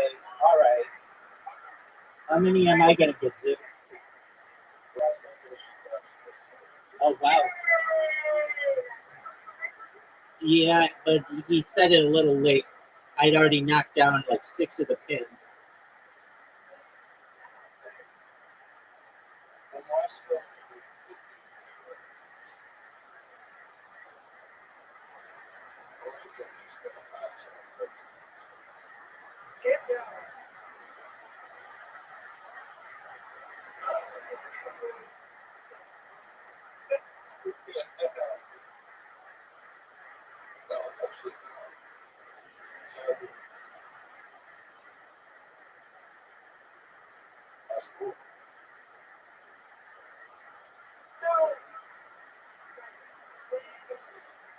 Zoo, what was your prediction?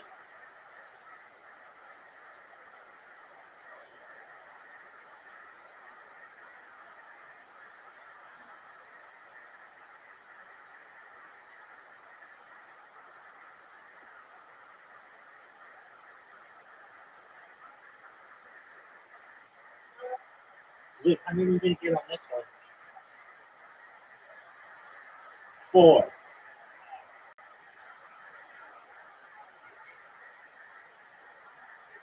You got 2. You got 2, Zoo.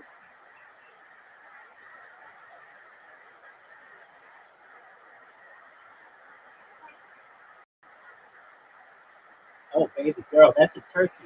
That's 3 in a row.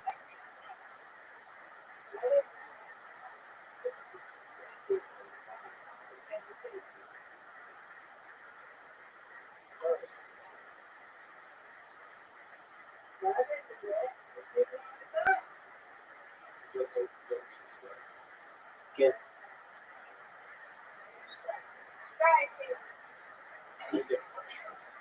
so you have 19. That's the lowest I think we've ever seen on another board. Oh, Zoo, you're garbage.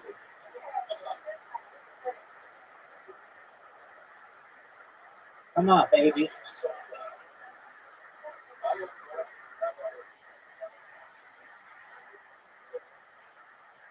Don't you bring me into this. You ready to see some break 100, Zoo? Here we go. 107. I win you. That's right.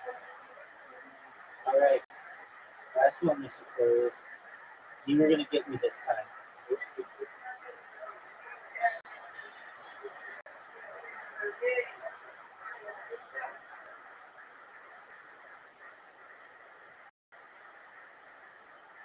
Zoo, we're waiting on you. Zoo. Yeah, Zoo. We're waiting on you.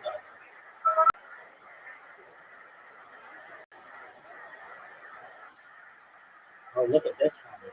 Strike. Miss Aquarius is on tonight. This girl is on fire. Yeah, don't. But not really, because when Miss Aquarius wins, I win. So we're both kind of undefeated. Dude, this one's for you. Gotcha, dude. Yeah, but she got a strike and I got a spare, so she didn't like double.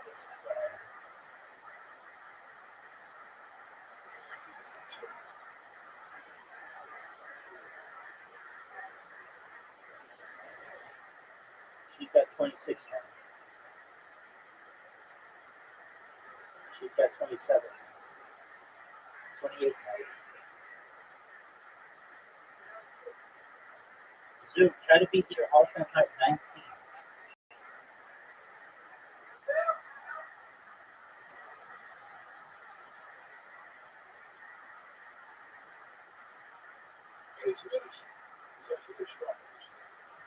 Yeah. And the next two. And I think on a spare to the next one.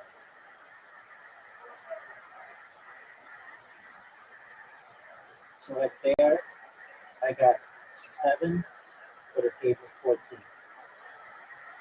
Get it?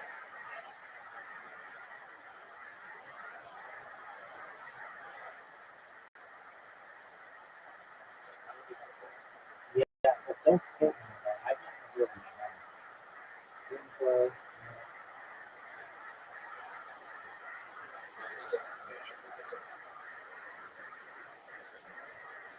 Get it, girl.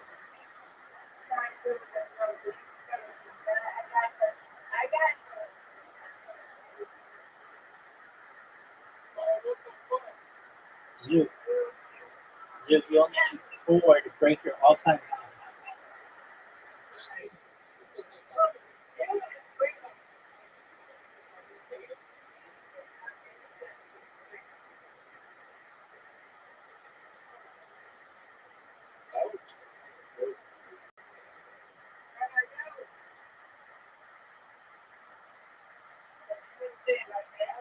You're good. You're good. Don't worry. I'm grateful. Oh, okay. Well, guess what, Zoo? This ain't Wii Bowl. This is Play-Doh Bowl.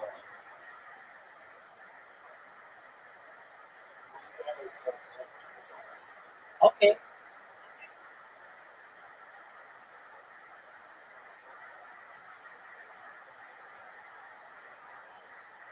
Wow. Good job. Okay, do you think you get more than 19?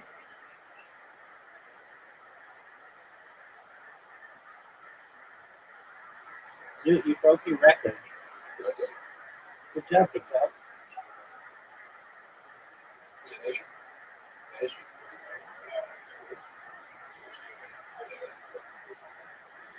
Excellent. This one's for Zoo.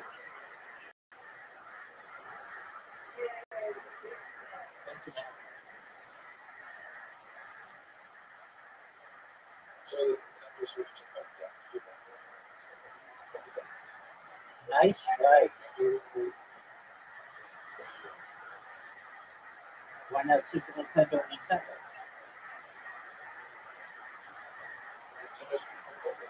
Very cool. All right, Miss Aquarius. Look at this shot.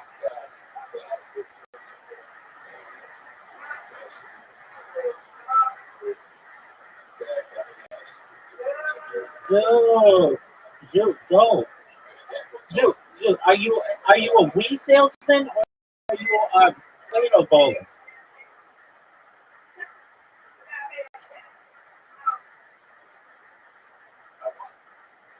No, you didn't. This is a big shot. I gotta get Miss Aquarius. Okay, I have to hit these two. Thank you, baby. That's really mean to say to someone. All I know is that Zoo, you lost 20 straight games of mini golf to me, and you lost in bowling to me as well. That's all I know. Good job, Miss Aquarius. You win, I win. Zoo, are you ready? Are you ready to lose 21 straight games, Zoo? Miss Aquarius, we're gonna put mini golf.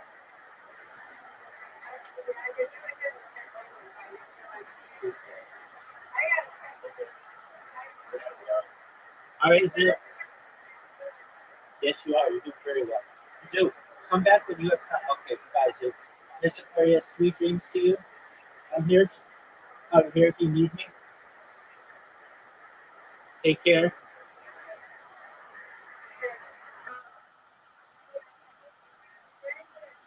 Excellent. I mean, Good night. now we're at the age like you can look back on 25 years. People you know, oh my god, they're like miserable. Oh my god, people who are in hell. Yeah, in hell. You know, fucking You know what's really fun crazy things. is when people get out of stand up and then they see everybody do really well and they want to jump back in. And it's been like, I've gotten messages from some friends that I know there, but that's another decade. And I'm like, you can't just jump back in. you know, well, if you do, you gotta like start from the beginning. Yeah. Start doing open mic nights again. Like even in the writer's room, just doing the writing for a sitcom. No, for fucking 8 years. you lose your footing so much. And that, it's a different, like, sometimes I've had, a week off, 2 weeks off, even a month or something off, where you're like, oh, like, you have sea legs. It's like, whoa, I can't imagine 10 years. Dude, it happened to a lot of writers when they got in the strike. When the strike was going on, like, how long did that strike go on for? Months. Long ass time. These guys have mortgages, and the kids are in private school, and their wife likes to spend money. Yeah. Fuck. And they're used to making $1 million a year. Doing real good. Yeah. And then all of a sudden, it all dries up. Like, oh, fuck. And then their savings account, and the wife's like, what are you going to do? Like, fuck. I didn't want to just take it. Okay, sorry, just trying to put together that. And you want to show up, and then the club doesn't know who you are anymore. Oh, no. Yeah. Oh, It's scary. It's scary. it's the worst. But it's like this decisions that you make in life. Like, what are you going to do? Like, what are you going to do with your life? Those are personal decisions. Which is why like this whole free will versus determinism thing drives me crazy. Because these people that want to believe there is no such thing as free will, like, yeah, you could do that cute little thing, but you know that free will is real because you know that you decide to get up in the morning. Yeah. Like, you tell me Jelly Roll didn't have free will to lose that 200 pounds? No shit. Perfect example. Yeah. Like, that's hard to do. If you're 400 plus pounds, you're fat as fuck, you drink and party every night, and one day you put your foot down. Yeah, that's enough. I'm gonna get healthy. That's free will. Like, would you tell him determinism? Like, forced him into a position at 39 years old where he's all of a sudden going to decide to lose all this weight and has nothing to do with his free will? That's silly. Will's a real thing. Of course, we all have it. You just deny it. But it's why, I don't know, anything you accomplish that's work, it's through free will. It's through Right. choices.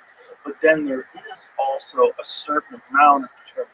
If you grow up in a terribly abusive household and you're around drug addicts and violence, and then you go and commit that, it's almost like you have no other examples.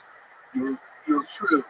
I get that. You still make a choice. You do, but you don't even know what a good choice is. That's never even seen a good choice. That's a valuable analysis that, like, you had a horrible modeling, so you're just following the path you think is the only path. And some of those guys get involved in athletics, right? Some of those guys get lucky and become a fighter, or maybe they get lucky and become a musician, or maybe they get lucky and they become something else, or a cop. But it's just the choices that you make in this life you don't know if it's the right choice while you're making that choice. Well, I'm about to find out. We're making this TV show about the right choice.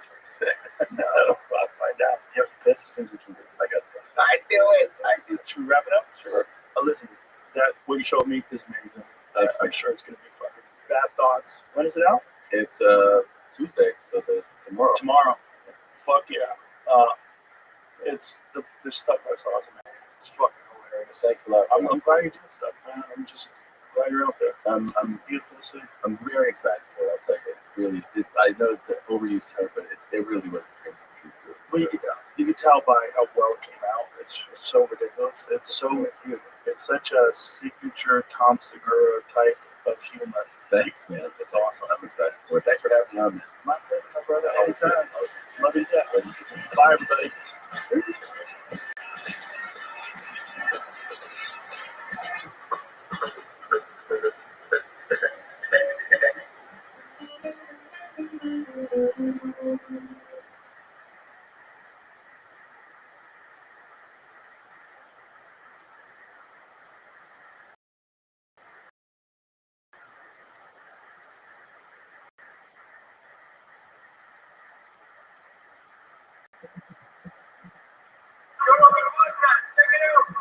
Rogan experience. Train by day, Joe Rogan podcast by night, all day. What a turn. This is absolutely incredible. Absolutely a series of unexpected things. So this day. you were supposed to do Duncan's podcast, and then Duncan and I on the phone, and he was saying, trying to move tickets for the psychedelic event, and then Duncan said, hey man, you can have him on your show. And I said, well, why don't you come on too? It'd be really fun. And then this morning, Duncan has a root canal, like an unexpected emergency root canal. So it was just a crazy turn of events, and fortunately, you're here. Yeah, I just came in from Ukraine. Oh, Actually. wow. Training therapists and psychiatrists. Wow. So Ukraine has enormous amounts of trauma. And so what I'm trying to do is to go to high trauma areas and try to talk about MDMA-assisted therapy and how that could be helpful. What is the legality of it over there? Well, right now it's illegal. They have these terrible laws left over from when Russia was in control, and you cannot even do research with Schedule 1 drugs. Wow. Now, the psilocybin, not with MDMA, you can't even do research. But over the last couple of years, there's been a lot of efforts by their military, by other people to change that because they're aware that they have so much enormous trauma.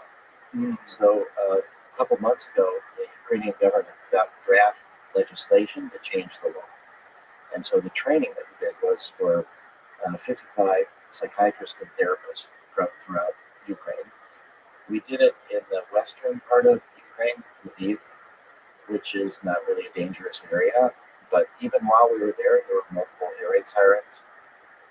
But then they look at their phone and they see the area that the air raid sirens are supposedly about, and that could be like 100 miles square, something like that. So nobody seemed to care. Nobody moved to shelters and just ignored these area tyrants and heard nothing. But it was so emotionally moving because we went to the cemetery in Lviv, and they have these in cities all over Ukraine. And they have something that I've never seen before, is that they have just enormous numbers of graves. Terrible. They've lost about 250,000 people. But the graves all have flags for Ukraine, but they have the pictures of the person that's dead. It's the person that's buried there. And I've never seen that anywhere else. It has even more of an emotional. You're actually not just thinking all these people are dead, but you're seeing their pictures. And most of them were younger and tragically interrupted their lives. A fair number of women. And so they put them in the center of the cities. You're having to build new grave sites all over. And it's just next to a really large old historic cemetery. Yeah.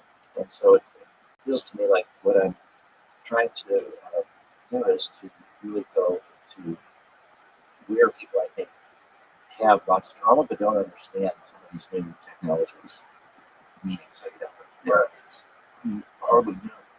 Well, new to them, right? So they've been very much a conservative society. They don't have legal marijuana. They don't have marijuana.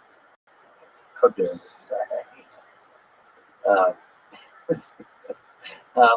Yeah, so it was very moving to be there for just the fact that we were there, that people felt that we were willing to come to the country and be there with them, even though it's in this more safe part of the country.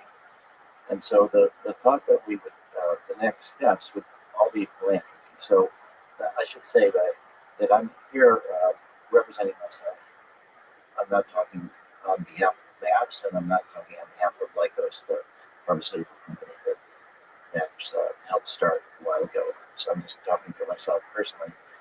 But what we're trying to do is really respond to where the trauma is. And next week, we're going to which is something I never thought I would be going to. But I've been invited to speak at the American University of Beirut and also a YPO business group. And there's the possibility of potentially starting research with MDMA therapy in Lebanon as well.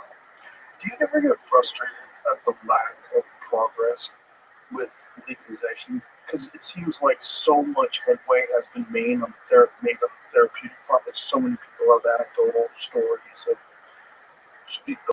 like a lot of soldiers with Ibogaine in particular, and MDMA in particular. These people have had wonderful experiences, turned their life around. It just, I'm so baffled by the snail's pace of acceptance of these things. Well, I first tried MDMA in 1982. So we're talking about 43 years ago. And as soon as I experienced it, I thought this incredible therapeutic potential. It was legal at the time. And when did it come in? 1985. And so it had been, MDMA it had been legal, but it was sort of quietly used in therapy circles from around 1976 to the early 80s. And then it started leaking out of these therapy circles and started being used as party drug ecstasy. Wasn't a lot of that in Dallas? Yes, a lot of it was at the Start Club in Dallas. Yeah, that is really where MDMA became ecstasy. Lorenzo from the Psychedelic Salon. I learned a little bit about that from him. Yeah. There's a fellow named Michael Caine is working on a movie about the Start Club. Oh, wow. There's an incredible story because Larry Hagman, who is the star of Dallas, frequented this nightclub with a bunch of the people from the cast, and the police had decided to bust them because they knew that there was all this experience. No, they were all prepared to bust the Start Club that night, and unexpectedly, Larry Hagman showed up, and they canceled the bus because they thought it'd be too embarrassing to bust him, and they busted him another time. He talks to CNN once, and he was talking about he was not afraid of death because he had an incredible LSD experience. Yeah, did you see that? I did. Yeah, and he was like, well, he did LSD LSD therapy in the 60s.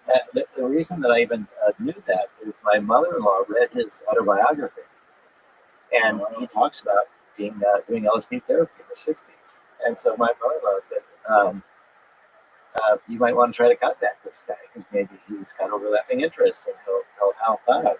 And it took me a couple of years to get to him, but eventually I did.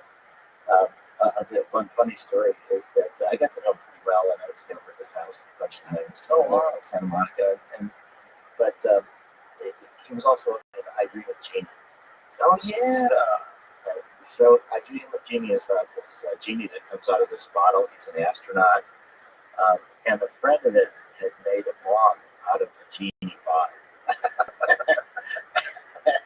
And they wanted to market it, and Larry said, no way.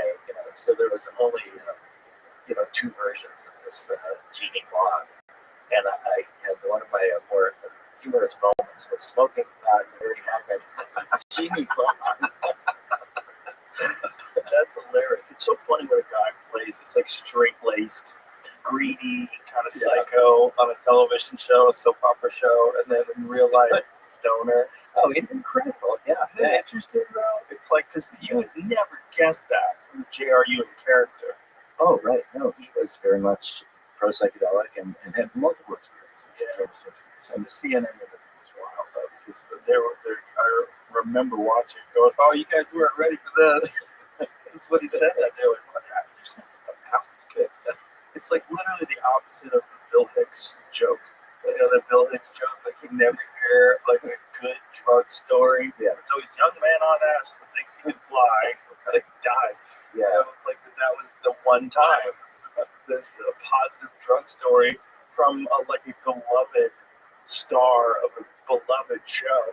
Yeah, it's the most popular TV show in the world at some point. Yeah.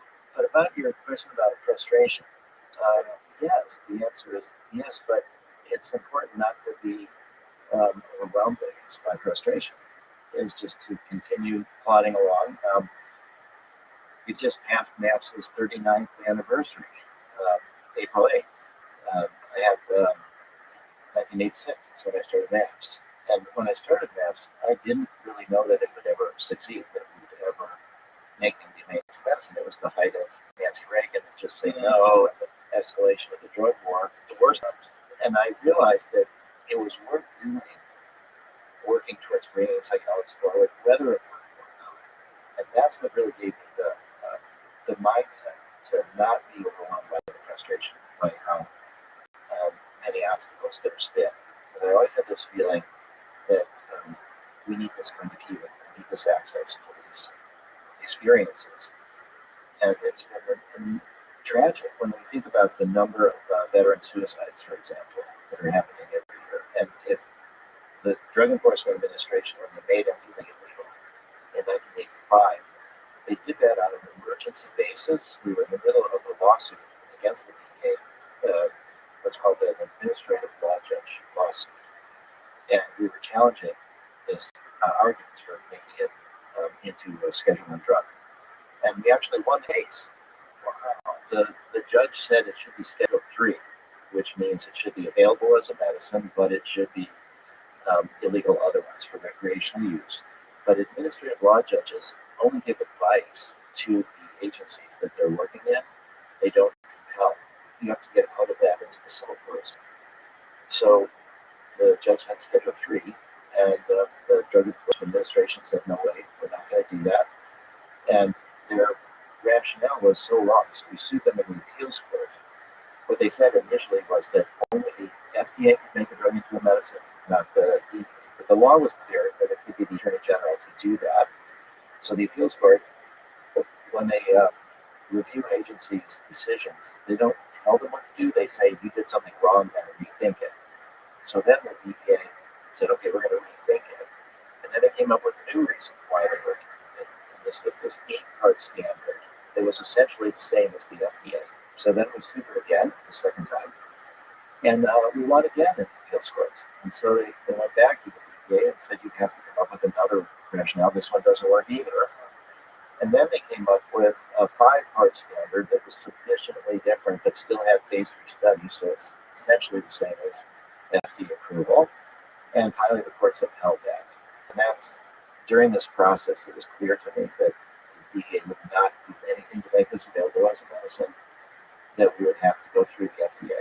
And that's where MAPS began as a nonprofit psychedelic pharmaceutical company focused entirely on donations, and the intention was to turn it into a generic drug.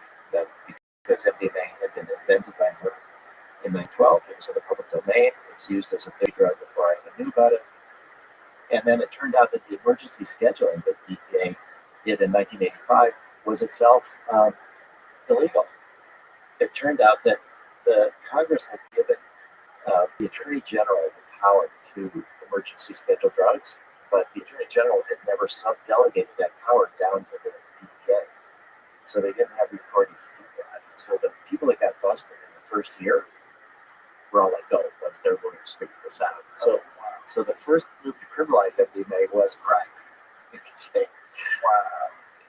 But we're stuck. And so when we think about if MDMA had not been criminalized, how many people's lives would have been saved? How many people would have been able to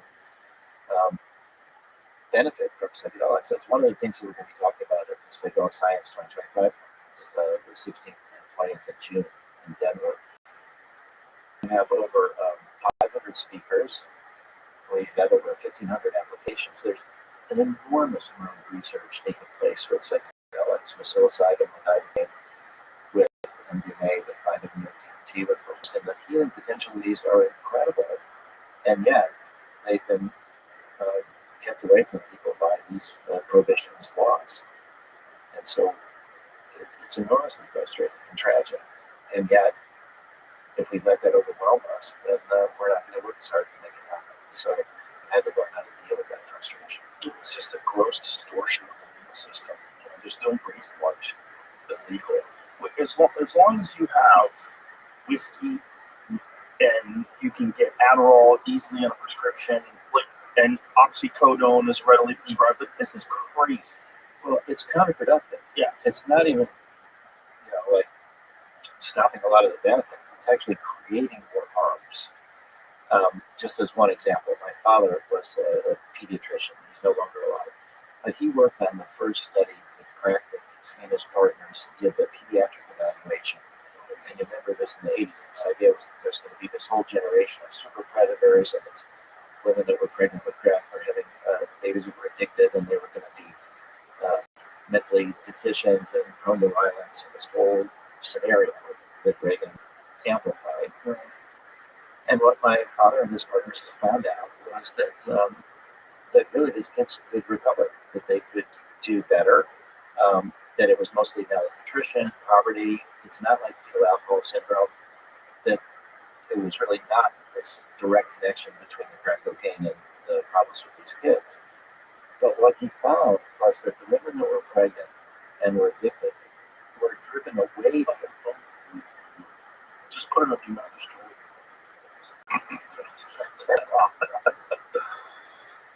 All you boomers and your goddamn gadgets.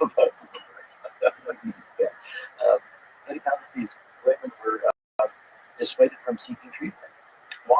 Because they were worried that they would have liberties taken away from them, because they were worried they were going to go to jail. So the drug war is counterproductive, and that the people that need the help the most are driven away from seeking it because of the stigma and shame and criminality.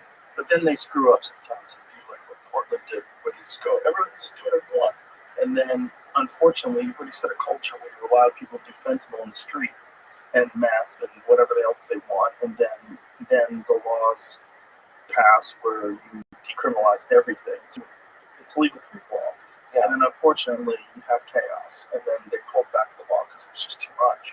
People were going there just so they could get high. Well, that's the important point, just that people were going there. So what that means is that I saw this in Zurich. So there was a place in Zurich multiple decades ago called Needle Park, where they decided to provide access to healthcare, access to safe injection sites, things like this for heroin addicts and others in Zurich.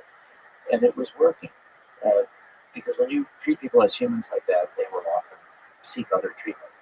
And then if they're not necessarily criminals, but then people come from all over in overwhelmed capacity because it's this one humane site, and then it became an open air drug market. Just people from all over Europe started coming, and then they had the backlash. Yeah. So I think it's something somewhat similar in Portland, where you try some of these things on a local basis, but then it attracts people from all over, and then it turns into the opposite of what they hoped. Right. Yeah, and it's just, I just think also they've gone through the whole confront the police thing, so they were just overwhelmed by cases. The Portland just out of control. It was so lovely place a few years ago. Just a lovely place. 10 years ago, Portland was amazing. It's all a bunch of sweethearts, hippies. They were like so calm, and something happened. People got radicalized, and then the tents, the people that camping on the street. Yeah. Once that happened, and you tolerated people just putting tents up in the middle of the city, it's like, don't ignore these people. Like, either help them out or tell them they have to move or do something. You can't just clog up your city with mentally ill drug addicts who are in tents. That's crazy. It is, and it's hard to have these local solutions because it attracts those people. Exactly. So They probably have trains before them get on it. yeah, so these kind of solutions, I think people take the wrong idea from them, that the solution itself was the wrong idea. But I think it's when you do it on a local basis like that and not have it widely distributed. So basically, the idea is that you have people that have problems with substance abuse of all kinds. We don't criminalize alcoholics that go to AA. Things. They're not stigmatized, and they're not worried that they're going to be arrested. Right. And yet they can go for help. And we have a lot of people that actually do that. Yeah. And I think that's the kind of humane approach. But that's where we should be as a society. That's a healthy, intelligent society. And also, we should be paying attention to the people that report great benefits.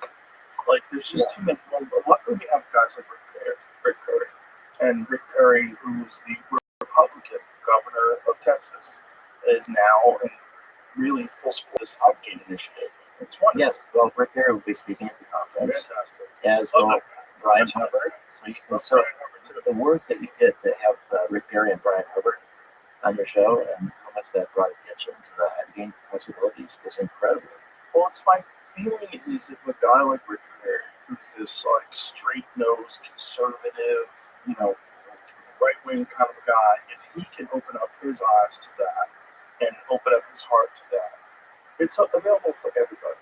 And there's this very binary position that people take in regards to their thoughts on psychedelics. It's either it's for losers and people that want to escape reality, or if you're on the side of the people that have experienced it, you don't get any of that, which is so weird for me. So the people that think that it's for losers and it's all just a bunch of people just trying to escape reality and crazy, none of those people saying that have done it. So if you can get just a few of them to do it and tell their friends, if we have like legitimate therapists, because everybody needs a little help. I'm not saying you need to get off heroin, I'm not saying you're coming back from Afghanistan. I'm not saying anything crazy, but like everybody could use just a little therapeutic help to give you a fresh perspective. And I think if that was available to a lot of people that are just generally depressed, I think we could change the tone of the country. I really do. It's one of the things that bums me out the most about, especially the interactions people have on social media. It's like it's all negative. It's all negative. You're living in these rare moments. You have a finite amount of time. 100 years is so quick. It goes by so fast. And you're wasting it, yelling at people on Twitter. For what? For what? Like commenting on things all day long in anger and disgust. Look where this country is. Like, what are you talking about? Everyone's perspective needs a little help. Needs a little pick-me-up. Just a little something to go, I think we're okay. I think we're going to be okay. I think that there are so many positive benefits from having psychedelic clinics all over. I mean, we're talking about right now, there's several thousand ketamine clinics. But one of the issues with ketamine clinics is that many of them provide ketamine without therapy. So I've met a lot of those people. Yeah, yes. So I think the key point is that when we talk about psychedelics, when we talk about the clinics, it's not here, take this pill. Right. It's here, take this pill in a therapeutic context with therapists there to help you Right. process the emotions. With an expert, someone who's experienced it themselves can help you. Yeah, and then with the therapy afterwards, which we call the integration process. So it's not just the experience itself, it's the preparation to be open to whatever happens. It's the experience. And then I just was the other day with a woman, who is a neuroscientist. And what she's talked about and what she's discovered is that psychedelics are these rare substances that have open up what they call the critical periods. So it's neuroplasticity. It's this ability to rewire the brain. It stays for sometimes weeks or longer. With ibogaine, it can be several months after you have the experience. So that the therapy that happens afterwards, the work that you do to integrate it, has special potential to make long-term changes in your behavior, in your brain circuitry. And so psychedelics are unique among substances. People are trying to develop non-psychedelic psychedelics that do have this neuroplasticity property, but they open up this potential for long-term change if you do the therapy afterwards, if you focus on trying to put the insights that you had during the experience and then trying to make them into permanent behavior patterns. That's really fascinating. It's also so typically human that we try to develop non-psychedelic versions of the same thing. Like we can do better than nature. Yeah. God was onto something, but no, he had an early plan. It wasn't really fleshed out yet. Right. Well, one of the things that was really impactful for Rick Perry was Morgan Trell, who's now a member of Congress. And so Morgan had very terrible trauma from his military service and eventually was able to experience ibogaine. And from that, he was able to get a lot better. And there's a researcher, Nolan Williams, who will also be at the conference, who's done work with ibogaine.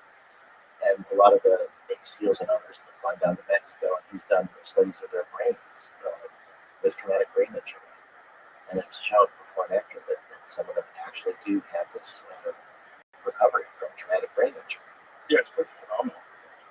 It's also helps people with other neurological disorders, like it's helped people with Parkinson's, right? Yes, and that is where it could make sense in certain ways to have non-psychedelic psychedelics. Right, but also, why not? If ibogaine's working.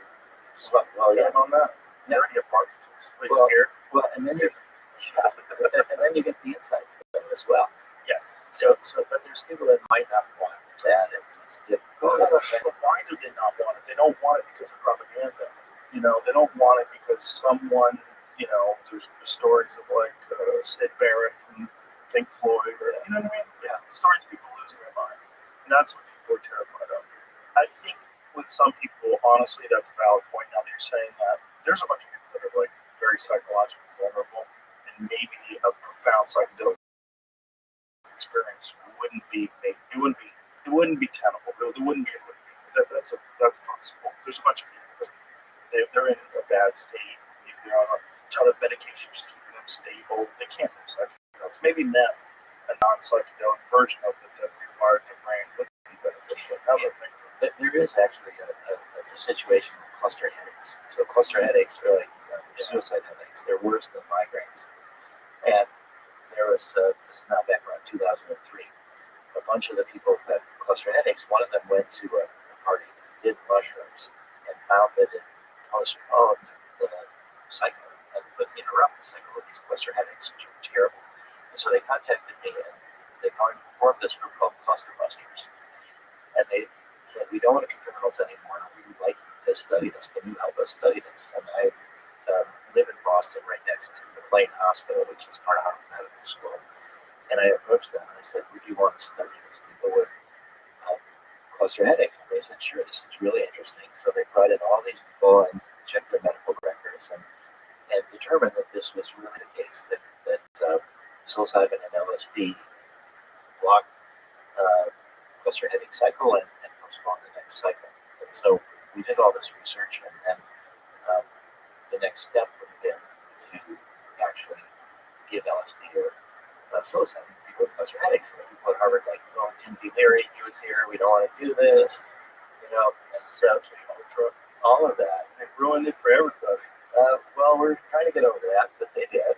And but then the people at Harvard said, well, we will do this LSD or psilocybin, but only if it's the last resort, only if everything else fails. So the scientists, Torsten Passy and John Hilbert, decided that they would use a non-psychedelic version of LSD called bromo LSD. And the plan was that they would give this bromo LSD to a bunch of people with cluster headaches. It would not work. Then they would come back and say, hey, we need to do this LSD and psilocybin research. So I said, okay, that makes sense. We have no idea why LSD or psilocybin works, but it's probably connected to the psychedelic properties of it. And so they did this study at Hamburg University in Germany, and I kept waiting for the results and waiting for the results, and they wouldn't. I heard nothing. And then after months, they finally said, we didn't want to tell you, but the bromo LSD works even better than the LSD and the psilocybin, because with LSD, it's effective in micrograms. For psilocybin, you take 25 milligrams for a major trip, but with bromo LSD, you can give large amounts of it because you're not getting high. And whatever it does, it's still a mystery what it does in the brain, but it works better. You just flood the brain. So that's actually a good example of a non-psychedelic psychedelic for a physiological problem that could make sense as a medicine. Yeah, that makes a lot of sense. Yeah, it makes a lot of sense with the dose, especially. Yeah, and that's great though. At least that way, like we found something out. Yeah. And actually, when they finally told me that it worked, and that they didn't want to tell me, I said, I'm interested in psychedelic therapy.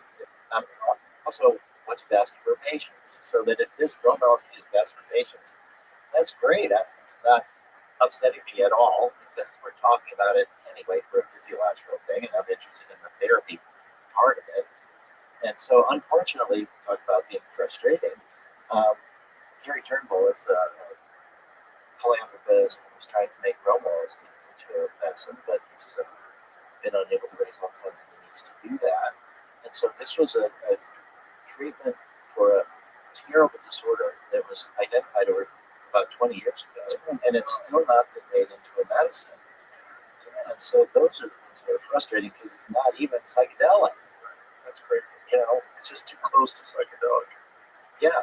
It's too related by, so isolation.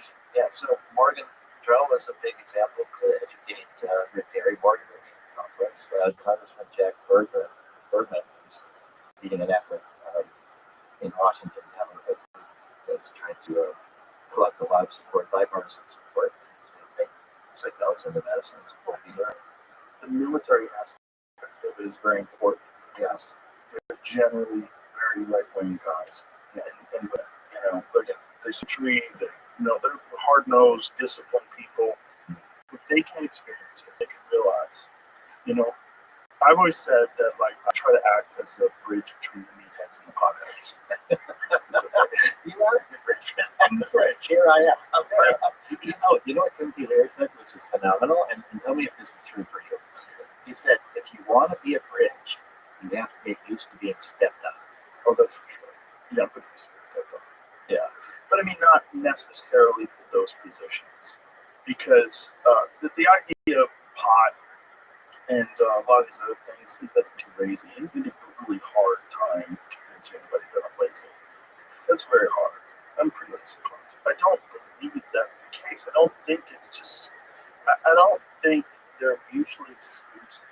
Like you have to have either discipline or the ability to enjoy expanding your consciousness. I think, in fact, it enhances your perspective, which enhances the understanding of the value of discipline and of honesty and of like doing things the right way. Like you do things the right way, genuinely feel better. And if you ever have trips, like whatever, even in the sensory deprivation tank, sober, getting in there, they're better when you live the right way. You don't have any demons or as many. You don't have any regrets. Do the right thing. Be a good person. Like it's not that hard to do. And the fact that it's been conflated with laziness and ne'er-do-wells and all that stuff, like that's nonsense. Some of the most ambitious people I know smoke weed. Some of the most hard-working, interesting, creative people I know smoke weed. They enjoy it. Well, one of the best examples is Carl Sagan. Yes, one of the best examples. And he had to hide that for decades because he was worried he would lose his security clearances. I was trying to tell that to someone who was a scientist once out there. They didn't believe it. Like, how do you not know?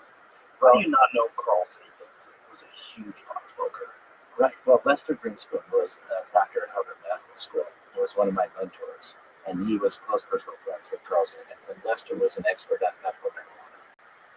And he had a book about experiences with marijuana. Carl Sagan had to tell his story under a pseudonym because he didn't really want to be known for that. Well, it's a different time period. That's why guys like him are so brave. Just to talk about it at all, you can risk everything. He's the guy explaining science and astronomy to everybody, explaining the cosmos. You find out that guy's a stoner? Like, oh, it's all out the window now. Oh yeah, his wife, Ann Van, was on the board of directors of the NORML, the legalized marijuana, the national organization for the form of marijuana. It's very frustrating for me because when I was a young man, I remember thinking that eventually all this would be worked out, and by the time I'm 35 or something like that, there won't be any more drug laws about things that are beneficial. I really did believe that. Now I'm 57. I'm like, oh my god, it's not changing. Oh my god, this shit's taking forever. It's been decades of everyone knowing, decades of the internet. Before the internet, kind of propaganda was very effective. The reefer madness stuff and all that craziness that they come to the people's heads. So that was the 1930s, man, and that's still effective today. There's still people today that believe all that stuff. Well, you just shared with me before we started talking about the Texas law that's trying to. If you could maybe share. Ken Paxton, who I've met, I like him, very nice guy. I don't know why he did this, but Austin had decriminalized marijuana. So apparently the Attorney General's office sued Austin. And what is the ruling on that? I don't know if they even have acted on this or if they're going to appeal or what it is. But, here's the thing about something that's not fully legal. And I've talked about this before, so I apologize to everybody's heard this. John Norris, who's a friend of mine, who's been on the podcast, who was a game warden in California. And he found a diverted stream, and they were trying to figure out what's going on. They figured some farmer fucked up, and what's going on here, and fish were dead. And so he's a game warden, so they have to track down what happened with the stream. Finds this huge grow up in the middle of the national forest, run by the cartel. And then his entire operation in the decades future becomes a tactical force with bulletproof vests, dogs, guns.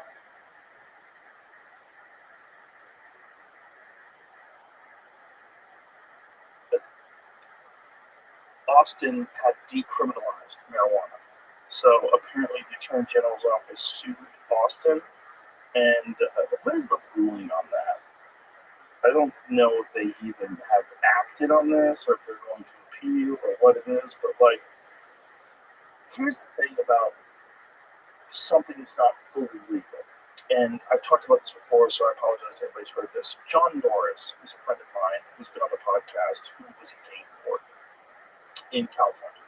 And he found a diverted stream, and they were trying to figure out what's going on. They figured some farmer fucked up, and what's going on here, and fish were dead. And so he's a game warden, so they have to track down what happened with the stream. Finds this huge grow up in the middle of the national forest, run by the cartel. And then his entire operation in the decades future becomes a tactical force with bulletproof vests, dogs, and guns, fighting the cartel in the forest, in the national forest, because they were growing it all in America and just selling it. 90%, at least 90% of the marijuana that was sold in states where it's illegal is coming from California. And they were using very dangerous pesticides and herbicides, stuff that's completely illegal if you were growing it naturally, if you were growing it normally. And because it's illegal, you have organized crime that's providing it. If it was legal, we could only buy it from, you buy fucking groceries, you buy organic fruit, right? You buy organic vegetables, you buy organic marijuana. You would know the people who are growing it, pastures, you people from fucking the Happy Green Farm. And you would know where you're getting your stuff. You know there's no fentanyl in it, which is apparently they're talking about that now. No. You're not helping anybody. You're only hurting people. Now, if your goal is just to hurt as many people as possible, well, yeah, make more laws. Yeah, keep locking people up. Lock people up for things that don't hurt anybody, even themselves. Well, the other part of it is the tax money. Yes. When you're letting all this money go to the underground, to the cartels, to the criminal gangs, alternatively, you could have it as taxes, and that could make it easier on the rest of us. I could see as an argument, if you were the Attorney General, you said you are propping up organized crime by allowing it to be decriminalized, and the people that are growing it and selling it in Austin, or the people that have it in Austin, are all committing crime, so they're probably cartel people. I could see that argument, kind of. But you know what the fucking solution to that is? Make it legal. This is dumb. We could just buy whiskey anywhere, which I love. Nothing wrong with it. But you can go buy. I have a bar. You know, I'm a drug dealer. Literally, I'm a drug dealer. I have a bar. I own a bar. I sell drugs. Alcohol is a fucking drug. It's just a sanctioned legal drug that we pay taxes for. You know, the alcohol commission has to check, make sure we're doing everything right. But it's drugs. And it's way more dangerous. And prohibition of alcohol, actually, in the 20s, led to organized crime in America. Yes. Al Capone. All that stuff. Propped up organized, but also led to NASCAR, too. You know? Pretty cool. They figured out how to soup up some cars to get away from cops. Right? That's what NASCAR came from. Did you know that? Yeah. It's amazing. It's so dumb. It's so dumb. And everyone who enjoys a little alcohol with a drink at a social gathering, there's nothing wrong with that. There's nothing wrong with that. Let people do what the fuck they want to do. We're all going to die someday. And if people are having good or bad experiences on any of these substances, it's up to them to manage their experiences. Like, I don't get along with alcohol. I won't drink alcohol. I don't get along with marijuana. I don't want to try it. Okay, good. That's okay. It's all fine. But, let people who enjoy it have it. It's dumb. Well, this idea that we're all going to die one day, one of the most important uses of psychedelics is to help people at the end of life who are scared of dying, and also for palliative care. So there's a lot of research that's been done with people with life-threatening illnesses who are anxious about dying, and have received either MDMA or psilocybin or LSD in the 60s. So the kind of big fears that we have about illness and death, when people are not able to process those fears, it just gets worse and worse. I wonder how many people Larry Hackman turned off. You know that day on CNN? There's probably millions of people watching. But Larry Hackman said, well, I'm not afraid of death. So I had an LSD experience. I realized it's all just connected. Yeah. Well, if it wasn't for my mother-in-law reading his book, and he became a big supporter of facts, and he spoke out in public. Those are the kind of dialogues that change people's minds. Yeah. There's been some. We have a lot of. I live in Massachusetts, where marijuana is legal. Marijuana is legal in California, and Colorado, and all these states. They're doing really well economically. Oh, it's a huge tax rate, especially when Colorado has the craziest taxes. What is it, like 39% or something on board? And everyone's like, okay, because it's, first of all, economically, like if you want to go out for a night drinking, that's going to cost you a couple $100. You know, buying around the drinks for your friends, around drinks here and there. It's $100 worth of marijuana you're stoned for a month. Like you're just stoned forever. And if you have to pay 39% tax, like okay, like I hope it fits his streets. Like I'll give you my tax money. I'm not scared of paying tax. I want to pay taxes if you were doing good stuff with it. Is it helping pay for the schools? Great, let's get great schools and a lot of people smoking weed legally. Yeah, kids. That's the other thing. Like we need education for children to let them know like it's not good to alter your subconsciousness, especially on a regular basis when you're young. There's some developmental issues that come along with abuse. Well, this is with abuse for sure. Abuse, definitely for sure. One of the things that's pretty interesting is look at the cultures that have successfully integrated psychedelics, like for example, the ayahuasca churches in Brazil, or the Native American church that uses peyote often for Native Americans to have problems with alcohol. I was out on a Navajo reservation. This is about 20 years ago. And it was for a Native American church peyote ceremony. And one of the Navajo men brought his 9-year-old son to take peyote and spend the night with us. Whoa. And Peyote's mescaline, right? Peyote's mescaline. Yeah, and Wachuma is from San Pedro. Cactus is also that has mescaline in it. But this 9-year-old did not take the same amount of peyote as the rest of us, but he took more appropriate for his body weight. And it's within a cultural context, within a family context, within a religious supportive context. These cultures tend not to have age limits. So I think when you talk about the developmental problems that come from abuse, that's totally the case. But when you talk about occasional use for inspiration, particularly when in a ceremonial setting, which has been for centuries and centuries, they've refined it. There's no logical damage that comes to your brain from mescaline. Right.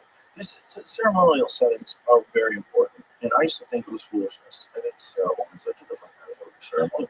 That was cynical, But I think that, and even rites and passages, like into adulthood, I used to think that was foolish too. But then I realized, like, wow, a lot of people have a hard time determining if they're an adult, and they stay kind of infantile for their entire life. And especially someone that's like really coddled by their parents, overprotected helicopter parents, who never developed the ability to be solitary and just to be out there on your own and autonomous. And things that are important should be treated with respect. And that's where I think ceremony comes out. Yeah, one of the things that I think has led to my interest in lifetime use of psychedelics was been the failure of my bar mitzvah to actually turn me into a man. Oh, that's hilarious. Because I'm You the old, thought you were going to be a man. That's it. well, I wanted to avoid all the awkwardness of adolescence. I'm the oldest of 4 kids. So I know all the siblings to tell me. And we did this rite of passage, and it's been used for thousands of years. And I just had this idea that there would be some visitation from God in some way, that I would be one thing the morning of my bar mitzvah, that I would be something different the next morning. And I remember waking up in bed the next morning after my bar mitzvah, and I'm the same. This particular rite of passage didn't work. And you're 13, you're not so smart. And I was like, well, God must be busy. A lot of people got bar mitzvah. It's like Christmas, and you're Eventually, God's going to come to me. Yeah, and so every day for a week, I would wake up and think, is today the day? Am I different? Nothing happened. And then finally, another week and another bar mitzvah Saturday came along, and I realized that if I was on a list, I have now been dropped off the list completely because there's all these new people bar mitzvah. And the rites of passage that we do have, I believe, probably worked in the past for a lot of people. And they did have this demarcation between different ages. People didn't used to live that long either. So 13 was kind of a transition point. Right. But it was when I was 17, almost 18, that I first did LSD. And one of my very first thoughts was, this is what my bar mitzvah should have been. Because, you're like, who am I? Right. Where do I fit in? Right. I'm sort of, my ego sense is dissolving a bit from LSD. I'm connected to something bigger and larger than myself. I thought, this is the courage, the test of courage. This is the test of manhood. This is something that is a part of a rite of passage. So for me, the psychedelics became a rite of passage when the religious rite of passage didn't have the same impact as I had hoped it would. That's fascinating. Yeah. It's interesting to talk about not restricting it for young people. And I thought about like wine in Europe, because kids in Europe, particularly kids in Italy, they don't have the drinking problem that kids have in America. When high school kids in America get a hold of alcohol, they get drunk and ridiculous, because they're doing something naughty. But kids are normalized to the just regular consumption of a glass of wine with dinner. It's normal. Well, and then in the U.S., where when kids do experiment, because they're worried about being caught with things, they tend to not use wine, but they tend to use stronger drinks. Right. So they call that sort of the iron law of prohibition, that when you prohibit something, it moves more and more to more concentrated, more powerful forms of that drug. Hence fentanyl. Yeah, or even cocaine. You could have coca tea. I mean, Andy Weil has been promoting for decades and decades this idea of coca tea. Yeah, I like that one. What was the Shut the feeling? fuck up. I was like, oh my God, thank God I'm really done cocaine. I was telling my friend Doug, I was like, I don't think I can shut up. but it wasn't anything crazy. I think that chewing the leaves is supposed to be like super beneficial and actually even healthier than coffee. Yeah, there's a lot of nutrition in the leaves. It's how fucked your teeth up though. Well, if you do anything too much, it can. But it's You somehow sound like an apologist. You sound like well, I think it's this idea that appropriate use. Well, Paracelsus is one of the early physicians, and he said the difference between a medicine and a poison is dose. right. Well, yeah, salt will kill you. You know, eat a pound of salt, see what happens. Water, Yeah, I mean, people drink too much water. yeah, hyponatremia. You believe you're I remember a lady died because she was trying to win a PlayStation for a kid in a morning radio show. She was trying to drink the most water. Oh. Crazy. Yeah, like no, who knew? I guess no one knew that. But people are pretty aware now because of frat parties, like hazing. They've had kids do that. yeah. That's one of the things that has been happening in terms of the raves and ecstasy. So that occasionally people will overheat and die from MDMA, where you dance all night, you don't drink adequate fluid, and you can get hypothermia. And there are some cases, so that's one of the dangers of ecstasy use outside of therapeutic context. And so people have heard, okay, now I need to drink fluids in order to not overheat. And there have been cases of people that have died from drinking too much water. Why do you count that? Because there's a bunch of people that die from too much exercise. There's something called rhabdomyolysis that people get when you over-exercise. You literally, your protein starts breaking down. Your kidneys can't process it. You start peeing brown. It can be totally deadly. You can push yourself too hard and die from exercise too. Yeah. So many people every year die of rhabdo. If I Google that, because I know it's very common in the CrossFit world because people are competitive with exercise, which is not necessarily the great. Like a lot of people I know that are trainers do not like the concept of CrossFit because it's doing exercises that are just supposed to strengthen your body and condition your body, but doing them in a competition setting where it's like unlimited amount of repetitions, as many as you can get in X amount of time, or and then they have these games where people play where they might not be conditioned enough to sustain the workload that they're putting forth, and then they get wrapped in it, and it's fairly common. Like I know multiple people that have had wrapped up. Yeah. How many people died? So it doesn't say that, but it says there's 26,000 cases reported annually, and about 5% of those lead to mortality. 5 to 20%. That's a lot. There's a lot of people that die. That's probably more than people drink water and die. I guarantee it's more. I bet drinking water so much more you die is probably fairly rare.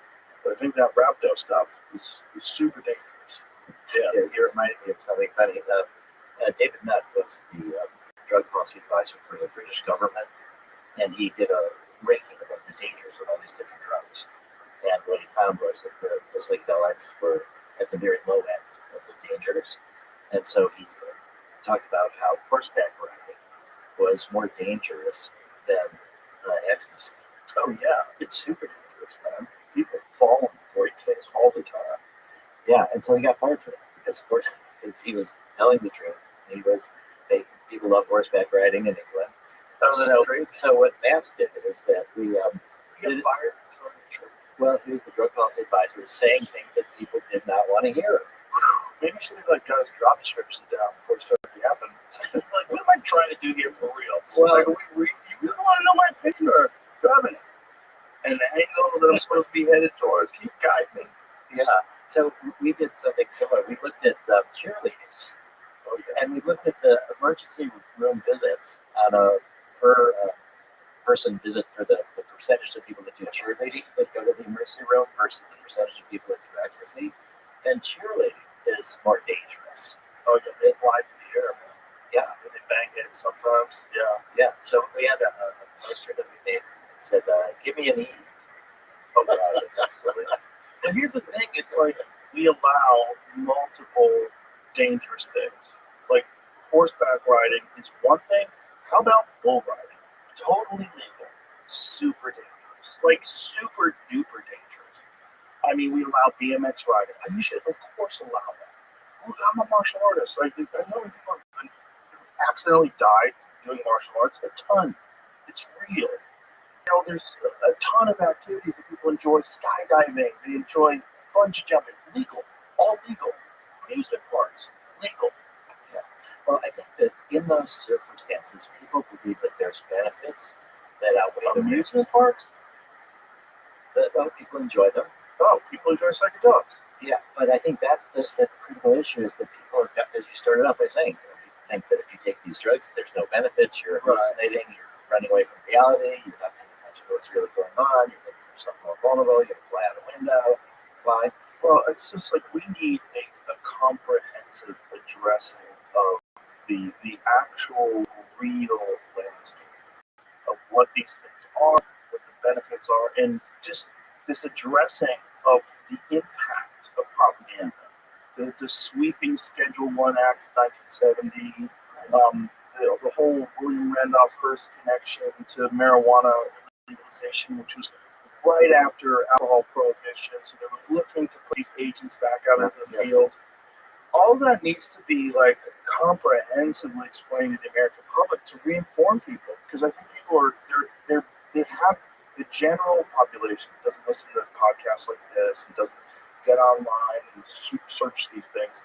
You have these conceptions that are entirely formed by propaganda, and they're not based on real anecdotal experiences, real science, real data, and also the problem with that too is there's real side effects of some of these things. Those need to be understood. How do you understand them? We have to make them legal and do tests and studies. And maybe people have gene expressions that, maybe they should be doing this thing, they can do that thing. Yeah, I think this idea that, for me, how do we break through the wall of propaganda? And for me, the idea is when we go to where the suffering is, we go to where the science is, and we try to make things first into medicines. And I think that's where people are willing to listen.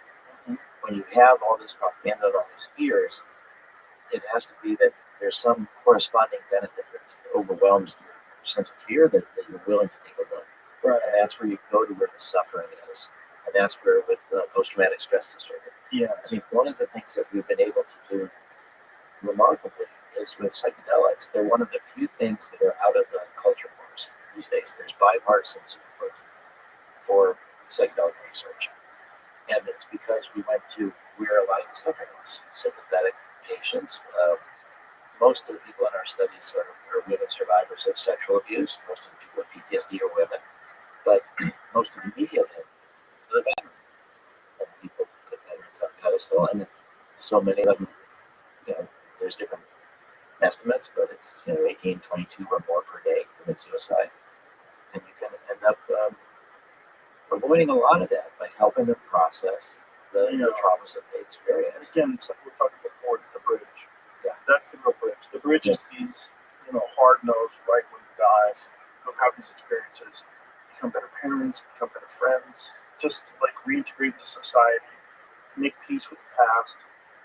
It's totally possible, and that these tools are being so underutilized to so many vulnerable and needy people. So many people just fucking need some help. Yeah, one of the speakers at the Psycho Science Conference is Sharif Elnau, who was the Undersecretary of the VA. Wow. And he's become very passionate about what he's seen from those people that have done, the veterans that have done MDMA assisted therapy inside the Veterans Administration. But it took perhaps 25 years, starting in 1995, we were offering money to the VA to do MDMA research until 2021, when the first veteran received MDMA inside the VA from VA therapists. So talk about frustration. Think about the number of people that have committed suicide or what we started offering to the VA to do it. There was the propaganda, it was the stigma that made it so that they were not willing to do it. What's most amazing today is that Congress gave $10 million to the Department of Defense for MDMA-assisted therapy research in active duty soldiers.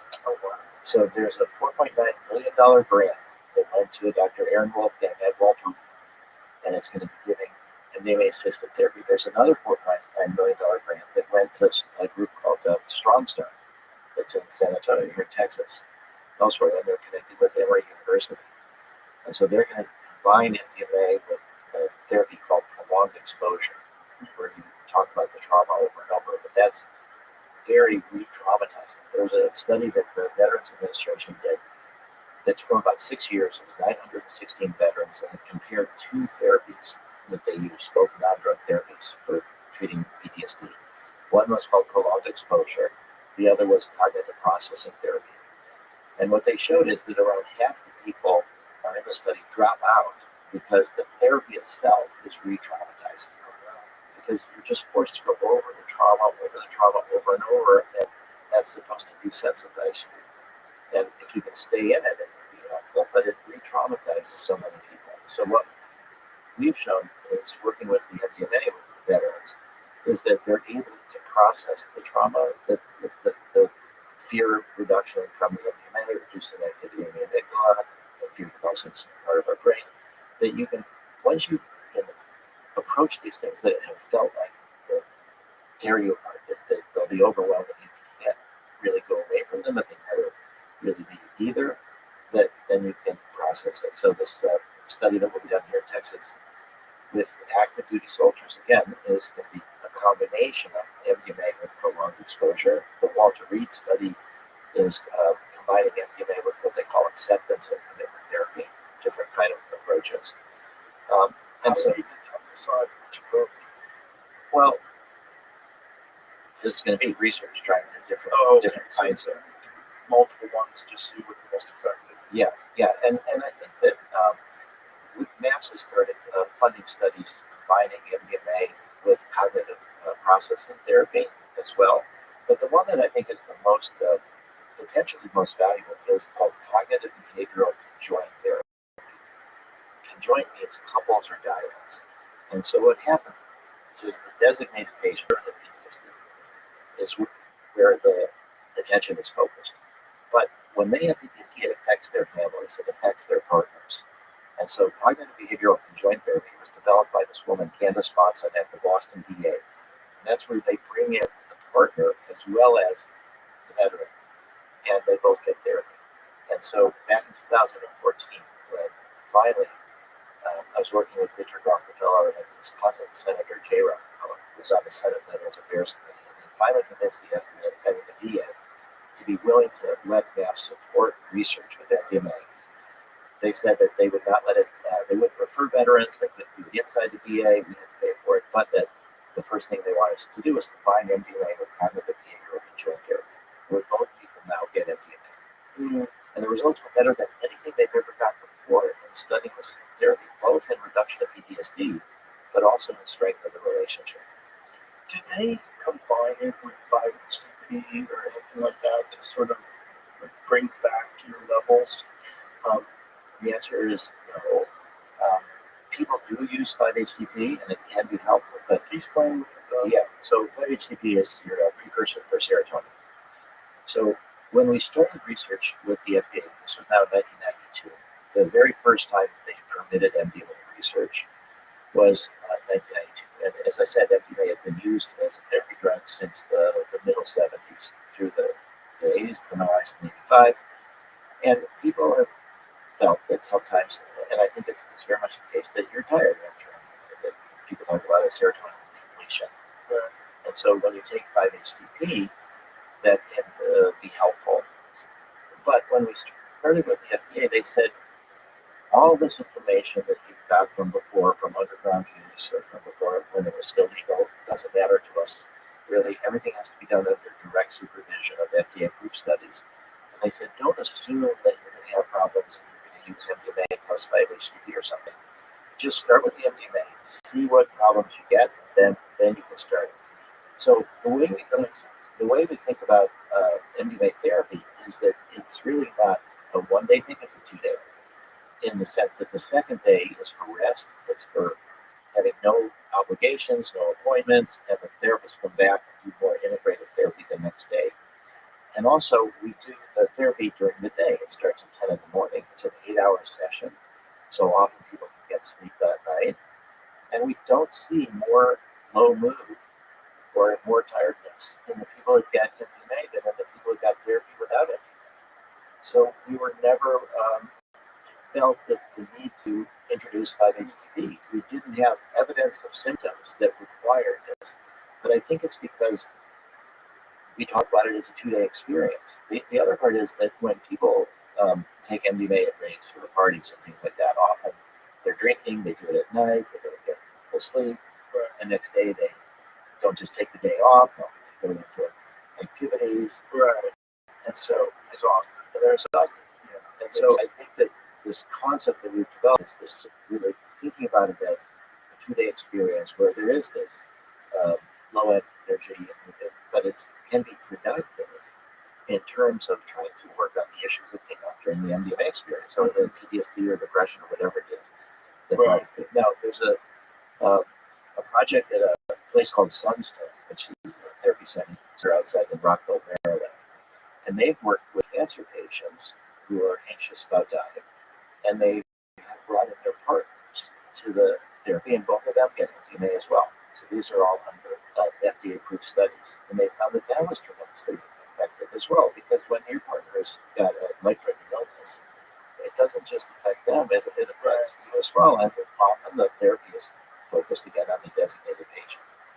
So this kind of broadening the sense of who it is that is going to be treated and bringing in people's partners, I think is going to be very important. One of the works that Marcus and Amber have done work with vets, they've brought probably by now about 1,000 veterans down to Mexico for Ibogaine. And they have also started bringing their partners as well. They realize that you need to think about this as a family setting and to try to treat the entire family context. This raises another issue, which is to look at group therapy. So the scale of the trauma in America, there's 13 million PTSD patients.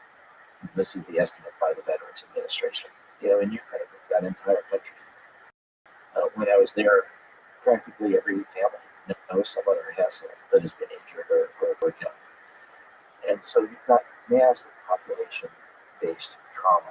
And to think about treating people as individuals is really important, but it's going to be hard to scale because of the limited number of therapists and psychiatrists and the cost of doing that. So the FDA, who's wanted all the research with LSD, psilocybin, MDMA, 5-MeO-DMT to start on an individual basis. But there's new studies now that are going to be working on group therapy. So one of the first in America was at the Portland, Oregon VA. And it was 4 therapists for 6 veterans. And it started out where each one had an individual session first, and then they got a group session. And there's 2 basic kinds of trauma in the military. One is war-related or accident training related, and the other is what they call military sexual trauma. There's a lot of sexual abuse by veterans or by military active duty people and other people in the military, and they call that military sexual trauma. And so what they've learned is they have to separate those groups when they do the group therapy, because if you're a military person who's been abused by other people in the military, that you might not feel safe if you're in a context of group therapy. So they've done separate the groups, but they found that the groups do terrific with supporting each other afterwards in this integration process. And so what they've done is they've realized, though, that the design they had initially was an individual session and then a group session. And after they did 2 cohorts of the 6, they realized that the people felt they needed a 3rd MDMA session, and they wanted that also as a group, not as an individual. There's a project in Australia that's going to be climate-related PTSD from floods that they've had related to climate, and so they're going to be doing group therapy there. And there's an incredible project that's developing in Israel that's for people traumatized on October 7th. And there's going to be groups of 7 with 2 therapists, 2 assistants. But the Ministry of Health has taken a while to review this application. It's funded by charitable donations. The MDMA is coming from Canada. But what the Ministry of Health in Israel has wanted is, this is the first study ever where it's going to be direct comparison of individual therapy versus group therapy. So everybody's ready to have one or the other. You get randomized to either individual or group, and it will be a direct comparison. And so I think, like, when you think about AA, when you think about peer support, I think you can go deeper when it's individual therapy because you have more focus. You're not thinking about other people deeper, but when you're in a group setting, you can kind of bond people, hear their other stories, but then you can support each other in this integration process. So I think at the end of it, it could be that the groups do just as well as the individuals. And then that will dramatically reduce the cost of the treatment and help it scale. Mm. So that's where we're at this initial thing. And I think particularly for military people that are traumatized in similar circumstances, that are bonded in groups, that group therapy can maybe be the treatment of choice. But I think the way the FDA is going to do it is that there is going to be studies with individuals first that will have to be gone through the system and approved, and then there will be this additional research with groups. What kind of a timeline are we talking about? Like, how long are these studies? Well, it's going to be about 3 years for the project in Israel, and it's going to be about 160 people. What about the project here? The project at the Portland, Oregon VA is going to be done pretty soon, but it's really just been 4 or 5 cohorts. It's very small numbers of people, and so there will need to be more. I think that there's been some efforts to do what people call in some ways a modified version of individual versus group. Is that and they've done some of these at Sunstone also, where there'll be 4 people getting psilocybin at the same time, but each in a separate room, each with one therapist. But then near the end of the session, they bring them together, and then they talk about what happened, and then also have the group integration. So it's kind of a modified. So I think in terms of time frame, it's probably 4 or 5 years before I will approve group therapy, maybe longer. The other issue is that the last time that we spoke, it was before the FDA advisory committee, before the FDA meeting to decide whether to approve MDMA-assisted therapy for PTSD. And the advisory committee recommended against it, and the FDA voted against it. This was August of last year. And so that was heartbreaking because I thought that the data really did justify approval, and it did demonstrate safety and efficacy. But there was enough doubts that were raised. One of the big problems to do research with psychedelics is how do you do a double-blind study? Right. You know, when you take a powerful drug, you know you've taken it. And if you give an inactive placebo, people can tell the difference. A lot of my dissertation, which I did in 2001, was how to do a double-blind study with psychedelics, particularly with MDMA. And my solution made sense was to do therapy with low dose MDMA versus therapy with full dose MDMA. So everybody knows they're getting MDMA, they all have the same expectations, and they might not be aware though which dose. You know, is it with full doses or low dose? So the challenge was to pick the low dose so that it's high enough to cause a certain amount of confusion, but not so high that it has so much therapeutic potential that you can't tell the difference between the groups. So for 16 years, from 2000 to 2016, MAPS did a series of what are called phase 2 studies to try to figure out how to do phase 3. And we looked at therapy with no MDMA, therapy with 25 milligrams, 30 milligrams, 40, 50, 75, 100, 125, and 150. So sort of like a dose response. We did all these different doses. And what we discovered, unfortunately after I got my PhD, was that my theory was partially right, partially wrong. That, a microdose of anything is not going to be very good as a placebo because you'll be able to tell. So what was surprising to us was that the lower doses, 25, 30, 40, 50 milligrams, did indeed cause a certain amount of confusion. But when you're working with PTSD patients and you get this activation from the drug, but you don't have enough of the fear reduction, it made people uncomfortable. So we showed that the people that got therapy with no MDMA did better than the people who got therapy with the low doses of MDMA. They still got better, but they didn't get as much benefit. So the analogy is you're taking off an airplane and there's all this turbulence at the beginning, and then you get above the clouds and it's smooth sailing. So it's kind of like that with MDMA. But the part that we discovered that was very surprising was we did a study with veterans, firefighters, and police officers. And one group got 30 milligrams, one group got 75 milligrams, and one group got 125 milligrams. And in that particular study, when it was about 26 people, when you randomize, it doesn't mean that everything's equal. It just means it's random. So the people that had 125 milligrams with PTSD had more depression than the people that had 75 milligrams. But the 75 milligram dose group did better than the 125, which was just slightly better. So what it meant was that the dose that's therapeutically effective was lower than that's not. So when you say the people that did 125 had more depression, do you mean before the study? Yes. Okay. So, Sorry. So it was chosen that they would get the higher dose because they were suffering more. Well, no. Again, this is randomization. Right, but you said that they would have more depression before the therapy. Well, so how did you determine? Well, we evaluate everybody's PTSD symptoms and their depression symptoms, and so just by the randomization, it turned out that those people that were higher on depression ended up with more of them in the just random. Yeah. Oh, interesting. Yeah, because when you randomize again, it doesn't mean that you're making things equal. Right. So it was just a chance. Just turned out that. How many people were in this group? 26 people were in the entire study. Okay, so it's just dumb luck. Yeah.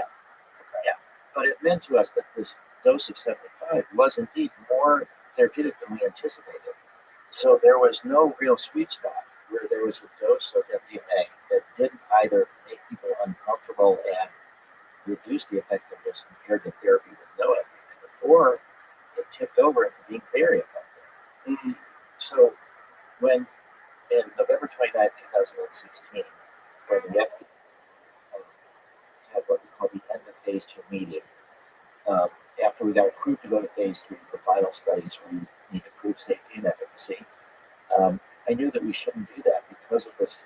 We shouldn't go directly to a phase 3. The FDA offers this opportunity that most pharma companies don't take, called special protocol assessment.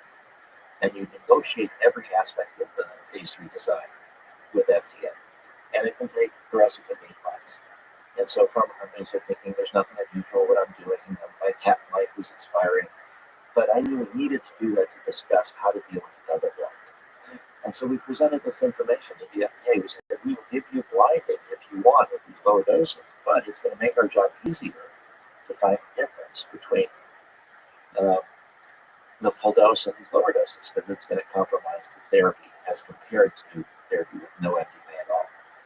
And so we said to the FDA, you tell us what you want.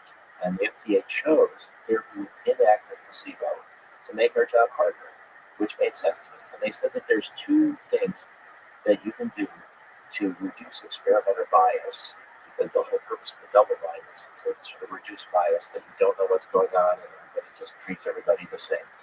They said the first is this random assignment. What that means is everybody's similarly motivated and they will work. And the therapists don't know necessarily that, so you do this random. But then the second is that you can't have the therapist or the patients rate themselves on how well they've done compared to baseline. You need independent raters that are blind to the condition that the person that they're evaluating is in. So the raters don't know, did this person get the placebo, did this person get the MDMA? It's just don't look at the pupils. Well, this is afterwards. And it's done on telemedicine. It's done on Zoom. It's an hour-long interview, and it's with what's called the CAPS, the Clinician-Administered PTSD Scale. Do they have a series of questions? Yeah. It's like an hour-long interview about their symptoms related to what they call the index trauma, which is the worst thing that ever happened. This is like index trauma, and how do you respond? So we have these independent raters. And then we have this random assignment, and that's what the FDA said is how we should do the phase 3 studies. And what was problematic for us was the people at the FDA that we negotiated this with in 2017 that left the FDA. And then new, more conservative people came in at the Division of Psychiatry. And they were more concerned about this, what they call functional unblinding. And that became an issue at the FDA Advisory Committee meeting and at the FDA when they reviewed whether to approve MDMA-assisted therapy or not.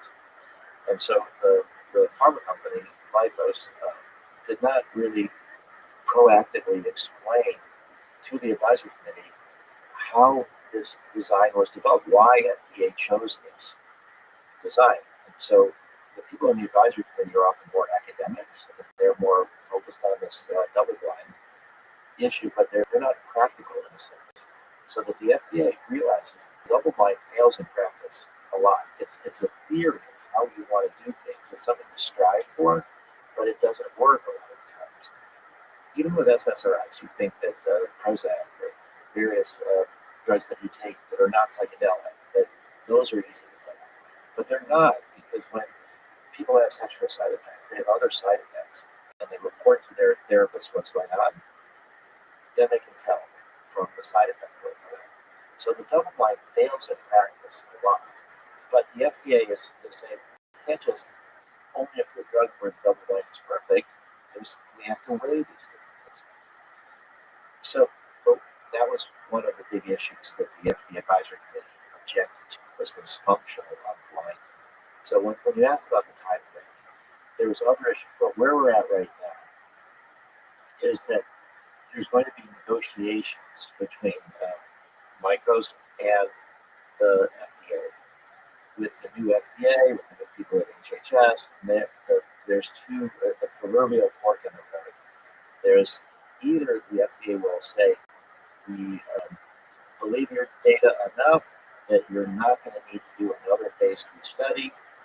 They might require what's called a phase 4 study, which is after approval, you gather information about safety, about durability, different things.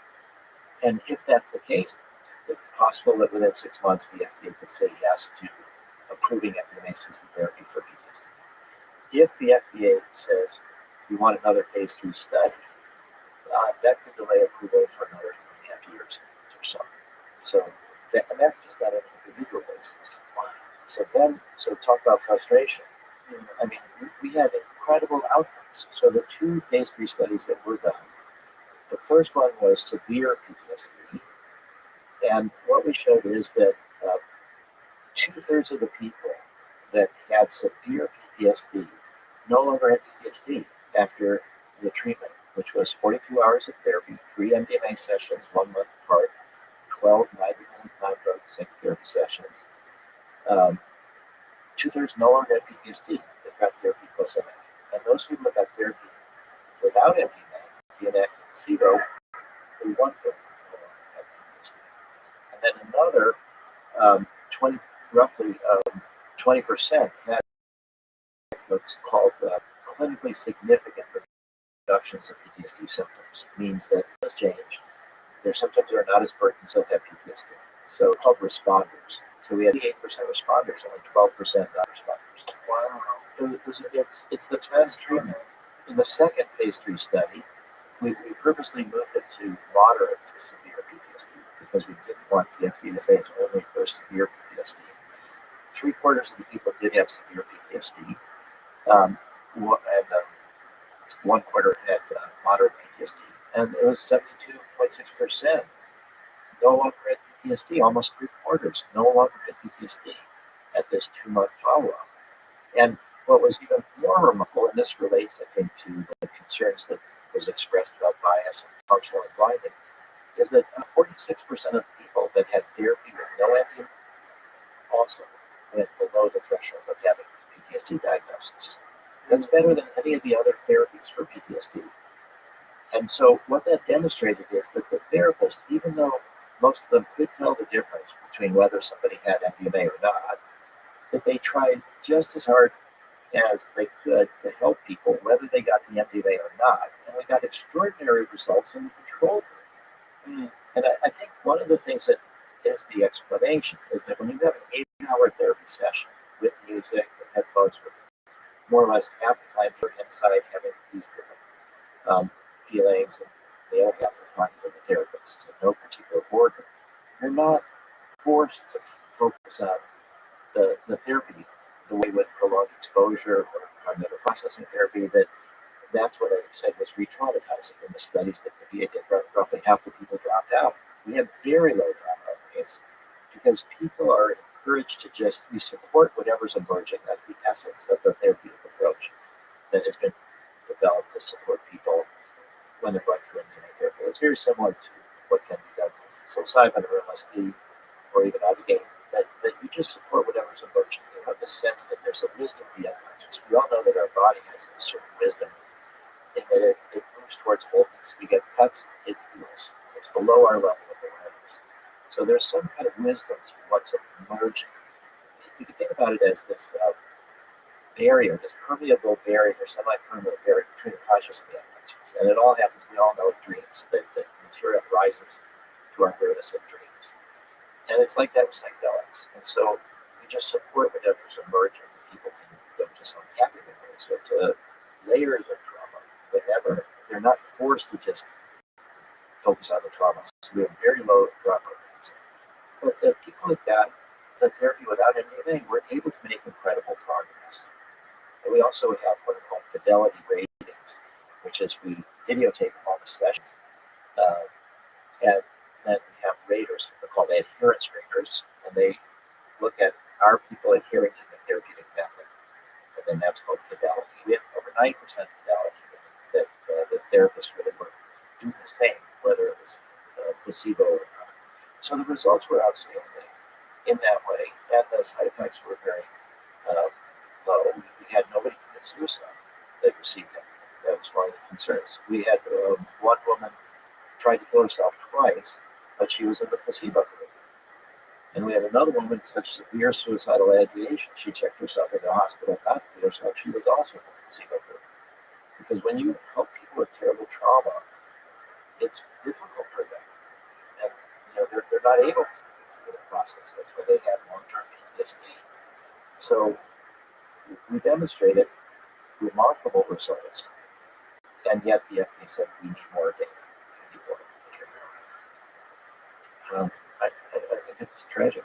It is tragic, but it's also very hopeful. The results are very hopeful, and I'm always hoping that people come around. Do you ever really consider though the burden of responsibility that lays on your shoulders? Like you have been at the forefront of this for decades, and I imagine a world where a guy like you doesn't exist because it's really easy for you to not exist. I don't know you. You know what I'm saying? Like, you have been responsible for so much research and so much pushing for legislation to be passed, pushing for people to understand these things, so much education. I mean, you're a real hero in this. Yeah, it's required an incredible amount of resolve that you have to keep this fight going on. it has been, and I think one of the things that has kept me going was a dream. We talked about dreams, but it was a dream that I had when I was in my early 20s. So when I was 18, I had decided to focus my life on psychedelics. This was after I realized LSD is what my bar mitzvah should have been, and I was able to see these tools as really hopeful. And there was two parts. One part is sort of this working through trauma, depression. The other part is sort of interconnectedness. I think the essence of what people talk about, the sort of spiritual aspects of psychedelics or of meditation or of other things, you feel that we're not just isolated individuals, we're all connected with all of them. And so at 18, I said, it's a crazy world. I was in the Vietnam War, a draft resistor. I was planning to go to jail. I had studied Tolstoy and Gandhi and nonviolent resistance. So my contribution to my country was going to be to not register for the draft and go to jail as a protest for Vietnam. And then I thought, my dad and my mom was saying, you're going to have a criminal record, you're never going to have a real job, you're not going to be able to be a doctor or lawyer, you'll be a fellow. And I thought, okay, well, I'm not going to go to work because of that, but I can be an underground psychedelic therapist. You don't need a license for that. So that was my plan. So then this dream happened in my early 20s. I should mention that I was I had the real wrong idea at 18. The idea I had was the more drugs you take, the faster you evolve. I mean, again, I was, super 18-year-old. So I did a good job of it. I just got more disoriented and very much ungrounded. Too much horsepower, not enough traction. That's a great way to say it. Yeah, I was very ungrounded, and I went to the guidance counselor at college.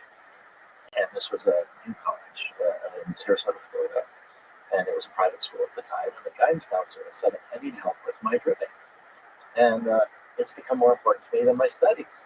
And he said, well, I understand what you're doing. It makes sense to me in some ways. We're overdeveloped intellectually and underdeveloped emotionally and spiritually. And he gave me this book to read, and I loved it. And it was by Stanislav Grof, the world's expert LSD researcher. And he was at the PhD at Johns Hopkins. This is now 1972.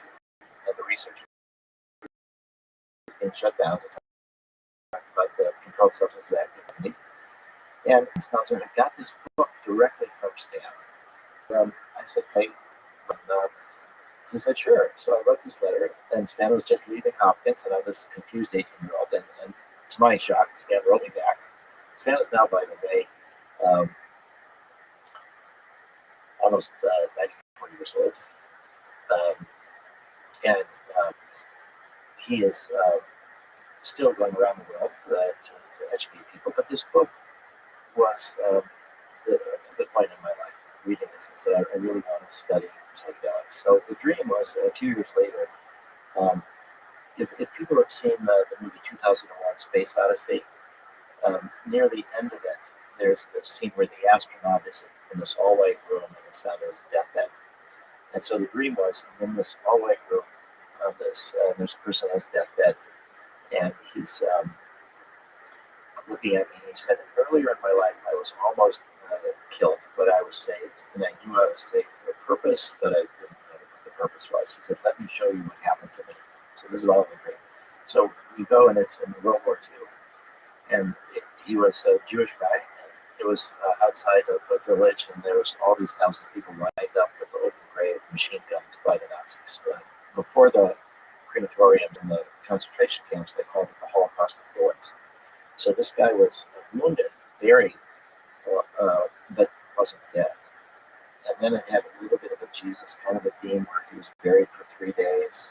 Somehow I'm seeing all this in his eyes, and then he wakes up and he's not dead. He climbs his way through the bodies, and nobody's there to get you down. He runs into the woods. He survives the war with the partisans. And then I see all this, and then we're back in the room. He's on his deathbed, and he's looking at me. And he says, now I know why I was saved. And I'm like, oh, tell me, why were you saved? He said, it's to tell you to study psychedelics. That I want you to bring back psychedelics, that if we can all feel our interconnectedness, it will be harder to dehumanize others. It will be harder to do this mass murder, that we need to understand how we're all more similar than different. And at the, I said, in my mind, again, in the dream, I said, I've already decided to do this. This is sort of reinforcing it. I will say yes, and you can die in peace. You will carry this message. And then he dies in front of my arms, in front of my eyes. And then after he's dead, and then what do I do next? And I walk out the room. And now I'm somehow or other on a stream.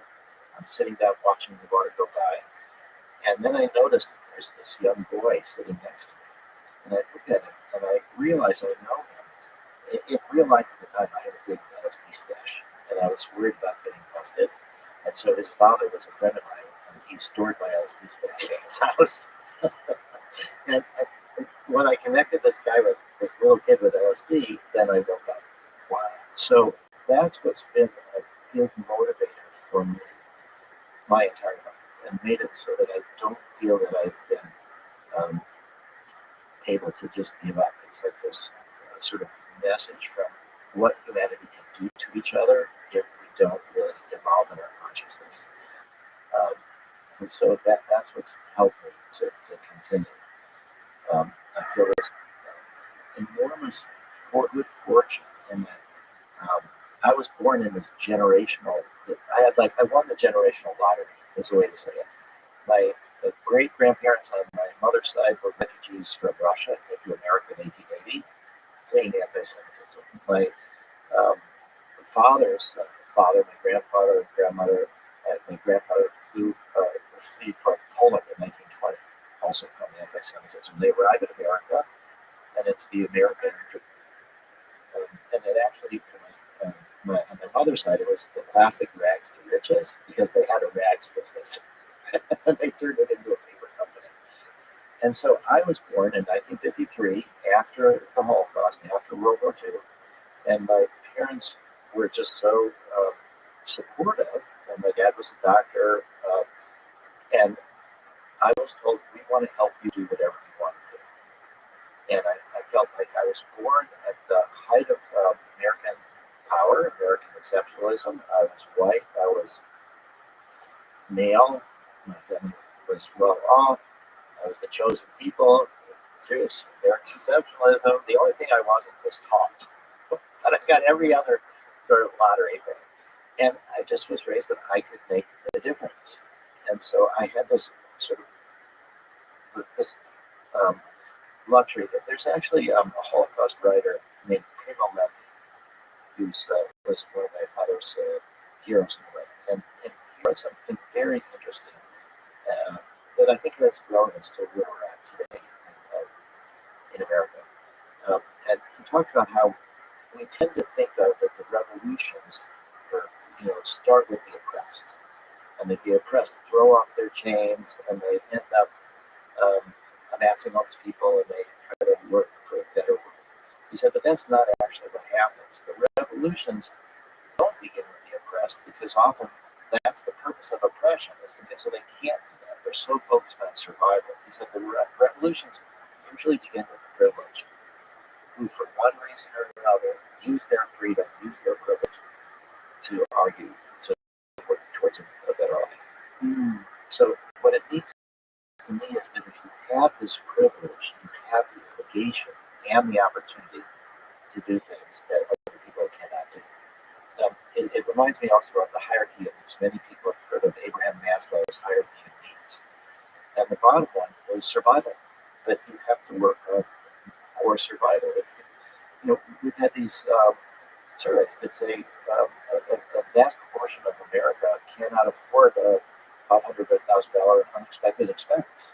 So you're living at this edge of anxiety, economic anxiety. You can't really think about many other ways to put this because you're focused on survival. So I felt that I was born into this privileged place, and it took multiple generations from refugees for the American dream.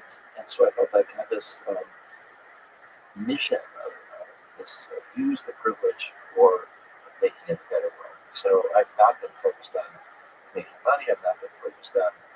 I've been focused on bringing these healing and spiritual potentials of psychedelics back to the world. And one of the things that was so reassuring to me, and I think that people who will come to the psychedelic conference will see this, is that once FDA said no to MDMA-assisted therapy, that they weren't ready to approve it, that they wanted to see more data, I was incredibly depressed and frustrated and all that.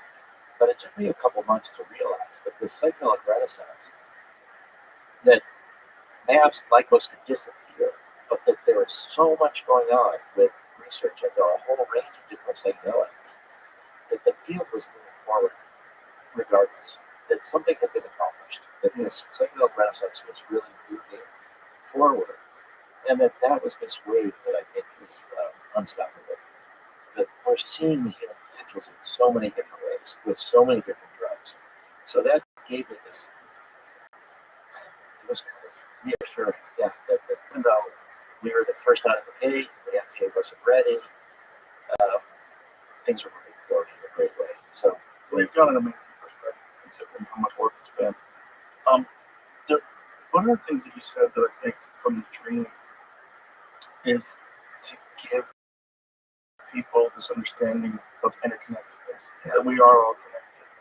And without that feeling, war and normal things, it's a part of, if you ask the average person, could you conceive of a time in your lifetime where there's no war? Would you be willing to bet on that? Most people wouldn't know. We're, unfortunately, I wish it was, but unfortunately, I think we're always going to have war. That's it. Let's imagine a world where there's no restrictions on psychedelics. Because I'm of the belief that it's probably responsible for a lot of religious experiences that we've documented. It's not an uncommon theme in many, many cultures.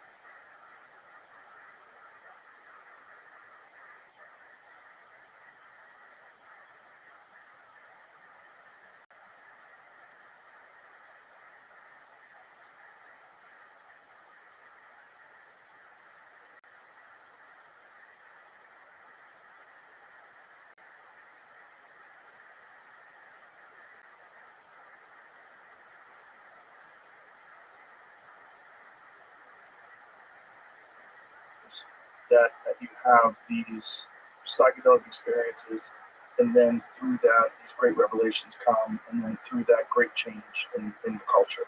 I mean, this is the Eleusinian mysteries, yes, the ancient Greece that Brian Rescue talks about so well. These, without restrictions, if we didn't have these fucking insane laws, we would have progressed past where we are now. If we had gone from 1970 to 2025 without those restrictions in place, who knows what this culture looks like? Who knows what the world looks like?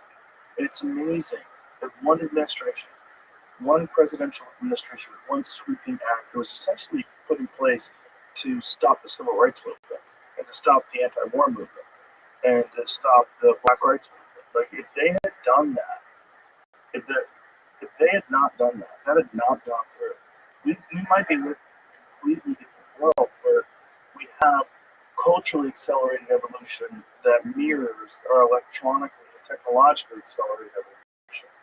I think that's exactly right. Yeah, I think this. I'm smiling because you probably know this book from John Ehrlich.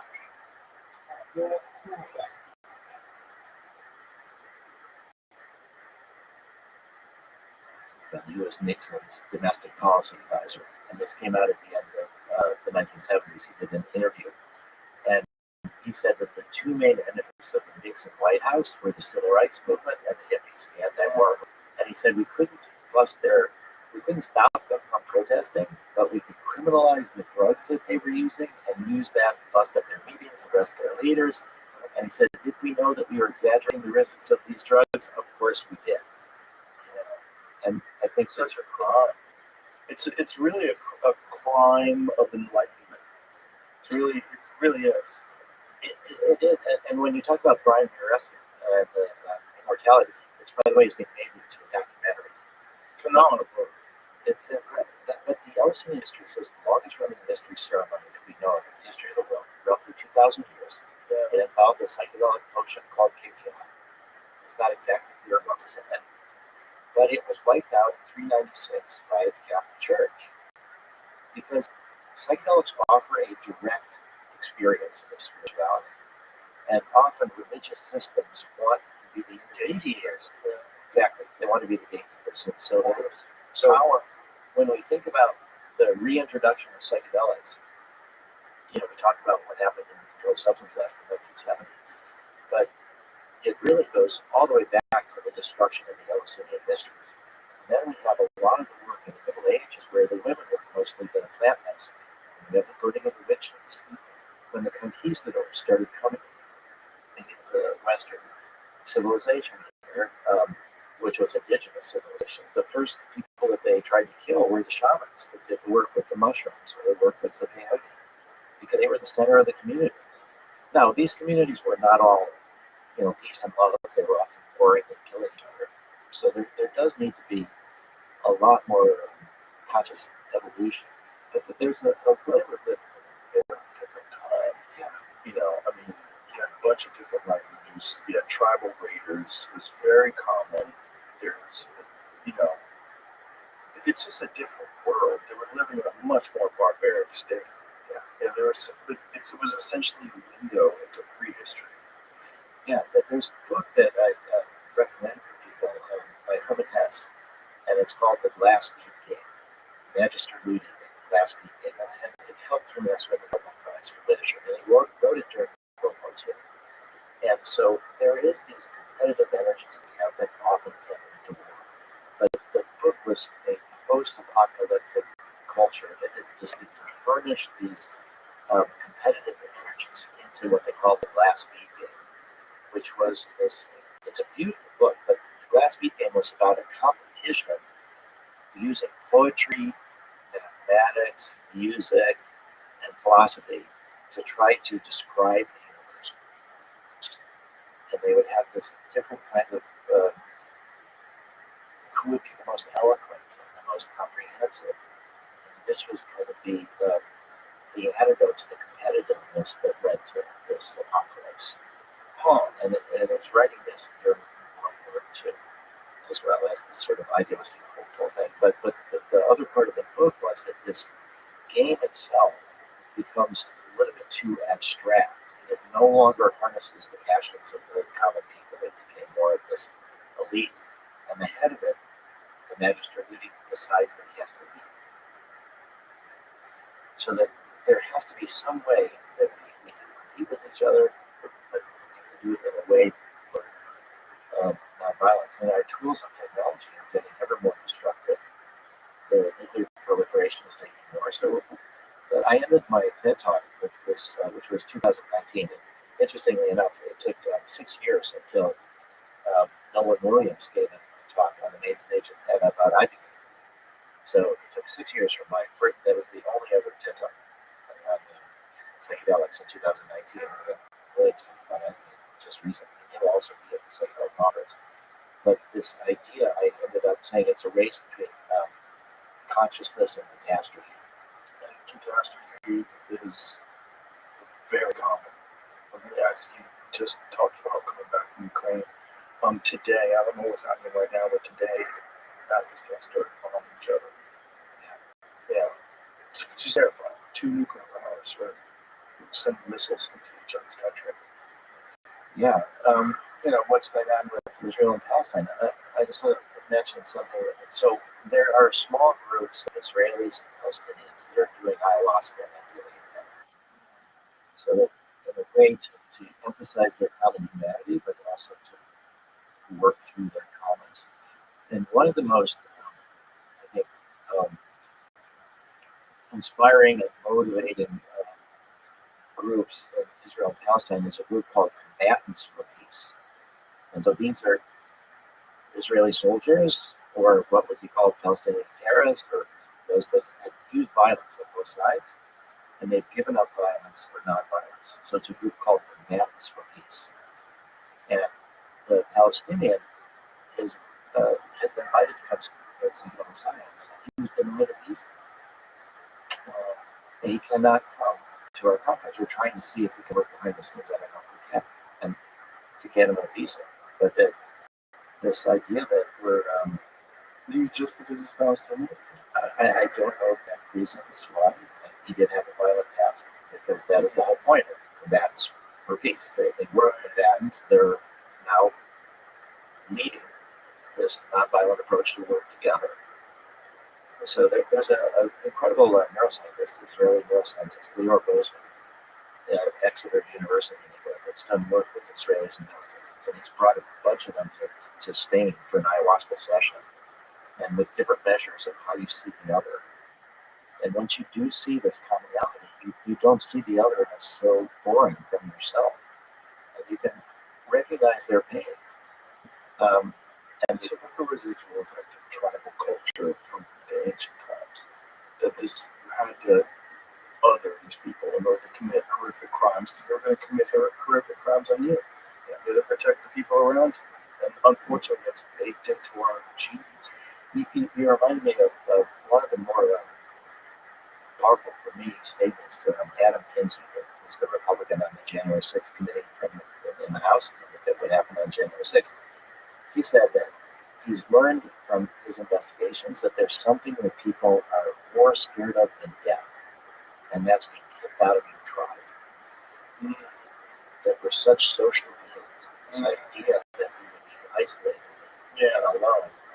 That's why you have a lot of these fundamentalist religions that keep people within them, because if you deviate, you get kicked out of the tribe and they ostracize you. Yeah. So we're so cultural things that mimic religions in that way. Yeah. And then you have the fundamentalists of all the religions.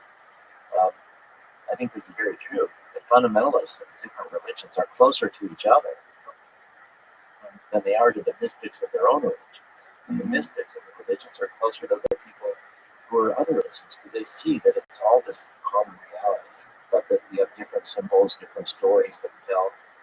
But it's all about this combination of us being both interconnected and also extremely individual. I think this other part is that the more you realize how we're all essentially more similar. I mean, look at our DNA; it's very similar to some animal DNA. There's very slight differences.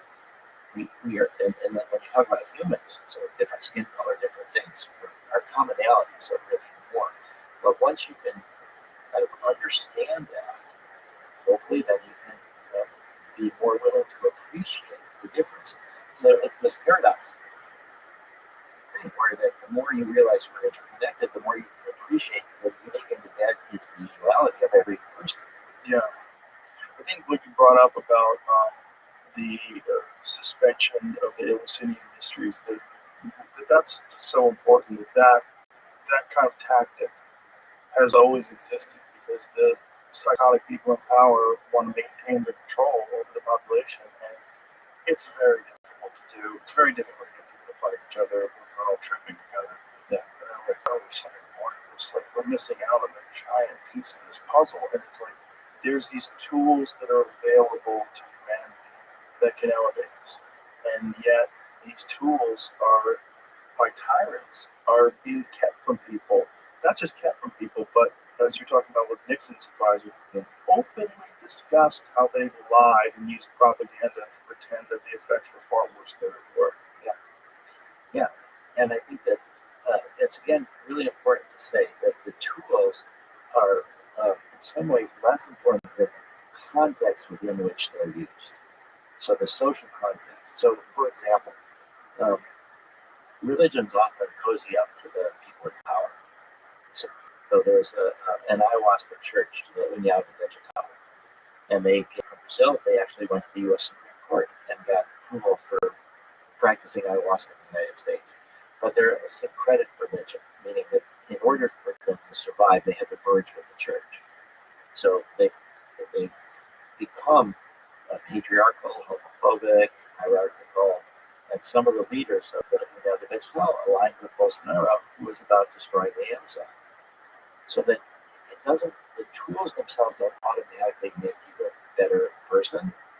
It's the context. So it's the same way in therapy, that you can have these experiences, but it's the context in which you interpret them, and then it's the integration work that you do after that really makes the most sense. So that you can have psychedelic experiences, but if it's not in this sort of therapeutic context where you're really open to deal with the different issues and things, fears of bad things that come up. So I think we need to make it clear that it's not just, it's a magic pill and it will produce better people. A great example of that is the Berserkers. Yeah. The Vikings took mushrooms before they killed everybody. Yes. It doesn't always make you a better person. Really, and again, context of the culture at the times, barbaric time, you know. Yeah. Have we talked about McKenna's Stone Day period before? No, we haven't. What is your perspective on that? Well, what it's basically saying is that it's a real good chance that early monkeys and stuff would experiment with whatever they could around them to eat, and that they would eat mushrooms, and that mushrooms that elevated their consciousness started helping develop language. I think it's plausible. I mean, I don't know that we'll know for sure. I've heard Dennis describe it. Dennis, I think, does an even better job describing it than Terrence. Dennis is like a hardcore scientist. Yes. Explains how psilocybin can interact with the brain and glossolalia and all these different effects that can come out of it. And then that psilocybin is known for helping grow neural tissue. Yes, right. That's what I think about this neuroplasticity and this, the cool dollars time that is opening these critical periods. Yes. Because part of the theory is taking into consideration the doubling of the human brain size over a period of 2 million years. It's a very extraordinary development. And, many biologists call it the biggest mystery in the entire fossil record of what happened. And McKenna's perspective was, I feel like I know. And it makes sense because he applied what we know about the climate back then. The climate was changing and that these rainforests were receding into grasslands, which would make a lot more ungulates. Ungulates were pooping everywhere, mushrooms growing, bam, bam, bam. You got all these pieces together, and then the fact that it increased visual acuity, doses, pre-human dominance, and more amorous,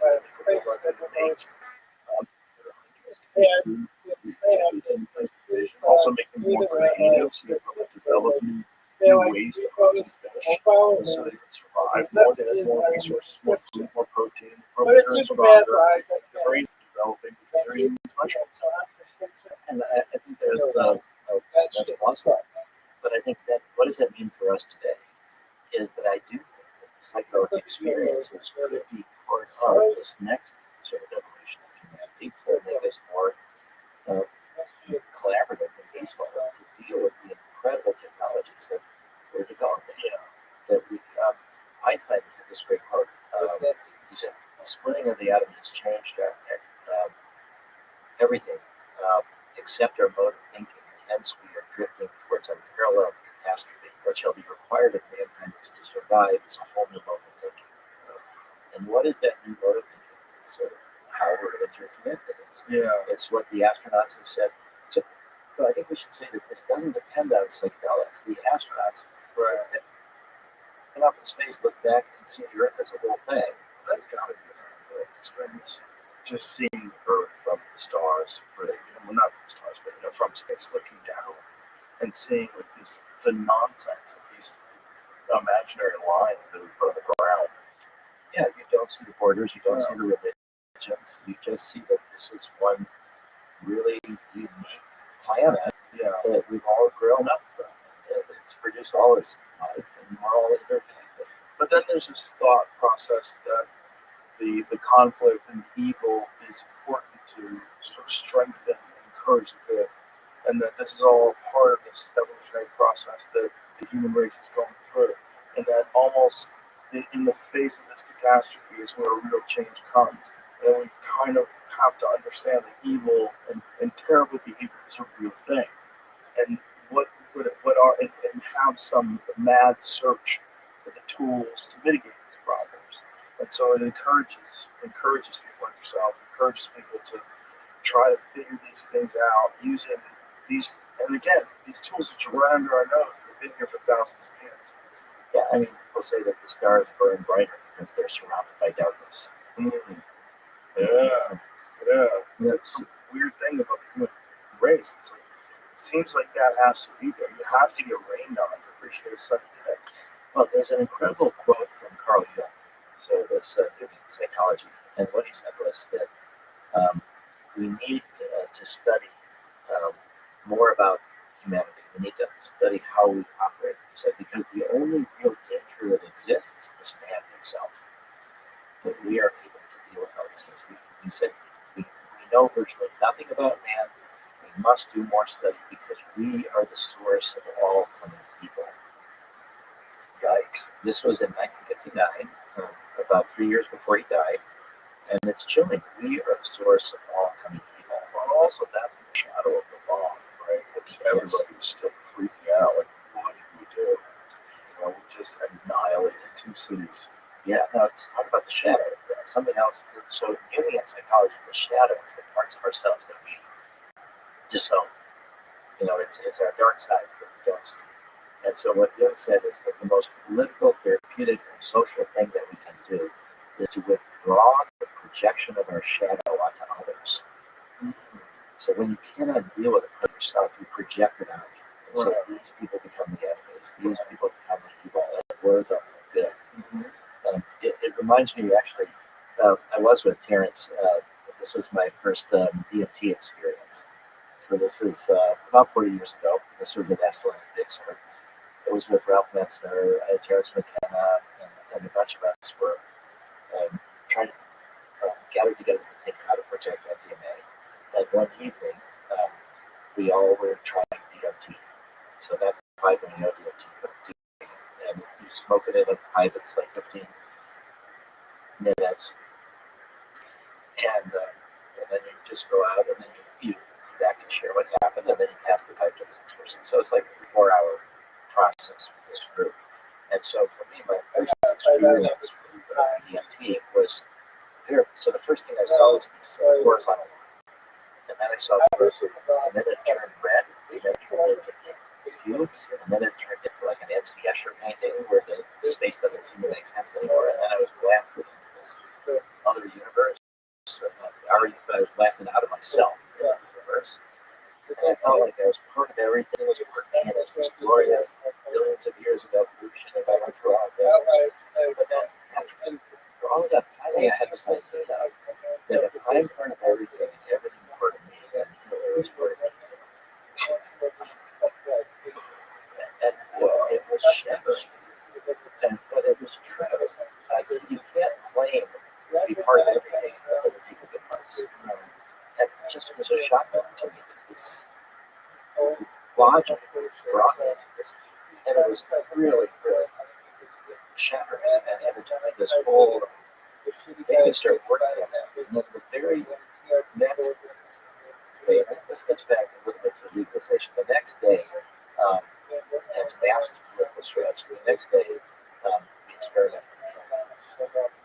And so in my academic experience, somehow or other, I was above my ability because the Hawk wasn't the right animated idea for me my whole life.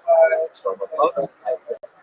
I can't get into a bit of like you're not there. So I felt that I was safe, but I was watching him give a speech, like his rallies, enormous numbers of Germans.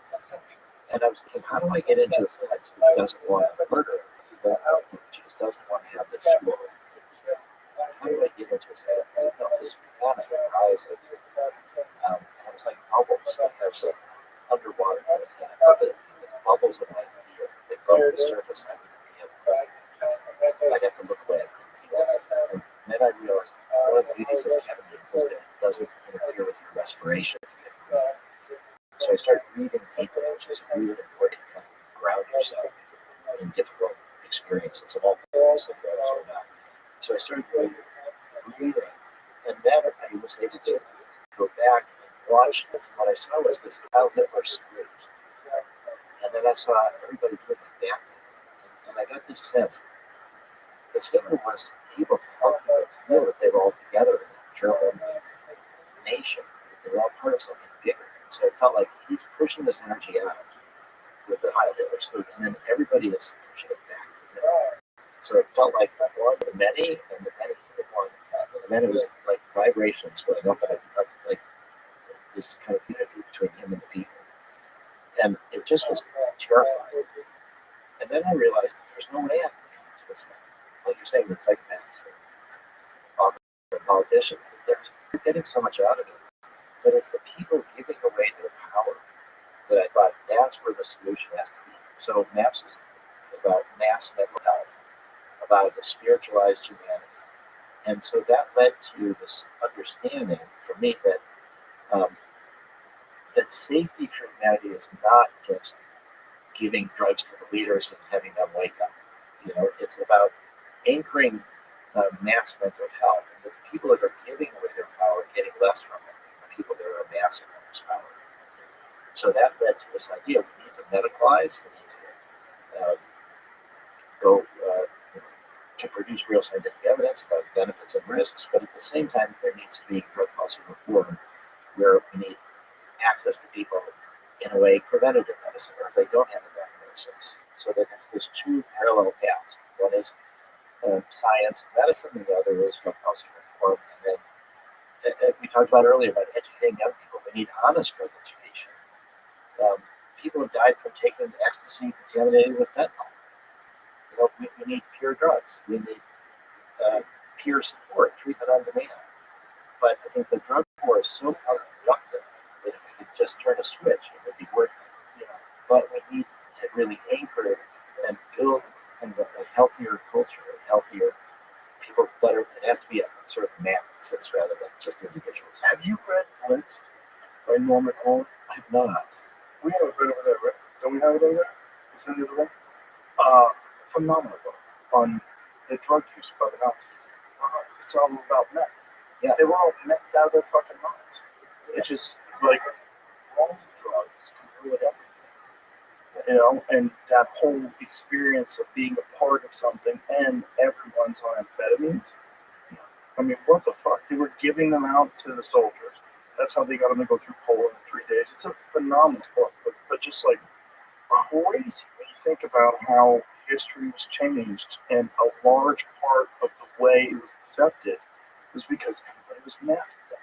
Just on the run. I mean, imagine if Hitler was dosing out everybody with mushrooms.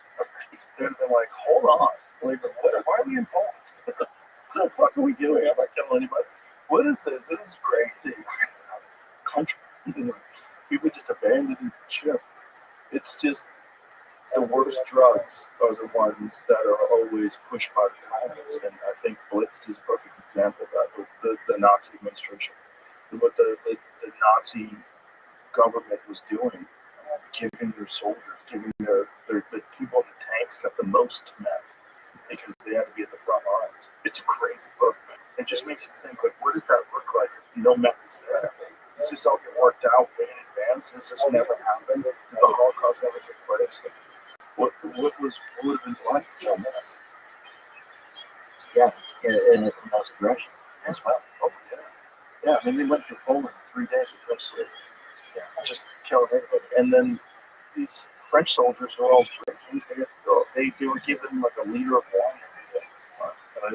So they're drunk and silly, and then the messed up Nazis show up. Like, what the fuck?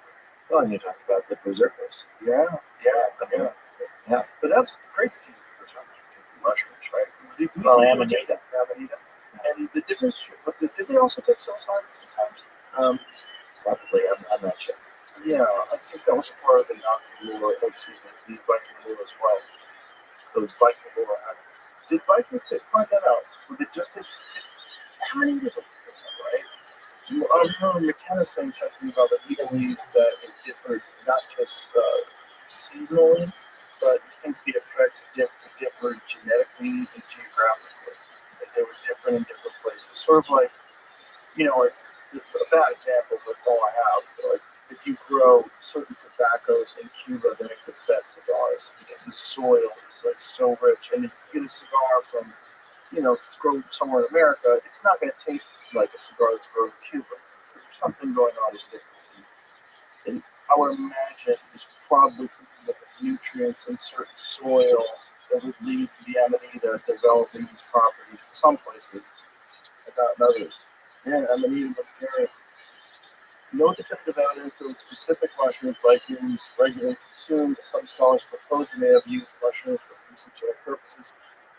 Most cited examples fly agaric mushroom, Amanita muscaria.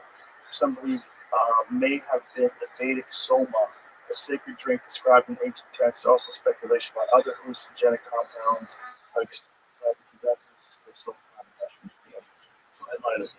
as well. The Amanita muscaria is the weird one, though, right? Yeah.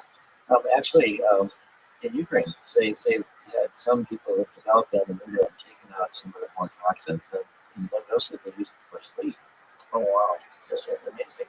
Also, I just been in touch with some very well connected scientists in India, and they don't think that this is actually so. What do they think so? They don't know. Why do they not think it was Amanita then? Because of the experiences that they can sort of track the way to describe it, and the way people have described it before. Well, there's probably a bunch of undiscovered psychedelics, right? Like from the past, at least. It very well could be. Well, we don't even actually know what was in the Kikian from the hallucins. We think that it has something to do with ergot and LSD. Article about it from Netflix about the show. Vikings talked about how the Amanita might have not actually been the berserker, but something else doing it. Well, it says, if anything, fly agaric would have made them particularly worthless warriors, since the side effects included drowsiness, vomiting, muscle spasms, and numbness in arms and legs. Rather common like berserkers were getting high off henbane. What is henbane? Yes, actually, it was used in the Middle Ages. A lot of religious experience. I think it's like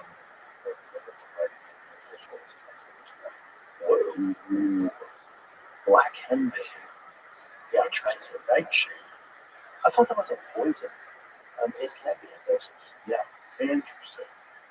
So, the Amanita muscaria one, though, I always go back to the sacred mushroom of the cross, because that was what John Marco Allegro was the early days of Christianity they were consuming. Yeah. But it's a strange one that you don't hear about people having like these breakthrough experiences of Amanita. No, you don't. then you saw one of those side effects was drowsiness. Right. So that sort of relates to what they've done with low doses of antidote for sleep. Yeah, makes sense. It just I've always been puzzled by that one because it does appear in so many shamanic rituals. It appears in the old depictions of Christmas and Santa Claus and all the Christmas just have like little elves and the Amanita. I always wonder, like, was the Amanita different back then? You know, like what was going on? Like, what happened? I don't know how we would find that out. I mean, you could probably do some genetic studies to see how long these genes that are in that persist there. Yeah, I'm not sure. I mean, but it's pretty clear that, at least from a lot of these Indian scholars, that it is not so long, but they don't know what it is. Interesting. Yeah, the ergot thing is very interesting. Right? The ergot has similar effects to LSD. Yeah. And so those Indian districts, I think it's only right now confirmed from it's just one or two vessels, these pottery vessels that found traces of ergot. Yeah, I mean, that's unbelievable.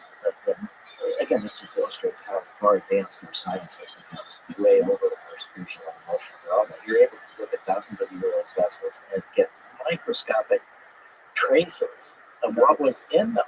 Crazy. Yeah. Well, at least it lets you know. Okay, now it makes sense. And that's how they figured out democracy. Well, the Greeks are the democracy. I mean, and also like just this astounding culture, and how much of it was connected to that. And then the people in power were like, "Yeah, we're gonna shut that down. We don't like this aspect of it. You guys are a little too hard to control, a little too hard to propagandize." You don't need the intermediaries. Yeah? We want the taxes. We want to tell you the right. And so I think this gets back to one of the earlier points you made about do I get frustrated, which is to realize that this is actually thousands of years plus of the suppression of psychedelics. And also, you said something earlier, how it takes 100 years goes by. Yeah. So, what if somebody takes a couple generations? That's okay. I think one of the things that I'd like to say is that if your goals are something that you can accomplish in your own lifetime, they're too small. You need to have like multi-generational goals. I grew up outside of Chicago, and there's this Baha'i temple. Baha'i religion is a version of Islam, but it's more of a universalist religion, and they're suppressed in Islamic countries. But there was this temple that they built outside of Chicago. This beautiful temple, like 53 generations. And when you're a little kid and thinking about it, how did they even have built it? Why would they even start something if they didn't even know would ever be finished? Right. But now it's one of the most beautiful temples in the world, and so I think this process of elevating consciousness in humanity, so we learn how to live together and not destroy the planet, is however long it happens to take. So things take longer than I thought. That's a great answer. Like you have to have that attitude. But you're always so happy. Every time I meet you, you're always smiling. You're always happy. Well, I'm out of jail. There you go. Not dead. Crippled. Yeah, you're not unhealthy. Yeah, and Positive. I think the hope that we had that FDA would be approved. Well, they didn't. So, do you just give up? No, just Keep on trucking. keep on trucking. Yeah. Well, thank you for what you do, man. All right.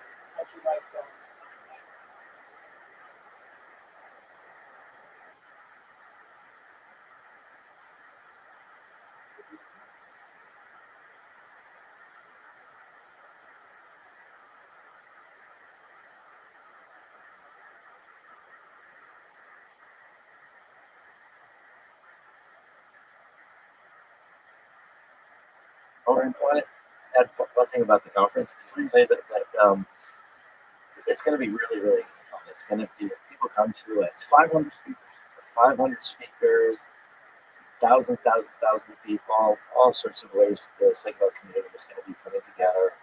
Do you have a website? What we've got, psychedelicscience.org or maps.org. There's actually going to be a, if you, what is that? That's a molecule. That's mafia. But if you put Rogan in when you want to register, there's a 15% discount to go to the conference. We also have this. We have 10 different stages. We have all different tracks for different kinds of interests. We also have this project called Music is the Bridge. And so this is we have various people are coming up with music that they would listen to during a psychedelic experience. Oh, it's Star Correct, very much. Yeah. So there's going to be concerts, music, all sorts of things connected to this conference, and it's also lots of opportunities for networking and for. So again, for me, even though MAPS has been focused on MDMA, but it's really about the psychedelic renaissance. So I don't see the psilocybin or the IBA or anything as competition. It's we want the psychedelic therapists of the future to be cross-trained in all the different drugs, and then be able to customize the treatment for each person. And that's what we're hoping to develop. And what are the dates and where's this? It's June 16th to 20th. It's coming up next month, and it's in Denver. It's at the Colorado Convention Center. We have oh yeah, last time we did this was 2023 with 12,000. Whoa! It was astonishing. It was It must have been the nicest people too. it was so hopeful. It was magical. I think that this would be if anybody wants to learn about the psychedelic community, this is where we gather together. This is where How many feds do you think of these things? well, we want them to come. That's the point, is that we want them to come. Well, here's the other point, is that we work with police officers. When you think about what job is among the most traumatizing, it's being a police, or being a EMT, or being a prison guard, or police, and they're trained sort of to suppress their feelings and not talk about it. And so we want the more that they go, the more that they learn. We have trained police officers who are also therapists that have even got permission from their police chiefs to go through our protocol to get MDMA as part of their training. Wow. So really it's healing for all. That's why I'm going to Beirut. That's why I just came from Ukraine. We've got a project in Somalia, in Africa. We want to work in Rwanda. So I think that Lycos is going to succeed. Whether it takes 6 months or 3.5 years or whatever, we will eventually get to be able to approve MDMA system therapy for PTSD, but then with psilocybin and other things. And so I'm sort of going around the world in sort of high trauma, low resource areas to try to globalize access. And I think that we're in a perilous time in America right now, and we could use more people dealing with their fears, withdrawing the projection of the shadows. Immigrants have actually made America stronger in a lot of ways. Where did we all come from? I mean, what is the story of your family? Immigrants in the 1920s. From where? Italy and Ireland. Yeah. But this is the real melting pot of the world. And I know that there's a lot of prejudice against immigrants when they first show up. Mm-hmm. But now we don't think you're not an American. Right. Exactly. Yeah. I think the real fear that people have is cartel members and people coming across the border and terrorists and not having a secure border, which I think we should have a secure border, but I also think we should have path to citizenship. Yeah. I mean, this is a great place, and this is the reason why people are willing to walk across the river and try to get here with their children. They know that you can make something out of your life here. I just think we could do better with all the things that you said, and with a guy like you out there spreading the word rather, it helps the world. So I appreciate you. Become God's word. And look how miraculous it was that I'm here today with you. That you have a universe person. Incredible. Thank you, Doug. I'm so sorry you have a emergency root canal. That sucks. Okay. Well, thank you very much, Rick. This is awesome. Goodmaps.org. Yes, thank you very much.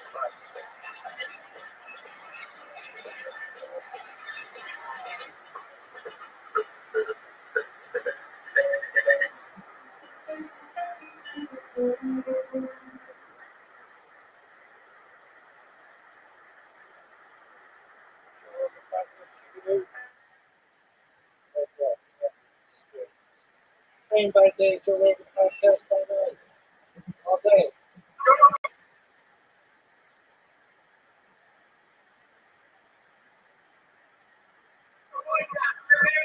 Good job. Experience. Train by day, Joe Rogan podcast by night. All day.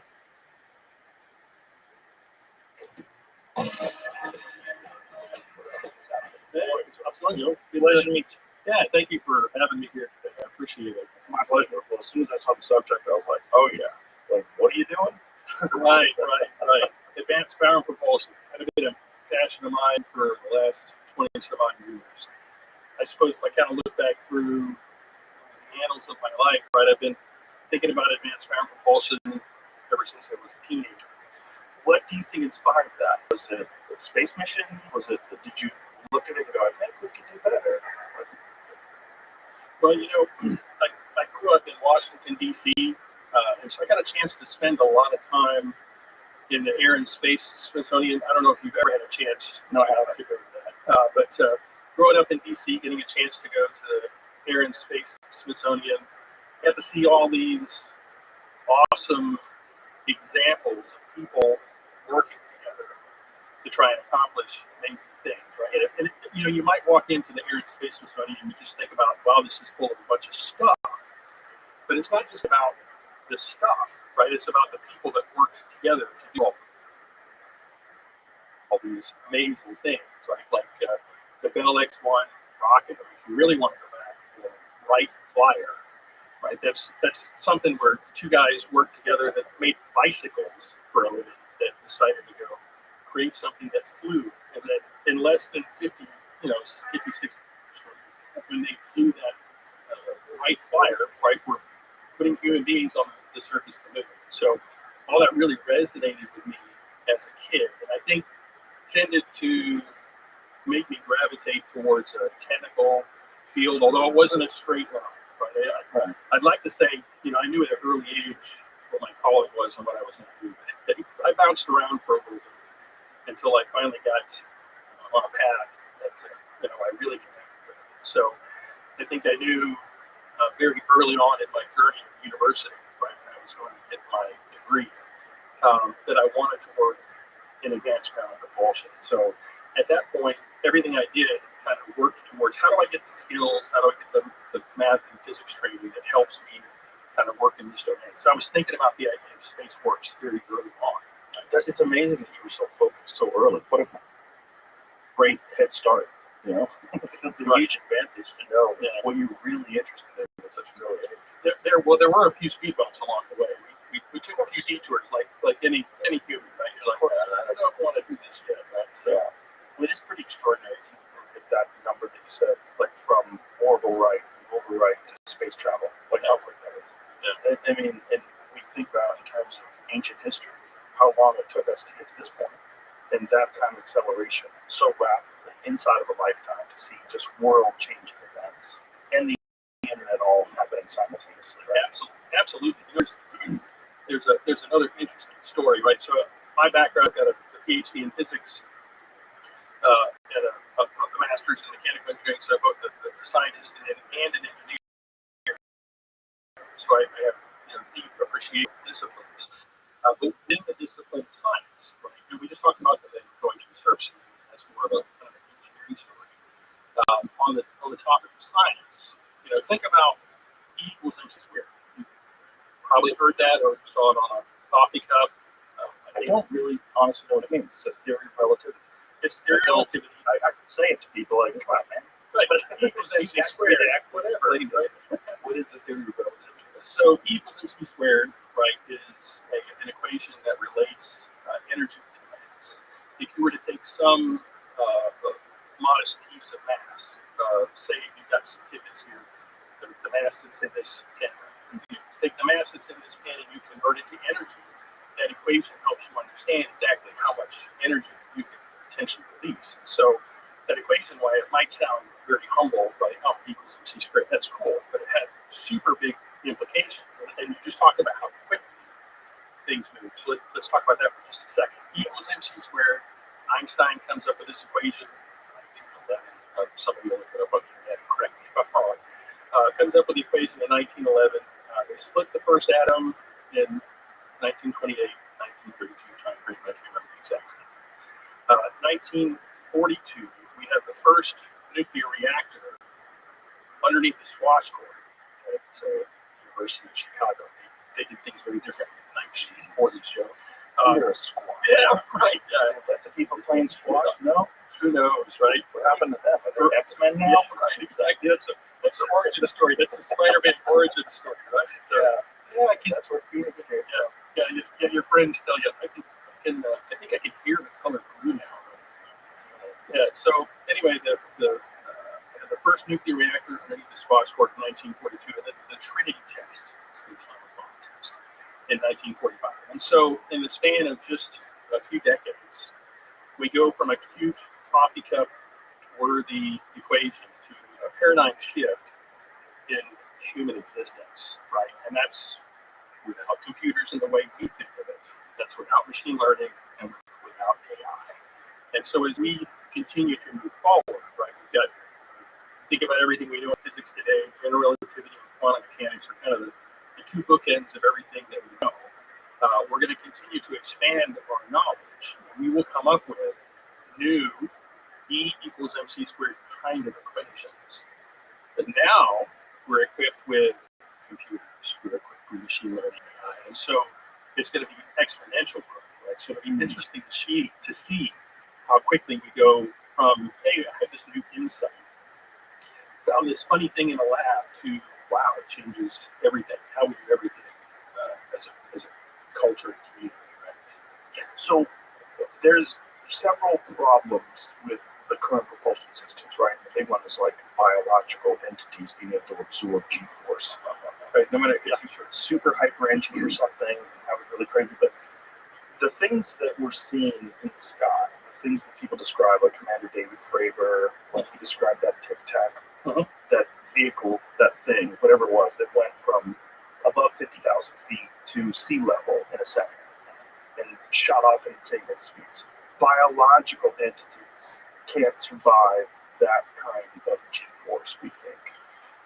Yes, I think in terms of a human ability to take G's. Yeah, I should say human, not like tardigrades. Yeah, right.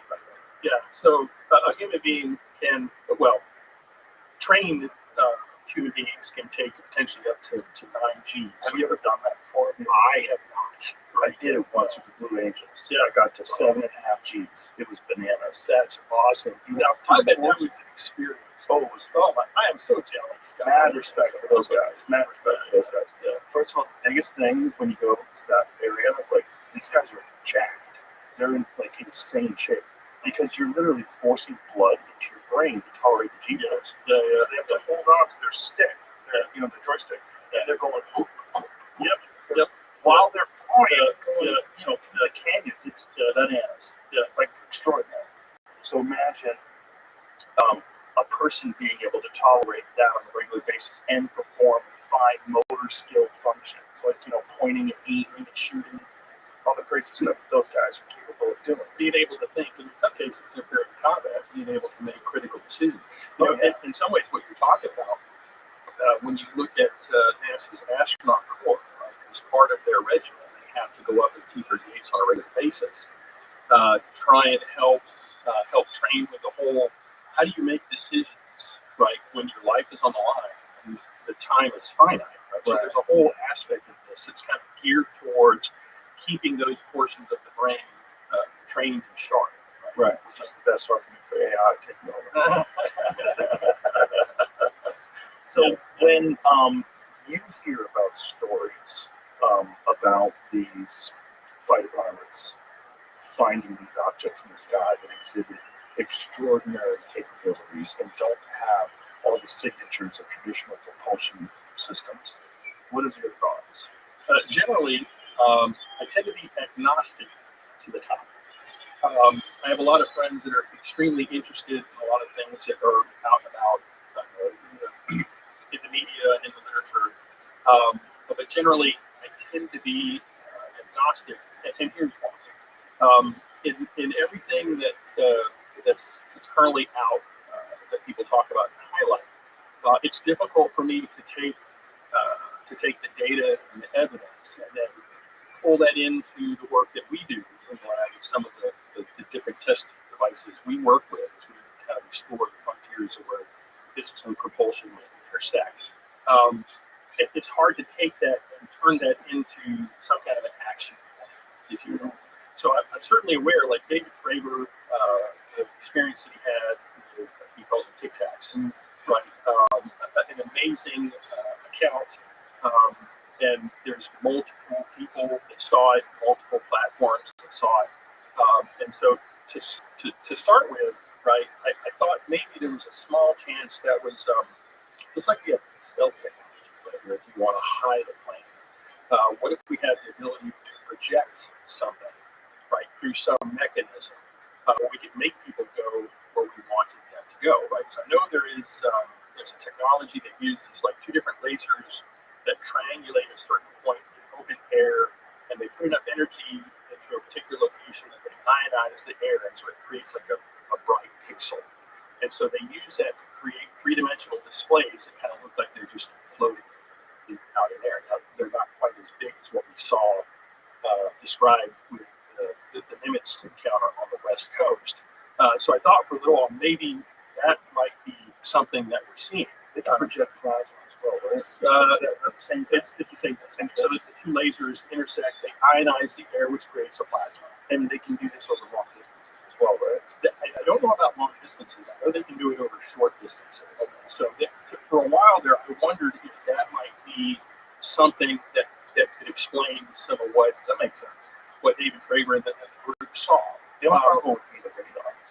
Because I don't know, you wouldn't pick up that on radar, which is because it's not mass, right? So the plasma would certainly absorb a resonance, right? Because it's gonna polarize any electron that it tries to absorb. So it would show up. It might.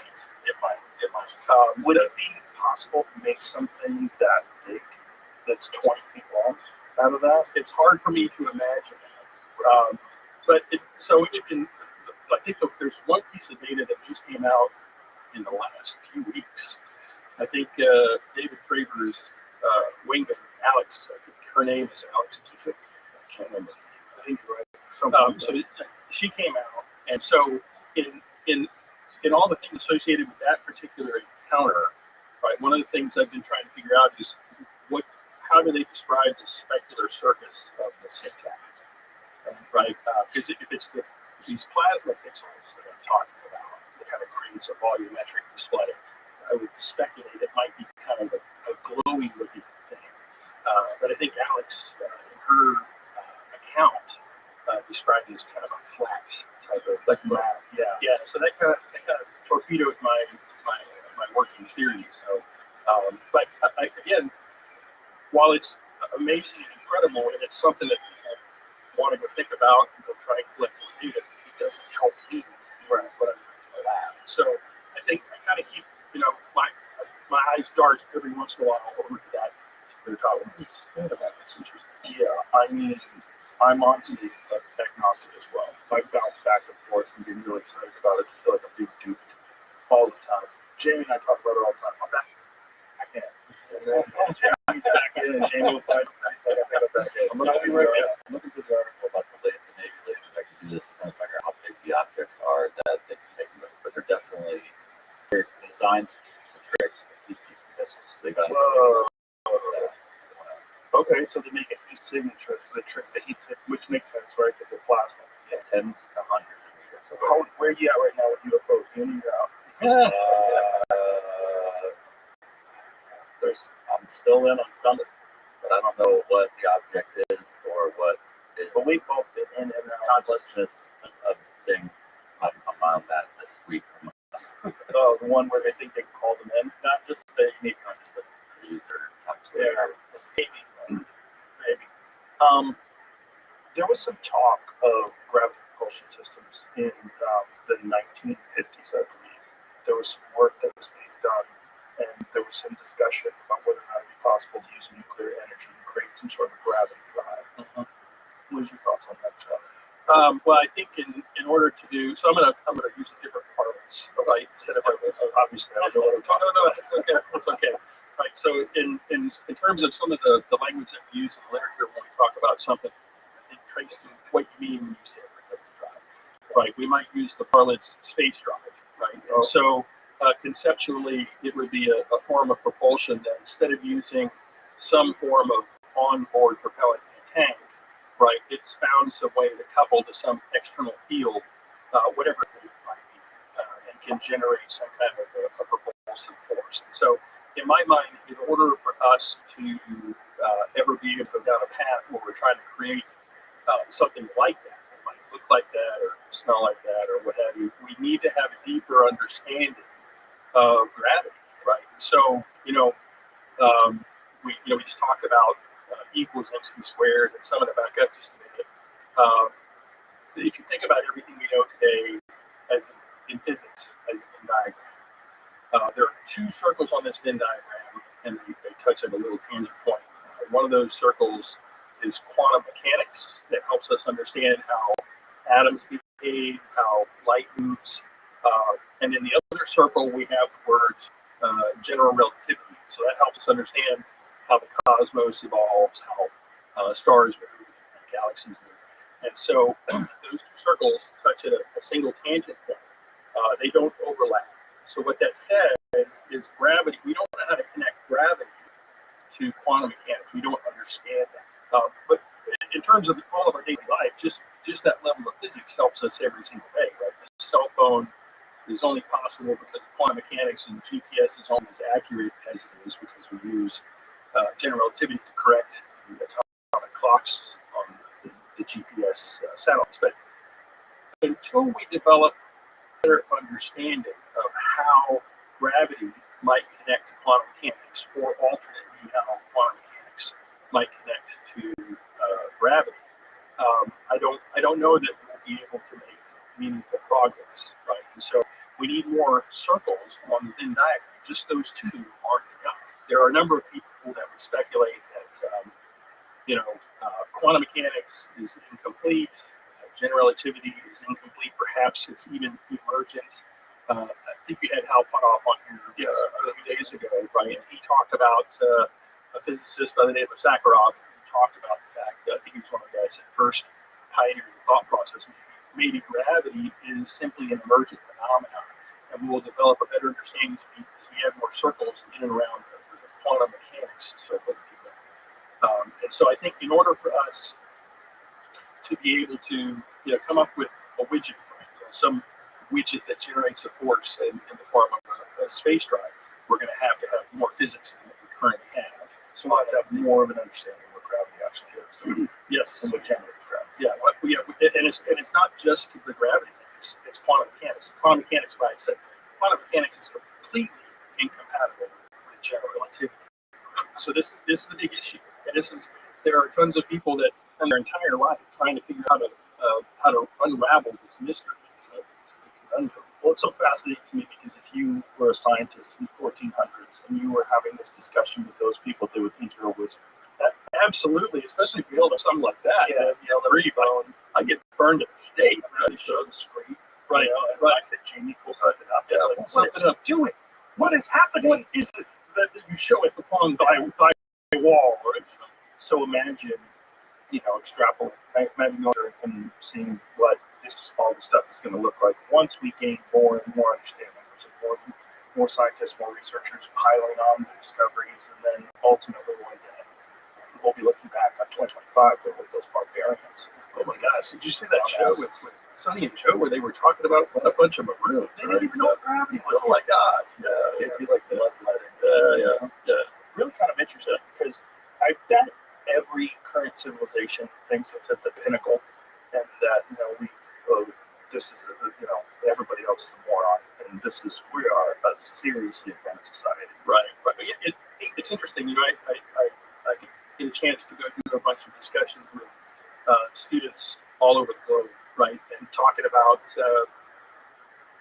space exploration, specifically, advanced ground propulsion. We kind of get into this whole difference between to space and through space. And so as part of that narrative, right, I always spend a little bit of time telling them, right, we live in a society where everybody likes to pretend like we got all this stuff figured out, right? There's nothing left to figure out, right? We got cell phones, internet and airplanes, and all different kinds of stuff. There's really nothing left. Just So, maintain what we have. right, well, yeah, exactly. Yeah. And so I like to remind them, right, when I talk about, well, let's talk about that. What do we know? And then I kind of take them through that little thought process, the Venn diagram, just to say, hey, look, right, these two models are not compatible. That says there's a bigger circle, right, that connects the dots between all this stuff. And I highly doubt we'll ever come up with a single sort, a single step that goes from just the two circles on the Venn diagram to a final one, some grand unified theory. I don't think we'll ever take like one single step. I think it's going to be a series of a bunch of different steps by a bunch of different people over many generations. It's like there's so much stuff to go figure out. Come help us push back against the darkness. Help us, forever hunting the edge of the map, if you will. Right. So I think sometimes in today's society we get lulled into this sense of security that we got it all figured out. I mean, we got AI says all kinds of he helps us out. All these different things. So we get lulled into this sense that we got it all figured out. There's so much mystery out there for us to figure out. Also, our people that are full of shit that are running up the water. What is exactly true at any current moment? I mean, just in the UAP world, there's a ton of grifters. There's a ton of people that are just putting sensational nonsense out to just get a bunch of clicks. In some ways, when I talk to students and I kind of give them suggestions and advice and mentoring, it's like if you've got some particular area that you're interested in and it's highly technical, go do the work that's necessary. Give yourself the math skills, the engineering skills, the science, whatever you need.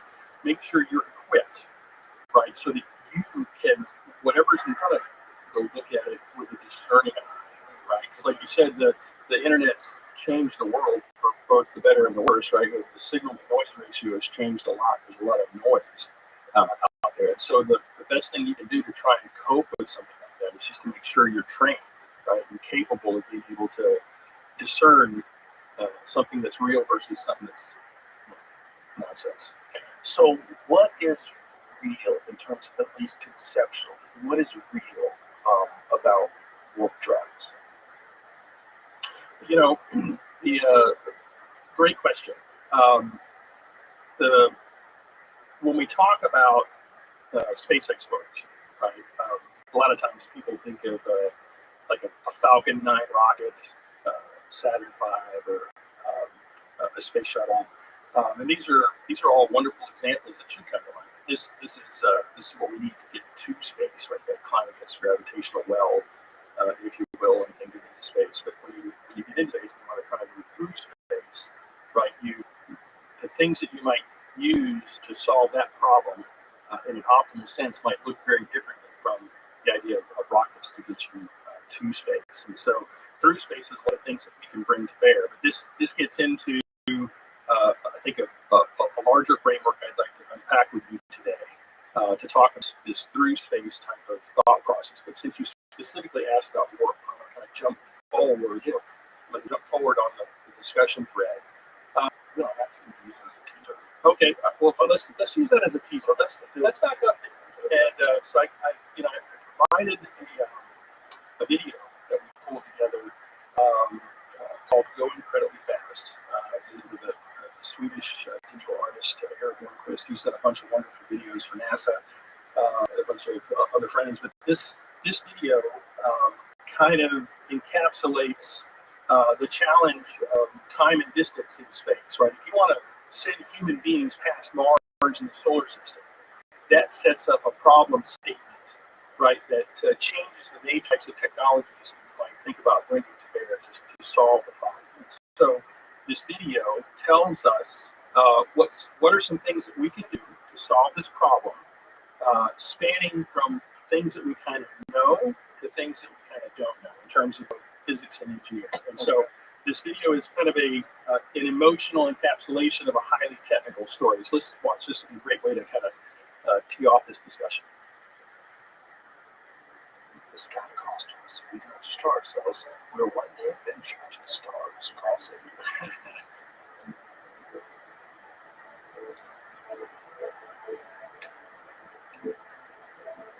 As incredible incredible as it may seem, there will be a time, and it may be closer than you think, when we live on other worlds, the Moon, Mars, and in space between. And when that day comes, just as always, our children will look curiosity across these new horizons with a desire to go further and to explore what lies beyond. But beyond Mars, the distances between worlds grow immensely, even within our own solar system, and become truly vast in between stars. If we ever want to reach out across these distances, we need to learn how to go fast. Nuclear electric propulsion.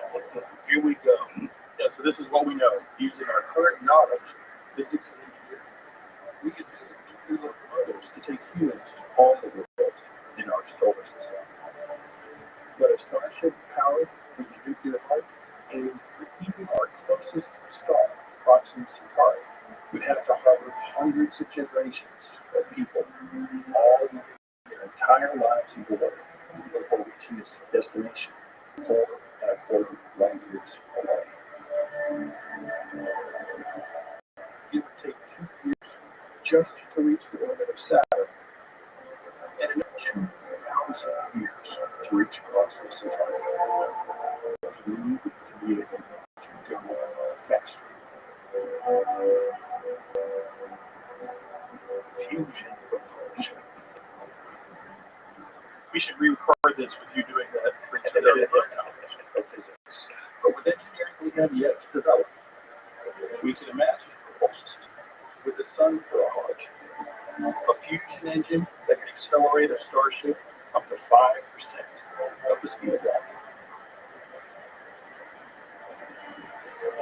This ship could cross the orbit of Saturn in 6 months and reach Proxima Centauri in just over a century.